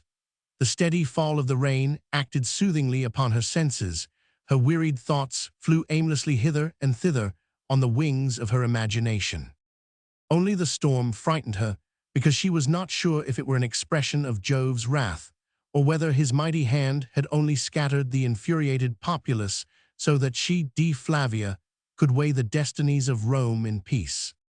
She thought of going quietly back to her room, to think a while in the solitude. The danger being less imminent gave her leisure to ponder and to weigh in the balance her allegiance to Caesar and that other nameless sense within her which she did not yet understand, but which invariably drew her wandering thoughts back, and then back again to the man who lay in a drugged sleep under her roof. He slept, and throughout the great city the people called on him, "Hail Taurus Antenor, hail!" She sighed, and involuntary tears gathered in her eyes. But the sigh was not one of sadness. Rather was it one of longing for something intangible and exquisite, and this longing was so sweet, and withal so mysterious, that instinctively she turned away from the magnificent reception hall toward her own room, with a wild desire to be alone and nurse that longing into an all-compelling desire. It was at this moment that 5 or 6 men, all wrapped in dark woolen cloaks, entered the atrium from the vestibule, and catching sight of the Augusta, called to her loudly with greetings of respectful homage. She paused, angered at the intrusion. Peace and solitude seemed indeed denied to her today, but recognizing the Praetorian prefect as the foremost of her visitors, she could not, owing to his high rank, dismiss him from her presence. Caius Nepos had already bent the knee before her. He looked flushed and agitated, as did most of the others. Only my lord Hortensius Martius, who was in the background, looked pale and wan from the terrible exposure of yesterday. She did not think to wonder how these men had entered her house, how they had found their way to her presence, past her janitors, and without the usual formalities and ceremonies of introduction which her high rank demanded. She knew that her slaves were demoralized, that men who had been friends of the Caesar were now fugitives, and vaguely thought that the Praetorian prefect and his friends had found their way into her house as into a likely haven of refuge, and would, the next moment, be kneeling at her feet begging for protection and shelter, just as their lord and Caesar had done on this selfsame spot half an hour ago. "Your pleasure, my lords," she asked. "To speak with thee privately, O Augusta," said Caius Nepos, sinking his voice to a whisper. "My friends and I have tried all the morning to forge our way through the mob and to reach thine ear, but the Praetorian Guard, faithful to me, was unable to make headway. Then did we think of covering ourselves with dark cloaks and of following the crowd as if we were one with it, until it led us to the precincts of thy house. The storm as it broke overhead was our faithful ally. The crowd has sought refuge against it under the arcades of the Forum, and the slopes of the Palatine are comparatively free. Yet do you want shelter and protection from me?" asked D. Flavia. She had no liking for these men, all of whom she knew. Caius Nepos, selfish and callous; Ancyrus, the elder, avaricious and self-seeking; young Escanes, whom she knew to be unscrupulous; Philippus Decius, whose ostentation and lavishness she despised. She vaguely wondered why my lord Hortensius Martius was among them. "Nay, gracious lady," said Caius Nepos suavely, "'tis not thy protection which we crave, save for a few moments, whilst we lay at thy feet our desires for the welfare of Rome." "The welfare of Rome?" she queried vaguely. "I do not understand ye. What hath your coming hither to do with the welfare of Rome?" "Allow us to make the meaning clear to thee, O Augusta, but not here, where prying eyes might be on the watch or unwelcome ears be prepared to listen. Grant us but a brief audience in strict privacy. The destinies of Rome are in thy hands." She made no immediate reply, but, as was habitual with her, she tried to read with searching eyes all that went on behind the obsequious masks, wherewith these men sought to hide their innermost thoughts from her. And as she peered into their smooth, humble faces, all at once she knew why they had come. She knew it even before they put their proposals into words. She knew why the Praetorian prefect was so servile, and why my lord Hortensius Martius, despite his obvious weakness, wore an air of triumph. They had come to betray the Caesar and to place the destinies of Rome in her hands. It was strange indeed that this mealy-mouthed sycophant should be using those very words which had stood before her eyes like letters of fire, searing her brain ever since she had stood here, half an hour ago, with the groveling Caesar at her feet. The whirl of thoughts which rushed to her brain now made her giddy. Instinctively now, as she had done then, she looked down on her hands, those hands which were to guide the destinies of Rome, and her heart had a curious twinge of pain, almost of fear, for she realized more fully than before how small and delicate they were. "Time walks closely on the heels of destiny, O Augusta," urged Marcus Ancyrus, the elder, in his gently insinuating voice, "for the nonce Jove has damped the wrath of the people of Rome, but that wrath is only dormant, it will break out afresh. The storm in the heavens will pass by, but the tempest caused by a raging mob will reawaken with double fury. In thy hands, Augusta, in thy hands. She knew that all these men wanted was to use her as a tool, a puppet to dance to their piping. She knew that anon they would be as ready to betray her as they were betraying their Caesar now. Yesternight, had they come to her with their proposals, she would have rejected them with unqualified scorn. But since yesternight she had seen the Caesar abject, cowardly, degraded, dragging his bespattered majesty across the floor of this house. She had measured him, not by what he represented, but by what he was, and she had taken his measure, and that of another, and the Caesar was lower than the brutes, and that other was greater than men. A silent voice, a whisper which mayhap was an inspiration, caused her to look toward the studio. "In there, my lords," she said, pointing to the door, "we shall be safe from watchful eyes and ears, and I will listen to what you have to say." She chose not to see the look of triumph which flashed from 6 pairs of eyes, but calmly led the way toward the studio. Caius Nepos and the others followed her without a word. Dion and Nolus rose as she entered, and she dismissed them, whilst ordering them to wait her pleasure outside the door.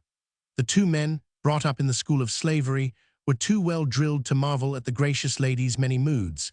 They did not even cast one look in the direction of the inner room, where they knew that the prefect of Rome still lay in a drugged sleep. As soon as they were gone, Flavia turned again to Caius Nepos and to his friends. "I pray you sit," she said simply. She herself sat on a high chair with circular back carved of citrus wood, but Caius Nepos and the others preferred to stand. Chapter 29. For the children of this world are in their generation wiser than the children of light. St. Luke, Romans 16:8. Caius Nepos was the spokesman of the party. His high rank and great influence with the guard under his command gave him certain privileges which his friends were always willing to give him. They did not know of his treachery to them. Nothing, indeed, had occurred to make them guess that the man who, in a sense, had been the leader and organizer of their party had betrayed them all to the Caesar in the hopes of greater gains, once he knew that his adherents had no thought of offering him the imperium. The events of yesterday had changed the whole trend of Caius Nepos' ambitions. The people in its present temper was not like to accept him as the Caesar, even if he could persuade the Praetorian Guard to acclaim him as such. His one desire being his own advancement and his own interests, he had already realized that these were best served by adherence to D. Flavia's fortunes, since the Caesar himself, while still in the fullness of his power, had named her and her descendants as his successors for all times. Caius Nepos, quick to seize his chance, and seeing the party of patrician malcontents aimless without a leader, had grasped his opportunity and constituted himself once more their organizer. Now, whilst the others grouped themselves at a respectful distance round the Augusta, he stood quite close to her, with back bent and his face in shadow. "Augusta," he began, "meseems that in thy heart thou hast already guessed the purpose of our coming. The hour is rife, and we do but wait thy command. We are at one in this. The Praetorian Guard will follow my dictates. The patriciate of Rome will bow the knee to thee. Augusta, the hour is rife. A raging madman, a cruel mountebank and abject coward, has this day forfeited all rights to sit on the throne of Augustus, thine immortal kinsman. Augusta, art prepared to deliver Rome finally from under the heel of a tyrant, and thyself to place the scepter of Augustus in the hands of one who were worthy of the prize." "I, my lord," she asked coldly, for Caius Nepos had paused in his oratory, how can I, a woman, decide on this great point? 'Tis for the legions to proclaim their Caesar." "The legions," he broke in quietly, "will follow in the wake of the Praetorian Guard, and the Praetorian Guard will listen to my voice. They believe that the Caesar is dead. They will soon believe that the will of Rome lies in this, that the final choice of his successor shall rest with thee." Then, as she made no reply but sat quite still and thoughtful, her small hand shielding her face so that it was in shadow, her elbow resting on the delicately carved wood of the chair, Caius Nepos drew a step or two nearer. He bent his long back nearly double and sank his voice to an insinuating whisper. "It was the Caesar himself, O Augusta," he whispered, "who yesterday, before all the people, made an oath, and declared that thy future lord and master should succeed to the imperium, so that the descendants of immortal Augustus should in time become the rulers of Rome. But the Caesar is not dead, she said simply. He is dead to the people, dead to his guard, dead to Rome, asserted the prefect solemnly. Yesterday the dagger of Escanes was ready to do the supreme act of retributory justice, and to rid the world of a maniacal tyrant and Rome of a cruel oppressor. Today the act was virtually done by the madman himself when he fled in abject terror from before the face of his people. And as if in direct confirmation of Caius Nepo's solemn words, there came from far away, rising momentarily above the roar of the tempest, that ever-persistent, monotonous cry. Death to the Caesar, death, even whilst Jove's thunder overhead gave forth its majestic echo. Dea Flavia no longer hid her face in her hand. She sat serene and dignified, upright and pure as a lily, allowing her thoughts to be expressed in her blue eyes, letting these ambitious self-seekers see that she was not deceived by their pretense at loyalty and patriotism. They gathered closer round her, and she looked now truly a queen, dignified and serene, her head crowned by the glory of her golden hair, towering above their stooping forms. There was a look of contempt in her eyes, which they did not choose to see. They were having their will with her. They had fired her ambition and roused her enthusiasm, and that was all that these intriguers asked of this girl, of whom they but desired to make a tool for the carving of their own selfish ends. Vaguely, the older men wondered on whom the Augusta's choice had fallen, whilst my lord Hortensius Martius felt the hot blood rush to his cheeks at the hopes that had once more risen in his heart. But now Ansirus, the elder, began to speak, and his voice was mellow and gentle. The people have spoken plainly, O Augusta, he said. Wilt set thy will against the might of the people of Rome? Hath not Jove spoken clearly too? Think on the events of the past 2 days. The Caesar's pronouncement in the circus, the tumult amongst the people when my lord Hortensius Martius courted certain death in order to win thy favors, the rage of the populace against the Caesar. Think on it all. Did not Jove direct all this? Aye, but meseems that he did, she murmured, as her eyes fastened themselves on the heavy door that led to the inner room. But since then, hath he not directed the people to acclaim the Caesar of their choice? Caius Nepos shrugged his shoulders, and Hortensius Martius broke in hotly. The rabble clamors for the prefect of Rome, but the prefect is dead. I remember, my lord, she said quietly. There is a rumor that he died soon after he had saved thy life. Then, as Hortensius Martius, feeling the sting of the rebuke, bit his under lip to check an angry retort, Ansirus, the elder, rejoined suavely, trying to pour the oil of his honeyed words on the troubled water of the younger man's wrath. The prefect is dead, O Augusta, and the people will soon forget him. Rome deifies thee because of thy great kinsman. Having forgotten the hero of their choice, they will readily turn to thee whom they love. They will accept from thy hands the Caesar whom thou wilt choose. My lord Hortensius, after that first feeling of anger, had soon recovered his serenity. He tried to put an expression of sad reproach into the glance which he fixed on the Augusta. Perhaps she had not meant to rebuke him and was already sorry that she had wounded him. He would have liked to put into his glance all that he felt in his heart for her. Deep down within him, below the overlaying crust of his ambition, there was real love for the beautiful girl who had it in her power to bestow on him all the gifts for which he craved. He firmly believed that the Augusta reciprocated his love. She had always received his admiration more patiently than that of others. She had more than once listened quietly to the protestations of his love. Yesterday he had risked his life to win her hand. She, a proud Roman lady, was not like to forget his valor. When from the arena he had caught sight of her face, it was terror-stricken and deathly pale. She had feared for him then, of that he was quite sure. The horrible death which he had faced had given him the first claim to her favors in the sight of his friends. They had rallied willingly round him and had tacitly recognized him as their leader. Now it seemed as if Jove himself, with the help of his thunders, had ranged himself on his side. He saw the glow of enthusiasm rise to Dea Flavia's face, suffusing her eyes, her lips, her throat. He believed that that glow had been partly kindled by his glance, and was too much blinded by his own ambition, and his own desires to note that the young girl's averted gaze was persistently fixed upon the door of the inner room. Flavia, of a truth, had little thought of my lord Hortensius Martius, of his ambition or of his love. She could not tear her eyes away from the spot beyond the stuccoed walls where lay a man, helpless now, but a man whose every deed proclaimed him the born ruler of men. Then, as those around her were silent, hanging expectant upon her lips, she forced her thoughts back to them and to all that they had said. "What would ye have me do, my lords?" she murmured. "Make thy choice, O Augusta," urged Caius Nepos eagerly. "Choose thy lord and master from among those who are ready to acclaim thy choice as final. The Praetorian Guard is prepared, I tell thee. The mad Caesar yesterday paved the way for our success. Choose thy husband, Augusta, and the Praetorian Guard will forthwith proclaim him as the greatest and best of Caesars, princeps, imperator, the father of his armies. The people will go wild with joy and will deify thee and thy lord. But the Caesar, my kinsman, he will end his days in contentment and in peace," said Ansirus, the elder, dryly, "in a villa on the island of Capra. No harm shall come to him. We here present do pledge thee our oath."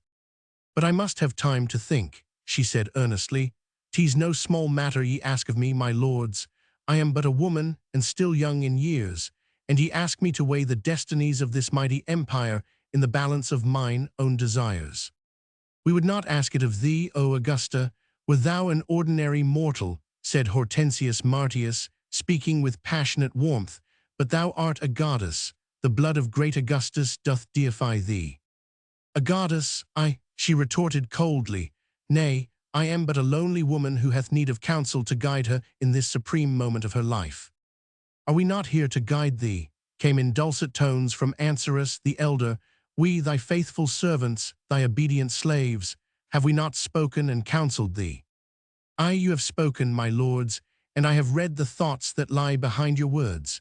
'Tis not loyalty to dead Augustus that alone led your footsteps to my door." "Our love for thee," interposed Hortensius Martius softly. "And your own aims that you would follow, your own ambitions that you would feed." Then, as hot words of protest rose to the lips of most, she put up her hand and added with quiet dignity, "Nay, my lords, 'tis but human to be ambitious, and Rome herself is great because she is ambitious. But I for myself alone have no ambition. The proud title which you would offer me holds no allurement to my tastes, but if the gods will so guide my choice that a just and brave man shall bear the scepter of imperial Augustus, then will I thank them on my knees that I was made a medium for their will." Hortensius Martius, convinced that her eyes had rested on him while she spoke, made an effort to disguise the look of triumph that shone from out his glance. But young Escanes, in whom all hope had not yet died, was under the same impression, as also was my lord Philippus Decius, for in truth, Flavia had looked round on them all marveling how any of them could compare with the man who already in her heart was the chosen lord of Rome. "And now, my lords," she said, paying no further heed to the sighs of restless desires that rose up round her as she spoke, "I pray you ask no more of me. I must think and I must pray. I entreat you not to urge a decision on me until I have thought and prayed." "Time is precious, Augusta," urged Caius Nepos feebly, "and the people will not wait." "The people have fled from before the storm," she rejoined, "and their will, remember, my lords, may not be in accordance with yours. They call for the prefect of Rome, and the prefect is dead. We must be ready to acclaim a Caesar who will be equally to their choice." Then she said, "When tomorrow the third hour of the day is called, I pray you, my lords, come back to me for mine answer. But I must have until tomorrow to ponder and to pray. And you must press me now," she added decisively, seeing that protestations were again hanging on their lips. "Then must my answer be no to all your demands."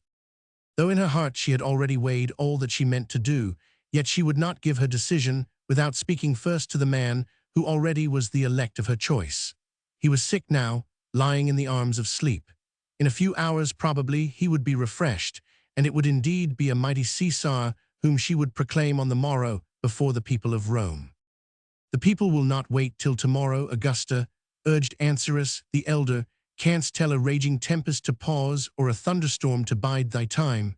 They are quiet for the nonce, but in an hour they will again invade the imperial hill. Thy house will not be safe. Then must ye put a check upon the people as best ye can, my lords.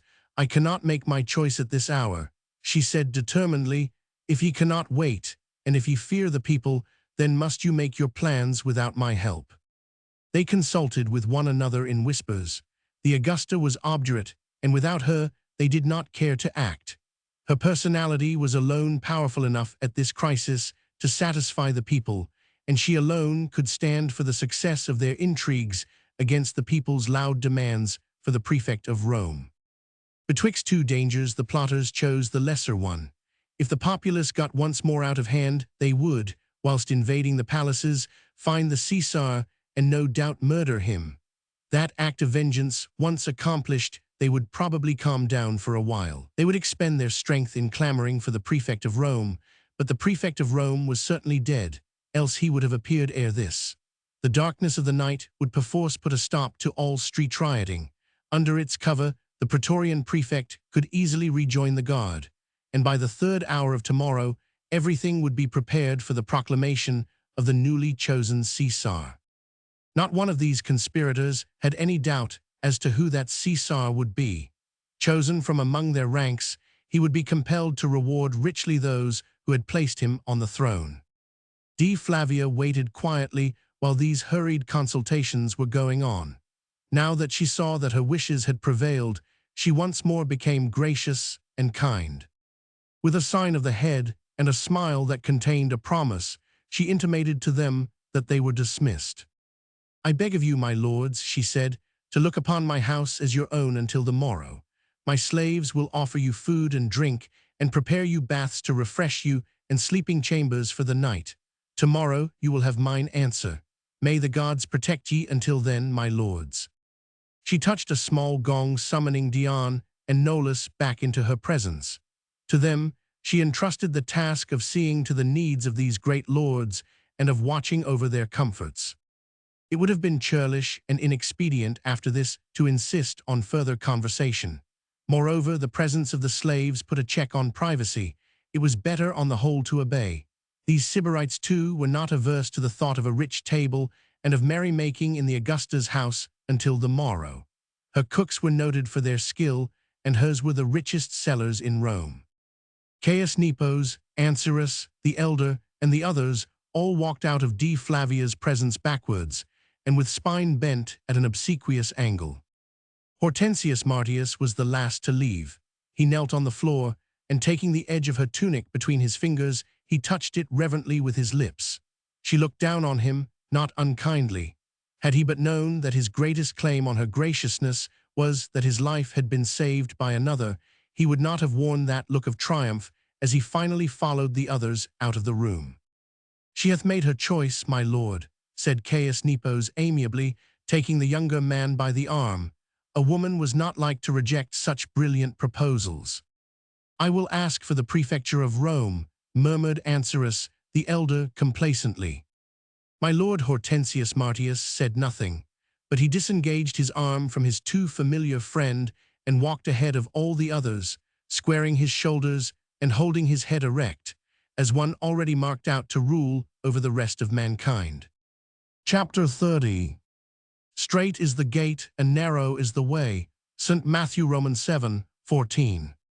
In the studio, upon the throne-like chair of carved citrus wood and heavy crimson silk, Dea Flavia sat silent and alone. The footsteps of the men quickly died away on the marble floors of the atrium. Their harsh voices and loud laughter only reached this secluded spot as a faint, intangible echo. The patter of the rain from above into the impluvium was soothing in its insistent monotony. Only from time to time Jove, still angered, sent his thunders rolling through the heavy clouds and his lightnings rending the lurid sky. The people of Rome, wrathful against the Caesar, vaguely demanding vengeance for wrongs unstated, had not gone to rest. Like the gale a while ago, they had merely drawn back in their fury, quiescent for a while, but losing neither strength nor temerity. Dull cries still resounded from afar. Death to the Caesar was still the rallying cry, though it came now subdued by distance, and the majestic screens of stately temples interposed between it and the towering heights of imperial Palatine. D. Flavia at first, her musings one wild tangle of hopes, fears, and joys, did only vaguely listen for each recurrent cry as it came. And thus, listening and watching, her ears became doubly sensitive and acute, and caught the words more distinctly as they rolled on the currents of the wind that blew them upwards from the arcades of the Forum. Death to the Caesar! That cry was always clear, and with it came, like a complement or a corollary, the name of the prefect of Rome. Hail Taurus Antenor Caesar, hail! The cry filled D. Flavia's veins as with living fire.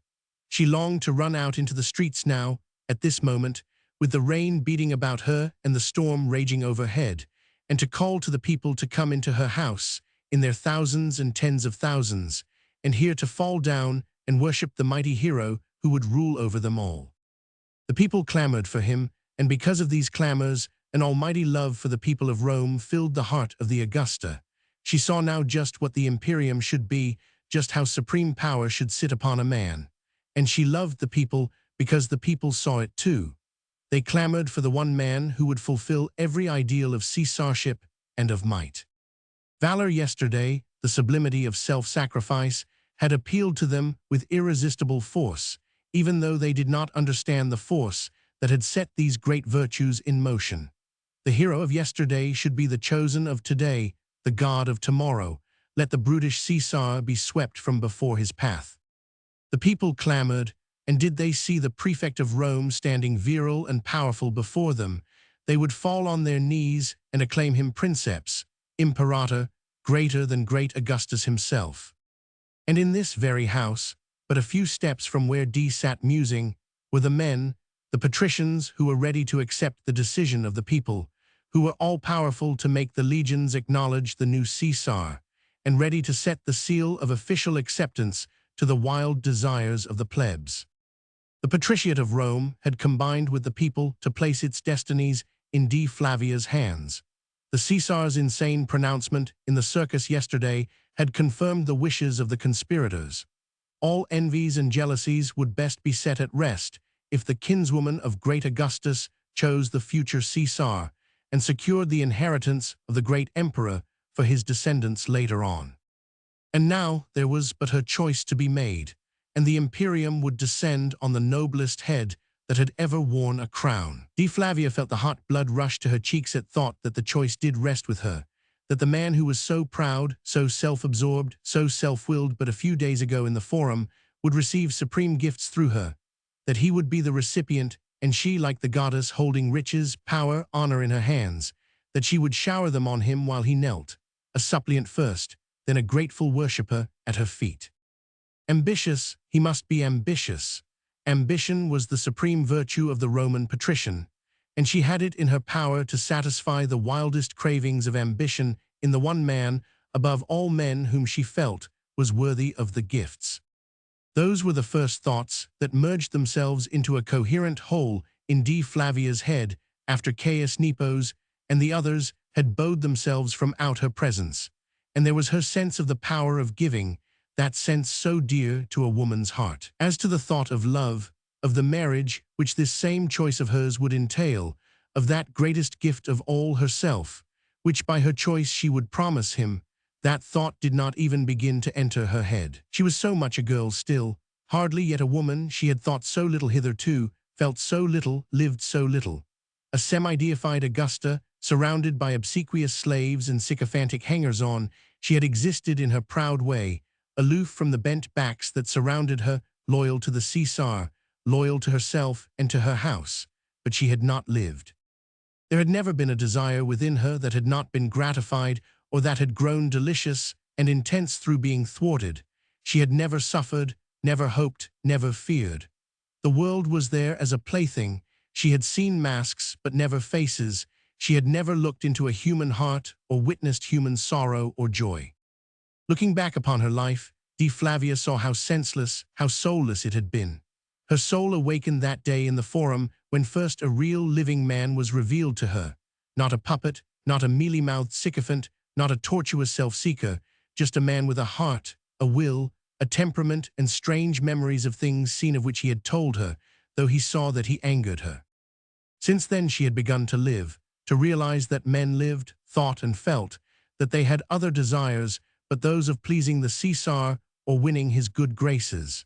She had seen a man offering his life to save another's. She had seen him clinging to a strange symbol which seemed to bring peace to his heart. That man she honored, and on him would rest her choice, and he would be exalted above everyone on earth because she believed him to be loyal and just and knew him to be brave. Her own heart, still in its infancy, had not realized that her choice would rest on that man, not because of his virtues, not because of his courage and his power, but for the simple, sublime, womanly reason that he was the man whom she loved. And as she sat there, musing and still, with her eyes almost involuntarily drawn toward the oaken door of the inner room, she saw it slowly swinging out upon its hinges. She heard the swishing of the heavy curtain behind it, and the next moment she saw the prefect of Rome standing on the threshold. He looked sick and wan, but strangely tall and splendid in the barbaric pomp of the gorgeous robe which he had worn yesterday. Dion had cleaned it of blood and dust, and it still looked crumpled and stained, but as he came forward, the purple and gold gleamed against the stuccoed walls of the studio, and his tawny hair and sun-tanned face looked dark in the subdued light. She could see plainly through the robe the line of bandages which bound his lacerated shoulders, and her heart was filled with pity for all that he had suffered, and with pride at thought of all the joys that would come to him through her. As he came nearer to her, he bent the knee. "I crave leave to kiss thy feet," he said, "for thy graciousness to me." "Thou art well, O Taurus Antenor," she asked timidly, "thy wounds are healed, O gracious lady," he broke in gently, whilst a smile lit up his dark face, "since thy lips did deign to ask after them." "It was presumptuous of me to bring thee here," she said after a while. "I feared that thou wast dead, and the Caesar would have defiled my body. Then would I kiss the ground where the hem of thy gown did touch it, for thy graciousness hath made it sacred." "I pray thee rise," she said, "thou art weak." "May I not kneel?" "Not to me. Not to thee, but before thee, Augusta, before thy beauty and thy purity, the exquisite creations of God." "Of thy God, O Taurus Antenor," she said with a little sigh, "he hath naught to do with me. He made thee for man's delight, to gladden the heart of those on whom thy glance doth rest." She had ordered him to sit on a pile of cushions which lay not far from her chair. Thus was he almost at her feet, and she could look down upon his massive shoulders and on his head, bent slightly forward as he spoke. She thought then how like unto a ruler of men he was, how much strength and power did his whole person express. She wondered, with a happy little feeling of anticipation, how he would take the news which she would impart to him, what he would say, how he would look when he knew that she was prepared to crown him with the diadem of Augustus, and to bestow on him the full gifts of her love. Time was precious, and the next few moments would satisfy her wonderment. She longed to see the fire of ambition light up his earnest face. The glow of love smoldering in his eyes would render their glance exquisitely sweet. But for the moment she would have liked to put the more serious issues off for a while. She would have liked to sit here for many hours to come, with him close by at her feet, her ears pleasantly tickled by his gentle words of bold admiration, yet profound respect. Had he not said that she was made to gladden the heart of those on whom her glance did rest? And a sense of sadness had crept into her heart as he thus spoke, for memory had conjured up before her mind the miseries which had followed in her wake these few days past. "I have brought naught but misery," she said with a sigh, "to those whom I would bless." "Joy to me, Augusta," he rejoined earnestly, "since the day I first beheld thee." "Menecreta is dead," she whispered. "Dost remember?" "I remembered." She paused a while, then said abruptly, "And the Caesar is a fugitive." "Heavens above!" he exclaimed, and the whole expression of his face changed suddenly. "A fugitive? When? Where?" "The people are wrathful against him," she said. "They surrounded his palace, and even—" The words died on her lips. The shout of death to the Caesar, death, had come distinctly from afar.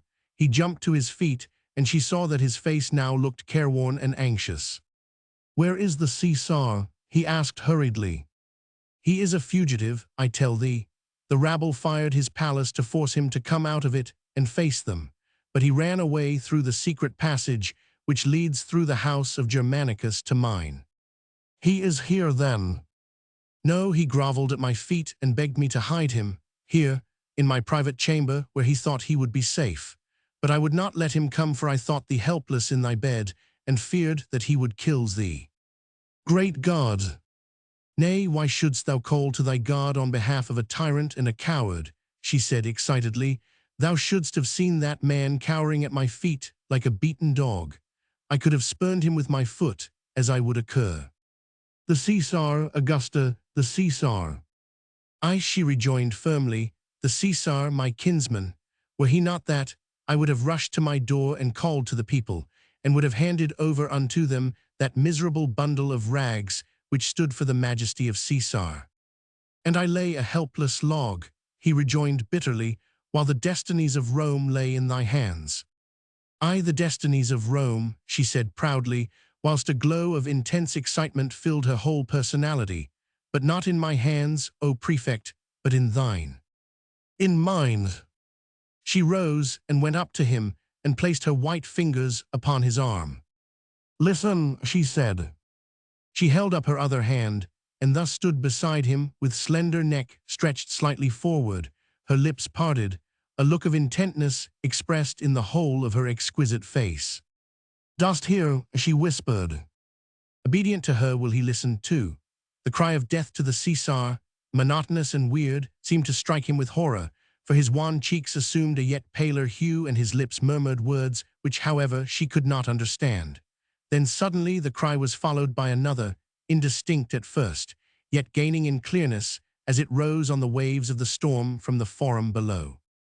The prefect of Rome, where is the prefect of Rome? Hail Taurus Antenor Caesar, hail. Hark, she said triumphantly, dost hear? The people call to thee, they are ready to deify thee.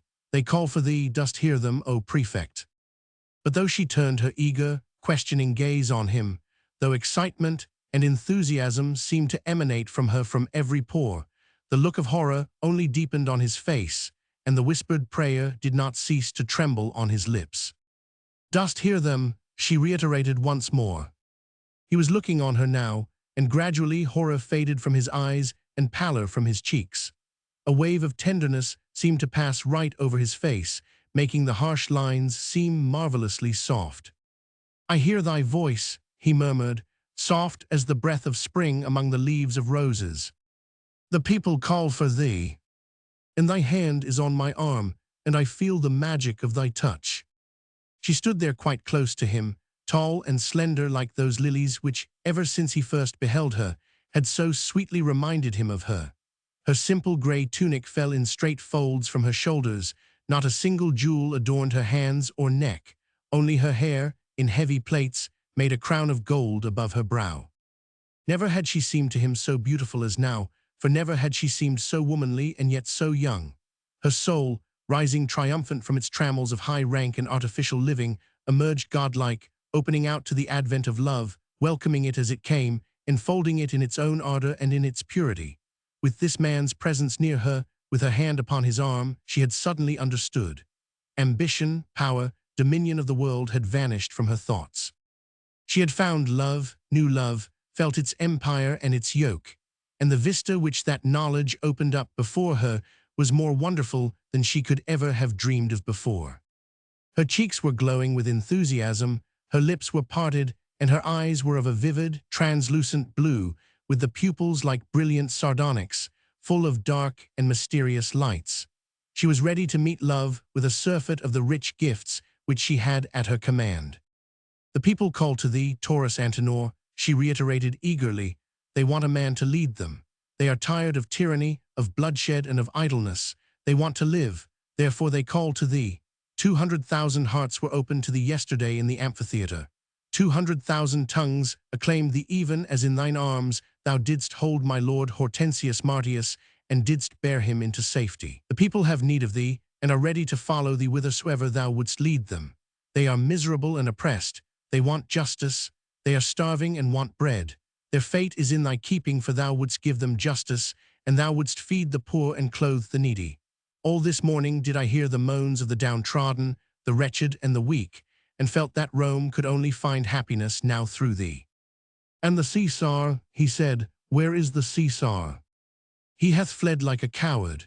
Let him be forgotten, even whilst the people proclaim thee the Caesar, and a new era of happiness doth rise over Rome. Then, as he made no reply, she continued more hurriedly, more insistently. There are those here in my house now who would be the first to acclaim thee as the Caesar. The Praetorian Guard, fired by thy valor yesterday, sickened by the cowardice of Caligula, is ready to follow in their wake, whilst mine will be the joy of calling unto the whole city of Rome, Citizens, behold your Caesar, he is here. She would not tell him that the imperium should come to him only through her hands. A strange reticence seemed to choke these words in her throat. Anon he would know. Caius Nepos and the others would tell him, but it was so sweet to give so much, and, as the giver, to remain unknown. She made a quick movement now, half withdrawing her hand from his arm, but his firm grasp closed swiftly over it. No, no, he said, take not thy touch from off my soul, lest I sink into an abyss of degradation. He kept her slender fingers riveted against his arm, and she looked up at him a little frightened, for his words sounded strange, and there was a wild look in his eyes. She remembered suddenly that he was sick, and that a brief, while ago fever had fired his brain. All her womanly tenderness surged up at sight of his drawn face. Thou art ill, she said gently. He fell on his knees, and still holding her hand, he rested his forehead against the cool white fingers. I am dying, he said softly, for love of thee. There was silence in the room now whilst she stood quite still, like a grey bird in its nest. She was looking down on him, and his head was bowed upon her hands. A weird, ruddy light penetrated into the studio from above, and the sound of the pattering rain awoke a soft, murmuring echo on the white walls. The noise of strife and rebellion, though distant, still filled the air around, but here, in this room, there was infinite quietude and peace. D. Flavia felt supremely happy. Love had come to her in its most exquisite plenitude. The man whom she honored loved her, and she loved him. It seemed as if she had slept for thousands and thousands of years, and had just woke up to see how beautiful was the world. Love is not death, she murmured gently, it is life. Death to me, he whispered, for I have seen thy beauty and felt thee near unto my soul. And when I no longer may look upon thee, mine eyes will become blind with the infinity of their longing. And when I no longer can feel thy touch, my heart will become as a stone. A quick blush rose to her cheeks. That time shall never come, Taurus Antenor, she said so softly that her words hardly reached his ears. Have I not told thee that there are those in my house who are ready to acclaim thee as the Caesar? Acting upon my kinsman's own pronouncement yesterday, they have come to me, to beg me to make the choice which will place the imperium in the hands of the man most worthy to wield it. My choice is made, O prefect. Look into mine eyes, my dear lord, and read what they express. He looked up just as she bade him, and as he did so, there fell on him from her blue eyes such a look of love, that with a wild cry of passionate joy, he stretched out his arms and closed them around her. Love is not death, dear lord, she murmured, even as the tears gathered in her eyes and made them shine like stars. The moment was too supreme for words. Even the whisper, I love thee, died upon their lips. He held her close to him, her dear head resting on his shoulder, his hand upon her cheek, the perfume of her loveliness mounting to his nostrils and making his senses reel with its exquisite fragrance. This one great moment was love's, and it was love's alone. Each had forgotten strife, rebellion, ambition, the fugitive Caesar, and the murmuring people. Each only remembered the other and the perfect flavor of that first lingering kiss. Whatever life held for them hereafter, glory or shame, joy or regret, this moment remained unspoiled, perfect in its ecstasy, the world but a dream, love the only reality. Overhead the thunder rolled at intervals, dull and distant now, with occasional flashes of vivid lightning which lit up Dee's golden hair and the round, bare shoulder which emerged above the tunic. Her face was in shadow. She lay against his heart like a young bird that has found its nest. Then he awoke from this ecstasy. The Caesar, he said wildly, where is the Caesar? Near me now, dear lord, she murmured, looking up at him with a smile. My head is on his shoulder, and I can hear the beating of his heart. The Caesar, Augusta, he said more insistently, and now he held her away from him, her two hands still in his and held against his breast, but she at an arm's length from him. Augusta, he reiterated, I implore thee, where is the Caesar? Hid in the palace of Augustus, whining like a coward for his vanished power. Forget him, my dear lord. He is not worthy of thy thoughts. Whither art going?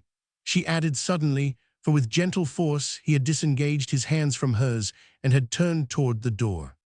To the Caesar, dear heart, he said simply, and he is a fugitive, he hath need of friends, and he is afraid, he hath need of courage. Thou'lt not go to him, dear lord, she exclaimed indignantly, and her hands, strong and firm, fastened themselves on his arm. A coward, I tell thee, a madman, a tyrant. The Caesar, Augusta, he retorted, deign to let me go to him. Thou art mad, Taurus Antenor, fever is in thy veins and doth cloud the clearness of thy brain. Hast not heard the people, they vow vengeance on him, tease on thee they call. Thou art their chosen, their anointed, the people call to thee. It is thou whom they acclaim. Tomorrow, he said more gently, they will have forgotten their disloyalty. Tomorrow they will have forgot me. They will think me dead. Dead will I be to them tomorrow. Nay, but today, she urged, today is thine and mine. The Praetorian prefect is here and the others. The choice rests with me and my choice is made. Rome even now rings from end to end with thy name. Hail, Taurus Antenor Caesar, hail, hast no ambition, she cried, for at her words he had remained cold and still. None, he replied gently, but so to help the Caesar, that he may gain the love of his people by acts of grace and mercy, and to see the wings of peace once more spread over the 7 hills of Rome. With a firm yet exquisitely tender touch, he took her clinging hands in his, forcing her to release her grip on his arm. On her trembling fingers, then he pressed a burning, lingering kiss. Thou art not going, she cried.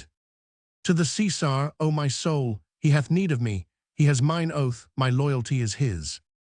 A madman and a tyrant, if thou goest to him, he will kill thee, his guard is with him, he will kill thee. That is as God wills. Thy God, she retorted vehemently, thy God, doth he wish to part us? Is my love not that he should wish thee to spurn it? The value of thy love is infinite, he said earnestly and tenderly, as in perfect humility, he bent the knee for one moment before her, and stooping to the very ground, he kissed the tip of her sandal. 'Tis only on bended knees that such as I can render sufficient thanks to God and to thee for that holy, precious gift. She bent down to him and said with earnest solemnity, Then I entreat thee, good my lord, in the name of that love, go not to the Caesar now, and he doth not kill thee, and thou dost help to bring him back to power. He will use that power to part thee from me. Do not go from me now, dear lord, for if thou goest, I know that it will be forever. The Caesar hates thee now as much as he loved thee before. His hatred is as insensate as his love. He will kill thee or take thee from me. In either case, 'tis death, my good lord. 'Twere death to betray the Caesar, O my soul, he replied, still on his knees, his forehead bent low to the ground. Death, 1,000 times worse than a dagger's thrust, 1,000 times worse than parting. His voice was low and vibrant, and as his solemn words died away, they struck the murmuring echo that slumbered on the studio walls. And D. Flavia was silent now, silent as he rose to his feet and stood before her with head slightly bent, silent, because borne on the subtle wing of that same dying echo, there came to her the awful sense of unavoidable fate. She shuddered, as if with cold. That sense of fatality seemed ready to spread over her soul like a pall. It was only the Roman blood in her, the blood of victorious Augustus, which would not allow her to yield to the spectre. Not just yet, not until the last battle had been fought, the last unconquerable weapon drawn. She waited in silence for a while, nor did she detain him by the slightest gesture, although he once more made a movement as if to go. Only her eyes rooted him to the spot, even as she said very softly, her voice sounding full and mellow like the cooing of a dove. My lord, I entreat thee but to grant me one moment longer, for of a truth there is much that my mind cannot grasp. Of thy God we will not speak, Whoever he be, as thou dost worship him, I will be content to worship by thy side. But that will come in the fullness of time. Dost love me, my dear Lord?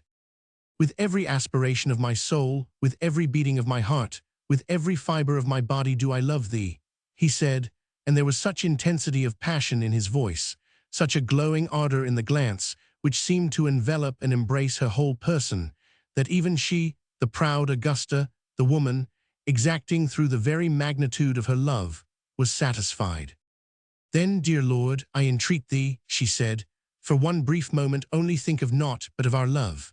Let me rest in thine arms but that one moment longer, and remember the while that with my love the world conquered will lie at thy feet. She drew closer to him and once more lay against his breast. She was tender and clinging now, no longer the Augusta, the unapproachable princess, but just a woman, loving and submissive, proud to give and proud to abdicate. To him this was the torturing moment. He knew what she desired and what weapons she could wield wherewith to subdue his will. The battle he fought with himself just then was but a precursor of the fiercer one which anon he would have to fight against her. The rending of his soul was expressed in every line of his face, which once more now looked haggard and harsh. Dea Flavia saw it all.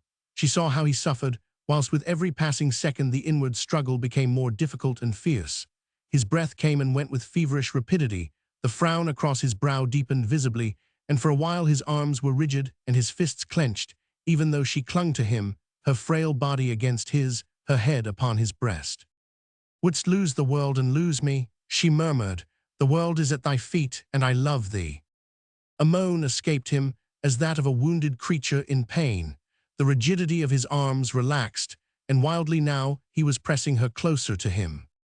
"I love thee," he murmured. "I love thee. The world is well lost to me now that I have held thee in mine arms." "The world, dear Lord," she whispered, "is not lost, rather is it won. My hand in thine will make that world a happier and brighter one. Power is thine, thou art the Caesar." "Hush, sh, idol of my soul, do not speak of that, not now, when my arms are round thee and the whole world has vanished from my ken. Let me live in my dream just a brief moment longer. Let me forget all save my love for thee. It hath burned my soul for an eternity meseems, for I have only lived since that hour when first I heard thy voice. In the forum, dost remember, when I knelt at thy feet and tied the strings of thy shoe? I remember. And I loved thee from that hour. I loved thee for thy purity, and because thou art exquisitely beautiful, and I am a man thirsting for happiness. But God, who hath need of my soul, hath willed to break my heart, so that I might remain pure and true to his service. It was so filled with thine image, that even the glorious vision of his passion became faint and dim. But with infinite pity he hath given thee to me just for this one brief, glorious hour, that it might feed on the memory of thee, even whilst my feet trod the way that leads to the foot of his cross.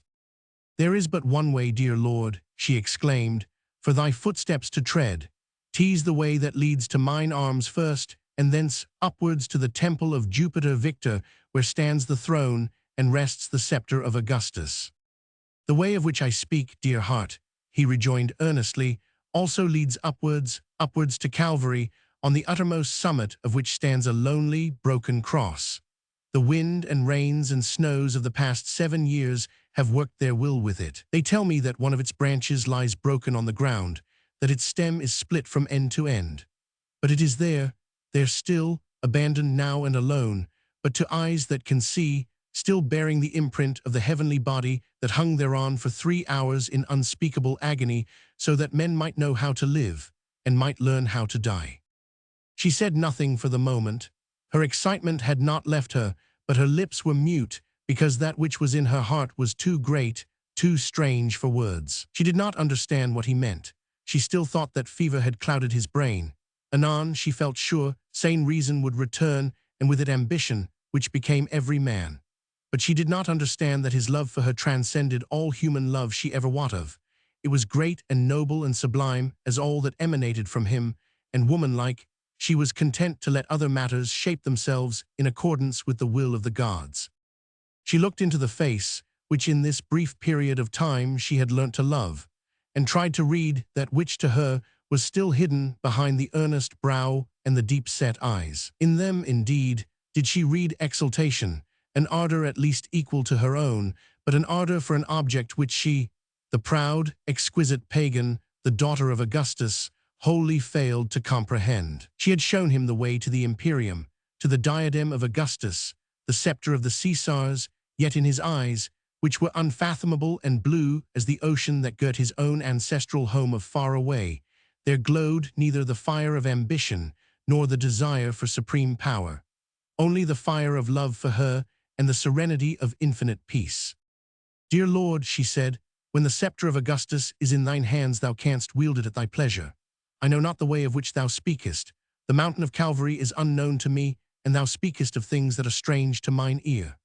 But the gods have placed it within my power to make thee great above all men, the ruler of the mightiest empire in the world, and on my knees do I thank them that they have shown me the way whereby I can guide thy footsteps even to the throne of Augustus. And on my knees do I thank God, O my soul, that thou didst show me the way to the foot of his cross. God himself, dear heart, oh, thou'lt understand some day, for thy soul is beautiful and prepared to receive just that one breath from heaven which will show it the way to eternal life. God himself, dear heart, who lived amongst us all a lowly, humble life of patience and of toil. God, think on it, who might have come down to us in the fullness of his majesty, who might, had he so chosen, have wielded the scepter of the world and worn every crown of every empire throughout the ages, but whom I saw, I, dear heart, saw with mine own eyes as he toiled, weary, footsore, an-hungered, and athirst, that he might comfort the poor and bring radiance into the dwellings of the humble. And I who saw him thus, I who heard his voice of gentleness and of peace, I to desire a crown and scepter, to betray the Caesar and to mount a throne. Dear heart, dost not understand that the scepter would weigh like lead in my hands, and the crown bow my head down with shame? Then would my whispered words lift the weight from thy brow, and my kiss dissipate the blush of shame from thy cheeks. Day and night would go by in infinite happiness, thy head upon my breast, mine arms encircling thy neck. I am ignorant still, yet would I teach thee what love means, and the sweet lesson learnt from me thou wouldst teach me in return. And in mine ear the still, small voice would murmur, Thou hast seen the living face of thy God, didst break thine oath to Caesar, thou didst betray him in his need, even as the Iscariot betrayed his Lord with a kiss. The voice of thy God, she retorted, is no louder than that of the people of Rome, and the people proclaim thee the Caesar and have released thee of thine oath. The voice of God, he said slowly, spoke to me across the sandy wastes of Galilee and said unto me, Render unto Caesar the things that are Caesar's, and unto God the things that are God's. His softly murmured words died away in the vastness around him. D. Flavia made no response. A terrible ache was in her heart, as if a cold, dead hand gripped its every string, whilst mocking laughter sounded in her ear. That cruel monster finality grinned at her from across the room. Love was lying bleeding and fettered at the feet of some intangible, superhuman spectre, which D. Flavia dreaded, because it was the unknown. Taurus Antinor's eyes were fixed into vacancy, and she trembled because she could not see that which he saw. Was he looking on that very vision which he had conjured up, a cross, broken and tempest-tossed, a symbol of that power which to him was mightier than the empire of Rome, mightier than the kingdom of her love? She remembered how, a few days ago, in this selfsame room, she had in thought accosted and defied that Galilean rebel who had died the ignominious death. She had defied him, even she, D. Flavia Augusta, of the imperial house of Caesar. She had offered him battle for this very man whose soul she now would fill with her own. She had defied the Galilean, vowed that she would conquer this heart and filch it from the allegiance it had sworn, vowed that she would make it Caesar's first and then her own, that she would break it and crush it first and then wrest it from its unknown God. And now it seemed as if that obscure Galilean rebel had conquered in the end. She had brought forth the whole armory of her love, her beauty, her nearness, the ardor of youth and passion which emanated from her entire being, and the intangible unknown had remained the victor, and she was left with that awful ache in her heart, which was more bitter than death. Have I thy leave to go, Augusta? He asked gently at last. The moments are precious. The Caesar hath need of me. She woke as from a hideous dream. With a wild gesture of the arms, she seemed to sweep away from before her those awful spectres that assailed her. Then she clung to him with the strength of oncoming despair. "No, no," she cried, "do not go. He will kill thee, I say, do not go." "I must," he said firmly. "Dear heart, I entreat thee, let me go." "No, no, think but a moment. Think, my love, is it not to thee? Has my kiss left thee cold? Do not leave me, dear Lord. Do not leave me yet, not just yet. Now that I know what happiness can mean, I have been so lonely all my life. Love hath come to me at last. Love and happiness. I am young, I want both. Dear Lord, if thou lovest me, canst leave me desolate. If I love thee.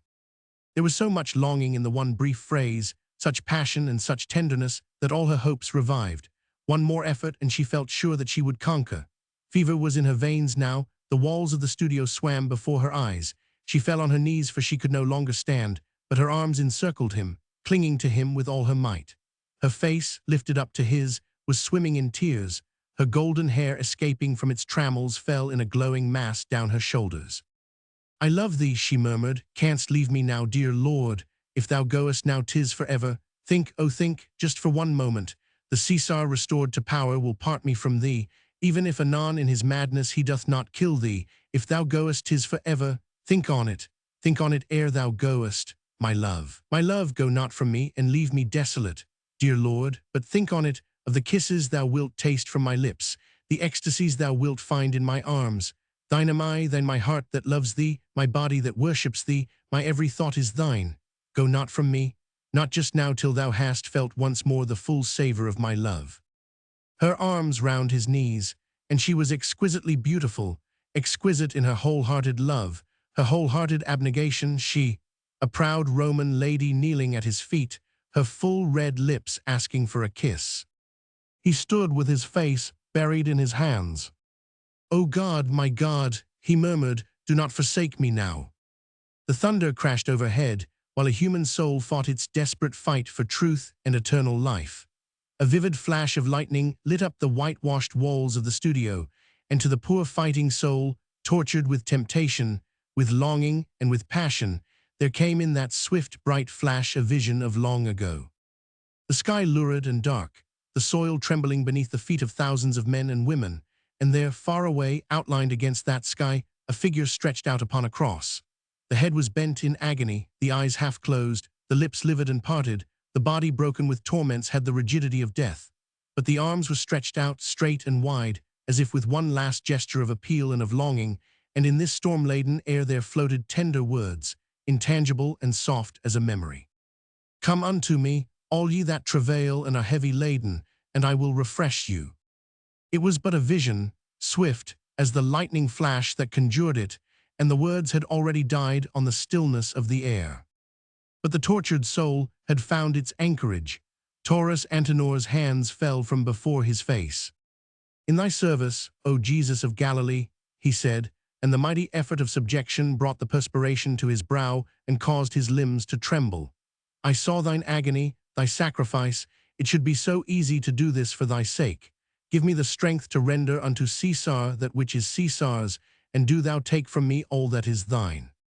She heard his words, she saw the look, and knew that she had failed.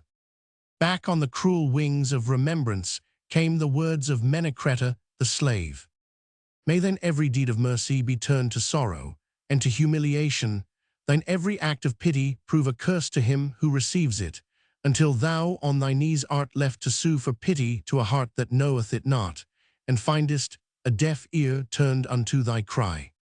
And the curse of the broken-hearted mother seemed like the tangible response to the defiance which she, in her arrogance and her pride, had hurled against him who was called Jesus of Nazareth. She would have blessed Menecreta, and Menecreta was dead. She would have given her life for the Caesar, and the Caesar was a cowardly fugitive, and now on her knees she had sued for pity, and the heart which she had fought for to possess had turned from her as if it knew neither mercy nor love, and whilst her very soul had cried with longing, she had found a deaf ear turned to her cry. That unknown Galilean who died upon the cross had been stronger than her love. It was he who was filching it from its allegiance, he who was brushing and crushing this heart ere he wrested it finally from her, Dea Flavia Augusta of the imperial house of Caesar. The Galilean had accepted her challenge, and he had conquered, and she was not in the heart of the one man she would have given her whole life to call her own. She gave a cry like a wounded bird, she jumped to her feet, and for one moment stood up, splendid, wrathful, pagan to the heart. "Curse thy God," she cried wildly, "curse him, I say, for a jealous, cruel God. Go thy ways, O follower of the Galilean, go thy ways. And when lonely and wretched thy footsteps lead thee along that way which thou hast deified, then call on him, I say, thou'lt find him silent to thy prayer and deaf unto thy woe." Her body swayed, an ashen pallor spread over her cheeks. She would have fallen backwards like a log had he not caught her in his arms. Reverently he carried her to the couch, and there he laid her down, wrapping her grey shroud-like tunic closely round her feet. He bent over her and kissed her golden hair, each blue-veined lid closed in unconsciousness, the perfect lips pallid now and still. "In the name of him who died before mine eyes, take her in thy keeping, O God," he murmured fervently. Then, without another glance on her, he fled precipitately from the room. Chapter 31. "Wherefore take unto you the whole armor of God, that ye may be able to withstand in the evil day, and having done all to stand." Ephesians, Romans 6:13. Without looking to right or left, he strode across the atrium. A cloak quickly, he commanded as Dion and Nolus, obedient and expectant of orders, rushed forward at his approach. From the triclinium on the right came the sound of loud laughter and the strains of a bibulous song, voices raised in gaiety and pleasure. Taurus Antenor recognized that of Caius Nepos, fluent and mellow, and that of my lord Hortensius Martius resonant and clear. To what their revelries meant, he did not give a thought. Dee had told him why these men had come to her house. The intrigues hatched 2 days ago over a supper table were finding their culmination now. The Caesar was a fugitive and the people rebellious. The golden opportunity lay ready to the hand of these treacherous self-seekers, and Dee Flavia was to be their tool, their puppet, until such time as they betrayed her in her turn into other hands that paid them higher wage. Taurus Antenor wrapped the dark cloak which Dion had brought him closely around his person. He gave the slaves a mute, peremptory sign of silence, and then quickly walked past the janitors, through the vestibule, and out into the open street. The midday light had yielded to early afternoon. It still was grey and lurid, with a leaden mist hanging over the distance and moisture rising up from the rain-sodden ground. The worst of the storm had passed from over the city, but the thunder still rolled dully at intervals above the Campania, and great gusts of wind drove the heavy rain into Taurus Antenor's face. It seemed to him, as he walked rapidly down the narrow street in front of the Augusta's palace, that the noise from the forum below had gained in volume and in strength. When the raging tempest of rebellion was at its height earlier in the day, he had lain in a drugged sleep, unconscious of the shouts, the threats, the groans which had resounded from palace to palace on the very summit of the Palatine. When he awoke, these terrifying sounds were already more subdued. The people had been driven by the storm-fanned conflagration which they themselves had kindled to seek shelter under the arcades of the tabernae in the forum below. But now, after a couple of hours of enforced inactivity, they were ready once more for mischief. In compact groups of a dozen or so, they were slowly emerging from beneath the shelters, and it only needed the amalgamation of these isolated groups for the fire of open insurrection to be ablaze again. Time, therefore, was obviously precious. At any moment now, if the rain ceased altogether, the populace, in no way cooled by the drenching, would once more storm the hill and would discover the fugitive Caesar in his retreat. Already from afar, there came to the lonely pedestrian's ear the roar of a mighty wave composed of many sounds, which, gathering force and fury, was ready to dash itself anew upon the imperial hill. But up here on the summit, there still reigned comparative quietude. True that as he walked rapidly along, Taurus Antenor spied from time to time groups of excited, chattering men congregated at street corners or under the shelter of a jutting portico, whilst now and then, from behind the huge piles of builders' materials, which littered this portion of the Palatine, darkly swathed figures would emerge at sound of the prefect's footsteps on the flagstones and as quickly vanish again. But to these Taurus Antenor paid no heed. They were but the remote echoes of the angry storm below. Soon the majestic pile of Augustus' palace loomed before him on the left, with its unending vistas of marble and porphyry colonnades. On the right was the temple of Jupiter Victor on the very summit of the hill.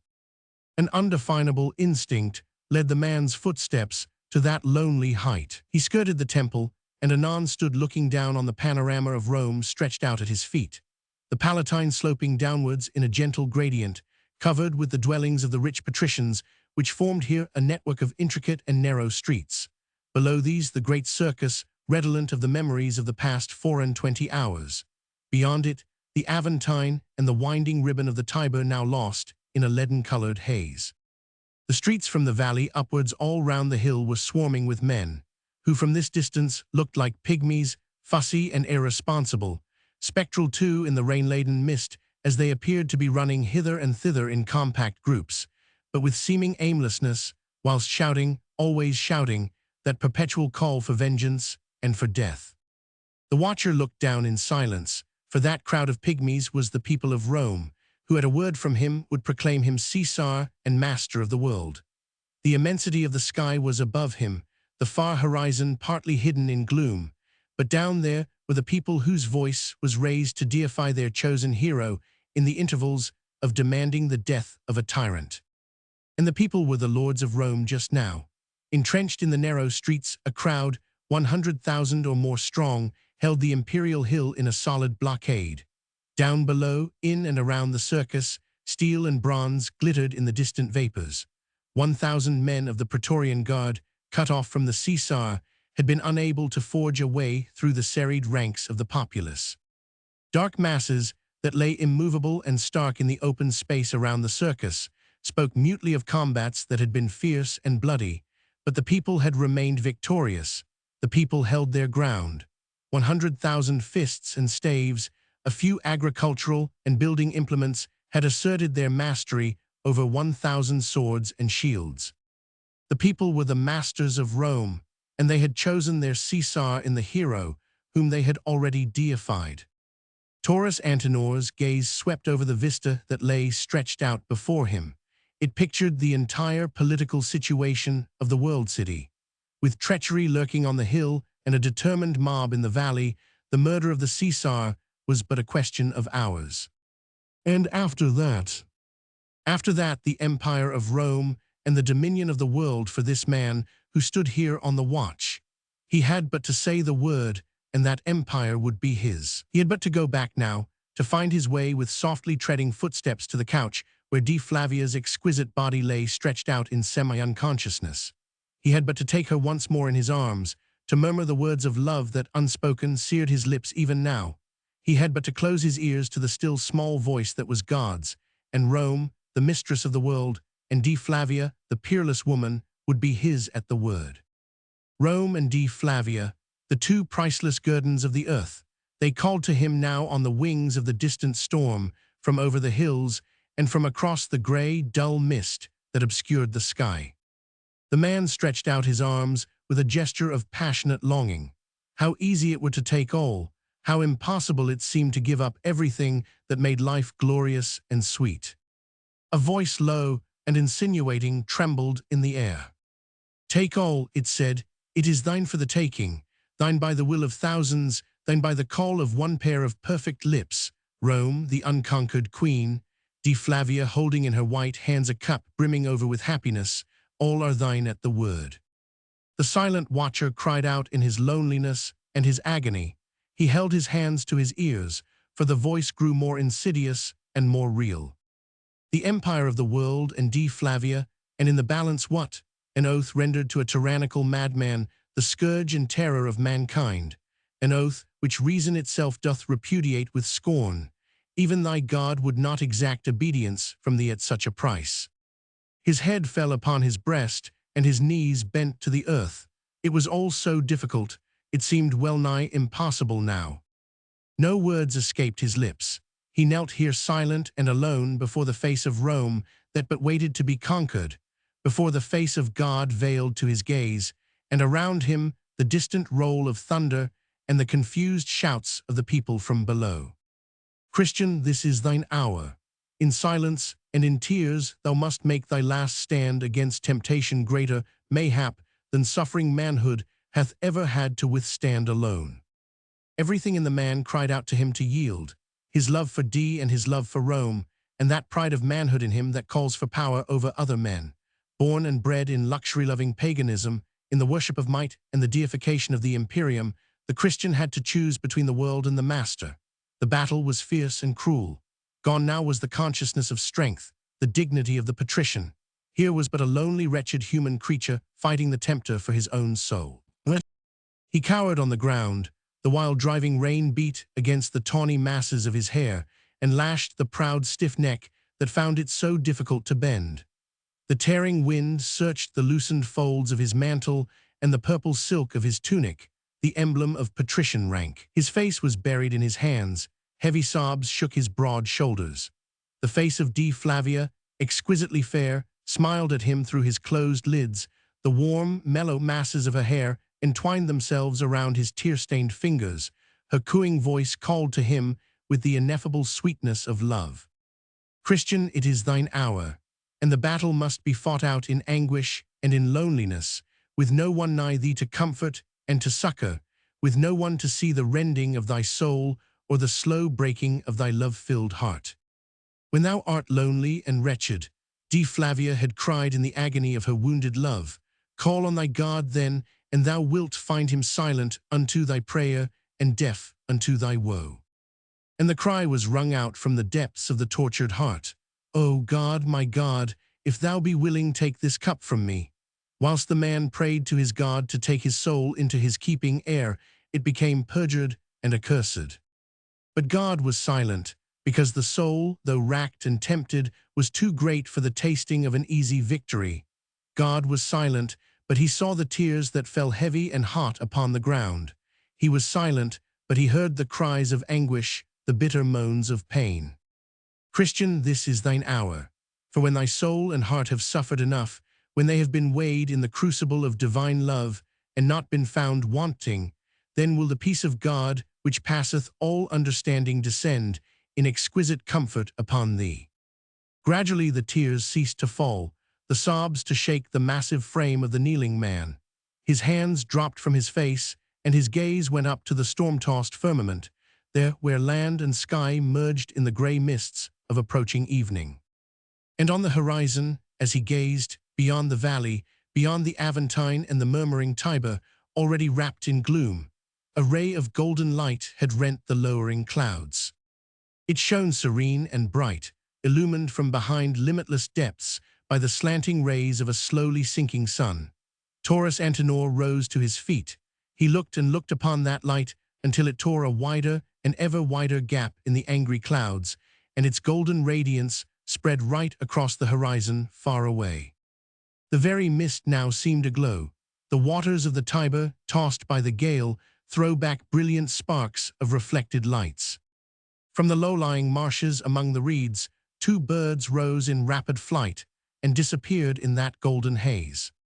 My God, not mine, but thy will be done, murmured the lonely man, and anguish folded its sable wings, and the tortured heart was at peace. Chapter 32.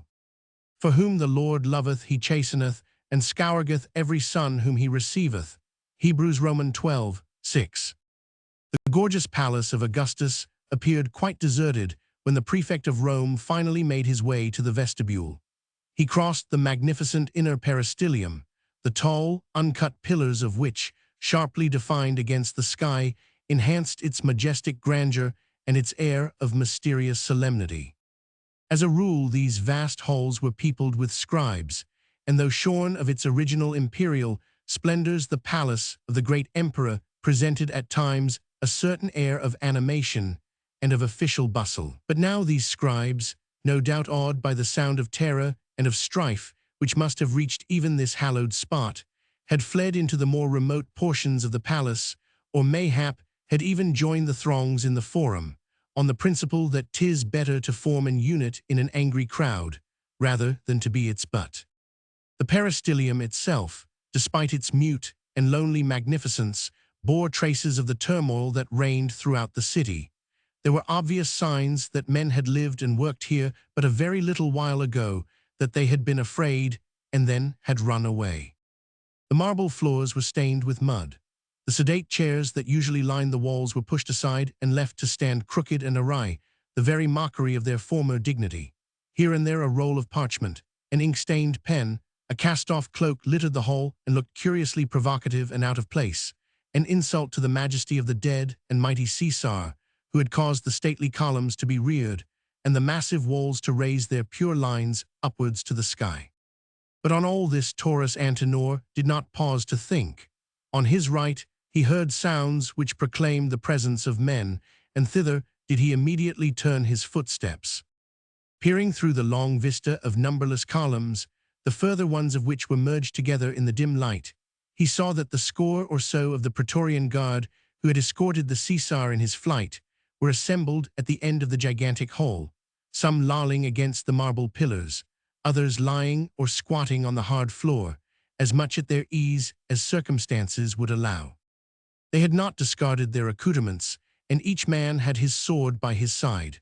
Not realizing that the fury of the mob had been momentarily damped by the storm, they remained prepared to defend the Caesar's life at any moment with their own.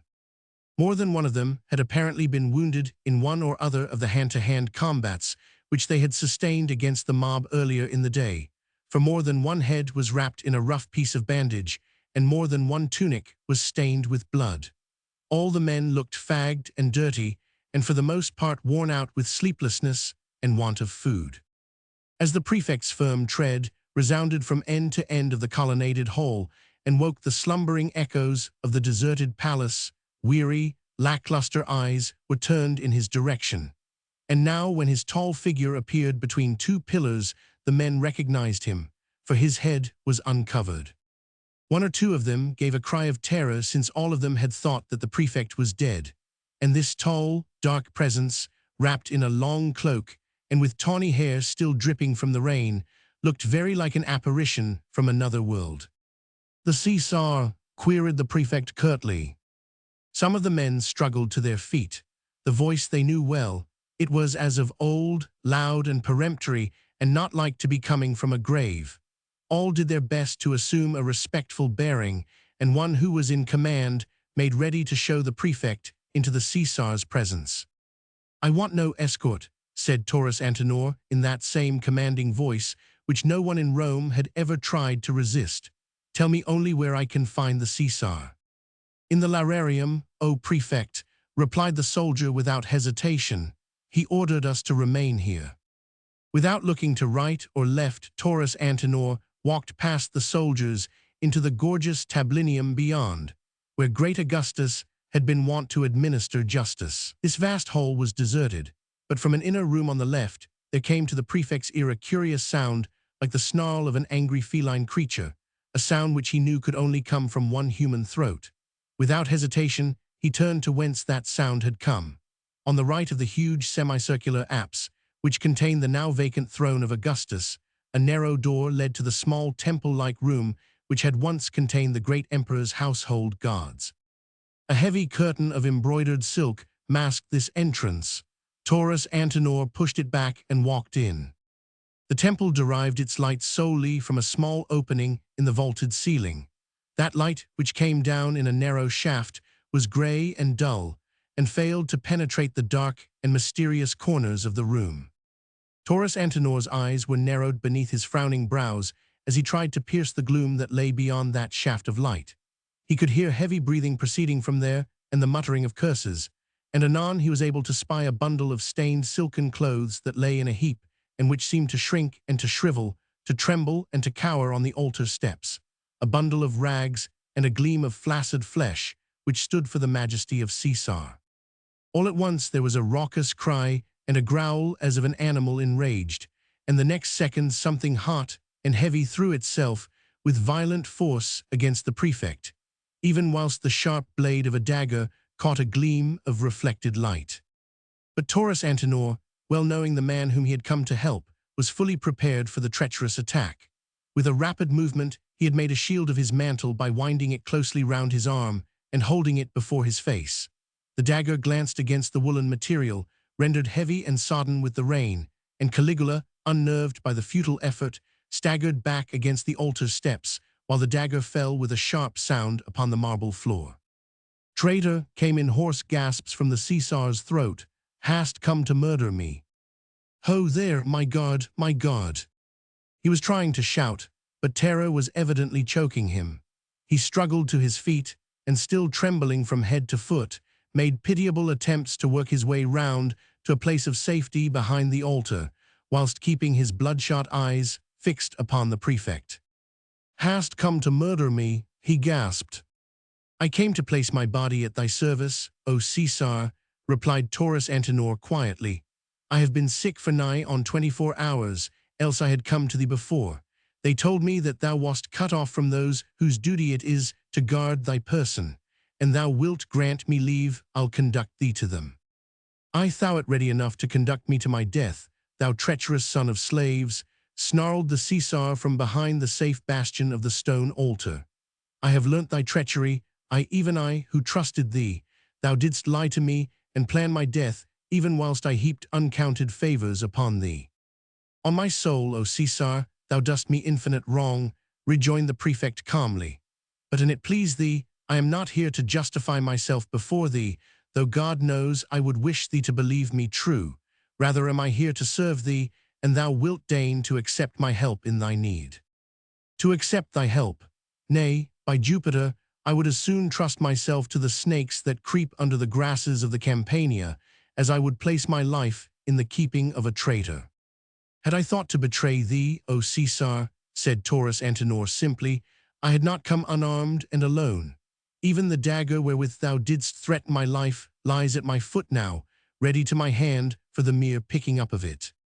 As he spoke, he gave the dagger a slight kick with his foot, so that it slid clinking and rattling along the smooth floor, until its progress was stopped by the corner of the altar steps, against which the Caesar cowered in abject fear.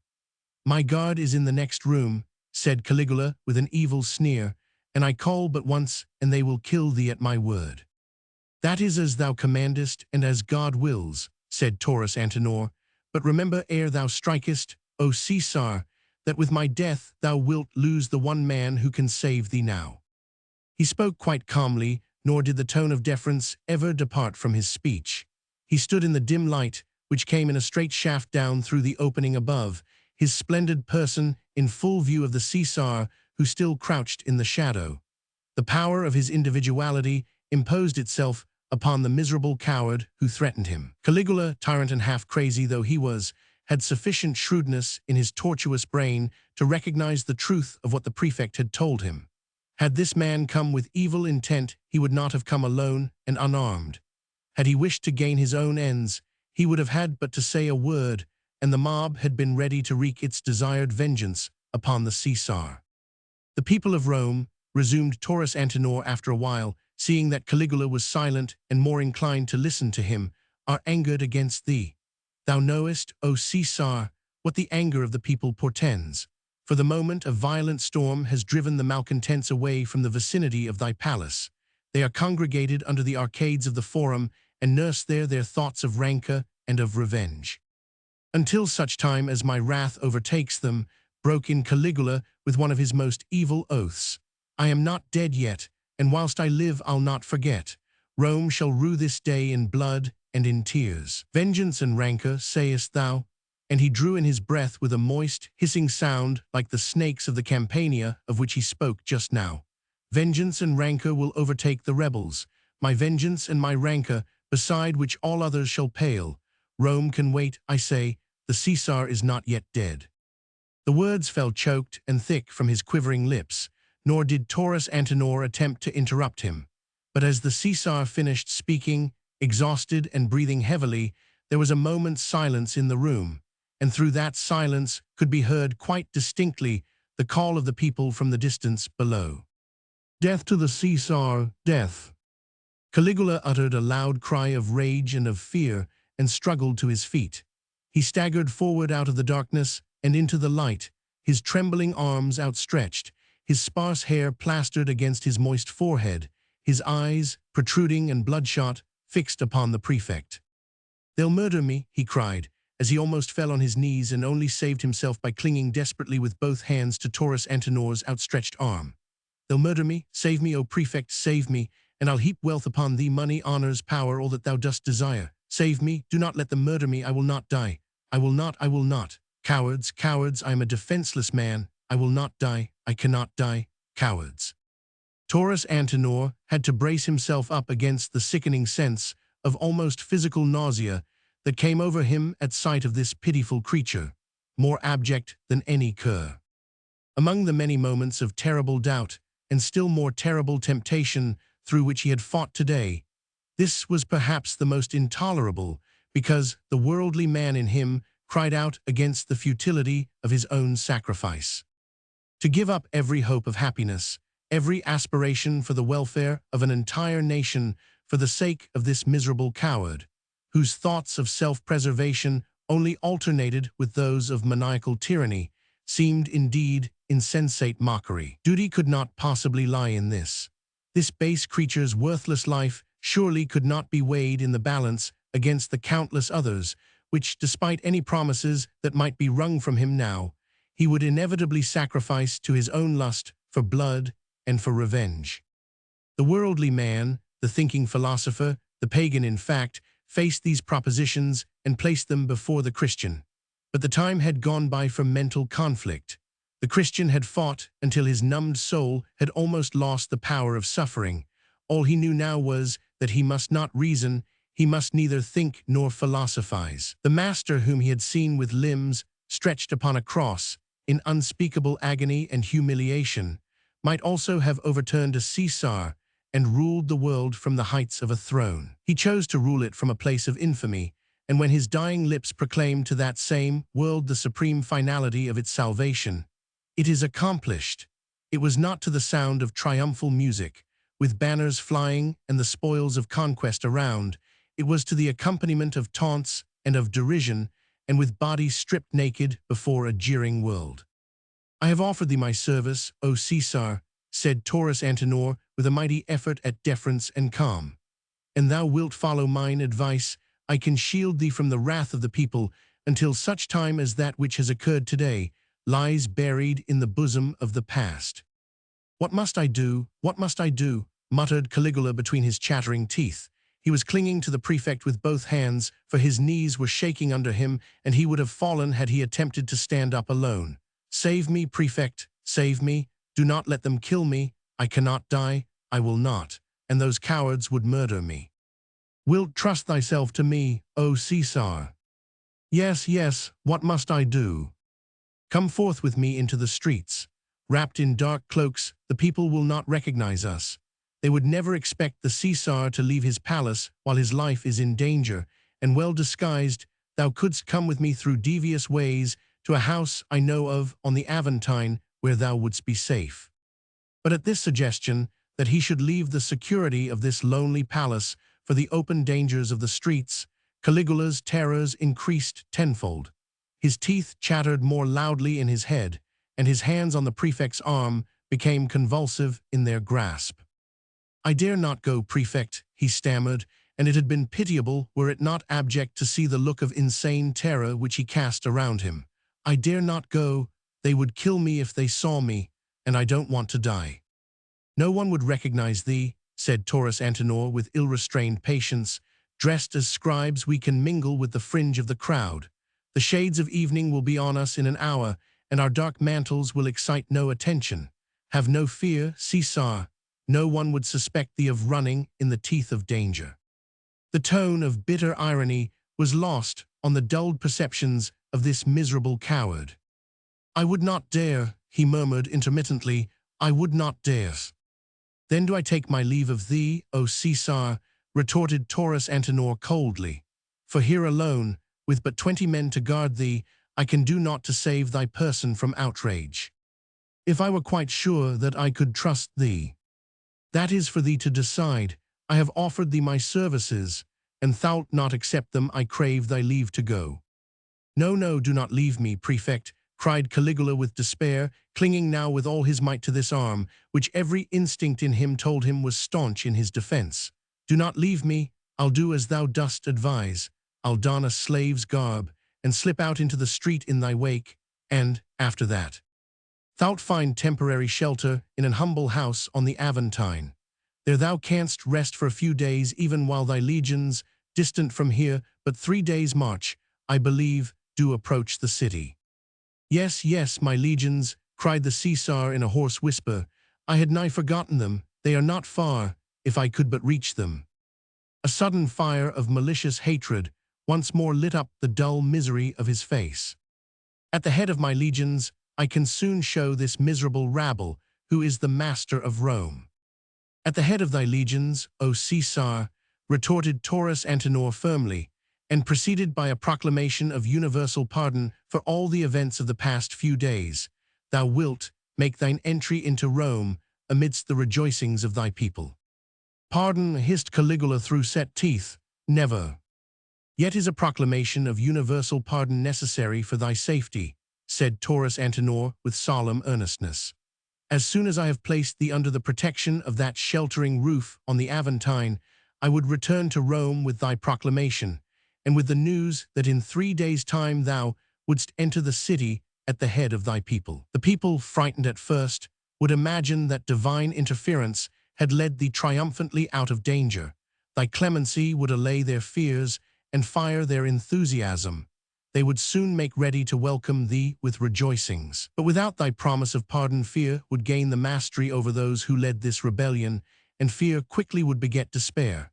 In their terror of thy coming vengeance, they might oppose thy coming, and such is the temper of the people just now that all the strength of thy legions, half spent in this last expedition, might be powerless against it. Thy chosen soldiers even might turn against thee. The Caesar was silent, and even in this dim light, it was easy to read on his ghastly face the inner workings of his tortuous mind.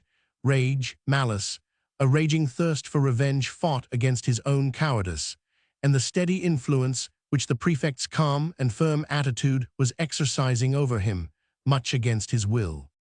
Time is precious, O Caesar, continued Taurus Antinor earnestly. The people will not wait. The shadows of evening will soon be drawing in, and the storm has not yet wholly passed away. The hour is propitious now, and thou wilt accept my service. We can slip away and mingle with the few straggling groups of malcontents before the crowd has again rushed the hill. And thou wilt not tarry, and canst brace thyself up to indifferent demeanor in the streets. I swear to thee that thou wilt be under safe shelter in an hour. If I but dared to trust myself so entirely in thy keeping. Taurus Antinor shrugged his broad shoulders with marked contempt, for his forbearance was threatening to give way. Is there anyone else, he asked, whom thou wouldst rather trust? Name him then, O Caesar, and alive or dead, I'll bring him to thy presence within the hour. But to this the Caesar made no reply. He knew better than anyone could tell him that the man whom he had called a traitor, whom he had twice tried basely to kill, was the one man in the entire patriciate of Rome who would be true to him. Even madmen have such instincts at times. Caligula knew that he was doomed. The cries from below could leave no doubt in his mind that, isolated as he was, cut off not only from his legions, but even from his guard, nothing could save him from the fury of vengeance which threatened him from his entire people. A wave of fatality swept over his maniacal sense of terror. He knew and felt that if this man was a traitor, then indeed could nothing save him. And he knew and felt at the same time that while he was under this man's protection, no great harm could come to him. Gradually, this sense of fatality got the mastery over his cowardice, and as Taurus Antinor watched the twitchings of that distorted face, he could note that insensibly a resolution to follow his advice had found its way in this madman's brain. I'll come with thee, said Caligula at last, and now his voice sounded more firm, even whilst his hands released their grip on the prefect's arm, and his short body straightened itself out upon his trembling limbs. I'll come with thee, but may thy flesh wither on thy bones, thy hands be palsied, and thine eyes become sightless, if thou hast a thought of betraying thy Caesar. To this senseless speech Taurus Antinor vouchsafed no reply. Then I pray thee, he said quietly, wait here a while till I find the necessary garments for thy disguise and mine, and also pen, ink, and parchment. Pen and ink for what? Thy proclamation of pardon, Caesar, signed by thy hand. When I am in safety I will see to it, said Caligula with sudden blandness. Thou saidst it thyself, there is no time to lose. There is time to fulfill a promise and time to take what is the most important measure for thy safety, rejoined Taurus Antinor. Thou dost not trust thy Caesar, said Caligula with a vicious snarl. No, was the prefect's curt reply. It was characteristic of this tyrannical despot that at the prefect's rough answer he laughed with obvious satisfaction. At the back of his shrewd sense of self-preservation there had come the thought that the man who had spoken that unequivocal no had learnt to its fullest the lesson of truth. He said nothing for a while, and when his laughter died away in a kind of hysterical gasp, he made a gesture expressive of indifference and also of submission to the other's wish.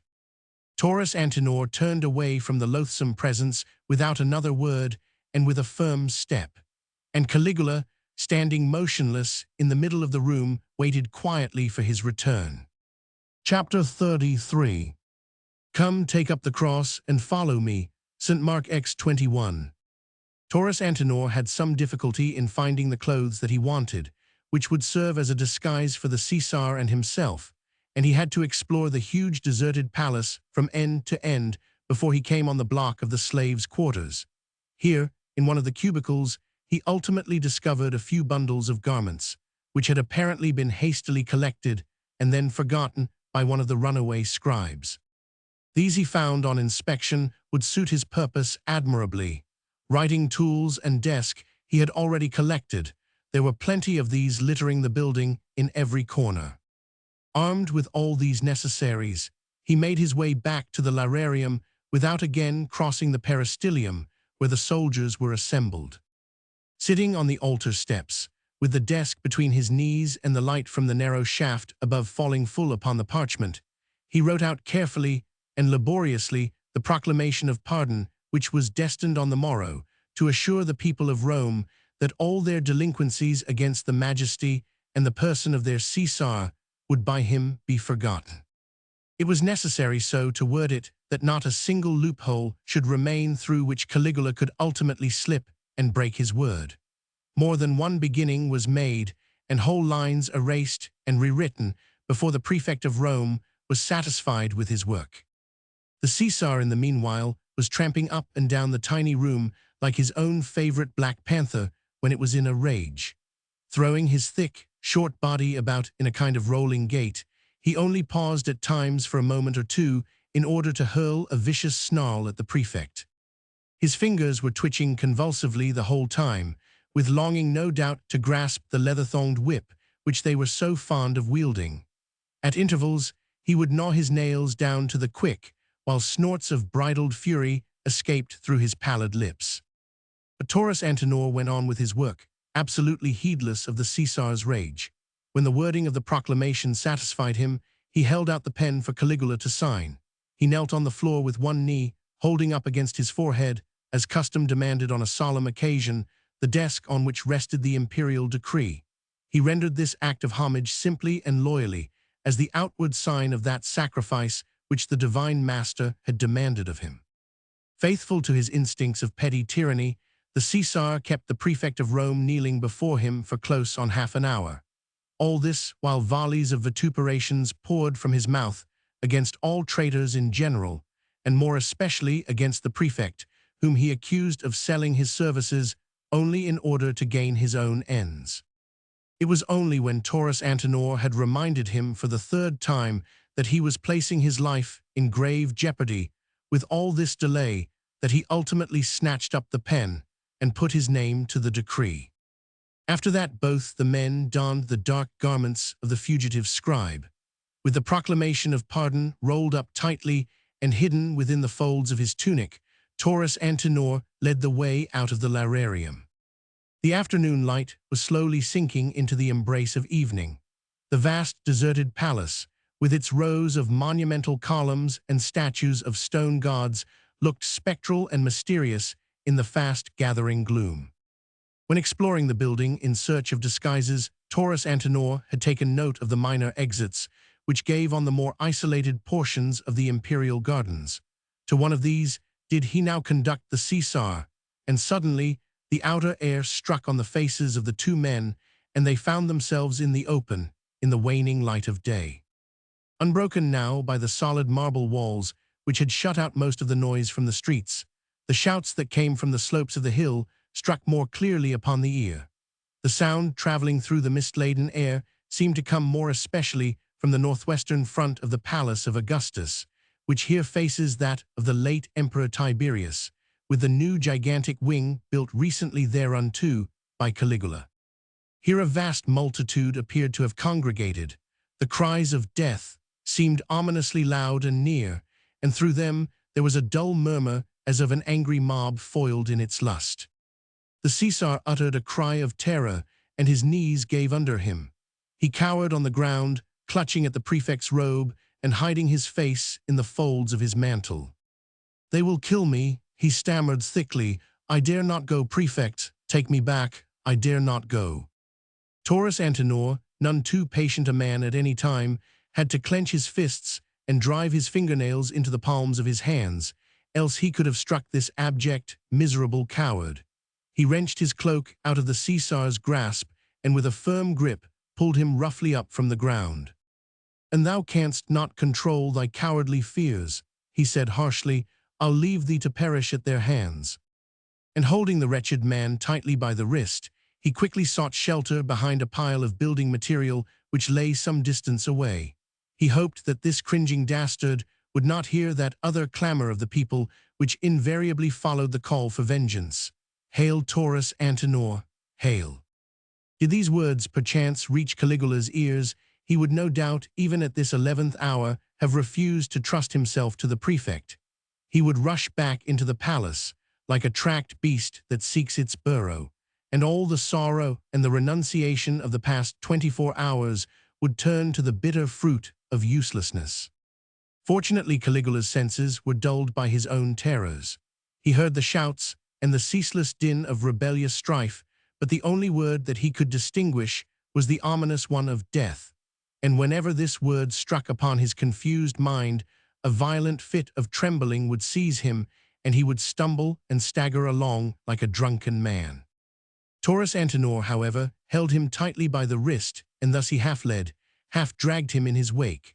The towering masses of building materials, huge blocks of stone and of marble, scaffoldings and ladders piled up on the open ground, which encircled the rear of Caligula's palace, afforded him the protection which he had counted on and foreseen.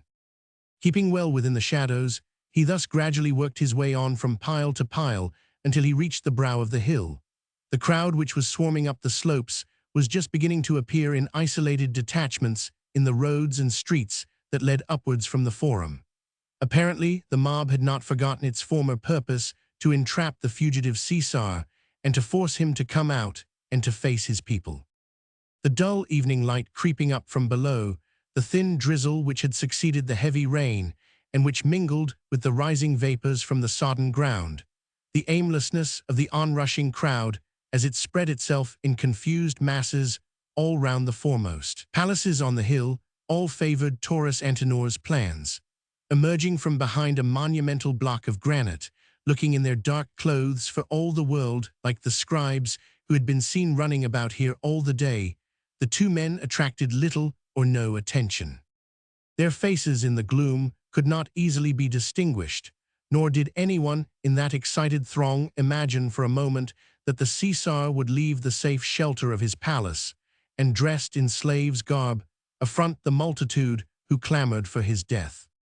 The audacity of this flight carried success along with it.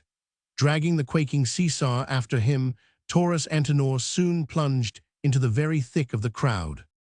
The tumult here and the confusion were intense. Men running and shouting, women shrieking and children crying, all in a tangled mass of noisy humanity. Some of the men brandished sticks, shovels or rakes, any instrument they had happened to possess. They shouted loudly for the Caesar, demanding his death, urging the more pusillanimous to rush the palace and drag the hiding princeps out into the open. Others carried tall poles on which they had improvised rude banners made of bits of purple-colored rags. They were proclaiming the new Caesar of their choice in voices rendered hoarse with lustiness. The women clung to their menfolk, their shrill accents mingling with the rougher ones. Some of them clutched small children to their breasts, others dragged older ones at their skirts, and it was terrible to hear the cries of frightened children through the shouts of vengeance and of death. Now as the gloom gathered in, a few lighted torches appeared here and there, held high above the sea of surrounding heads. They flickered feebly in the damp air, throwing fitful lurid lights on the faces close by, dark faces, flushed and excited, with sullen eyes and disheveled hair, above which the black smoke from the sizzling resin formed weird and shifting halos. The crowd carried the fugitives along with it, pressed shoulder to shoulder in a living, breathing, panting vice. Damp rising from thousands of rain-sodden garments mingled with the mist and with the rain, and formed a gray, wet, clinging veil over this restless mass, kneading it all together into a dark, swaying entity from which rose the cries of the children and the hoarse shouts of the men. Drifting with the throng, Taurus Antinor, still holding his trembling companion by the wrist, soon found himself being carried down the long flight of steps which leads from the heights crowned by Caligula's palace to the forum below. Without attempting to work against the crowd, he presently crossed the Nova Via, and turning sharply on his left, he found himself behind the basilica, whose every arcade and precinct was densely packed with men and women, and whose marble walls echoed and re-echoed with a multitude of sounds. The crowd, always these shouting men, these screaming women, these puny crying children. It seemed as if their numbers were being fed by invisible masses that came from out the darkness which was closing in around. On ahead, the height of the Aventine hid the horizon line from view, and on its slopes, tiny lights began to appear that seemed to mock the weary fugitives by their distance and their elusiveness. Taurus Antinor had all along intended to reach the Aventine by a devious way. Now the crowd had brought him and his companion to the river bank, there where the Tiber winds its sudden curve at the foot of the three hills. That curve of the river would have to be followed its whole way along the bank, and the slope of the Aventine looked so immeasurably far. But progress had become more easy at last. Taurus Antinor pushed his way along now as quickly as he dared. More than one angry glance followed the tall, powerful figure as it forged a path for its burden, regardless of obstruction. More than one oath was uttered in the wake of those broad shoulders that towered above the rest of the crowd. With a man who was shivering as with ague dragging upon his arm, with his body racked with fever and his temples throbbing with pain, the man set out with renewed energy upon this final stage of his journey. In the constant pushing through the crowd, the bandages on his shoulder had shifted, and he could again feel the claws of the panther tearing at his flesh and the hot breath of the beast scorching his face. The sodden garments clung cold and dank to his skin. He felt chilled down to the marrow, and yet he felt as if the fire of his body would burn his skin onto his bones. Perhaps the physical misery which he endured numbed the more unendurable agony of the soul. Certain it is that a kind of torpor gradually invaded his brain, leaving within it only the sensation of a terrible longing to drop down on the wet ground and to yield to the unconquerable desire to stretch out his aching limbs and to lay down his head in the last long sleep which would bring eternal rest. But now the ground had begun to rise, the Aventine stretched out its slopes into the arms of darkness, and its summit was lost in the gloom above. The weary ascent had begun. Then it was that through the torpor of the man's brain, a vision had suddenly found its way, searching those memory cells of the mind that contained the sacred picture of long ago. A mountain rugged and steep, a surging crowd, a man, weary and with body tormented by ceaseless pain, toiling upwards with a heavy burden. His naked feet made no noise upon the earth. The burden which he bore was a heavy cross. Above on the summit death awaited him, ignominy and shame, but he walked up in silence and in patience, so that men in long after years, who had burdens of sorrow or of misery, should know how to bear them till they too reached the summit of their Golgotha, there to find not death, not humiliation or pain, but eternal life and the serenity of exquisite peace. The Caesar hung like a dead weight on Antinor's left arm, and the right one, lacerated by the panther's claws, burned and ached well-nigh intolerably. But the glorious memory of long ago now preceded him, the divine martyr walking on ahead with sacred shoulders bent to the sacrifice, and he seemed to hear again the swishing of the tunic, stained with blood and the mud of the road. He seemed to hear the shouts of the jeering crowd, the rough words of the soldiery, the sobs of faithful disciples and women. And he too plodded on with his burden. The crowd, now far away, seemed to mock him for the uselessness of his sacrifice. D. Flavia's sobs of sorely wounded love called to him to turn back. But memory now would be held back no longer. The picture which it conjured up became more distinct and more real, and its gold-lined wings, as they fluttered around his head, made a murmur gentle and intangible as the flitting of the clouds across the skies of Italia. The murmur was soft and low, and it reached the aching senses of the weary pilgrim like the cooling breath of multitudes of angels in the parched wilderness of his sorrow. If any man will come after me, let him deny himself and take up his cross and follow me. For whosoever will save his life shall lose it, and whosoever will lose his life for my sake shall find it. For thy sake, O Jesus of Galilee, said the man as he toiled up his endless Calvary and left behind him with every step, far away in the valley below, all that had made the world fair to him and all the promises of happiness. On ahead the divine leader had fallen on his knees. The burden of his cross seemed greater than he could bear. Rough hands helped to drag him up from the ground and set him once more on his tedious way. His cheeks were wan and pale, blood trickled from the thorn-crowned brow, but there was no wavering in the lines of the face, though they were distorted with pain. No giving in, no drawing back, not though one word from those livid lips could have called even now unto God. And 10,000 legions of angels would have come down at that word to avenge the outrage and to proclaim his Godhead. And in the wake of his master, the Christian plodded on, dragging his burden on his arm, the cross which he had to bear. Gradually behind him, the noise became more and more subdued, then it died down altogether, all but a confused and faraway murmur which mingled with the sighing of the Tiber. And the Christian was alone once more, alone with memory. Taurus Antinor's breath came in short, stertorous gasps, his throat was parched, and his tongue clove to the roof of his mouth. The slope of the hill is precipitous here, and the house, nigh to the summit, seemed to recede farther and farther with devilish malignity. And the sense of silence and of solitude became more absolute, a fitting attendant on memory. On and on the two men walked, the Christian and his burden. Their sandaled feet felt like lead as they sank ankle-deep in the mud of the unpaved road. Come, take up thy cross and follow me. And the Christian plodded on in the wake of the divine presence that beckoned to him upwards from above.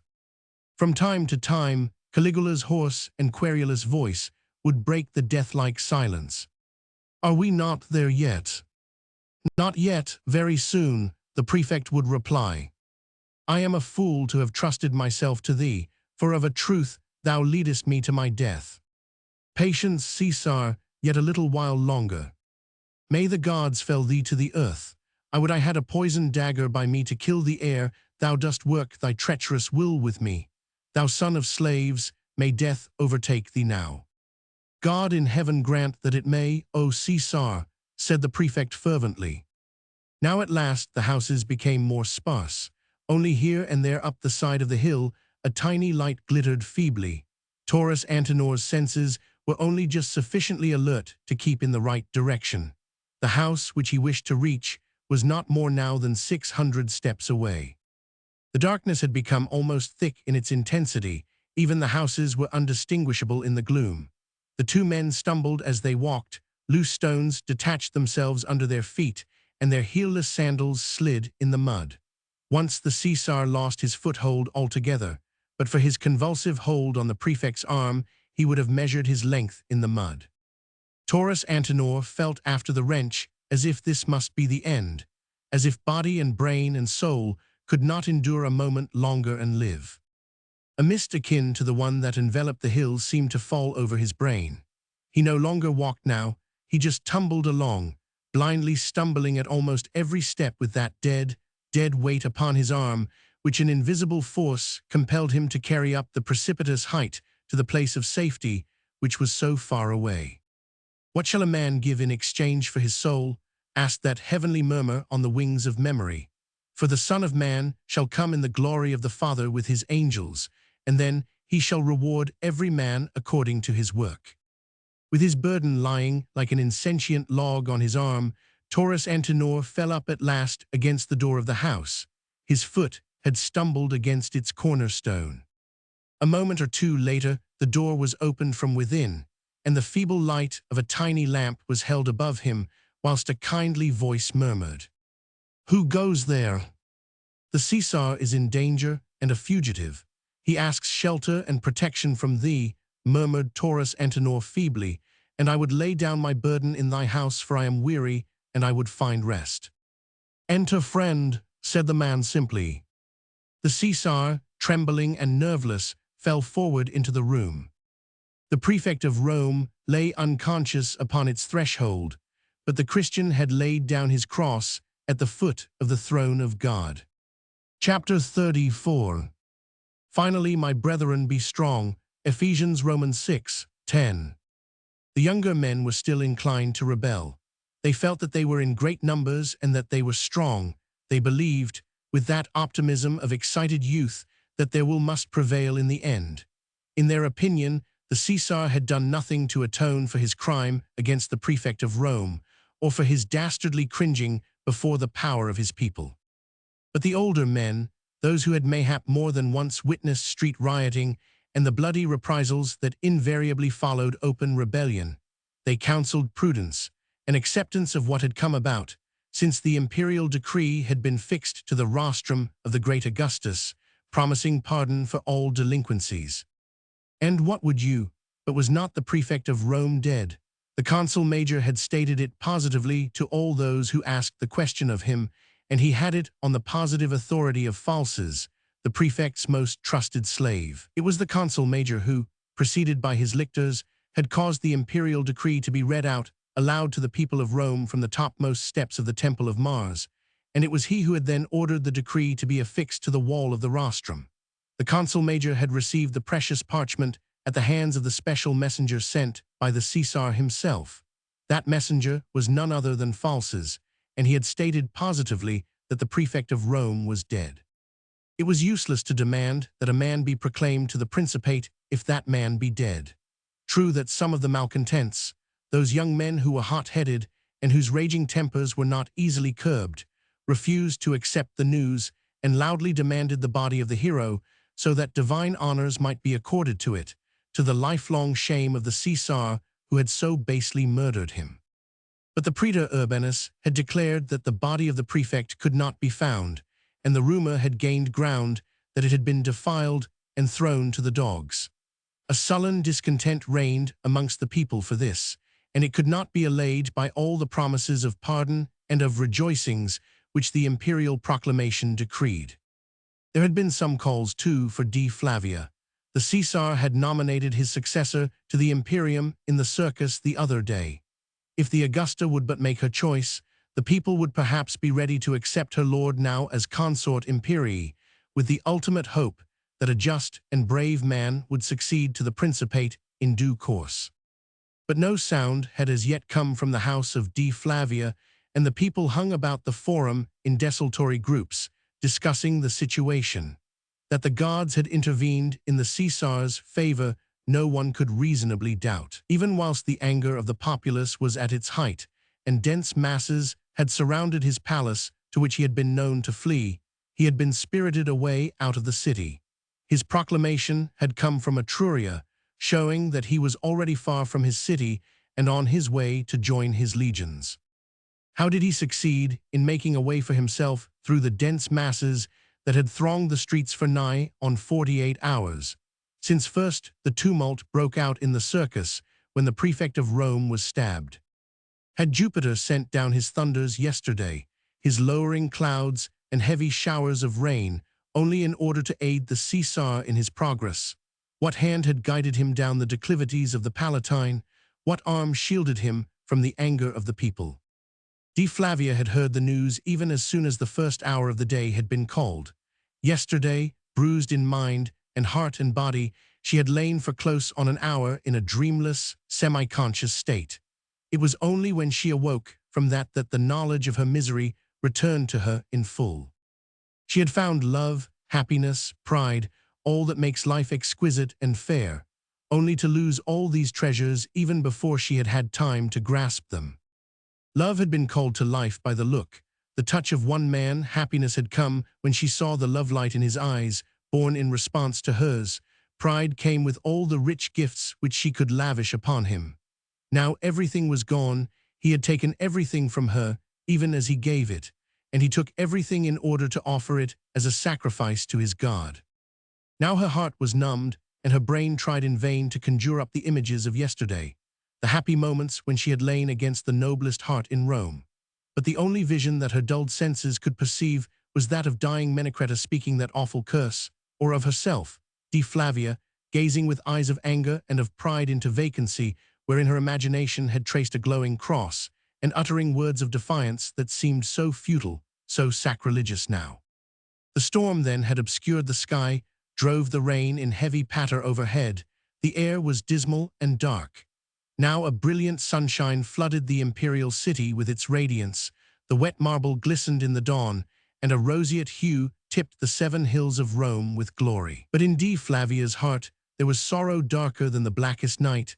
Sleep forsook her eyelids, and all night long she tossed about restlessly on her couch, listening to the sounds that came from the city in rebellion, counting them out as they died away one by one. She had gone to her room quite early in the day. Her guests, she knew, were being well looked after, and she could not bear to remain in the studio, whose every corner reminded her of that powerful personality which had lately filled it, and whose very walls still echoed with the sound of that rough voice, rendered at times so exquisitely tender. Blanca attended on her and put her to bed, for she could not bear to have Licinia near her. The old woman's gossip jarred upon her nerves, and she was physically afraid to hear indifferent lips utter the name of the prefect of Rome. Only the call, "Hail Taurus Antenor Caesar, hail," which still came half the night through from afar, dulled her agony of mind for a few seconds when it struck upon her ear. It set her wondering, thus allowing her momentarily to forget her misery. Then she would lie wide-eyed, looking upwards and pondering. Who was this god whom Taurus Antenor worshipped? Who was he, and what had he done? All she knew was that he had died upon a cross, the most ignominious death mortal man could suffer, and the prefect of Rome, the proud Roman patrician, had been content to obey him as a slave. Who was he, and what had he done? On this she pondered half the night through, while fever coursed through her veins and her brows were moist and aching, her heart palpitating with pain. The dawn found her wearied and sick, but she rose when Blanca came to her in the first hour. She summoned Licinia and all her women and ordered them to dress her in one of her richest robes. She looked very girlish and very pale when she stood decked out in the embroidered tunic which she had chosen. It was of a soft material, clinging to her graceful figure in long straight folds. There was some elaborate embroidery round the hem, below which her feet peeped out clothed in sandals of gilt leather. When she was dressed, she went out into the atrium and then sent word to the Praetorian prefect and his friends that she was ready to receive them. Some of the news from the busy world outside had already reached her ears. Licinia was not like to be chary in imparting to her mistress the scraps of gossip which she had collected. The Caesar was outside the city. He would in due time return to Rome at the head of his legions, and in the meanwhile he had, by a comprehensive and gracious act of clemency, pardoned all those who had offended against his majesty. The noble patricians who yesterday had already deposed him and had called on her to name his successor had been foiled in their ambitious schemes by the very man whom she, Dea Flavia, would have set upon the throne. And once more that one all-absorbing puzzle confronted her. Who and what was this god who had exacted this all-embracing sacrifice? She wandered somewhat aimlessly through the halls, for the great lords were not yet ready to appear before her, and as she crossed the atrium and went into the peristylium, looking with somewhat wistful longing toward the open portals of the vestibule and the vista of open air and sky, from whence a breath of pure fresh air struck pleasingly on her nostrils, She saw that in spite of the early hour, a large number of the poorer clients, suppliants at the door of the great Augusta, had already assembled there. Foremost amongst them was an elderly man dressed in the plain garb of a slave, and wearing, embroidered on his tunic, the badge that proclaimed him in the service of the prefect of Rome. The man appeared to be very insistent, and to be receiving in consequence somewhat rough treatment from the janitors. Flavia turned to one of her own slaves and ordered the man to be brought to her presence in her studio, where she would receive him. The man told the janitors that his name was Falses, that he belonged to the prefect of Rome and desired speech with the Augusta. He walked in very humbly, with back bent nearly double, and when he was shown into the studio where the Augusta sat alone, he fell on both knees before her. "Thy name is Falses, I am told," she began graciously, "and thou art of the household of the prefect of Rome." "I attend upon his person, gracious lady," replied the man. "And thou hast brought me a message from him?" she asked, even as with this hope her heart began to beat violently in her breast. "Not from him, gracious lady," said Falses humbly, "for the prefect of Rome is dead." "Who told thee that he was dead?" she asked. "Taurus Antenor named Anglicanus," replied the man simply. "He sent me my freedom this night and a message to lay at the feet of Flavia Augusta." "Give me the message," she said. Still on his knees, Falses fumbled in the folds of his mantle, and from his breast he drew a roll of parchment which he offered to the Augusta. "Rise, Falses, and go while I read," she said. "Wait outside the door till I do summon thee." She waited until the man had closed the heavy door behind him. She wanted to be alone with these last words which he had penned for her. Now she untied the string that held the roll together, then she unfolded the parchment and read. "Idol of my soul, beloved of my heart, aroused from dreams of thee, my wakening soul takes its last flight to thy feet. This is farewell, my dear, dear heart. Even as my hand pens the word, the dawn around me turns to the likeness of the night, and it is peopled with all the sorrows that wear out the heartstrings slowly, one by one. The Caesar is safe. Even as I write, he starts forth on his way to join his legions. Having left him in charge of those who do not know how to betray, I succeeded in the night in reaching the detachment of the Praetorian Guard encamped around the circus. A small company of them returned with me to the lonely house on the Aventine, and from thence at break of day they started with the Caesar toward Etruria, where the legions home from the expedition against the Alemanni was still known to abide. In 3 or 4 days, or mayhap 5, the Caesar will re-enter his city. His proclamation of pardon is so worded that his keeping of his word is closely bound up both with his honor and with his personal safety. The people therefore have naught to fear from his vengeance. Those who have more actively conspired against him, and who would have drawn thee in their selfish schemes, have time before them to put themselves and their belongings out of the immediate reach of the Caesar. Tell them to live in retirement as far from Rome as they can until such time as the events of the past few days have been erased from the tablets of memory. The Caesar is safe, and I, dear heart, do bid thee a last farewell. When I parted from thee yesterday, we both knew then that the parting would be forever, even though then exquisite hands clung to me and twined themselves round the very fibers of my soul, and thy voice called me back with the ineffable sweetness of thy love. I knew that it would be forever. The Caesar will never forgive me that I witnessed his abject humiliation. Even at dawn, when he stood surrounded by his Praetorian Guard, as secure from danger as human agency could make him, a gleam of hatred shone in his eyes whenever he looked on me. He never would give thee to me, dear heart, and would vent his wrath also upon thy dear head. 'Tis better that he too should think me dead, for dead will I be to Rome, and to the people among whom my name might yet give cause for strife and for discontent. The Caesar is safe, and I can go my ways in peace. He hath no longer need of me, but my Lord hath called, and I his servant must take up my cross and follow him. The priceless gifts which thy pure hands did hold out to me are registered in his book of heaven, and he never forgets. As for me, I were less or more than a man were I to ask thee to forget. I would have thee remember, yet would I think of thee as happy and radiant as the stars wherewith he hath gladdened the darkness of our nights. But think not of me as unhappy. My Lord has called, and I the servant am bound to follow. He laid a burden on me, and this burden must I bear, even though I may bear with it all the pain that is greater than the pain of the earth, greater than the ceaseless travail of the sea, even though I may bear with it that bitterest of all bitter fruits the labor that is nothing worth. That I know not. Who knoweth, O God? Truly not I. There was grief in the world, dear heart, even before the stars were made or the sky stretched its blue dome above. And as hour follows hour, day succeeds day, and the cycles of years come and go, even so do fresh griefs and greener sorrows spring around us, like each recurrent season. They too come and go. Only one thing abideth, dear heart, and that is the will of God, who made happiness and woe, love and pain, sleep and death. And 'tis the will of God that I should lose thee and yet continue to live, even though life to me henceforth will be one long dream of death. Idol of my soul, beloved of my heart, farewell.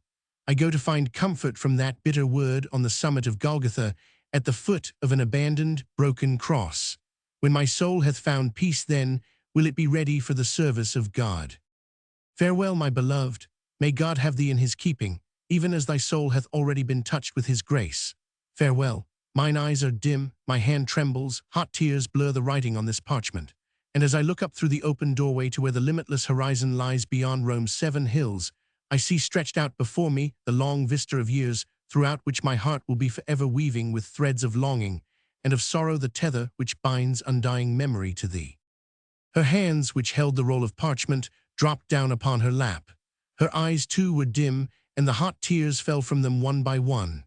A sadness that was in no way bitter, and yet was immeasurable, as death had filled her entire being as she read. Slowly she laid the parchment in the bosom of her tunic. Then, like one who walks in sleep, she rose and crossed the studio, her hand, white and slightly quivering, pushed back the heavy door that masked the inner room. Silently it swung upon its hinges, disclosing the sanctum where yesterday the stricken hero had lain helpless and sick. The couch had not been touched since he had lain on it. It still bore the imprint of the massive figure as it lay inert in the embrace of drugged sleep. The pillow only had been smoothed out as if by a loving hand, and as Dea Flavia came nearer to it, she saw that a small object had been laid there, as if reverently, right in the center.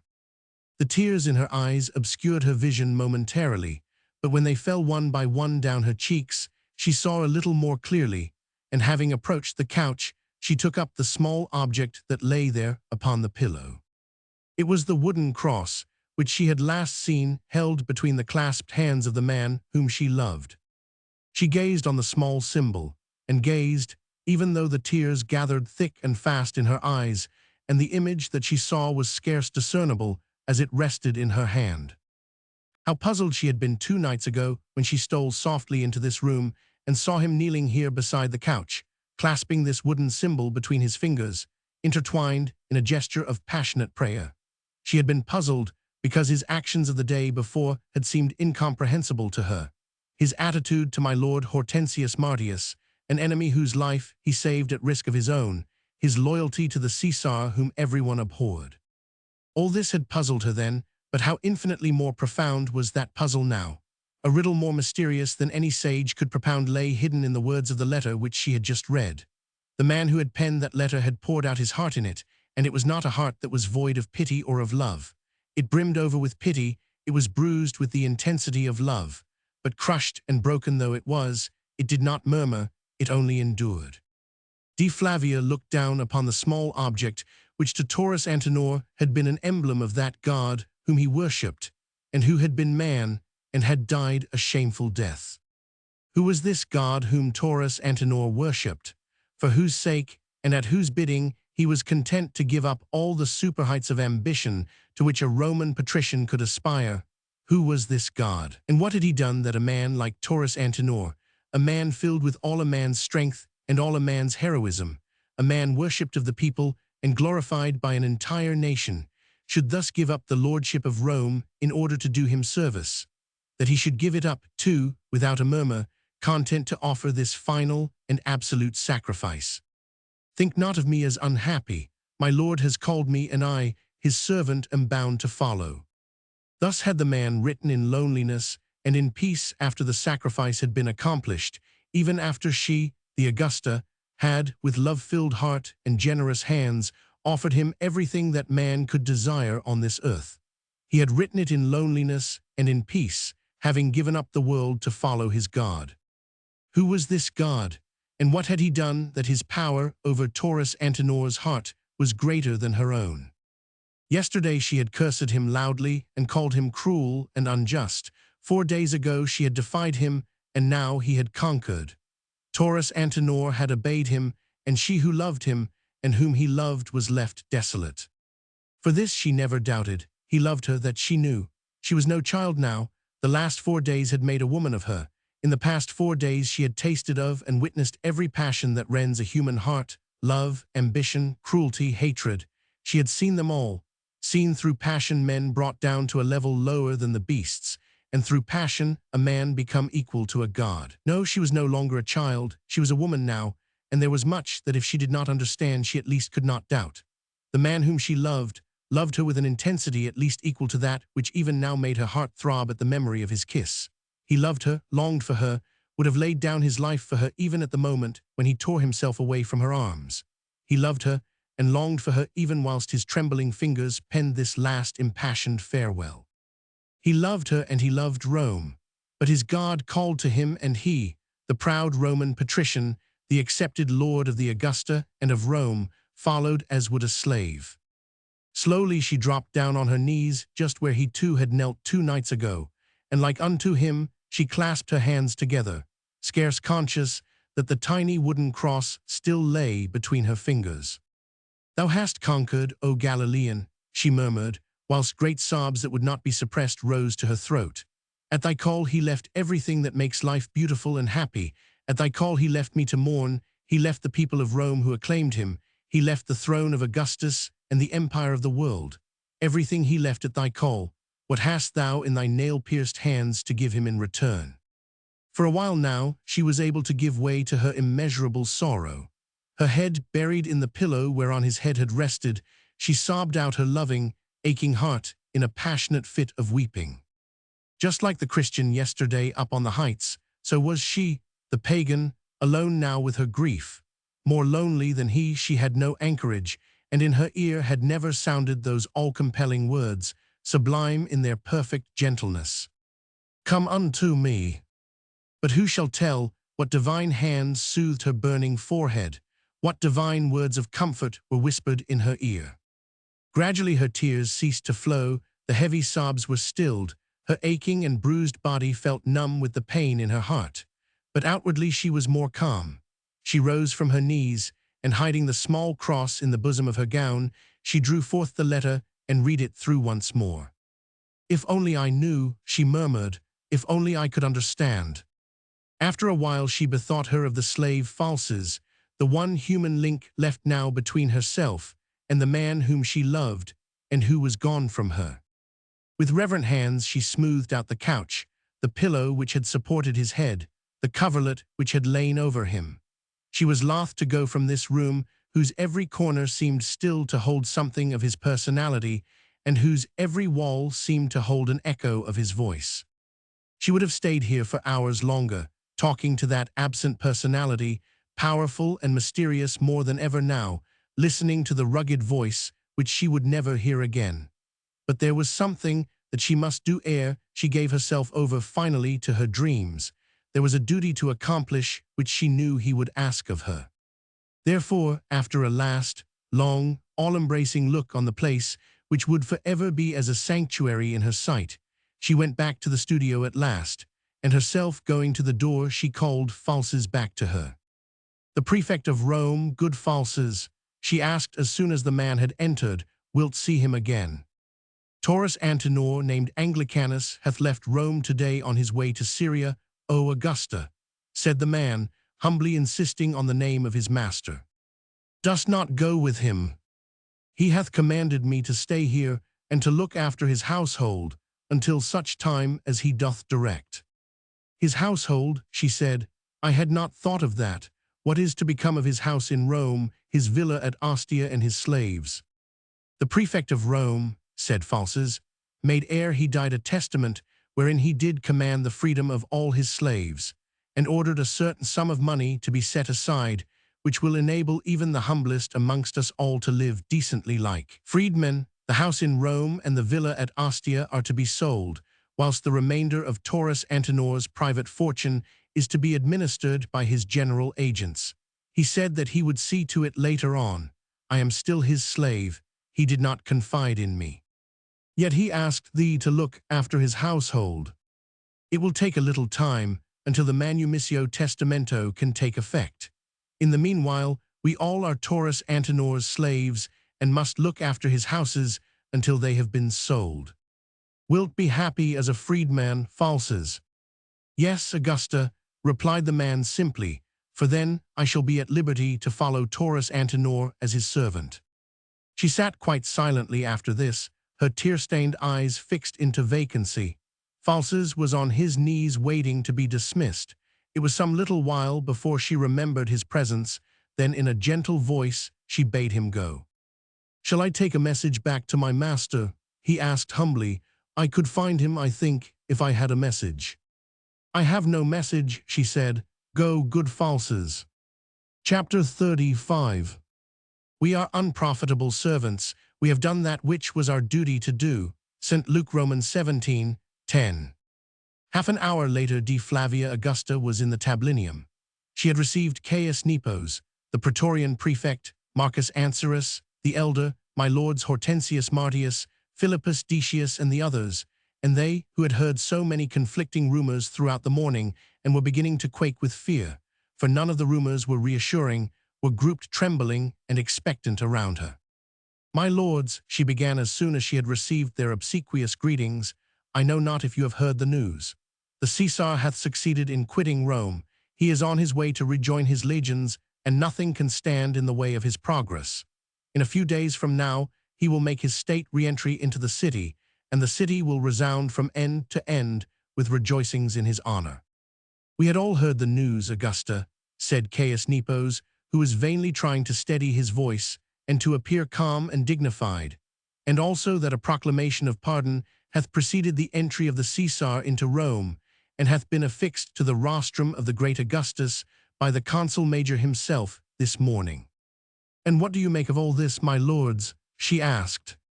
That some gods of evil have been at work, muttered young Escanes between set teeth, and spirited the tyrannical madman out of the way for the further scourging of his people.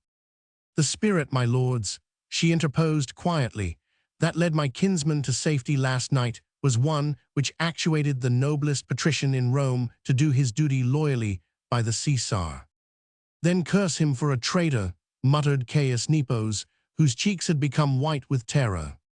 He was no traitor to you, my lords, she retorted hotly, for he was not one of you.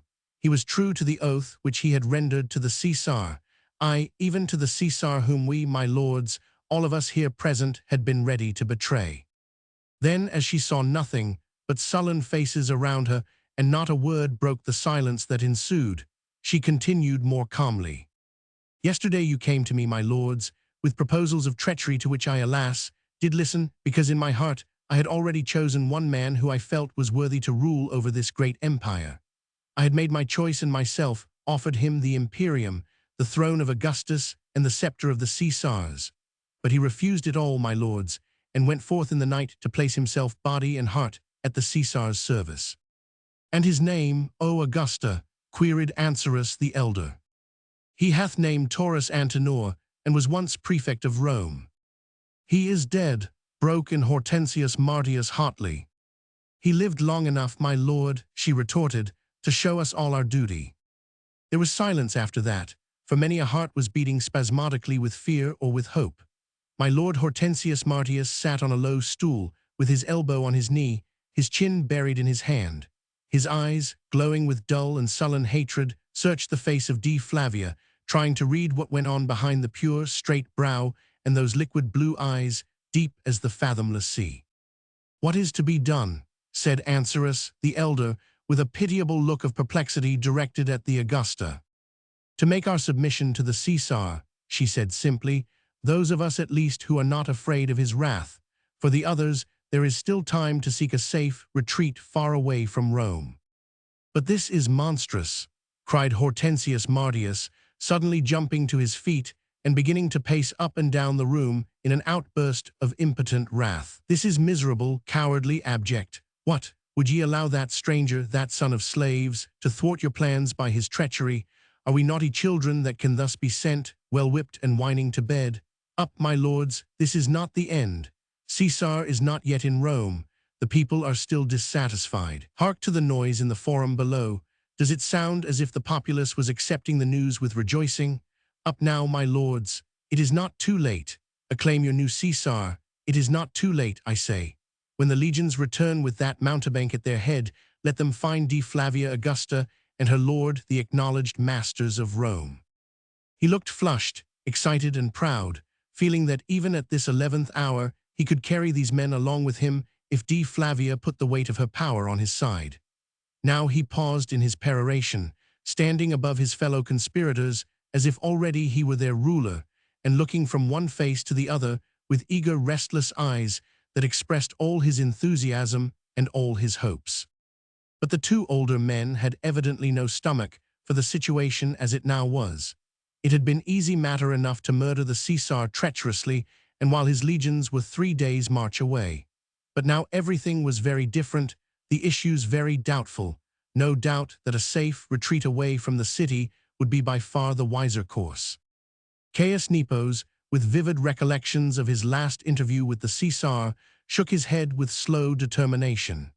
Ancyrus, the elder, was silent, and only the 3 younger men had followed Hortensius Martius in his heated argument. "What sayest thou, Augusta?" asked Philippus Decius at last, looking doubtfully upon the young girl. "That ye must make your plans without me, my lords," she said coldly. "Since, as you say, the prefect of Rome is dead, I can make no choice worthy of him who is gone. I choose to return to mine allegiance, my loyalty to the Caesar and to my house." "If the Caesar returns," urged Hortensius Martius, "he will vent some of his wrath on thee." "Then will I suffer for my treachery, my lords," she rejoined proudly, "in accordance with my deserts." "But Augusta—" "I pray you, my lord," she interposed haughtily, "do not prolong your arguments. My mind is made up, and you value your own safety in the future. 'Twere wiser to make preparations for a lengthy stay away from Rome." "Hadst thou listened to us yesterday," sighed Ancyrus the elder. "A heavy crime had lain against us all," she said. "Be thankful, my lords, that in the history of Rome, when it comes to be written, your deed will not have sullied the page that marks today. And now, my lords, I bid you farewell. You are in no danger if you leave the city forthwith. The rejoicings at the entry of the Caesar and the homecoming of his legions will last many days. During that time, your names will be erased from the tablets of my kinsman's memory." "The gods grant it," murmured Caius Nepos. "But thou, Augusta, what of thee?" "I, my lords," she said with a gentle smile, the irony of which was lost on their self-centered intellects, "I pray you have no thoughts of me. I have been placed in the keeping of one who, I am told, is mightier than Caesar. There must I be safe, so farewell, my lords. We meet again, I hope, in happier and more peaceful times." She stood up, and one by one, for was she not still the Augusta and the favorite kinswoman of the Caesar, they bent the knee before her and kissed the hem of her gown. After which act of homage, they retired with backs bent and walking backwards out of the room. My lord Hortensius Martius was the last to take his leave. He went down on both knees and would have encircled the Augusta with his arms, only she drew back quickly a step or two. "In the name of my love for thee," he began. But she interrupted him gently, yet firmly. "Speak not to me of love, my lord," she said. "'Tis but love's ghost that moves to and fro when you speak." Then, as he would have protested, she put up her hand with a gesture of finality. "It is no use, my lord. What love there is in me that you could never have aroused, not even in the past, I entreat you not to insist. Love cannot be compelled. It is or is not. Whence it comes we know not. Mayhap the gods do know. Mayhap there is only one who knows, and he seems to give much, but also to take all. Therefore mayhap love comes from him, and when we are not prepared to give up all for love's sake, then doth he withhold the supreme gift and leave our hearts barren. Mayhap, she sighed. Alas, I know not. And you, good my lord, do not look so puzzled and so scared. I bid you farewell now. I'll not forget you. To remember is so much easier than to love. He had perforce to accept his dismissal. He felt rebellious against fate and would have liked to have forced her will. But as she stood there before him, clad all in white, so young and so chaste, and yet a woman who knew what love was, an odd reverence for her crept into his heart, and he felt that indeed he would never dare to speak again to her of love. He too kissed the hem of her tunic now, just as the others had done, and just as they had done he walked out of her presence backwards, with back bent, and an overwhelming disappointment in his heart. Chapter 36. The peace of God, which passeth all understanding. Philippians Roman 4:7. 3 months had gone by since then. Rome had acclaimed the Caesar and rejoiced over his homecoming. There were holidays and spectacles, chariot races and gladiatorial combats, and the people of Rome forgot that it had ever shouted, "Hail Taurus Antenor Caesar, hail!" Now the calls were for Caius Julius Caesar Caligula, and those who had most loudly shouted for his death cringed most obsequiously at his feet. The very name of the ex-prefect of Rome was already forgotten. His testament made, it appears, just before his death, had been copiously commented on at first. All his slaves had received their freedom together with a sufficient sum to enable one and all to live in comfort in the new state of freedom. The rest of the vast property owned by the late prefect was being somewhat mysteriously administered, and up to this hour no one had been able to gain any definite information with regard to its ultimate destination. There were those who averred that a great deal of ready money, including the proceeds of the sale of the late prefect's house in Rome and of his villa at Ostia, had found its way to a section of very poor freedmen who lived on the Aventine, and who formed a somewhat isolated little colony not viewed altogether kindly by the official magistracy of the city. But all that was mere gossip and did not withstand the test of time.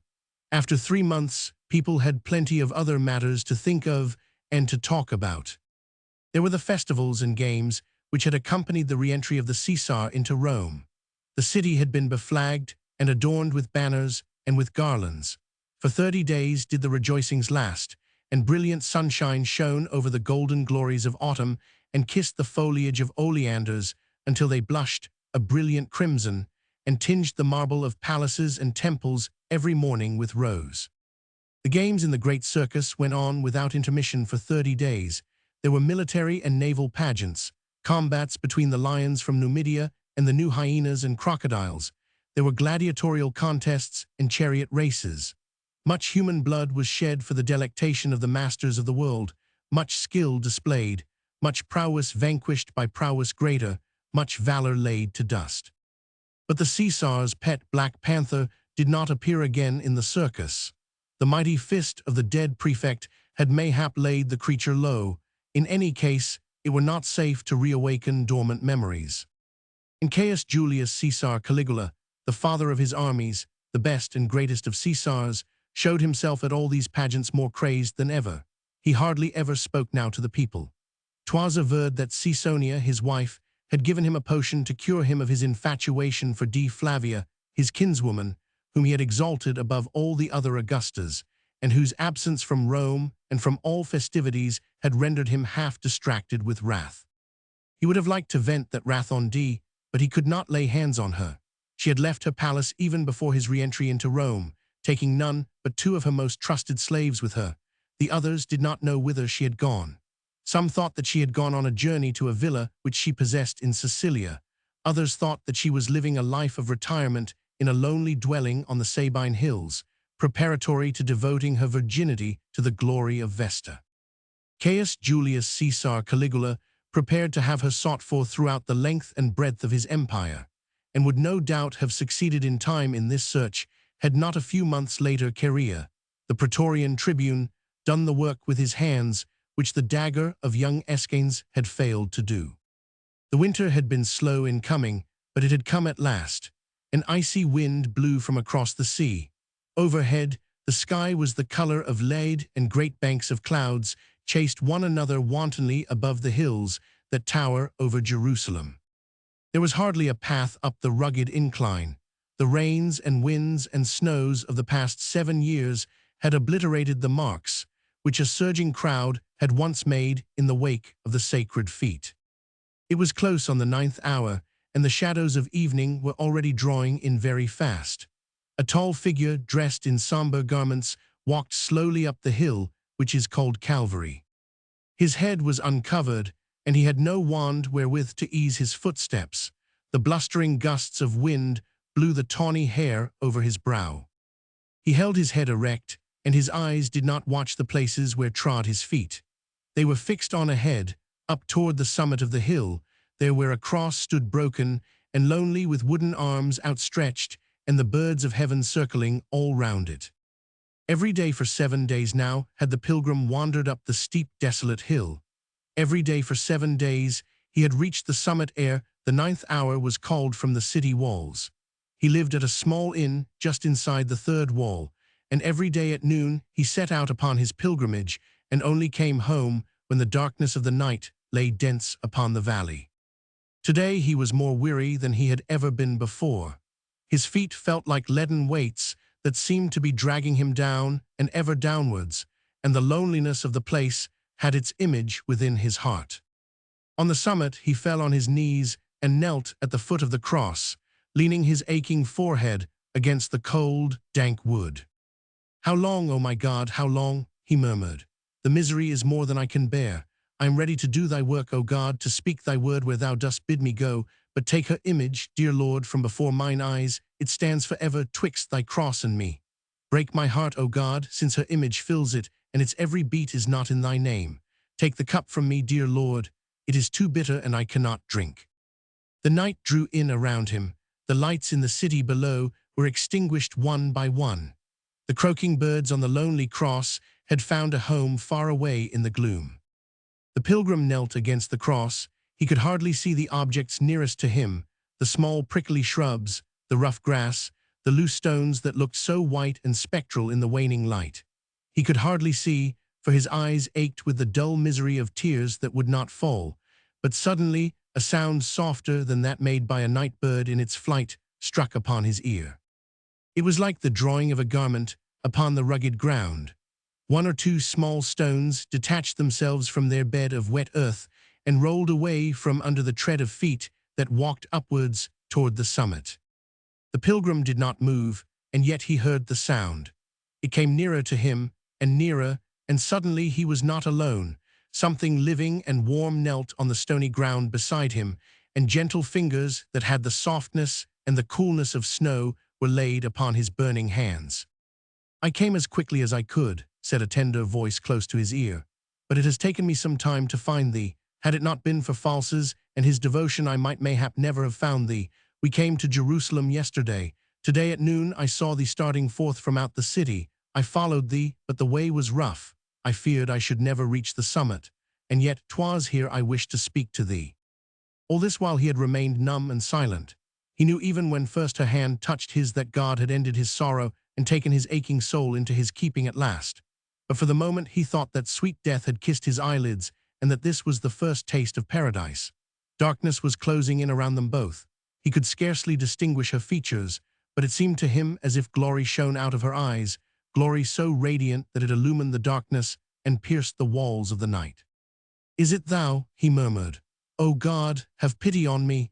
Her image, her sweet image, allow it to fade from my mind ere my brain becomes a traitor to thee." "'Tis not a vision, dear heart," she whispered softly. "'Tis not a dream. It is I, Flavia, whom thou didst call the beloved of thy heart. I came because I loved thee, and because here on this spot I would learn from thee the mysteries of thy God. Is it thou, and hast thou come to me from heaven?" "No, dear heart, only from far-off Rome, and I have come to thee, to be with thee, and to follow thee wherever thou wilt lead me." "Yet will my wanderings lead me far," he said. "My Lord has called, and I must go." "Then will I go with thee," she said. "To far-off lands, dear heart, to speak the word of God to those who heard it not." "I will go with thee," she reiterated simply. "To far-off lands whence I came, a sea-girt land which once was mine own. My fathers lived there. I would go back and tell my people of all that I saw here on Calvary 7 years ago." "Then thither will I go with thee," she replied. Thy home will be my home, thy people my people, and thy God shall be my God, for thine am I now and always. I am ignorant yet, but this I do know, that thy God must be the great, the true and only God. None other God, but he could have put in thy heart the strength of sacrifice which hath brought thee, who had roam at thy feet, a lonely wanderer, to the foot of this cross. She knelt beside him, and he no longer cowered. Limitless joy was in his heart, and immeasurable gratitude. For the Son of Man shall come in the glory of the Father with his angels, and then he shall reward every man according to his works. The wings of the wind brought the sacred words to his ears. He kissed the rough wooden cross there where the divine feet had rested, and Dea Flavia pressed her lips on it too, and the peace that passeth all understanding descended upon them both. Overhead the clouds had parted, their silver lining showed clearly against the dull blue sky, and in the midst of that rent in the firmament, far away in the limitless beyond, a star shone out bright and clear. Then they both rose, and hand in hand they walked slowly down the hill. The end.